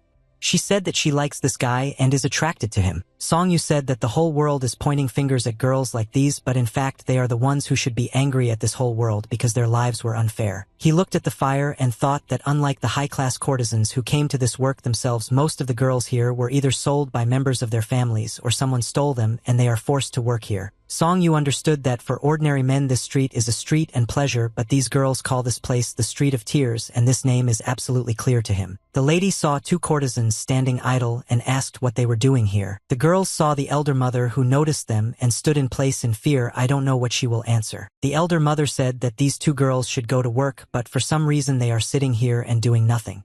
The courtesans replied that they were already going to work. The elder mother asked the guy who was sitting next to her whether these girls took good care of his master. He replied that the second owner was pleased with their work. She said to hope that these girls got out of his master properly. Mother looked at this boy and said that that day he could not stand on his feet at all and looked very weak. Song Yu asked her what exactly did she mean. She replied that the boy is trying to protect himself with a mask from the outside world, but at the same time inside him he is looking for a better way to protect himself in order to destroy it. She said that's exactly what he looks like now and he doesn't need to push himself too hard. Song Yu thought that he should not be fooled by her smile, and it was people like her who could make him lose his vigilance in no time. She watched him, thought that he was behaving like a good boy, but in that case what was he doing here if he is only pretending to be? So then he must realize that anger will continue to accumulate inside him. Song Yu lowered his head and thought that he really didn't understand what purpose this girl was pursuing. He learned that he could not blame other people for his becoming a slave. He decided that there was no point in saying or doing anything until he knew all the information. He understood that the only thing he acquired here was inner awareness. Song Yu bowed to this lady and said that if she no longer has any business with him, then he will continue to patrol this place. Mom wished him good luck. Song Yu thought that now he himself wants to stay here to learn everything about this environment, but this is the only way he can protect himself from getting into such a situation next time. The silhouette of a man was visible in the window. The gentleman was sitting at the table and counting the income for the last days. Song Yu sat near the fire and periodically added new wood so that the fire did not go out. He said that he changed his thinking and he stopped being a slave sitting on a leash and became an assistant who was trying to identify this world. After he changed his thinking, absolutely everything that surrounded him changed, and most likely this was due to his new vision of this world. Song Yu stood up and said that he would go to the second owner for a while. The man waved his hand and made it clear that the boy could leave. Song Yu went outside and saw that a lot of snow had fallen from the sky today. He thought that everything in this world was new to him and he felt this newness. Song Yu knew that even if now he knows nothing about this world, even if he does not belong to it, he still must live the same way as other people live in this new world. He understood that his new thinking and new outlook on life were the best things he had ever experienced. He approached the second owner and saw that training of new fighters was now actively underway. The owner looked at the guy and asked why it took him so long to come to him. Song Yu bowed and told the second owner that he came as soon as he was free, and there was no way he could have gotten here before. Go-Dok loudly shouted to the fighters who were now training, so that they were not lazy to give their best and practice every blow as if it were their last blow. The owner looked at the boy and said that he looks like a very diligent person despite the fact that he does not study. Song Yu looked at this gentleman and thought that this man solves problems that cannot be solved only with words and money. Song Yu said that he knew that the owner was looking for him for some reason. Go-Dok replied that this time they would have to go a very long way and ordered the boy to leave the day after tomorrow and prepare before departure. Song Yu replied that he had orders from others and he asked if he could carry out these orders before leaving. Go-Dok turned away from him and said that so be it, and he allows the guy to carry out his assignments. Song Yu looked at this gentleman. I thought that their technique was incredibly simple and extremely effective, and he had not seen anything like it in Vietnam. He knew that if he just watched their martial arts he could learn a lot. He saw that the 5 most important owners were sitting at the table and having dinner. Song Yu turned his attention to the 3rd most respectable mistress. Her name was Yong Yong, and she was the godmother of the courtesans on the Street of the Poor, and this woman controls all their work on the Street of Sobs, and she also collects information that brings her additional profit. The 4th owner is the most professional gambler in this city, and he had a lot of nicknames. Most often he was called the 9-armed one because no one could follow his movements at the time of gambling. The 5th owner has the kindest face, but in fact he is the craziest because of everyone present, and there are rumors that this man has gone crazy due to eating human meat, and people think that these are not just rumors but in fact everything is true. Song Yu knew that all these people had different skills and abilities, but they all had one thing in common. They all know perfectly well what's going on in people's heads and know how to use it. He lowered his eyes and thought that he definitely needed to learn this skill from these people. The first gentleman said that they would not see each other again for some time and therefore they had better have dinner together today. 9-armed said that this is not a bad idea. If someone wants to survive in the company of the second brother, he must eat well.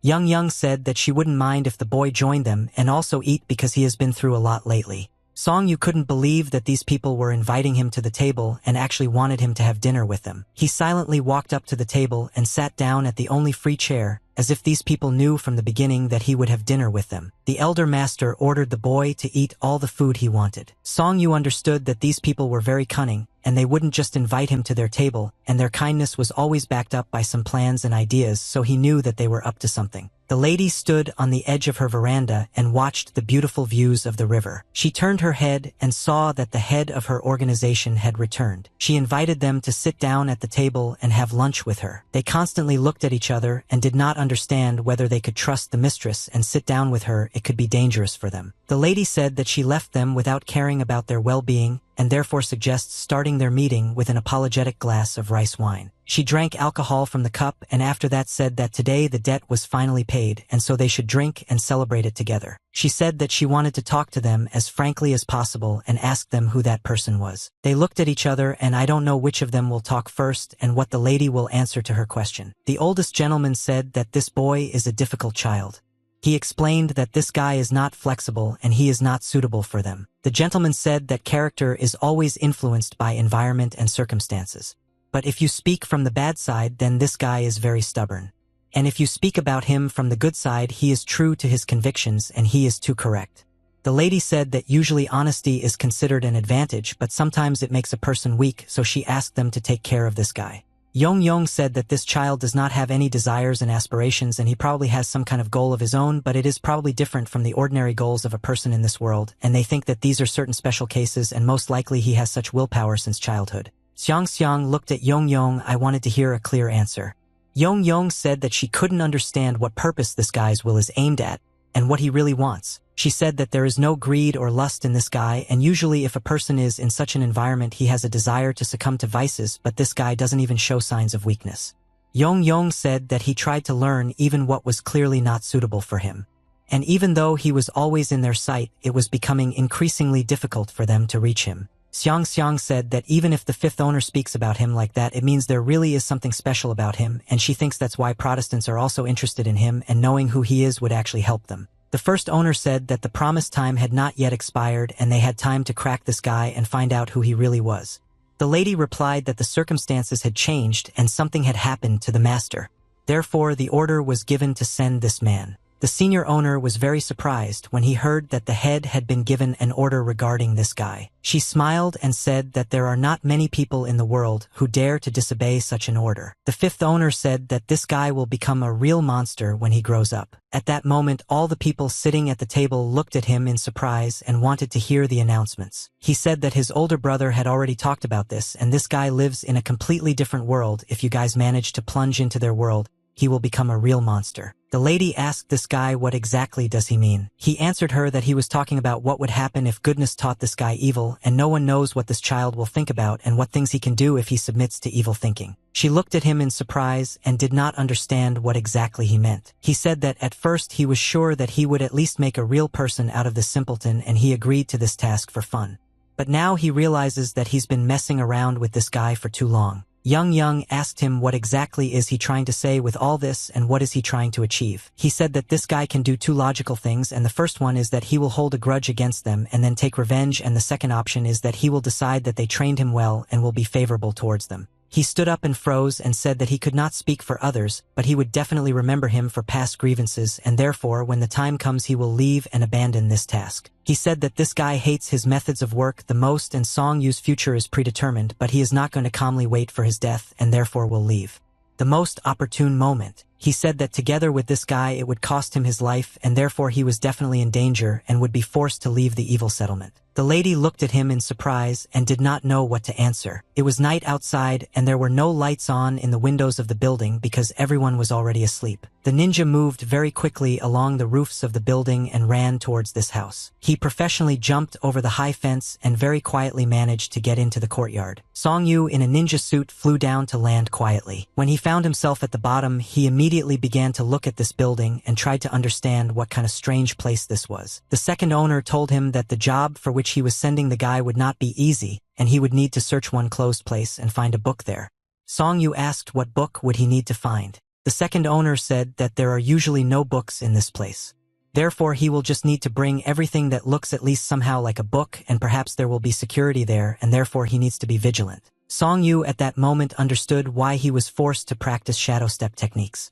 He learned this not of his own free will but because his masters forced him to do it. Song Yu thought about the fact that now what was preventing him from acting of his own free will had disappeared, and he could very well pretend that he had gone on a mission and run away. He thought that he needed to be careful because this could be another test, and the 5 masters were masters of lies, and it wouldn't be difficult for them to give him poison instead of medicine. He ran very quickly to the entrance to this building looking for a suitable place to get inside. Suddenly he felt a very strange sensation and realized that he needed to trust his feelings and decided to stop. He stopped near the wall and overheard a conversation of some man who said that several months had already passed and no one except this scoundrel had come to his house, and they were the only ones suffering here. Song Yu realized that the matter was not simple and he would not deal with it in a jiffy, but first he needed to understand how everything worked here and find out the number of people in security. The man on the second floor said that if his opinion meant something here, he would not have babysat this guy and would have found out everything harshly and would have quickly killed him.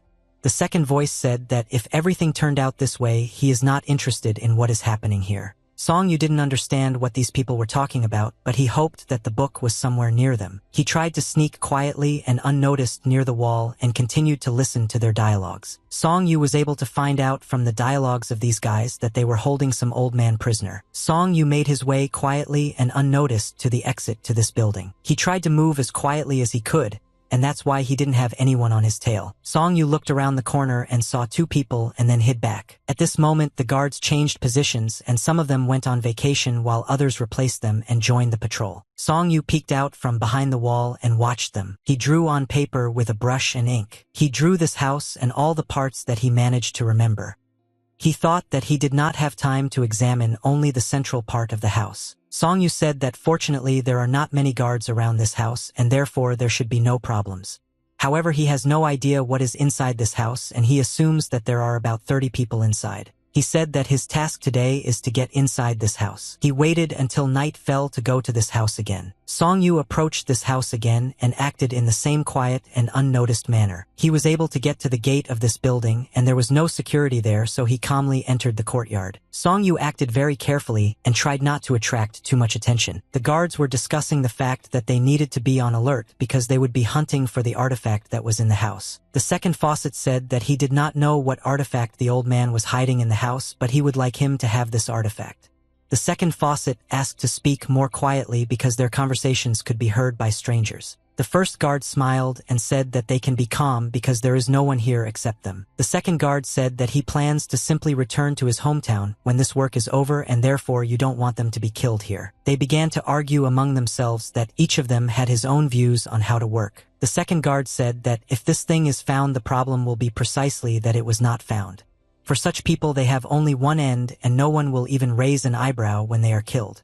Therefore he sincerely hopes that this is an old man and really doesn't know anything. After they had stood in this place for some time, they went back to the central gate. Song Yu listened to their dialogues and thought that inside this house there is some very important person who owns a large organization, and this organization scares ordinary people. Song Yu slowly began to come out of hiding. Suddenly he saw something very strange and immediately reacted to it. He hid back behind the wall. Song Yu saw a black silhouette walking not far from him and carrying him on the shoulders of a man. The house was very dark and the windows were not lit. There were various torture instruments on the table. 2 men stood and looked at the prisoner who was suspended from the wall. The prisoner asked for 1 sip of water because he was very thirsty. They put water in a cup for him. He took several sips from this cup at once. He immediately felt better and felt relief throughout his body. The prisoner said that he now lives here, but for the first time in the form of this man in front of him, and his clothes are different from others. The man said that they were all tired of constantly torturing and interrogating him and asked him to finally confess. The master said that if he tells them everything then they will end it all, but he continues to remain silent despite the fact that he is already very old for such torture. The gentleman said that he really doesn't understand what the problem is because they promised him 1,000 gold for telling him everything he knows. The prisoner said that they still wouldn't be able to understand the most important thing. The prisoner said that the reason he endures all this is simply the desire to survive.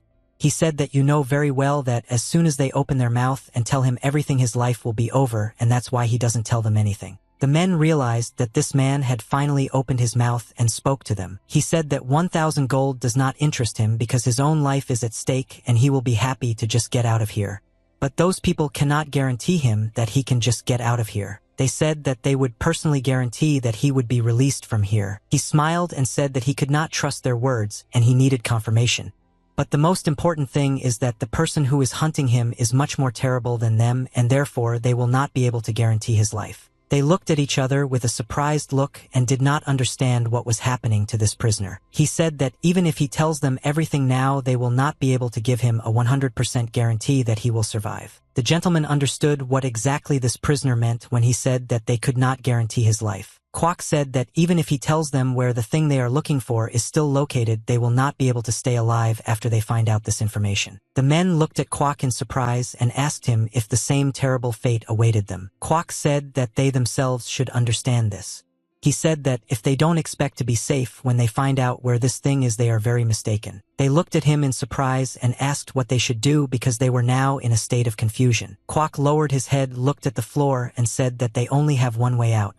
He said that this option is that he must tell everything personally to that man nicknamed Ark. When the guy heard the nickname Ark, he was very surprised and began to talk about how the Ark was now in a different place and wanted to tell where it was. But he was unable to finish his sentence because the old man closed his mouth with his hand. The old man asked the prisoner if this was the only way out of this situation. Kwok said that there was no other option. He replied that these people should bring him something from the Ark and then they will be able to survive. Kwok looked at the old man who was in front of him and said that if they stand still and do nothing, the problem will not be solved by itself, and ordered this old man to contact their head. The old man said that he doesn't want to mess with his head because it will cause him a lot of problems. Kwok answered this guy that if he is afraid to deal with his boss alone, then in this case they can do it together.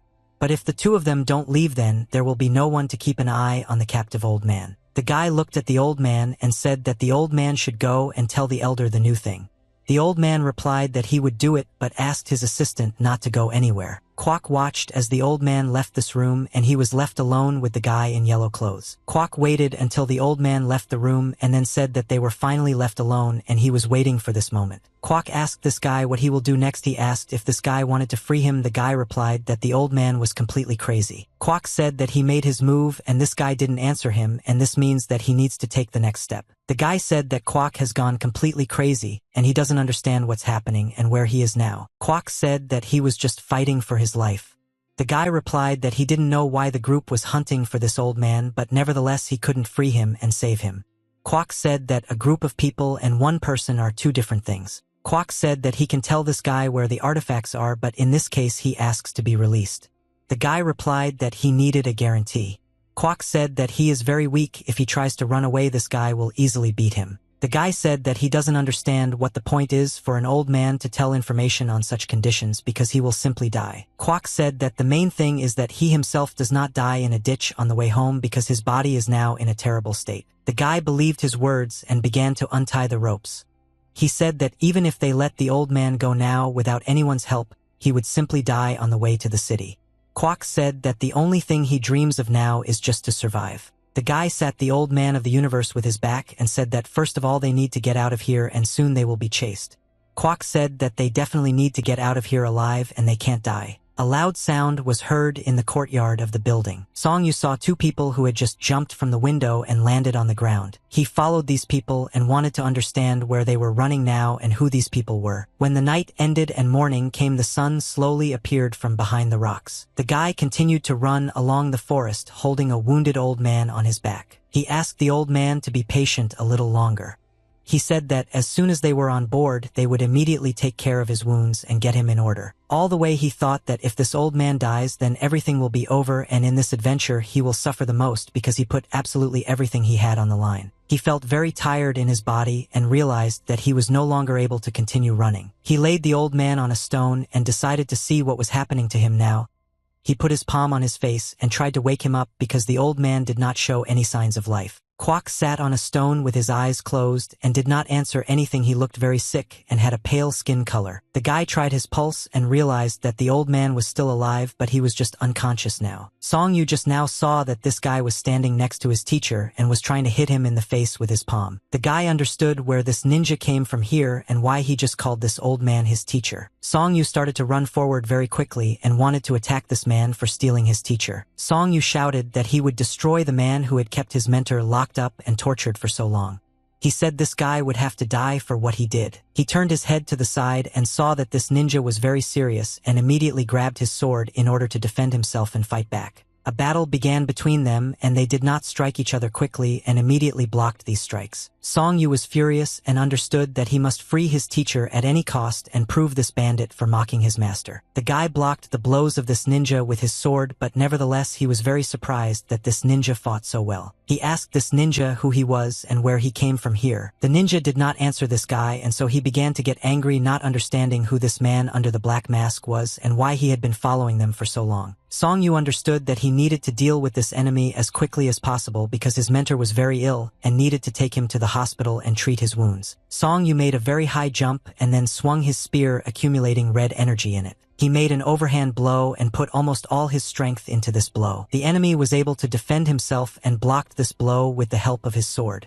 At that moment she realized that the ninja was incredibly strong, and if this continued then she would not be able to survive in this fight. At that moment he was thinking that ninja was an absolutely crazy person and there was nothing special about this guy, but for some reason he had incredible punching powers. Song-yu was unable to crush the enemy with his powerful blow, and the main Yura hit the ground, and after that there was a small explosion and the stones scattered in different directions. The enemy understood what was happening. He could hardly jump back and dodge there. He understood that fighting this ninja was extremely dangerous for life. It was impossible to retreat forever because this way he could spend all his strength on constant blocks and not hit the enemy, so he decided to swing his sword and make a side blow to wound this ninja. Song-yu saw that you were practically near his neck, and if he didn't dodge now then his head would be cut off. A strong impact occurred and a bright blue light was visible after the impact occurred. The sword flew to the side because at the very last moment a small lead ball hit this sword. This iron ball fell to the ground and rolled a short distance. The guy saw that another person intervened in their battle, and I shouted very loudly to this guy so that he would not interfere in their showdown. The second owner stood on high stones and tossed iron balls in his hands, looking at this enemy. Song-yu was very surprised when he saw the second owner here. He couldn't believe his eyes and couldn't believe that the second owner had just saved his life. The guy at that moment thought that this ninja who was now fighting with him was an unusual warrior because he was able to turn off all his aggression and rage in one moment. The second owner approached Song-yu and asked him if he knew this man with the ball. Song-yu said that he does not know this person and this guy is his opponent. The second owner replied that the ninja could get out of here and take the old man with him, and he would personally deal with this guy. Song-yu looked at the second owner and thought that his act was very generous and he would provide incredible help in this situation for Song-yu. This act was so touching that the boy could not hold back the tears in his eyes and began to cry. He immediately began to run towards his mentor in order to save him and take him away from here, but the mentor at that moment was unconscious and did not hear him. Song-yu picked up his mentor and put him on his back, and after that he slowly began to walk away from here. The second owner said that if Song-yu now takes this old man, it means that there will be no more claims against the second owner. Song-yu said that kindness from the second owner is not enough and it is not mercy, so he will return and take revenge on him. The second owner put black gloves on his hands and said that the guy wanted too much and he was surprised that one rescue was not enough for him. The bandit shouted that he would not allow him to just leave here with his old man, and he was infuriated that they were talking about something, but he did not understand what exactly they meant. The second owner said that now a new enemy has appeared from the torture room. The guy said that he would kill them all and he absolutely doesn't care who to fight. The most important thing for him is to take the old man and the artifacts that this old man has. Song-yu continued to run towards the city with his teacher on his back. Not far from this forest, there was a small settlement in which there were several fishermen's houses, and near this settlement there was a river. The man went outside after waking up and decided to stretch his muscles. He looked at the weather and said that today was a great day, but he had some bad feelings feelings and he had to tell people to be careful at work today. He approached the house and began to look at the food that was hanging on his veranda and drying. He entered the house, and at that moment someone very furiously and loudly began to knock on his door with their fist. The man turned his head and said that he was not expecting guests today. Song Yu waited for the man to open the door and then shouted loudly that he needed a doctor, and he sent the doctor to save the man who was on his back. The doctor saw an old man who was now unconscious and ordered the boy to immediately go inside and put the old man on the bed so that he could examine his wounds. The doctor took the needle in his hand and looked for a place on the patient's body to insert this game. Quack, at that moment I was still unconscious, and in his body there were a lot of needles that were inserted into different parts of his body. The doctor tried to act very carefully and insert needles into the patient's body with special trepidation in order to save this person. After the last game was inserted into a point on his face, Quack took a deep breath and then exhaled the air from his lungs, which meant that he was still alive. The doctor exhaled with relief and said that they managed to do it and the patient would live. Doctor, that the patient needs to bring down the fever first.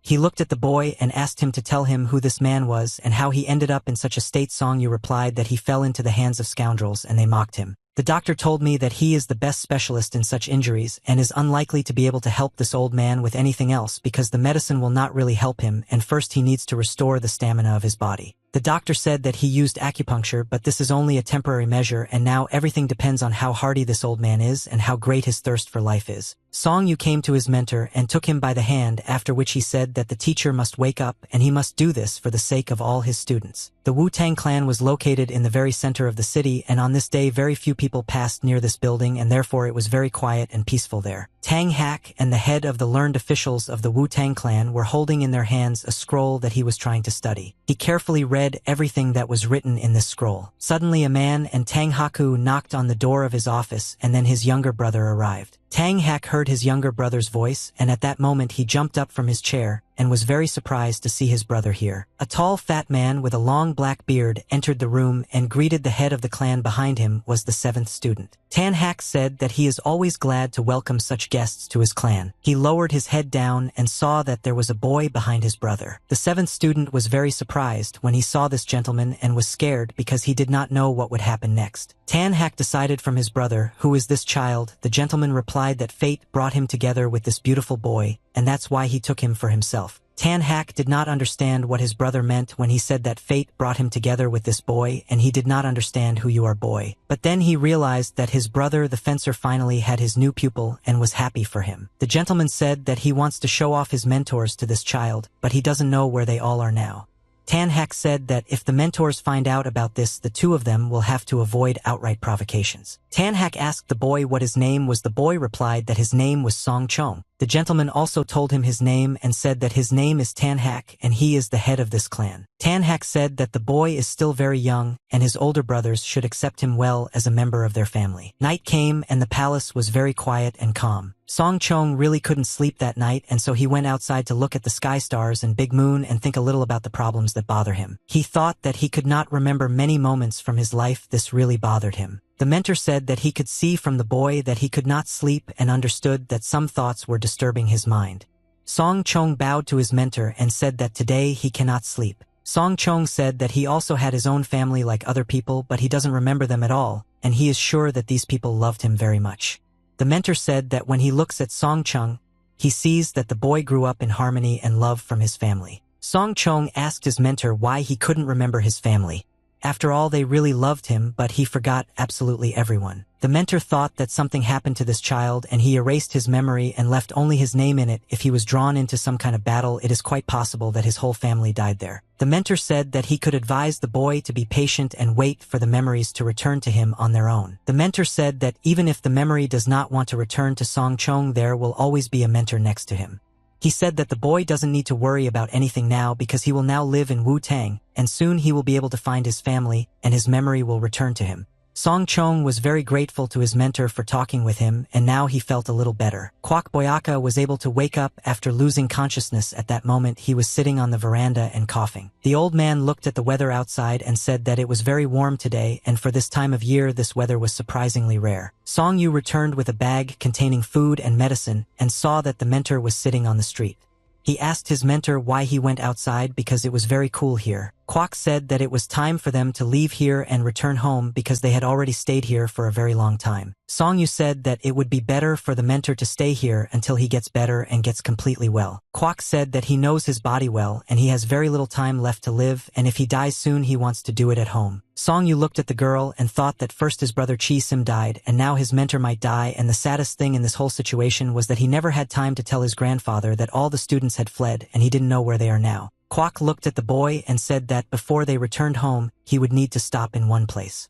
Songyu asked what place exactly is Grandpa talking about. Kwok smiled and replied that he had prepared a surprise for the senior student that he did not expect. Outside the weather was getting worse and there was a very cold wind that was blowing leaves from the trees. Songyu put the old man on a special structure that was on his back and after that thanked the doctor for his care and said that he would never forget his kindness. The doctor said that he did not know when these guys were heading, but he asked Kwok not to wait for the day of his death. Kwok replied that thanks to the doctor he was able to rest, but he feels that his body itself will no longer be able to repay for this service. His senior student will repay the debt to the doctor instead of Kwok. The doctor said that Kwok still has a few months to take care of himself and therefore he should be careful and not take on too much work. Songyu said goodbye to the doctor and thanked him for his hospitality and then went on his way. Songyu climbed the mountain with his teacher and tried not to stop in order to get there as quickly as possible. Kwok asked the older student what was happening to the other children now. Songyu said that he was not strong enough to take care of them, but they all earn a good living by honest work. Kwok said that for the first time in his life, he behaved like a pathetic coward and that is why his action led to such a result. He said that he needed to stay next to them and protect them. Songyu replied that the teacher always did this and he was sure that all the students were looking forward to returning. Songyu had to come up with a story about where all the students disappeared. He needed to talk to a few more people because he couldn't let the teacher know the whole truth. Songyu said that the second student Ram could not pass the exam the first time but would definitely pass it later.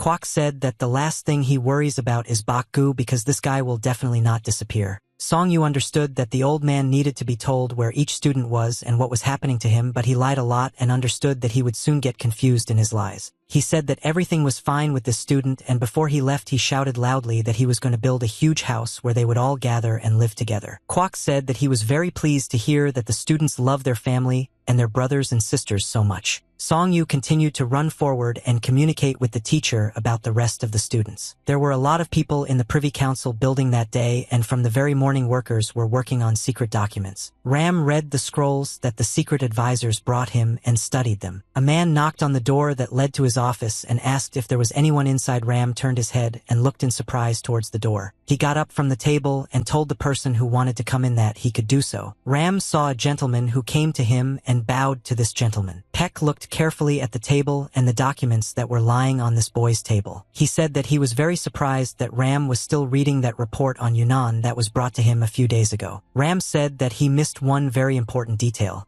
When he read these documents, he had to reread everything again. Mr. Pak asked Ram how many days has he been sitting and reading these documents. Ram replied that he had already spent about 3 days on these documents and he wanted to understand the information that he could not understand. Mr. Pak said that Ram should go and rest because he does not leave his office and is constantly busy with work.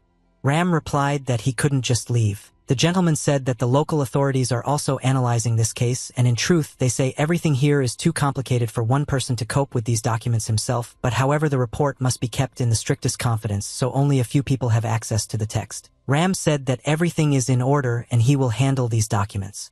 The gentleman replied that this guy is not like other workers and he is very hardworking. The gentleman said that Rama now has a great responsibility and he sees how the guy is worried about his family and knows that the only thing he knew how to do was study and risk his life for recognition in order to later help his family. Mr. Beck took the scroll and said that he also thought that if he gets promoted, the road to the future state is extremely straightforward for him. However, this only added more responsibility to his shoulders. Mr. Beck said that the guy is very hardworking and knows what he wants from this life, so he will succeed in the future. Ram replied that he always admired this gentleman and tried to follow his example. Pak said that in this place there is only one person who should be equal to Ram, and he should respect this person first of all, but Mr. is sure that the boy will regret that the hall has put so much work on itself.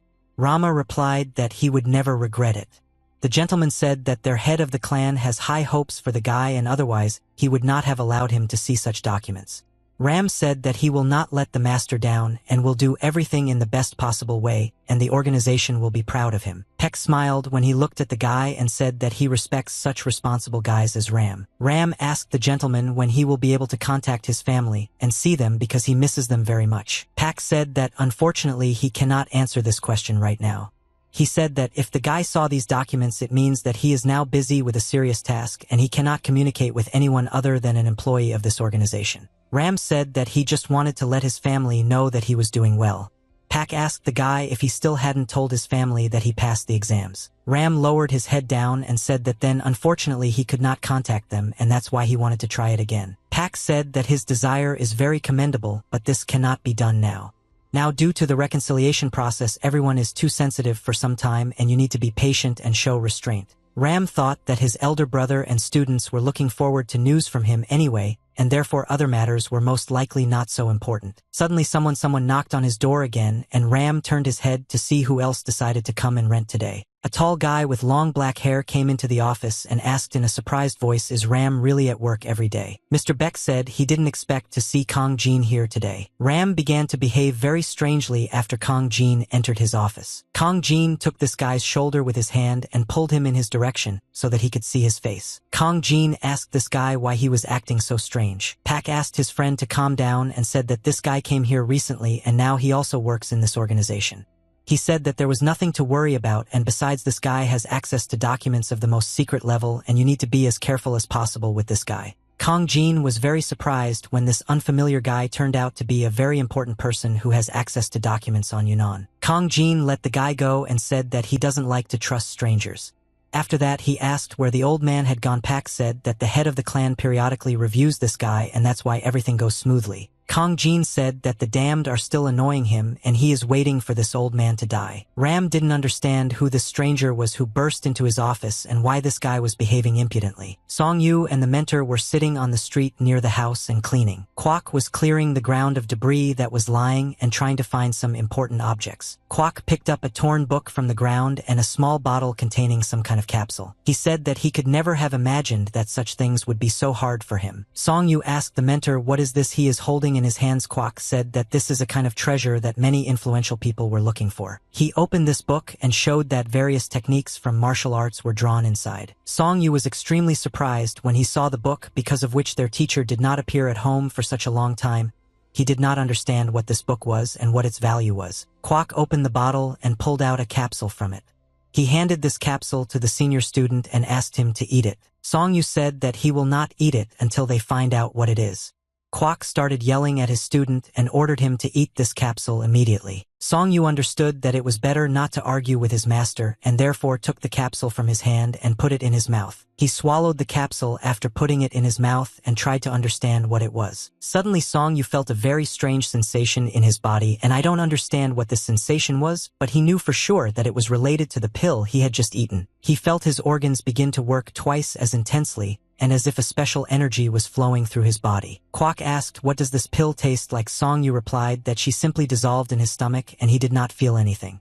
Kwok said that he had been looking for this one for a very long time, especially for the senior student, and was glad that he was able to give this tablet to Song Yu. The old man told the boy that they already need to go. Song Yu asked the old man where exactly are they going and why do they need to leave so quickly. Kwok said that he was going to find the second half of this book. He said that holding it like that was too dangerous, and so he tore it in half and hid the second part in another place because he thought that even if one part was found, the second one could save his life. Song Yu asked what is the meaning of this book. He said that he was very surprised that the master had been hunting for this book for so long and that a lot of people were hunting for it and did not understand what its meaning was. Kwok started laughing and said that people make up legends that with the help of this book you can become the best martial artist in the whole world. Oh said that with just one book you can become the best martial artist in the world. He said that he never believed in it, but extraordinary talented and influential people were looking for this book and it made him change his views. Kwok put his hand on his senior student's back and said that he doesn't know whether this book will make his student the best martial artist in the world or not, but it will be enough for Song Yu to improve his knowledge in martial arts. Kwok said that now he understands that the pursuit of this book was not so important and he spent a lot of time on it, but he is glad that in the end he managed to find this book and stay alive. Kwok began to laugh and said that he spent a lot of time completing various tasks and searching for valuable artifacts, but he still managed to restore his good name as Jongmun of the ghostly Muyin clan for the sake of his students. At that moment he realized that he had come a very long way, and now this path was coming to its logical conclusion, and therefore he began to laugh loudly. He didn't laugh for long because he suddenly felt very strong pain and his laughter ended. Song-yu caught the teacher and asked what was happening to him and why he looked so sick. He asked his mentor to stay conscious and not fall asleep. Kwok felt very strong pain and did not understand what was happening to him. Song-yu was very worried about the painful condition of his teacher and constantly jogged him in different directions and asked what happened to him. Kwok ordered the boy to stop shaking him and said that he just needed to eat because he was very hungry. Song-yu said that if the mentor is hungry and they can't just quickly go downstairs and have dinner. The teacher said that he was very hungry and he needed to fill his stomach as quickly as possible. Song-yu said that he understood his teacher's desire and would try to go downstairs as quickly as possible to eat.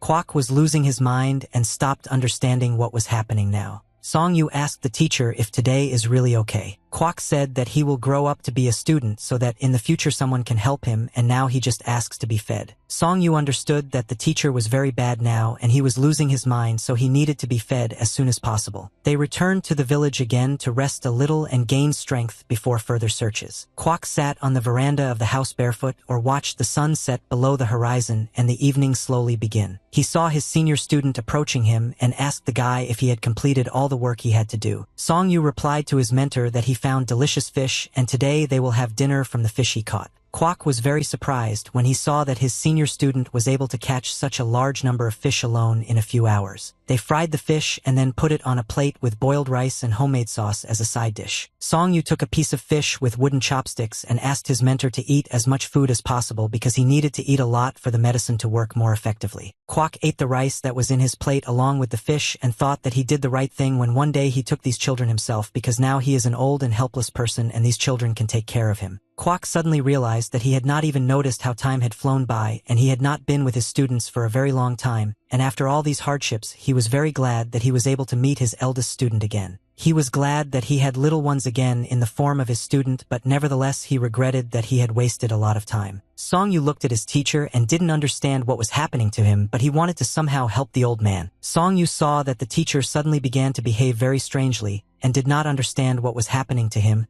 He became scared when he saw the teacher in such a state. Kwok started screaming very loudly that he wanted the guys who were beating him to get away from him and wanted to stop seeing all these nightmares, but he couldn't do anything, they still came to him. Song-yu took his mentor's hands and tried to calm him down because he saw that the teacher was starting to go crazy. Song-yu hugged the teacher and said that there was no one here except him. He told the teacher that he had nothing to worry about. Kwok said guys keep hurting him. Song-yu said that the teacher shouldn't worry about this and it all happened before, but now it's all over, and even if your guy comes again, Song-yu will be able to fight back. Kwok shouted that either eldest student will protect his mentor and will never abandon his teacher. Song-yu said that he will always be there and will never leave someone close to him in trouble. Song-yu thought that the torture room in which his teacher was located greatly traumatized his psyche, and now he must take revenge on those people who did this to his teacher. Song-yu said that he would take the teacher to Old Man Oku because this old man has a good decoction of medicine. Kwok replied that this man is his friend and he will not harm him. They were walking down the street heading to an old man who had medicine, and at that moment another person passed them on the street. The man looked at these guys walking away into the distance and thought that the old man was having seizures again. Kwok was lying on the bed and sleeping because his mind and body got tired very quickly in recent days. He suddenly opened his eyes and woke up. He felt that his face was very cold and sweat was running down all over his body. Kwok very loudly, I started screaming and calling my senior student. He was afraid that he had dreamed it all and his senior student was not around. Song-yu asked the teacher what happened and why was he screaming so loudly. Kwok asked the student to come to him. Song-yu was very surprised and joyful when he saw that the teacher was able to regain consciousness after another attack occurred to him. Kwok asked the senior student how long was he delirious and unconscious. Song-yu replied that there was no nonsense, the historian would be fine all the time, just a little tired. Kwok said that there was not a single drop of saliva left in his mouth and his mouth was dry, which means that he had another attack. After that he said that the boy was deceiving him and asked him to sit next to him on the bed. Kwok said that the boy needs to understand that when his mentor is out of his mind, he absolutely does not understand what is happening, but it will all end soon. Song-yu asked what exactly does the teacher mean when he says that everything will end soon. Kwok took the guy by the hand and said that he would need to find the second part of the book. Song Yu said that he could learn martial arts from this book if it was his teacher's request. Kwok said that his mind is now unstable and it could disappear at any moment, so he must now tell his student. He said that this book is called Chechenrock.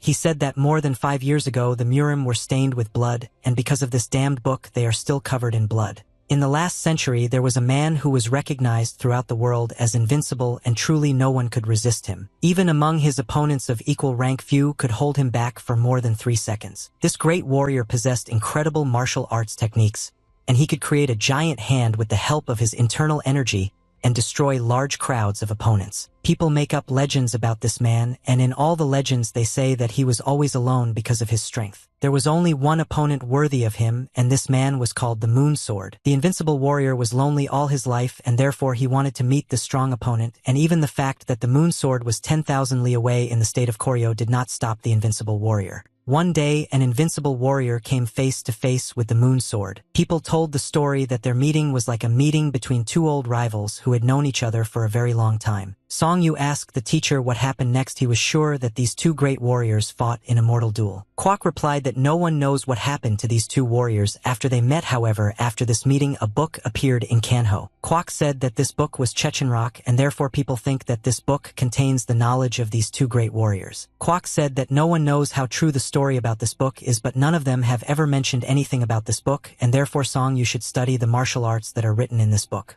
Song Yu said that he will learn everything that is written in this book, and after that he will definitely burn it. Kwok said that the boy should learn the second part of the book, but the teacher is in very bad condition and it is difficult for him to concentrate. Kwok said that they definitely need to find the second part of the book. Song Yu replied that they will definitely do this, but not now because the teacher must recover. Kwok Boyaka said that he needs to find it as quickly as possible because then his mind will be clouded and he will not be able to think adequately. Song Yu couldn't believe that the teacher was actually so obsessed with finding this book. Kwok said that every second counts and they must immediately begin searching.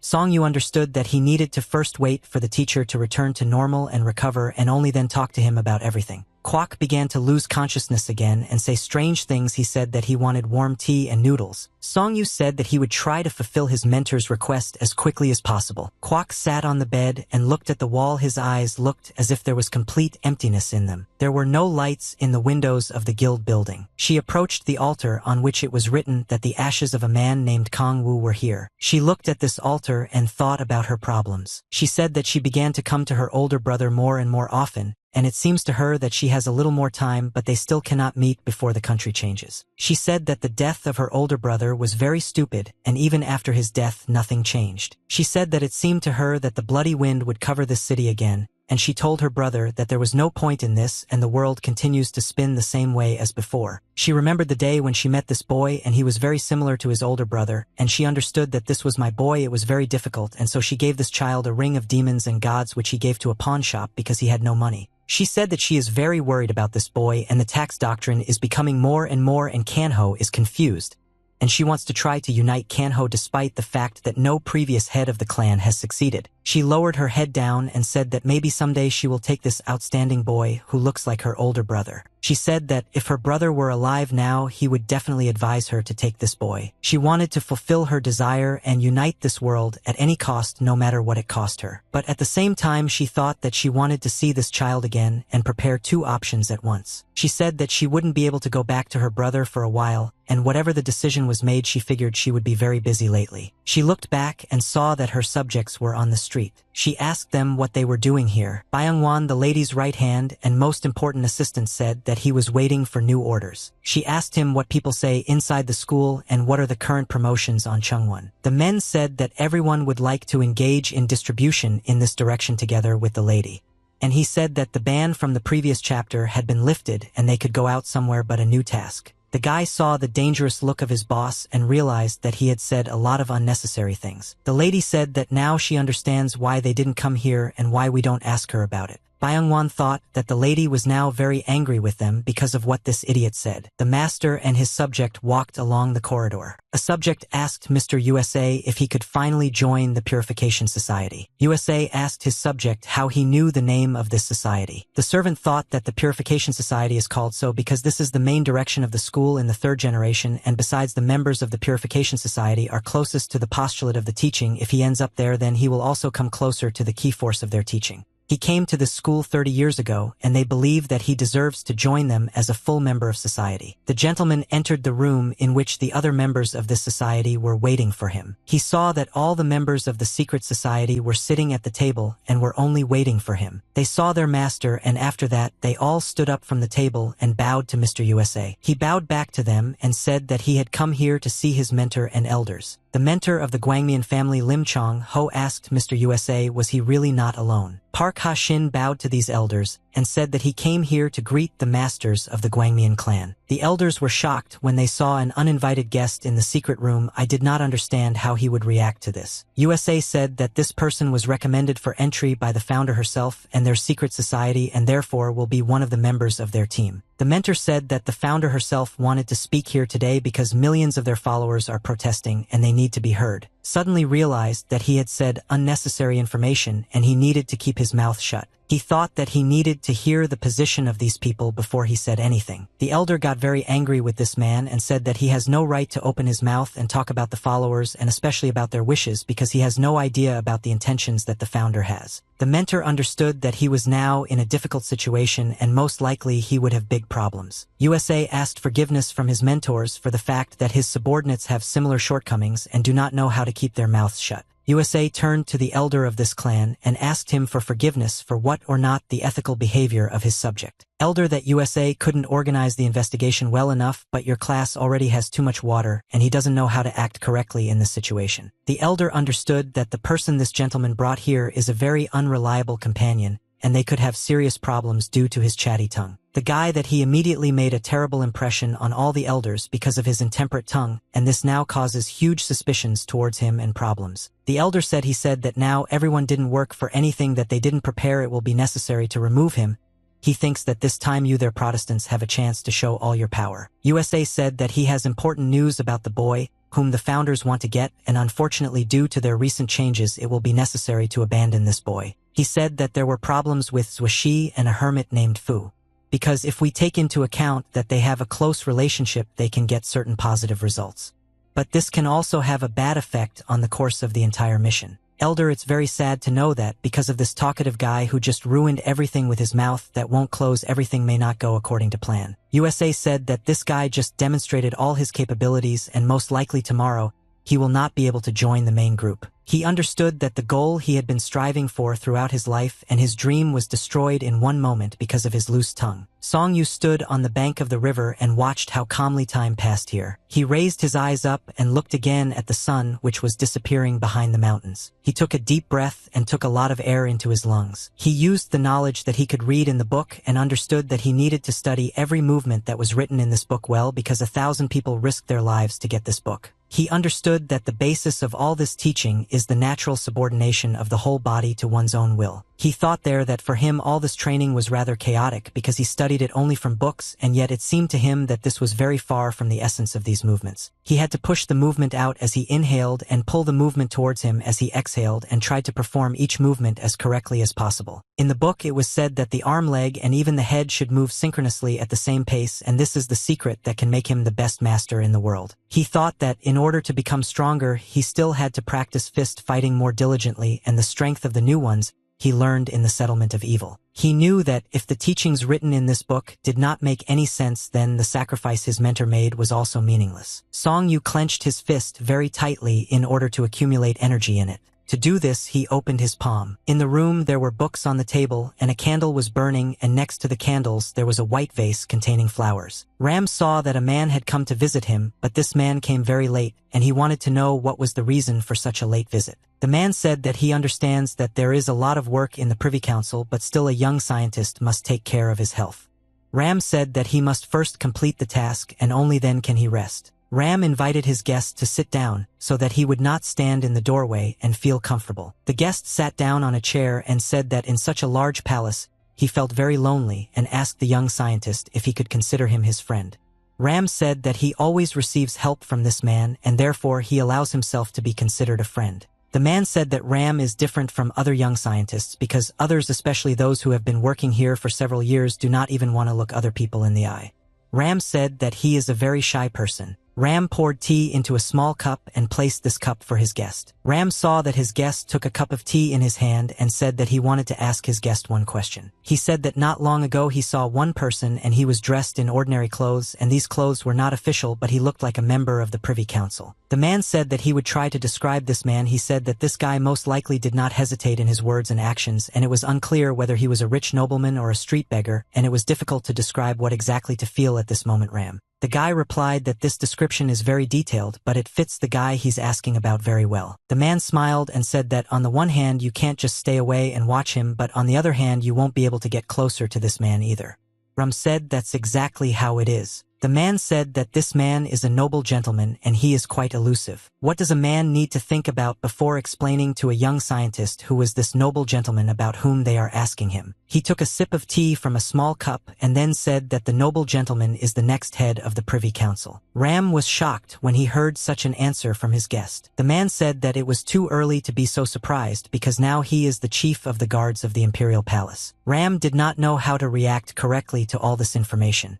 The guest said that in practice the guards are led by the head of band but above him is a noble master. He said that he has many other minor positions. One of them is very interesting and is connected with gold. Besides this man is the supreme head here.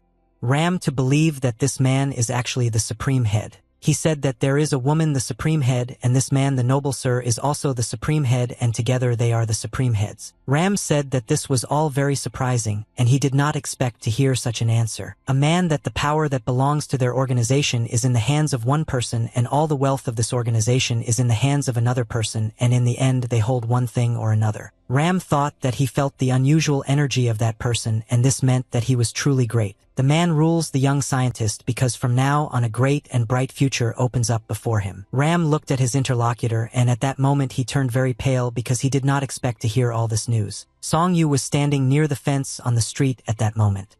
At night he was all alone. He was looking in the distance thinking about something.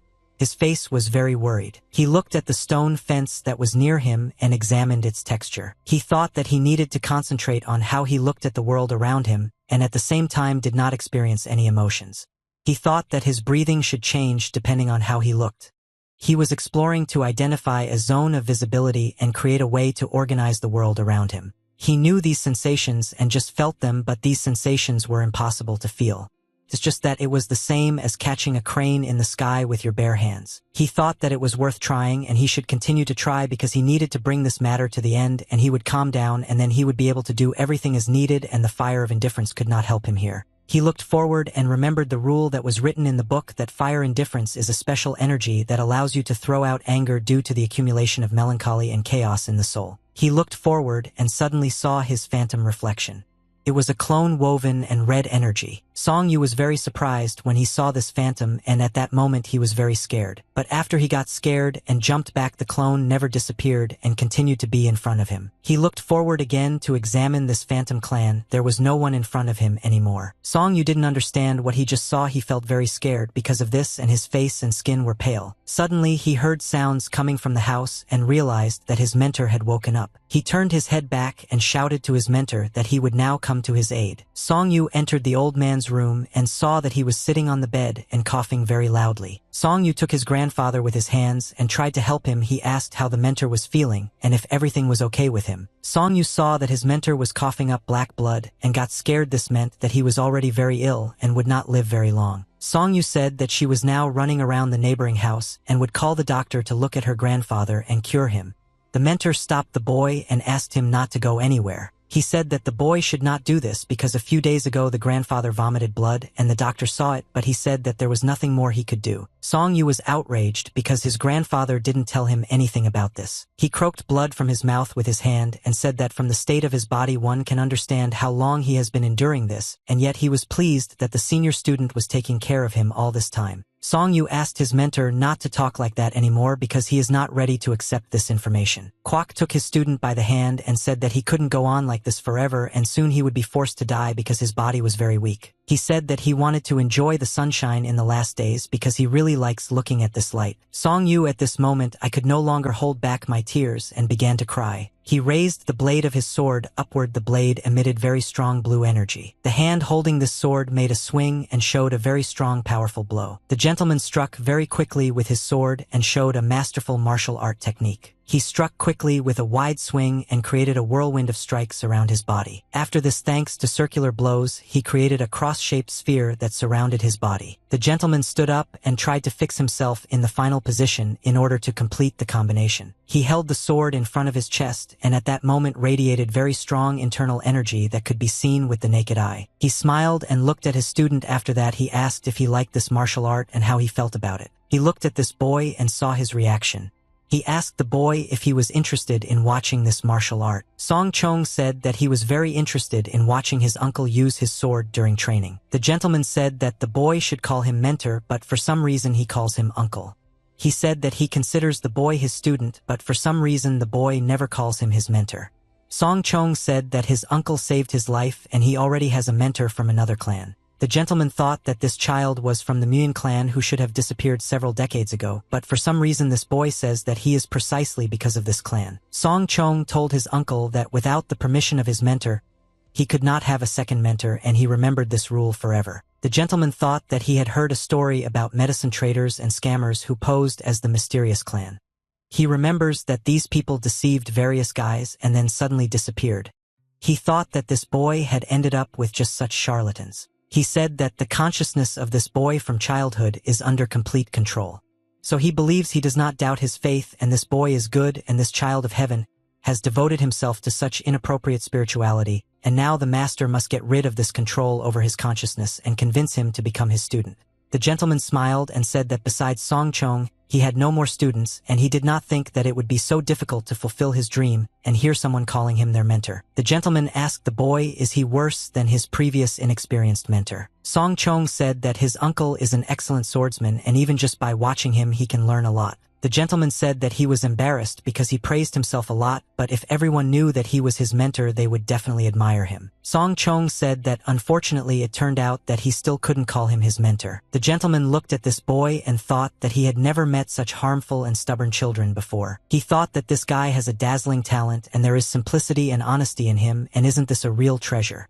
He knew that this boy was different from those fools who were given innate talent but they were too frivolous and therefore always quickly disappeared. The gentleman said that as long as the boy does not call him his mentor, he should never use martial arts against others. Song Jong said that it would not be difficult for him to do this, and his older brother always told him from the very beginning not to quarrel with others. The gentleman noticed that every time this boy remembers his family and his older brothers he always becomes incredibly happy and bright, and it seems that the children who were deceived by these scammers lived together and always supported each other. Master, that he gave an order to his subjects to find his brothers and sisters, but for now the boy must study hard, and he does not know who his past mentor was.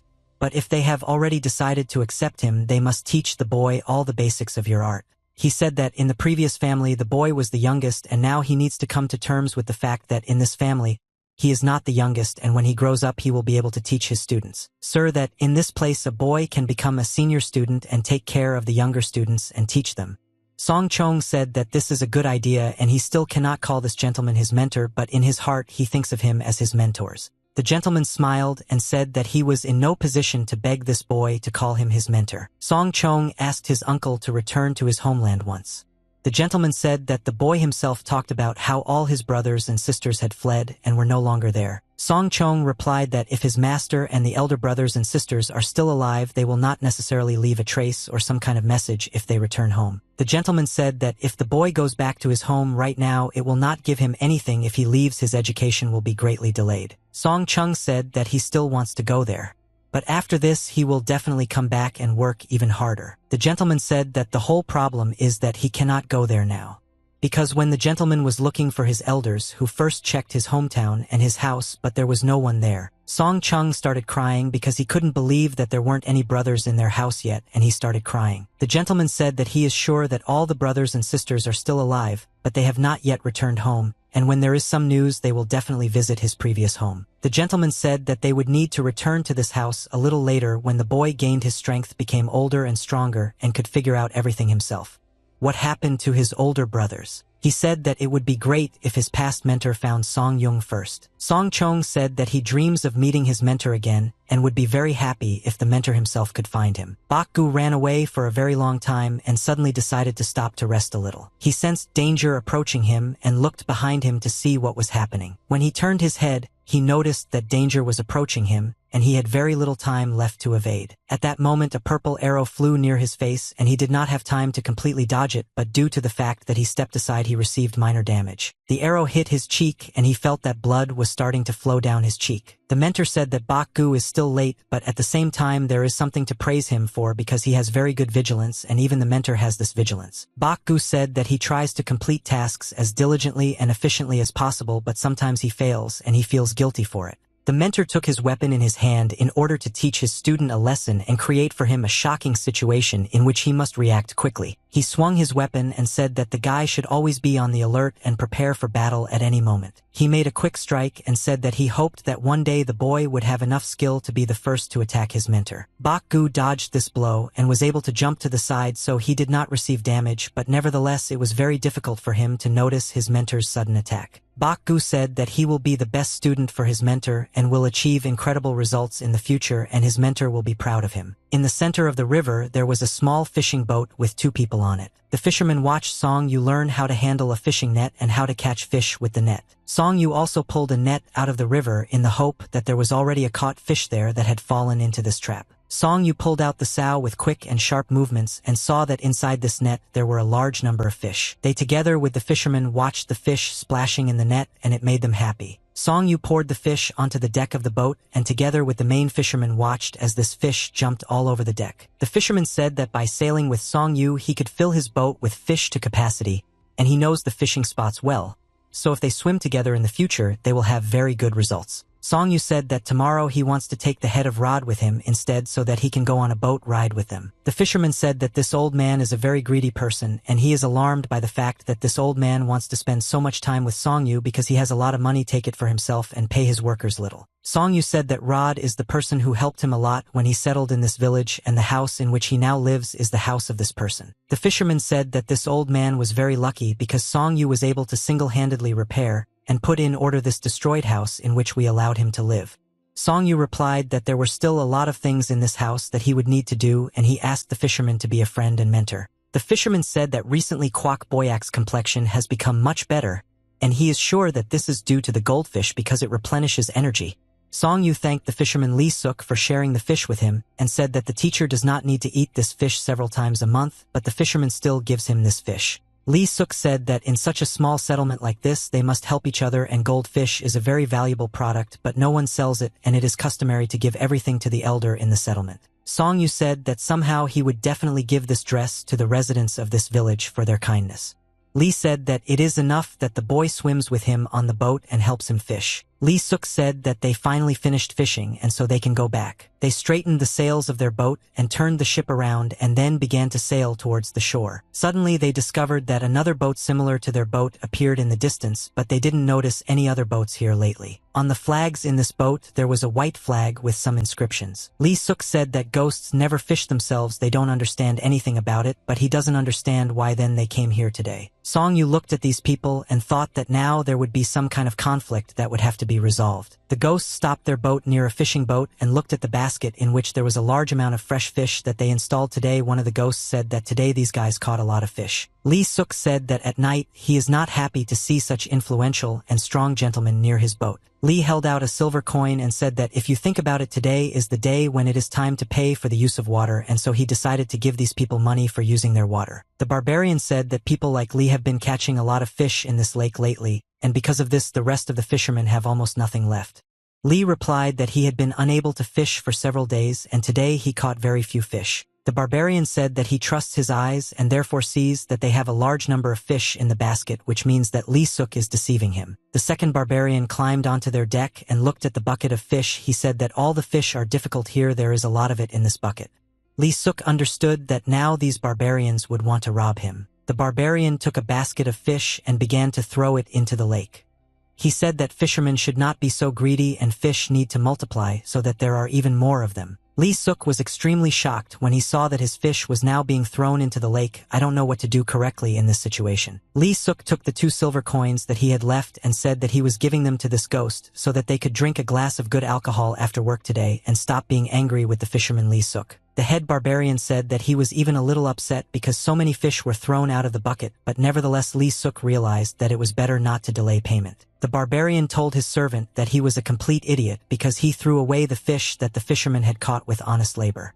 The servant said that he would not do this again. He began to walk towards his ship in order to get away from here, but suddenly he felt some strange energy, as if someone was trying to destroy him with his gaze. He looked at the boy who stood opposite him, and he became scared because this boy's gaze was very cruel. Song Yu emitted very strong red energy and felt incredible anger and rage at these barbarians, but tried to restrain himself so as not to attack them. The servant hit the guy on the cheek with his palm and said that he forbids this guy to look at him with that look. Song Yu was furious and ready to explode at any moment.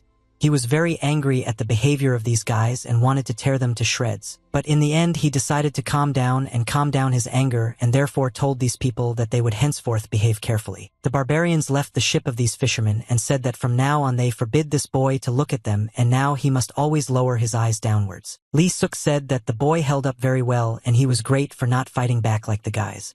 Lee said that sometimes he also wants to beat these guys, but this will only cause more problems. Song Yu said that such scoundrels should be better avoided. Lee Suk said that there are a lot of scoundrels in this world and different rabble and garbage are everywhere. He looked at the boy and felt his strong energy. He saw that the strength of this guy was incredibly great and thanks to his strong character, he did not just kill these 2 barbarians. Song Yu said that there are a lot of bad people and it's better to ignore them than to enter into conflict with them every time because there are too many of them, you won't be able to defeat them all. When evening came it was very pleasant and the weather was warm. Clouds floated across the sky and a light wind created a pleasant coolness. Kwok watched as his older student at work practiced using his stick. Song Yu was training and thinking that if he learned anything in the village of evil, it's that such strong guys never joke in business, and having encountered him once you need to immediately show that this is their end, and if you cannot resist then you have to ignore them completely. Kwok said that he just watched Song Yu's training and saw a very good job because for others it may seem insignificant, but the mentor taught the senior student one thing. This thing is called living by protecting your body. Song Yu said that thanks to the teacher he learned this rule and tries to adhere to it. Kwok said that when a guy twirls his stick, he looks a little better than his mentor, and when he was young he saw a warlord who also twirled his fighting stick. Song Yu began to laugh and said that the mentor is much better at this skill than the military leader he just told you about. Kwok said that his mentor wants to emerge victorious quite often, but still it's not worth comparing him with your boss because it's not true. Kwok said that the way this warlord wielded his staff was amazing, and when he waved it the heavens opened up, and when he lowered his staff down the earth shook as if an earthquake was starting. Song Yu looked at his mentor and realized that everything he achieved was all thanks to him. He took his staff and made a very wide swing. Kwok tried to understand what exactly this guy wants to do now, raising his staff up. Song Yu said that he never in his life believed that some unknown commander or general fought better than his mentor. Kwok Boyaka said that the boy only said that because he had not seen with his own eyes the skill of your great warrior. Song Yu said that the military technique and skill that his mentor possesses is also capable of cutting the skies into 2 halves. He jumped high and swung his staff to strike. Song Yu landed and at that moment dealt a very strong explosive blow to the earth which caused great damage in the area. Kwok Boyaka said that the guy uses too much energy for this blow and he should be careful because if his energy is directed incorrectly he could get hurt. Song Yu said that this staff can also make the earth shake and therefore his mentor's technique is better than any other. Kwok was flattered by his student's devotion. The lady took a makeup sponge and dipped it into the powder. She applied makeup to the face of a young girl with precise movements and watched how this girl became more beautiful. The mistress was combing the hair of the 5th student and said that not a single man could resist the look of this charming young girl.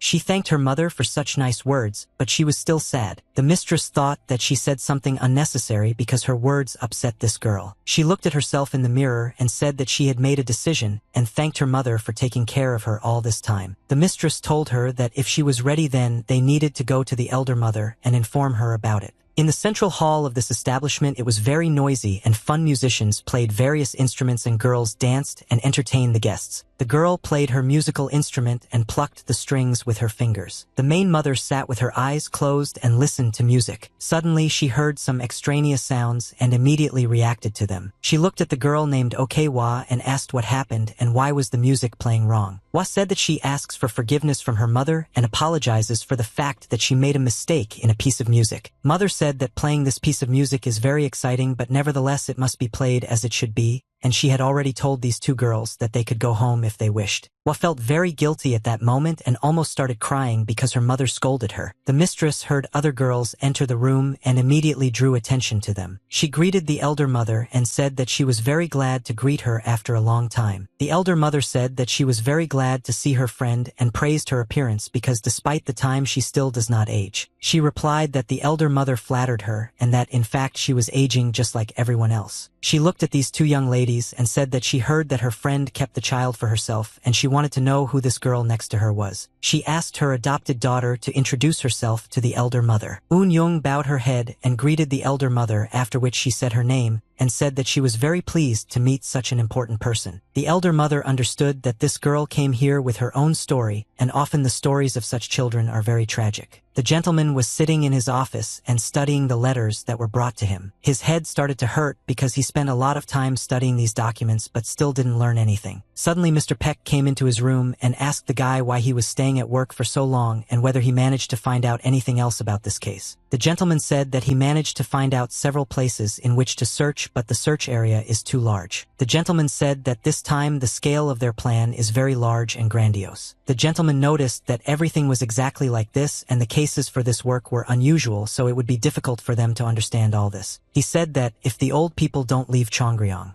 this means they will have a very good chance of making their way in the future. Peck said that a lot of problems were starting again, and for one difficult matter he took his head in hand and said that there would be a lot of deaths again. The gentleman put a document on the table and said that this guy was not at work today and it was very strange because he was constantly hanging around here. The gentleman said that his eyes became interested in this guy because this boy was hanging around Mr. Beck. But Beck, you shouldn't speak badly about this guy because he is a very worthy young scientist, not like the others. The gentleman said that in all 20 years he could not even count 3 people who Mr. Pack could speak like that. He looked down into his eyes and smiled and said that in fact this guy was doing the same archival records as Mr. Pack and probably his hungry family only watched as he was the only one who escaped poverty. The gentleman said that this is the case, but he does his job well and does not miss even minor details and always listens carefully to everything that is said, but the pressure from the outside does not affect him, and besides he knows how to keep his mouth shut. He said that this guy is himself and he knows how to control his ears and mouth, but this does not give him too much of a chance for promotion. He leaned on the back of the chair and said that this man will take care of himself. He hopes that Mr. Peak can make friends with him. He smiled and said that this guy gets a lot of attention and that's why he also couldn't help but pay attention to him. Puck said that he wants to invite this guy to dinner and feed him. The gentleman said that he is very worried when Mr. Pack does something because of his interest.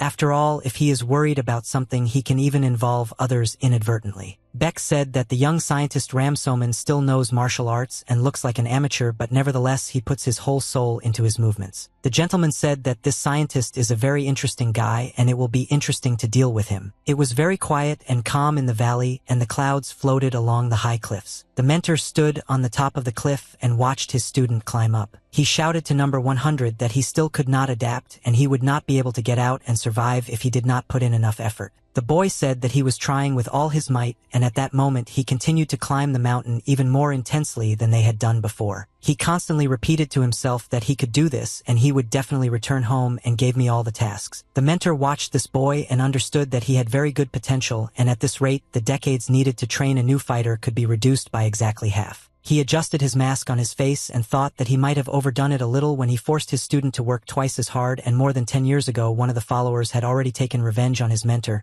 and since then he has been wearing a mask so that the students do not know his face. The boy climbed up and tried to complete this task as quickly as possible. He threw an empty flask containing water on the ground, and at that moment the coach told him that in a minute he had to train again. The boy immediately grabbed the flask and began to drink the water that was inside the flask. He wiped his mouth with his hand and said that you want to talk to the teacher. The guy's mentor told the guy that he forgot the rules about not talking to each other during training. The boy replied that it was break time and he wanted to learn one answer to his question. He asked his mentor how many times did the mentor go through the testing networks. The mentor thought that sooner or later they would still have to act together. Therefore, he can know this information. He replied that he went through all these tests 12 times. The boy replied that he went through all these tests as many as 13 times. The mentor thought that this guy should be stopped from being insolent and forced to behave with respect. The boy said that the words of the curator were different from those words that he said before because everyone who was not careful died, but now there was already a 13th attempt and he was still alive. The curator thought that this boy was hinting that the workout he came up with was very easy for him. The boy asked his supervisor, when the training will end, will I not be able to work together? The curator replied that he could not give him an answer to this question. He started to get angry and said that he would definitely get this right soon. The boy tells his entire supervisor his opinion on how long he will continue to be his mentor. The boy said that when he fell out of all the tests he will be the next mentor. The handler told him that this test was just the beginning. The boy replied that the beginning is already half. He will quickly complete all the tasks and the entire training process and then complete it with excellent skills. He said that if the mentor thinks about something about him, he will perceive it as a delusion. He said that the main task of the mentor is to make this guy strong and make him so strong that no one can become as invincible as he is. If the mentor does this, he will definitely receive a good reward for this. The boy said that the break had already ended and they needed to continue completing tasks. The curator began to get angry with this guy because he acted very impudently and outrageously and thought that this guy needed to be given very serious tests. The guy was thinking that Baku's older brother had disappeared somewhere, and now he is the only one who can take revenge for his entire family. If anyone else is still alive, he must find them. He was holding in his hand the ring that his lady gave him. He carefully examined this ring and tried to understand what the meaning was and why the lady gave this ring to him. Suddenly, he saw the mistress look at him with a reproachful look and he felt scared. She said that this ring is not for him and he should be careful with this ring. He understood that the lady could get angry with him at any moment and he began to feel guilty. She saw how he bowed to her and began to apologize, and after that she said that he was forced to give this ring to its owner. He asked the lady who exactly she was talking about so that he knew who he should look for. The lady said that this ring must be returned to the person who had it before and rumors must be spread that she will fulfill a promise for the strongest, and this is a promise that has been kept for a decade. He asked the lady if she was really talking about the same 10-year promises. The lady said that this boy once saved her and risked his life, and she heard that he was never able to use this ring, and in the end it fell into the hands of some person who did not belong to it. The servant looked at this ring again and was shocked that the lady was so serious and decided to take up this matter. He didn't understand what was going on in the founder's head because she decided to spread a rumor about a 10-year promise for the strongest, and this child would not cope with such a level. She said that this is fate and cannot be avoided. This guy has reached all the way to Jetchenrock and word needs to be spread about it. He understood that her personal interest was interfering in this matter, but if he thought better, he doesn't know what would happen if these rumors spread together. He dropped his eyes down and did not understand what was the right thing to do in this situation. He had no choice, and he told the lady that he would certainly carry out her order and begin this task immediately. The mistress thought that unfortunately she had no way to just give this guy the ring and had to come up with a whole scheme of actions. Winter began and the village was covered with snow, and the lake in which the fishermen were fishing slowly began to freeze. The old man came out of the crowd and began to talk with the barbarians that the river was frozen, and they could not continue fishing if the barbarians demanded a tax from them for patronage. Then they would not be able to buy food during the winter. The barbarians said that this problem does not interest them and the villagers should worry about these concerns, and starting from this month, they will pay 2 silver coins twice a month. The old man at that moment I thought that they must stop these barbarians at any cost because their demands go beyond all limits, but the old man is not able to repel them alone. The old man hammered that the enemy's fist was too close, the law was too far, and even if a more punitive squad arrived this time their bodies would escape reprisal, but by that moment they could already die. The old man told the barbarians that if one of these days everything becomes a little more stable and the river melts, then they will prepare payment for patronage. The barbarian raised his leg up and was about to strike. He hit the old man in the chest with all his strength with his boots and threw him back. The barbarian said that if the old man is weak then he should get out of here and he doesn't care about this chatter, he just wants his money. The barbarian said that they could not beat up all the villagers if they did not obey these new rules. The old man fell to the ground and began to bow. He told the barbarians that if the river of growth is not necessary, this money will be prepared for them, but otherwise they simply will not be able to pay such an amount. The barbarian began to get angry and said that in ordinary words these people do not understand and they will have to break their legs and arms in order for them to better understand this information. From the crowd above, the doctor said that if the barbarians chose this terrible craft like theft, then they need to choose a proper way to collect money for a long time. He said that they should be well aware that the river is frozen and the villagers have no income, but they again demand money, and they must understand that in this way all the villagers will be forced to leave. The barbarian looked at this talkative man who came out of the crowd and became even angrier. He accelerated and ran towards this man in order to deal with him and shut his mouth. He hit the doctor with all his might and ordered him to get out of here immediately and not irritate the rest of the barbarians. He swung his leg and began to knock down the doctor lying on the ground. The doctor lay on the ground and was afraid. He felt very bad because he felt severe pain. Suddenly the main barbarian was stopped and he froze in place before he could hit this doctor again. Another barbarian stopped him and said that he shouldn't hit the doctor because he often treats other barbarians and it is necessary to collect debts from these people, but he shouldn't touch the old man. The leader of the barbarians said that he cannot feel sorry for everyone who opposes them and he must silence them. He said that this doctor behaved frivolously, and if he had just remained silent, no one would have touched him. The barbarian noticed in a peripheral dimension that danger was approaching him, and he did not have time to react in time. A fist suddenly flew into his face and he felt very strong pain because this fist was filled with red energy and caused very great damage. The barbarian flew back and spun several times in the air. The blow was so strong that it was able to throw this heavy man into the air. People were shocked when they saw how high air flew. This is a strong man. They didn't know how they needed to react to this situation. The barbarians also looked at their leader who was now flying in the air and were scared and had never seen that someone had such great power. The barbarian landed on the ground and fell very hard and then took incredibly large amounts of damage. He was lying on the ground. It was very difficult for him to move after such a fall. Blood was flowing from his nose. Song Yu looked at this guy and was very angry because these barbarians were acting like real monsters. One of the barbarians pointed his finger at this guy and said that this boy had gone completely crazy and allowed him to fight with the barbarians. People did not understand why this boy decided to stand up for their village and fight the barbarians. Song Yu went up to the doctor to examine him, tried to find out how the doctor was feeling and if everything was okay with him. He ordered the people who were standing behind him to take care of the doctor because he now needs help. The man looked back and saw armed barbarians who with their gaze showed that they forbid people to interfere in this matter. Song Yu understood that these people were afraid that the barbarians would attack them. But nevertheless now their doctor was lying in front of him and they had to help him at such a difficult moment. Song Yu said that they should help him immediately because this doctor always treated them when they were in pain and now it was their turn to repay him. The men of this village behaved like real weaklings and cowards. They lowered their heads and tried to pretend that they did not care about this. Song Yu was very angry with these people and understood that they should show at least a little respect for the doctor and overcome their fear. One man came out of the crowd and said that he would take care of the doctor. Lee Suk was an ordinary fisherman who never showed initiative in such situations, but nevertheless he was tired of constantly acting like a coward, and inspired by the heroic deed of this boy, he decided to help him. Song Yu looked at the fisherman in surprise and realized that there is at least one person in this village who is able to repel these scoundrels. Song Yu thanked his uncle for agreeing to help.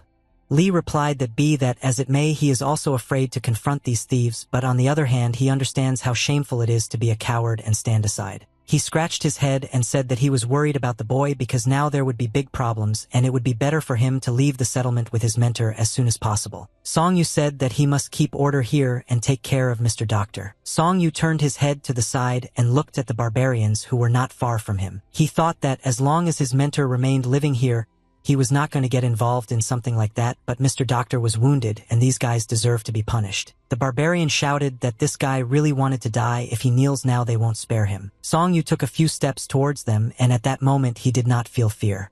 He only wanted to punish these opponents. They saw this guy approaching them and he was very confident in himself. It felt as if he was about to destroy their entire gang single-handedly. Song Yu said that he doesn't want to aggravate the situation and asks them for the last time to think about their actions. If they still consider themselves right in this situation, then they will have to prove otherwise. The barbarian said that this boy has just said a lot of unnecessary things and is absolutely not watching his words. Song Yu raised his fist to strike because he could no longer contain his anger. The barbarian jumped back and didn't understand what he needed to do because he didn't expect this boy to attack him first. His fist flew very quickly towards the enemy. The barbarian tried to block this blow with his sword but felt that he would not succeed. Song Yu hit the opponent very hard and threw him back. His fist at that moment emitted very strong red energy. The barbarian fell to the ground and began to scream very loudly in pain. The red-haired brute saw one of his friends just thrown back and was shocked by this event. He shouted very loudly that this guy was annoying him and ordered the rest of the barbarians to run forward and attack him. The barbarians jumped out of their seats and began to run towards this boy in order to attack him with their swords. Song Yu calmly reacted to the fact that the blade of the enemy's sword was approaching his face very quickly and rapidly. The opponents saw Song Yu's hand rapidly flying towards them. The redhead shouted very loudly that he wanted to cut off this guy's hand because he hit his friend. The hand flew very quickly towards the ball. Song Yu wanted to block the sword strike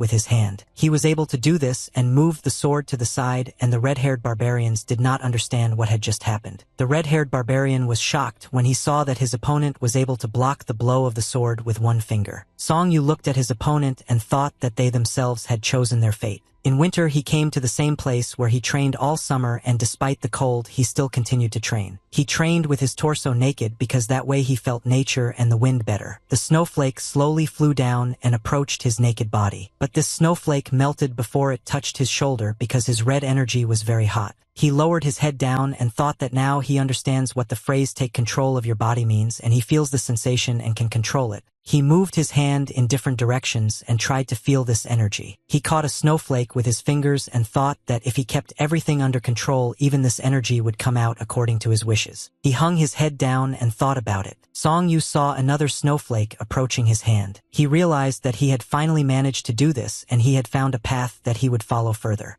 He no longer needed to wander the world as a wanderer. He found his way in martial arts and found energy that he learned to control. Suddenly, the snowflake in his hands began to melt and be destroyed. Song Yu thought that some important stage had begun, and he was embarrassed and missed this chance, and now he believes that reviews are also one of his new feelings. He promised himself that he would not be nervous anymore because he was here once, and the second time may not come, and therefore knowledge and search will bring him closer to the correct answer in contrast to ignorance and worries. The barbarian made blows with his sword and wanted to cut the enemy into two parts. Song Yu turned his head towards the enemy's sword and thought that he didn't know that the second time would come so quickly and at such an inopportune moment. He used his hand to move the enemy's sword to the side and looked at the reaction of this red-haired thug. He was able to control an opponent's ball with one finger. Song Yu did not allow the enemy to control his sword because the barbarians would make sudden and unexpected attacks. Song Yu said that he was going to somehow find the barbarians and destroy them, but this moment has come right now. He put the enemy's sword aside and said that they would still have to face his power someday, but they themselves decided that this day would come today. The red-haired barbarian shouted that this guy was completely crazy and constantly says strange things. Song Yu slowly moved his lips and said something to this barbarian. The rest of the people could not understand what exactly he was saying. The barbarian understood why this guy moves his lips, but at the same time does not make any sound. The red barbarian shouted very loudly that he was tired of all this and he didn't want to waste time on empty chatter, and he would just destroy this boy now. Song Yu said that it would be good if the red-haired barbarian thought about his actions before committing them, and he advised the barbarian to watch his words next time. Song Yu punched this barbarian in the stomach with all his strength and threw him back. At this moment, blood flew out of the barbarian's mouth and his ribs were broken. Song Yu felt the taste of a fight and wanted to deal with the rest of the opponents, because his energy only now began to accumulate and find a splash in battle. Song Yu kicked the other barbarian in the chest and knocked him back. He stepped on the ground, and at that moment the ground began to crack. Song Yu made a high jump and told these guys that they were to blame for their sins and should be punished for it. Song Yu was very angry with these guys. In a few minutes he was able to defeat all the opponents, and when they were lying on the ground he said that if they did this again he would come and kill them all. Song Yu looked at the crowd of people standing behind him and wanted to see their reaction. People were very scared and didn't know how to react to all this. Because I don't understand that when this boy leaves, Varvara will attack them again, and they will have to suffer because of his actions. Song Yu looked at these people and realized that they were very scared. He knew that such a reaction would be caused from them after this fight, but there was no other option. Song Yu looked at the probably wounded Varvara and understood that this was the only correct path that could be chosen. He thought that up to that moment he was able to learn a lot. When I worked in the Black Tiger organization and when I was in the settlement of evil, but I didn't understand why he couldn't change for the worse. Song Yu worked for a very long time with various criminal organizations and was in the company of terrible people, bandits, courtesans, and thieves, but nevertheless he still remained kind and fair. The barbarian raised his head up and looked at this boy. He asked to spare him and not kill him. The barbarian said that he would never do that again. After this fight, he would live kindly. Song Yu understood that unfortunately this person will not learn kindness and justice if he is not punished now. Song Yu hit this guy on the head with his boots. Song Yu continued to hit this man's head with his shoe and wanted this guy to begin to suffer. The bald barbarian begged to stop beating him and he promised that he would improve. Song Yu stopped and asked this barbarian where their settlement was located and how far it was from the village. The barbarian said that the settlement is far from here. Song Yu replied that this bald barbarian should lead him to the settlement right now. Song Yu said that if this Vervara refuses to accompany him to the settlement, then he will have to be killed here and now. The barbarian, gritting his teeth, answered this guy that he would accompany him to the settlement. In the forest you could see a river that flowed through the entire forest thicket. Blood appeared in this river and slowly flowed downstream. The blood in the river only became more, and it changed the color of clear water to red blood color. There was a fire in the village. The whole building was burning with a large fire, and this fire spread to neighboring houses, and the fire increased every second along the river. A large puddle flowed downstream, except the musician girls talked about the fact that the new girl who was brought to them was too old and was already over 20 years old. The girl who was in the center said that if you look closely at this new girl, you can see that she has wrinkles near her eyes and her skin is rough. She turned her head and decided along with her friends to look at this new girl. When she looked at her, she saw that this girl was actually already aged. Eun Young at that moment was sitting in the corner of the room and using a brush and ink to draw something on a white sheet of paper. She pretended that she did not hear the conversations of these little girls. Eun Young thought that she didn't know what these girls were thinking. They probably wouldn't be happy to go up to the third floor and give their body to some rich merchant with a pleasant character. Eun Young was thinking that she really needs to learn how to listen to the guys and then get out of here, but this will most likely take years of practice. She heard these little girls joking and saying that when Eun Young learns everything she will already be over 30 years old. The senior mother came into the room and said that her younger students have disgusting discipline here, and now they have time for a lesson on nobility. Instead of studying this lesson, they constantly talk. If they don't want to do this, then they can get out of here immediately. She looked at these girls with a reproachful look and made them understand that they wouldn't be able to joke today. The elder mother looked at the girl who had recently been brought to her for training and saw that this girl was working hard and drawing. Eun Chung continued to draw silently and did not pay attention to everyone else. She was carried away by the process,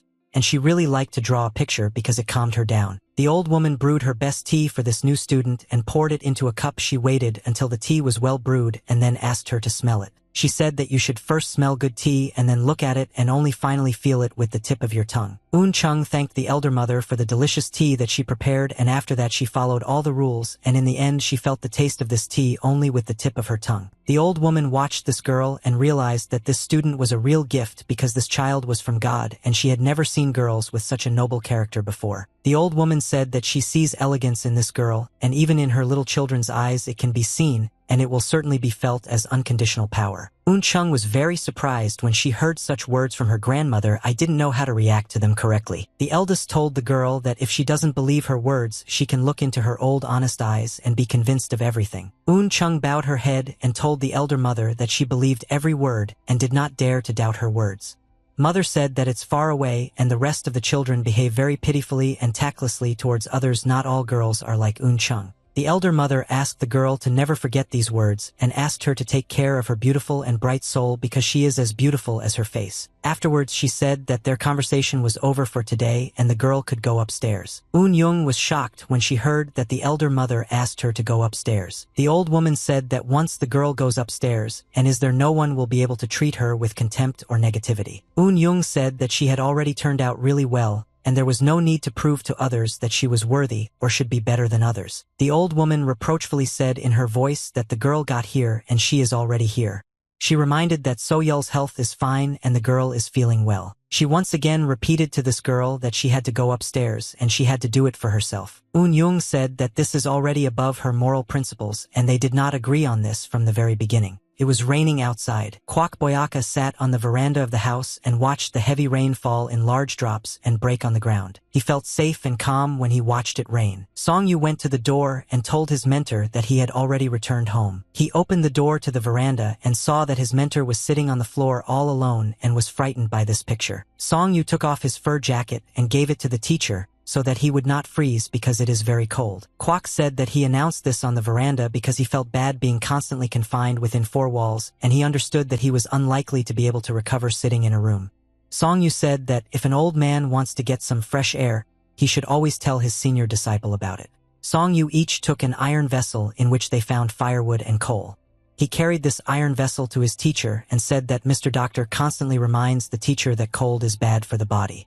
Kwok replied that if I don't take care of him so much and diligently, the teacher will not have personal space. He placed an iron vessel with burning plaques closer to the teacher so that he could warm up. Song Yu asked the teacher if he wanted to see his new training. The teacher replied that he always enjoys watching his students study. Song Yu walked up to the wall and picked up his training stick to prepare himself before the start of the show. Kwok looked at his student and thought that this guy is trying very hard and doing everything right. Song Yu raised his stick up and waved it. Kwok thought that he was already very old and did not notice how his senior student again increased his level of martial arts. He watched the boy spin the stick in his hands and thought that his eyes were not at all what they were before, and during his military service there was a time when he also trained hard and dreamed of achieving the same level of combat skill. Kwok saw how his little boy was turning into a real experienced warrior, and he could not do such boring and difficult things, so he forced his children to do these things. Kwok looked at the boy and thought that Song Yu had found his meaning in life in these martial arts. Song Yu quickly and efficiently performed all the movements. He clearly changed each pose and masterfully wielded his weapon. Song Yu stopped and finished his combination of blows, after which he looked at the mentor and asked his opinion. Kwok asked the boy if his mentor had ever treated him with disdain. Song Yu said this never happened, and thanks to his mentor, he lived in warmth and grew up without knowing hunger. They looked at each other and saw that each of them gave the other certain emotions and memories. Song Yu saw the mentor's eyes begin to change again, and he disappears again, and this has happened many times already, so he remembered this terrible state of the mentor. Kwok at that moment began coughing up blood and felt very ill. Song Yu ran to meet his mentor in order to help him and save him as quickly as possible. Kwok very quickly came to his senses and answered the student that everything was fine with him and he had blood stuck in his chest, so now his body is much better. Song Yu said that they need to go inside the house because the doctor said that cold air is harmful to the teacher. Kwok said that he doesn't want his student to force him home because he feels much better in the air. Song Yu told the teacher that he allowed him to take a walk but not for long. Kwok replied that the cold wind was really good but did not affect him and went to the edge of the veranda. Kwok said that if everything was okay with him, he would like to drink a glass before going into the coffin. Song Yu said that the teacher should not drink alcohol and the doctor forbade him to do so. Kwok replied that if only he had said what the doctor said, he would have died long ago from rot. Song Yu said that the teacher should not talk about this. Kwok said that he has been wanting to drink 1 glass of alcohol for a very long time, and now I feel that he has come to the very moment when he can fulfill his desire. Song Yu told his mentor that he really shouldn't drink and should restrain himself from such desires. Kwok replied that he would return to the room only after drinking 1 glass of alcohol. Song Yu said that he would allow the old man to drink 1 sip but no more. The old man replied that 1 sip would be enough. There was a small town hidden in the mountains. This city had a very small population and was home to the Wu-Tang clan. The man said that the house would soon be open and it would be possible to move there immediately. The Susami man replied that he did not see any problem in this because this time the house also did not have any direct connection with them. He looked at his interlocutor and said that this time it's better for them not to say that they are impeccable and have no competitors. Suddenly this man turned his head forward and saw something very strange. They noticed the boy standing in front of them and greeted their younger brother and disciple of the great master. Song Chong also greeted the older uncles and bowed to them. Man asked the boy where he is going to go at such an early hour and does the senior mentor know about it. Suddenly they heard the voice of a senior mentor who told them that they should not be interested in such matters. The men saw the senior mentor and immediately greeted him and bowed to him to show their respect. The mentor said that Song Yung is an older brother to them, and this is not the case as the real man below asks the older man where he is going to go. They bowed to the mentor and apologized for their post until they said that they would not repeat this mistake again. The mentor said that they should not apologize for this, but they should be careful. Song Chong Yu saw these 2 guys running away so as not to catch the eye of their mentor anymore. Song Chung told his uncle that when he says such things to the other students it becomes even harder for him. The mentor said that when there are people around he is his mentor, and when there is no one around he just becomes an ordinary uncle. Song Chong said that he calls his uncle a mentor in front of everyone in order to ruin his reputation in front of others. The uncle said that his student is very cunning and wise. Song Chong said that not together with his uncle is like a cat and a mouse, and the cat can catch the mouse but the mouse cannot catch the cat, so the uncle is a cat. They went into the streets and the uncle said that now he understands why the boy treats his brothers so well. This is all because he has a great talent for rhetoric. The boy replied that he could not compare with his elders in this. Sung Jong said that he will have to study a lot before he can go out. Teacher answered because it all depends only on the boy. Song Chong asked if he would be beaten. The teacher smiled and replied that there was no point in this and that the strong could only hit the weak lightly. The mentor said that he needs to learn everything and not do it because it is a kind of feat, but no one will call to raise their hand against the boy because he will be killed. The boy said that his mentor constantly taught him that strong people can lightly hit the weak, but the world does not always work according to these rules. Song Chong began to laugh and said that his uncle is the strongest and he also wants to become as strong as his uncle. The mentor said that the boy must become strong because it's embarrassing to look at him now and began to laugh. They saw that the elder head approached them and greeted them. Song Chong together with his mentor bowed at the head, who approached them and greeted him. The clan leader said that his brother's new nephew seemed to have grown even taller over the past few months. The boy replied that because his mentor and the head of the clan care about him. The head of the clan said that he would also listen to his brother and the great master because he wants to understand. This boy saddened him. Song Chong was shocked when he heard these words from the clan. He did not understand what the problem was and what bad he had done. The mentor asked his brother why he had been looking for his youngest student since the morning. The head replied that nothing special happened and he came with a good deed and thought to give the junior teaching something. The mentor thought that judging by the appearance of the gentleman and the way the head of the clan is now communicating and trying to praise them, this means that the task he brought will not be easy. He looked at his student and told him to immediately bow and thank the head of the clan for such praise. He bowed and the gentleman looked at him with respect. The head of the clan smiled and said that this boy is very smiling and friendly. The mentor didn't know what it all meant, but he was sure that it was something unusual and asked him to tell you about his business as soon as possible. The master understood that recently the students were surprisingly good at detecting his scent and realizing who he was. There was a small box with different patterns on the table. The mentor looked at this box and was very surprised. I don't understand why the gentleman decided to put this box today. He looked at his student and asked him to open this box as quickly as possible and see what was inside. Song Chong opened the box and saw that inside there was a blue capsule, and besides this capsule there was nothing else there. He was very surprised and did not understand what kind of blue capsule it was and why it was there. The mentor said that Song Chong should take this capsule and eat it, and this is a very good gift from the head of the clan. In the fishing village at that moment it was evening and it was very cold. The doctor took the needles that were in his hand and tried to insert them into the patient's body with gentle movements. Kwok lay on the bed and was inserted into his body so that he would recover faster. The doctor inserted the last needle and then wiped the sweat from his forehead.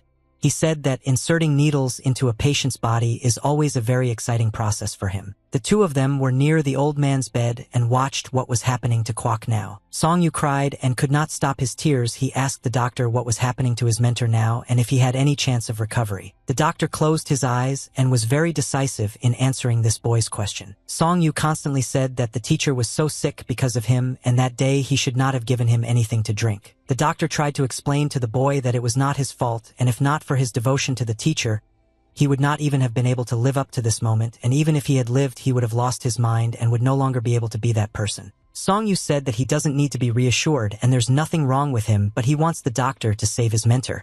Even if he can't walk, he will be glad if he can carry him on his back. Kwok Boyaka was lying on the bed with his eyes closed and unconscious. The doctor could not stand it and began to cry along with the boy. It was hard for both of them to get through this moment. When spring came, the flowers began to bloom and nature became incredibly beautiful. A man's voice shouted that their commander was very handsome. That day Song Yu practiced his punches and practiced the same as always. Kwok shouted that the senior student in the future will be a real military leader and everyone will be proud of him. Song Yu thought that the mentor looked very good.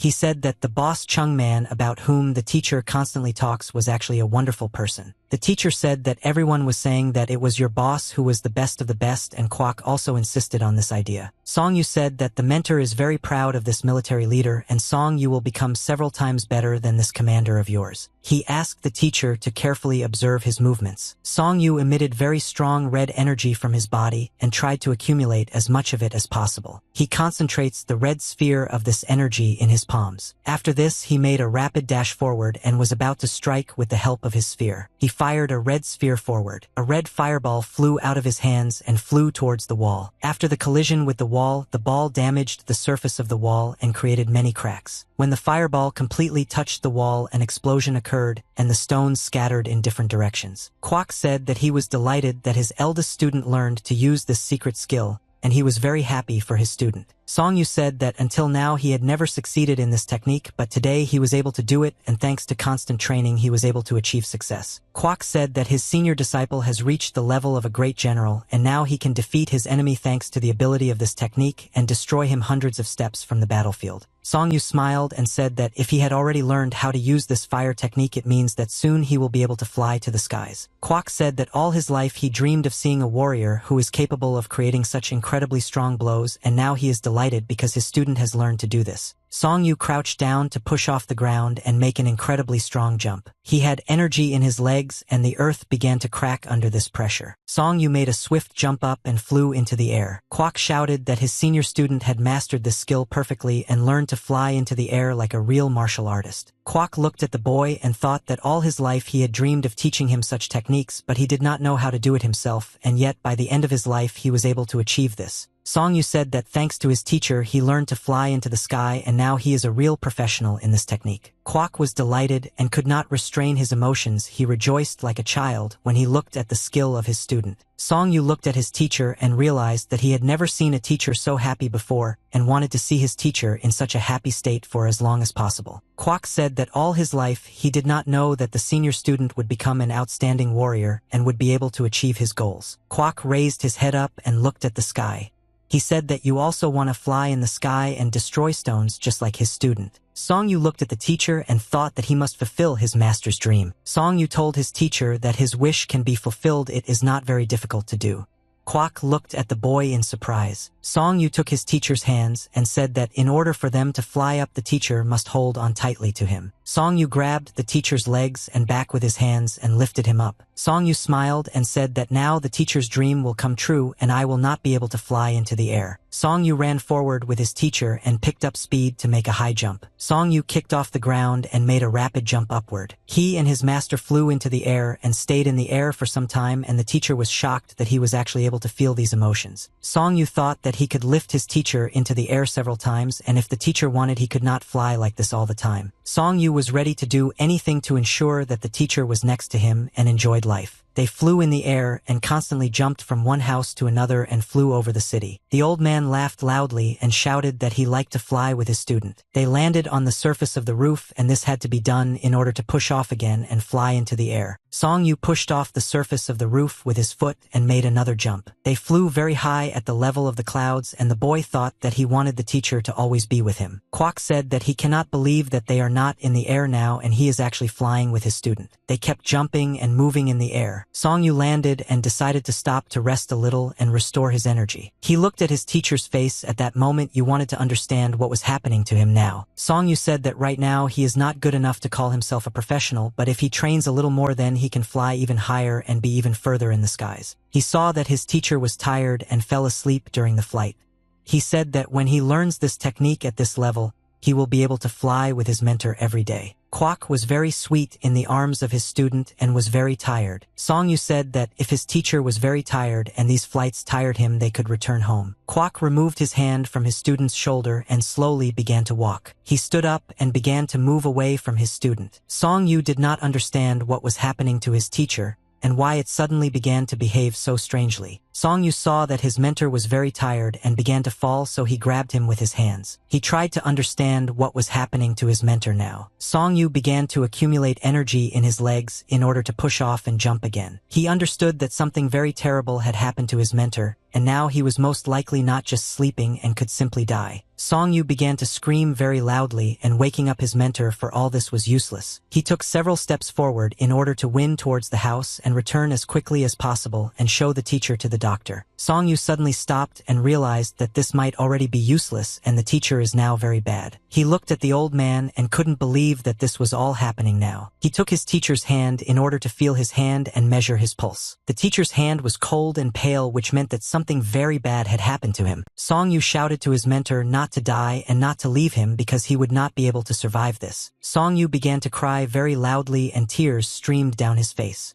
On that day, his mentor abandoned his eldest student and passed away. After some time, a man was running in the forest and he had a very fast speed. This man saw a large branch in front of him and thought that it was ideal for pushing off from it and making a jump. He gave a push and then jumped off the branch and quickly flew forward. Song Yu flew forward very quickly and thought that he could not afford to waste time on grief, and on the contrary, thanks to what had happened, he must move on, and Touchite would like the boy to develop and not regret what happened. He understood that soon what he was experiencing, and which he was not giving due time, should turn into violent anger. He wanted revenge on everyone who ever harmed his teacher and wanted to make all these people suffer. The lady constantly thought about the ring of demons and gods that she had in her possession. This ring was for a boy. In front of her was a large number of warriors who sat on their knees and worshipped Lady Guangmian. The head of the clan, Lady Guangmian, watched as her subjects bowed to her and praised her. But at that moment she only thought about the ring of demons and gods and about that boy, whom she had not been able to find for a long time. Did you know that the Ring of Demons and Gods has a new name that sounds like 10 years of promises? Many people tried to get this ring. Many wars with incredible martial arts possessions, they wanted to take this artifact for themselves. This ring was the main reason why many warriors risked their lives and their fate in order to get this artifact. Guangmian understood that she was the leader of the largest martial arts organization in the world, and therefore she could master this ring. But she wanted to ask for only one thing, that she had one word that could solve any problem. A bright flash appeared in the sky and illuminated the darkness of the night. A ring of demons and gods flew in the air and was against the background of the moon. It radiated the same energy as the great moon. Guangmian wanted 10 years of promises to be fulfilled and this boy to get his artifact. Song Yu looked at this ring and did not understand what was so special about it and why so many people wanted to get it for themselves. He never understood why people are willing to give their lives for jewelry and an ordinary ring, even though this ring is a powerful artifact. He felt the presence of other people nearby and realized that someone was approaching here. Song Yu stood up and was about to leave here because he did not want to face opponents. Ram returned to his home after a long time and saw his old house, which looked terrible because no one had lived in it for many years. The gentleman told his friend that he returned here too late and they were most likely late. Ram did not understand what happened here. His body was afraid and he was experiencing terrible emotions at that moment. The gentleman said when he was given instructions to come visit the Ram family, he came to this address but thought that he had come to the wrong place because there was no one here. The gentleman said that he does not know what happened in this place, but Ram has enough power to find out where his family is. Ram said that he definitely needs to find out what happened to his brothers and sisters. The gentleman said that they need to hurry and therefore the guy must find his relatives as quickly as possible. After all, they have a lot of things to do in the central building and they are ready to allocate 100 people to find his family. The gentleman put his hand on this guy's shoulder and said that everything would be fine, but if someone else really did it, then they need to find out who hurt his family. Ram said that he will definitely find the people who are to blame for this and his knowledge should be useful for the search. The gentleman said that he will use all his strength and connections in order to find his family, and they will definitely succeed. Ram bowed to this gentleman and thanked him for his help and support. Suddenly I heard some strange sounds that were in the forest and looked towards the forest. He turned his head the other way and saw something that surprised him. In front of him stood 100 experienced fighters and scouts who were sent here to find Mr. Ram's family. The warriors quickly ran along the forest in order to get to the goal as quickly as possible. A large crowd of military scouts ran along the forest. Their leader shouted very loudly that the fighters needed to hurry up if they did not arrive on time. In this case, the disciplinary action would be several times greater. The soldiers were very surprised when they heard this information about their leader, but then they all stopped when they saw a stranger who came out of the bushes. Song Yu ordered these guys to stop immediately and not move because they had nowhere to rush. He said that there was no point in running anywhere because their life would end here and now. The soldiers looked at this guy in surprise and thought that he was crazy because he single-handedly decided to confront a large number of opponents. The leader gave the order for the soldiers to take out their weapons and immediately attack this crazy wanderer. Song Yu picked up his spear and began to make wide swings, preparing himself for battle. He made a rapid dash forward and swung in one movement to pierce several opponents at once and inflict very serious damage on them. The fighter turned his head back and looked at this guy.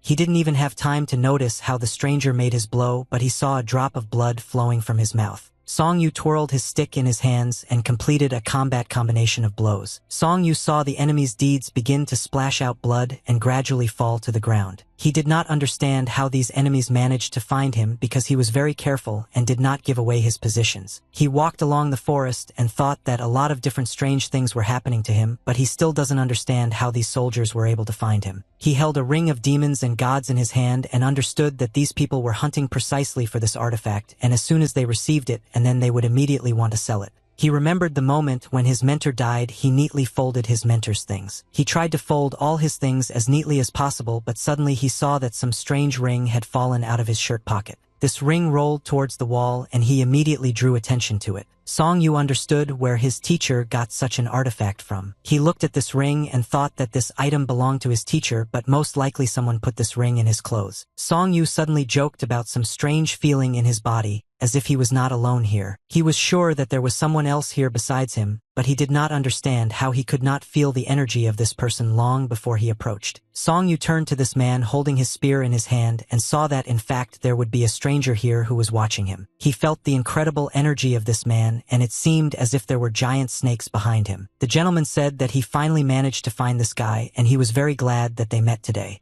Song Yu asked this gentleman who is he and what is he doing here. The gentleman said that he wants to talk about a book called Chechenrock. He said that he is the real owner of this book and received great damage from the fact that this book fell into the hands of another person. He took a few steps towards the boy and said that he shouldn't be nervous because it seems to him that the boy has reached a certain level in his fighting skills.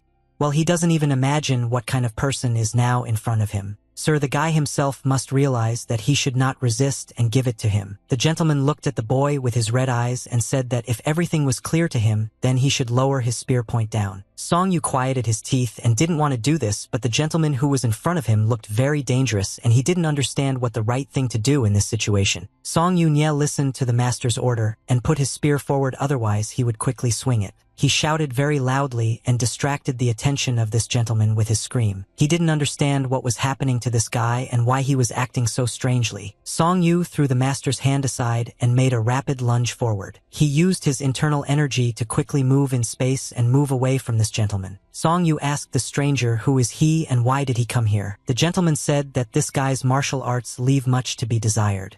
But despite this, his will is incredibly strong, and this makes him stand out among other warriors. Song Yu pointed his spear towards the stranger and once again repeated his question about who this man is and why did he come here. Mister, that this boy will never be able to defeat him, and he has most likely gone crazy if he continues to resist. Song Yu didn't understand where this man came from here and how he knew about the secret book that his teacher once gave him. Song Yu once again shouted very loudly and asked the stranger who he was. The gentleman did not want to answer this guy and thought that it would be better to simply demonstrate some of his capabilities so that the boy himself would understand who was standing in front of him. The gentleman teleported with the help of his internal energy and approached the guy as close as possible. Song Yu was shocked when he saw that this stranger could move in space so quickly and without putting much effort into it. He made a thrust with his spear and tried to attack the stranger. The man easily dodged this blow and managed to touch his spear with his hand. He hit the guy's spear with his index finger and threw the weapon aside. Song Yu was extremely shocked when he saw his weapon fly out of his hands. He lowered his head down and didn't understand what he needed to do now.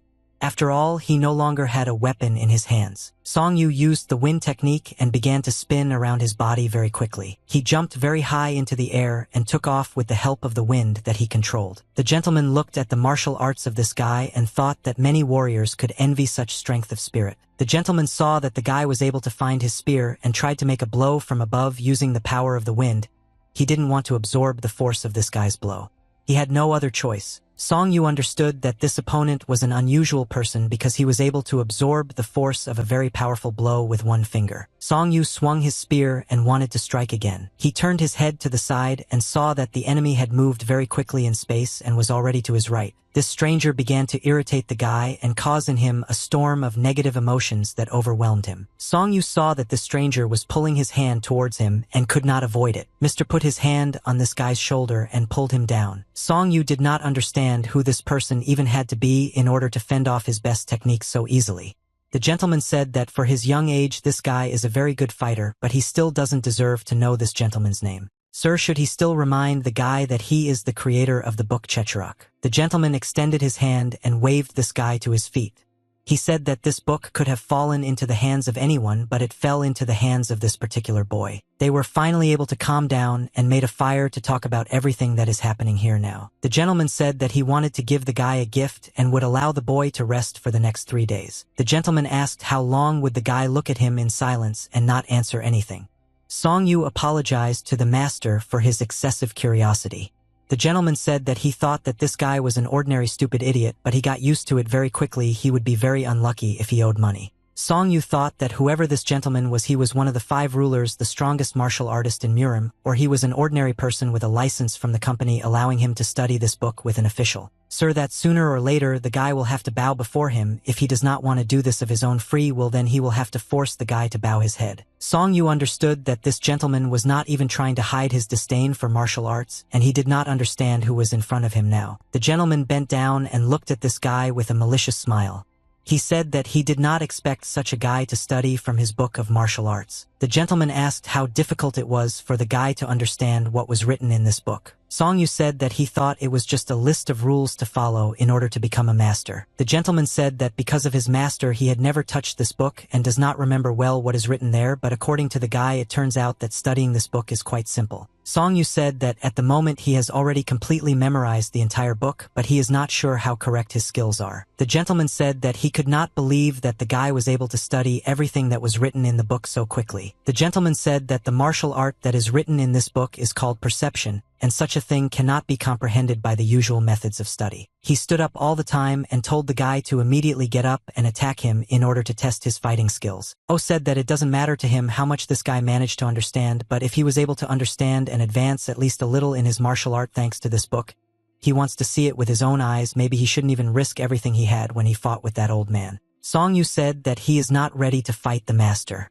The gentleman replied that a battle should always take place between 2 people of equal strength, and therefore the guy should perceive this as training and give his best. Song Yu thought that he cannot refuse this man now because he is one of the 5 rulers, but he can learn a lot from him in martial arts. The gentleman ordered the guy to beat him as many times as he could, but the gentleman will not attack in response and will only defend himself. Song Yu understood that there was no other choice, but on these conditions he was ready to fight this gentleman. Song Yu made a swift dash forward and wanted to attack the master with his spear. The gentleman saw the attack of his opponent and thought that so far he was not impressed. He saw that this guy looked very simple and trivial. Song Yu waved his stick and decided to strike a very strong blow from above. The gentleman saw this blow, and at that moment he finally understood what was happening. He jumped back and thought that the guy needed to train these elementary movements several thousand times, and thus these movements became part of his reflexes. Song Yu filmed that he could not even touch the hem of this gentleman's clothes, and this is the martial art of one of the 5 rulers. Song Yu waved his stick and thought that it doesn't matter and that no matter what he wants to demonstrate his skills to him. He emitted very strong red energy from his body. Song Yu made another swift dash towards the master in order to attack him with his unique power. Sir, when he saw that a lot of red energy was approaching in his direction and was ready to absorb him, he had never seen this energy before, and it was amazing for him to see that this guy had such skill. The gentleman understood that this guy knows how to combine several combat techniques and energies at once. Song Yu hit the master with the help of his red energy and wanted to put his maximum strength into this blow. He caught the guy's spear with his hand and stopped him. The gentleman said that he was surprised because in addition to the skills that the guy was able to get from the book, he learned something else. Song Yu did not understand how this gentleman was able to stop the spears that had invested a large amount of energy with one hand. Sir, with this guy's strength, what else has he learned? Song Yu said that he first wants to hear from the master how he stopped the spear with one hand. The gentleman replied that it is not difficult and you just need to choose the right moment for it. Song Yu was shocked when he heard this answer. He understood that the master had explained to him the structure of this martial skill of blocking blows too simply. Sir, if the guy doesn't understand how this unit works, then he can't help. He said that based on the guy's strength, he could very well become a formidable fighter, but exactly until he becomes a worthy opponent for the master. Song Yu asked the master to teach him this great martial art. The gentleman said that he doesn't even know how to treat the guy and how to train him. He said that this guy reminds him of someone and that's why he agrees to teach him. He saw a stick that was lying on the ground and picked it up, and after that he said that the guy's movements became as natural as when walking or running he had to bring his movements to automatism. This deserves praise. He looked at this guy and said that he rarely said this, but once he also started with this, and now he believes that he would rather die of boredom than finish what he started. He pointed the branch at the guy, and after that something began to happen in his hand. Song Yu saw a giant branch and did not understand what his master had just created. He jumped back because he didn't know how to resist such incredible force. Song Yu saw that this giant hand suddenly disappeared somewhere, and he did not understand where this gentleman got such strong martial skill. The gentleman said that even with such automaticity, the guy needs to clearly calculate his movements in order to calm down when he doesn't succeed or to deliver the final blow when he does everything right. Song Yu did not understand what exactly I meant. His master understood these words. The gentleman said that in order to do everything as it should be, he needs to monitor his movements. This is the only way he can objectively evaluate himself and his fighting skills, and of course this is a completely different level and this cannot be comprehended through training. Song Yu said that he had already encountered something like this before. It's like looking at yourself from the outside. The gentleman said that this is called contemplation, but he is still very surprised that the guy has already met with this once. Song Yu said that one day it seemed to him that this was a sharpening of his perception, and he was sure that he had already experienced this strange feeling, as if he saw himself through the eyes of another person, and he gave it some meaning because he could not use it to the fullest. He bowed and thanked the Lord for his instruction. The gentleman said that since the guy is already so noble, he may not even perceive the teacher as his enemy. And studying martial arts is useful for him, but no one forces him to be a master. From the forest above the dark silhouette of a man. Mr. This man that he promised to do one favor, and now he is ready to show the promise present. Song Yu looked back and wanted to take a closer look at the man who appeared from the forest. Song Yu saw that his brother Ram was standing in front of him. The second student said that he had not seen his brother for a very long time and could not believe his eyes that they finally managed to meet. Song Yu was very surprised when he saw his younger brother and could not even imagine that this moment would ever come. They looked at each other and tears began to appear in their eyes. The brothers hugged each other and cried because they couldn't believe that they could see each other after so many years. Mr. watched these guys and thought that he had finally managed to find his older brother Ram, and this older brother was very different from his brother. The gentleman was very surprised when he saw Ram's reaction and thought that he had never seen him like this because he always behaved with restraint, and for the vicar of the Western Gate he was too soft. Young was training with a staff in the courtyard of the palace. She waved her staff in different directions, repeating the martial arts techniques that she studied as a child, and at that moment she felt calm. She thought that if she finds at least one of her brothers, she will be even more calm, and she is glad that now she can protect her little sister So Yul. She thought that she should no longer be so insatiable, and maybe at some point she would have to stop. The elder mother watched this girl and said that she still continues to train despite the fact that it may harm her delicate hands. She said that the girl often forgets that her hands are her weapons. Young said that this training calms her down. She apologized and asked for forgiveness from the elder mother and said that next time she would train more carefully. Mother said that the girl thinks too much for her age, she needs a break from her thoughts. Young asked her mother how she could fight thoughts if they visited her, even if she didn't want to think about it. The old woman said that even if she can't stop thinking about it, she should learn to control her mind and it won't take her much time. The girl replied that mother was right, and no matter how long it took her, she would learn it anyway. Mother said that the girl will definitely succeed if she puts effort into it. She took the girl by the hand and said that nevertheless, while these thoughts excite her consciousness, her mother would worry that they could change her beyond recognition. Young replied that this would never happen. Mother said that people are saying that the head will arrive soon, and she warns the head that Young will visit her coming to her. Young thanked the elder mother for her kindness and said that perhaps she would help her. Song Yu sat with his brother near the fire. Song Yu asked that this gentleman specifically fought the battle in order to reduce the number of residents in Murim. Ram replied that everything happened exactly as he had planned. Song Yu closed his eyes and thought that this all meant that the master was caught precisely because of this situation. Ram said that all people from the very bottom up to the most influential families of Murim are afraid of Mr. Manager, and if you think about it, the master had the opportunity to prevent this even in its infancy. Song Yu said that the master did this for all the students. Ram replied that based on his brother's words, he thinks Ram knows what happened next. Ram said that he knew absolutely nothing about the fate of the other brothers and sisters, and he was able to find his older brother only because people from his organization helped him. Ram said that he would find all the brothers and sisters without exception and bring the whole family back. Song Yu was very happy that the second student grew up to be a kind and honest person. The servant approached Mr. Ram and said that it was time for them to return back to the western gate. Ram said that the elder brother just had to ask the manager for a favor and he could buy him some time so that he could get out of here safe and sound. He said that for a man of honor 10 years of waiting for revenge is not such a long time and he first needs to buy some time. Song Yu replied that he promises that these people will pay in full, for this he must stop. Song Yu said that if he can't overcome this, then he will never become stronger and brother should believe in him, because the video of his younger brother, he feels happy again and a stone has been lifted from his soul. Ram said that he is very angry with himself for not being able to help his older brother because he is not competent enough. Ram asked his elder brother to promise that he could take care of himself.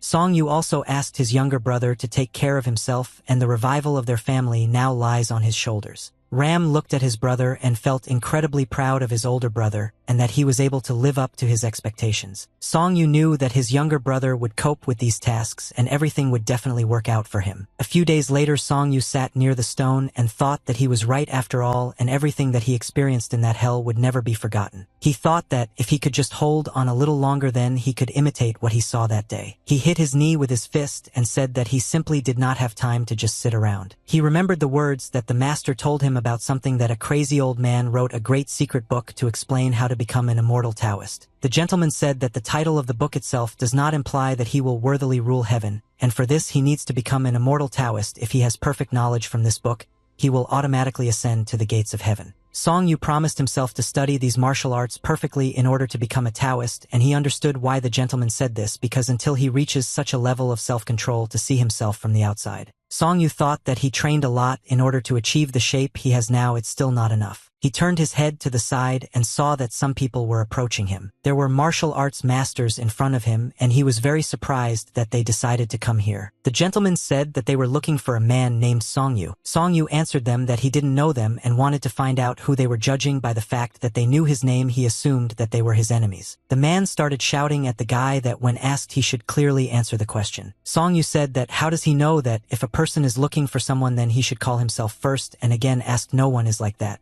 The old man said that they are the murderous 6 monsters, and now they want to find out if they managed to find a man named Song Yu. Old man asked the guy if he now has a book called Chekarok and a 10-year promise ring with him. Song Yu said that 10 years promises are actually in his possession, but he is not its owner, but in the book now he does not have it. If they don't want to, he can read a few lines from this book. They began to threaten him and say that if he continues to lie to them, then problems will no longer be avoided. He replied that he doesn't lie to these people. Song Yu said that all the knowledge from this book is in his head. If they want to attack him, it will be a mistake for them. The man replied that he shouldn't worry about it now, and now he needs to take this guy with him. Song Yu said that he had to refuse and would not go with them. The old man replied that if he obeyed them, then they could save his life despite his resistance. The main first master came out of the crowd and said that he had no more time to talk and he would bear full responsibility for his next actions, but they must speed up the process of capturing this guy. The old man replied that he understood the words of the master and could not object to his decisions. The soldiers looked at each other and realized that the master had just given them the order to attack. Song Yu knew that if a fight could not be avoided, then it was necessary to strike first. Song Yu swung his spear and began to attack his opponents. The old man put his hand forward and said that any resistance would be useless. Song Yu was surprised because this old man was able to block his blow with one finger. He lunged forward again and tried to continue his attack. The old man again used his inner energy to release a large wind of his finger. There was a big explosion after the old man used his fighting equipment.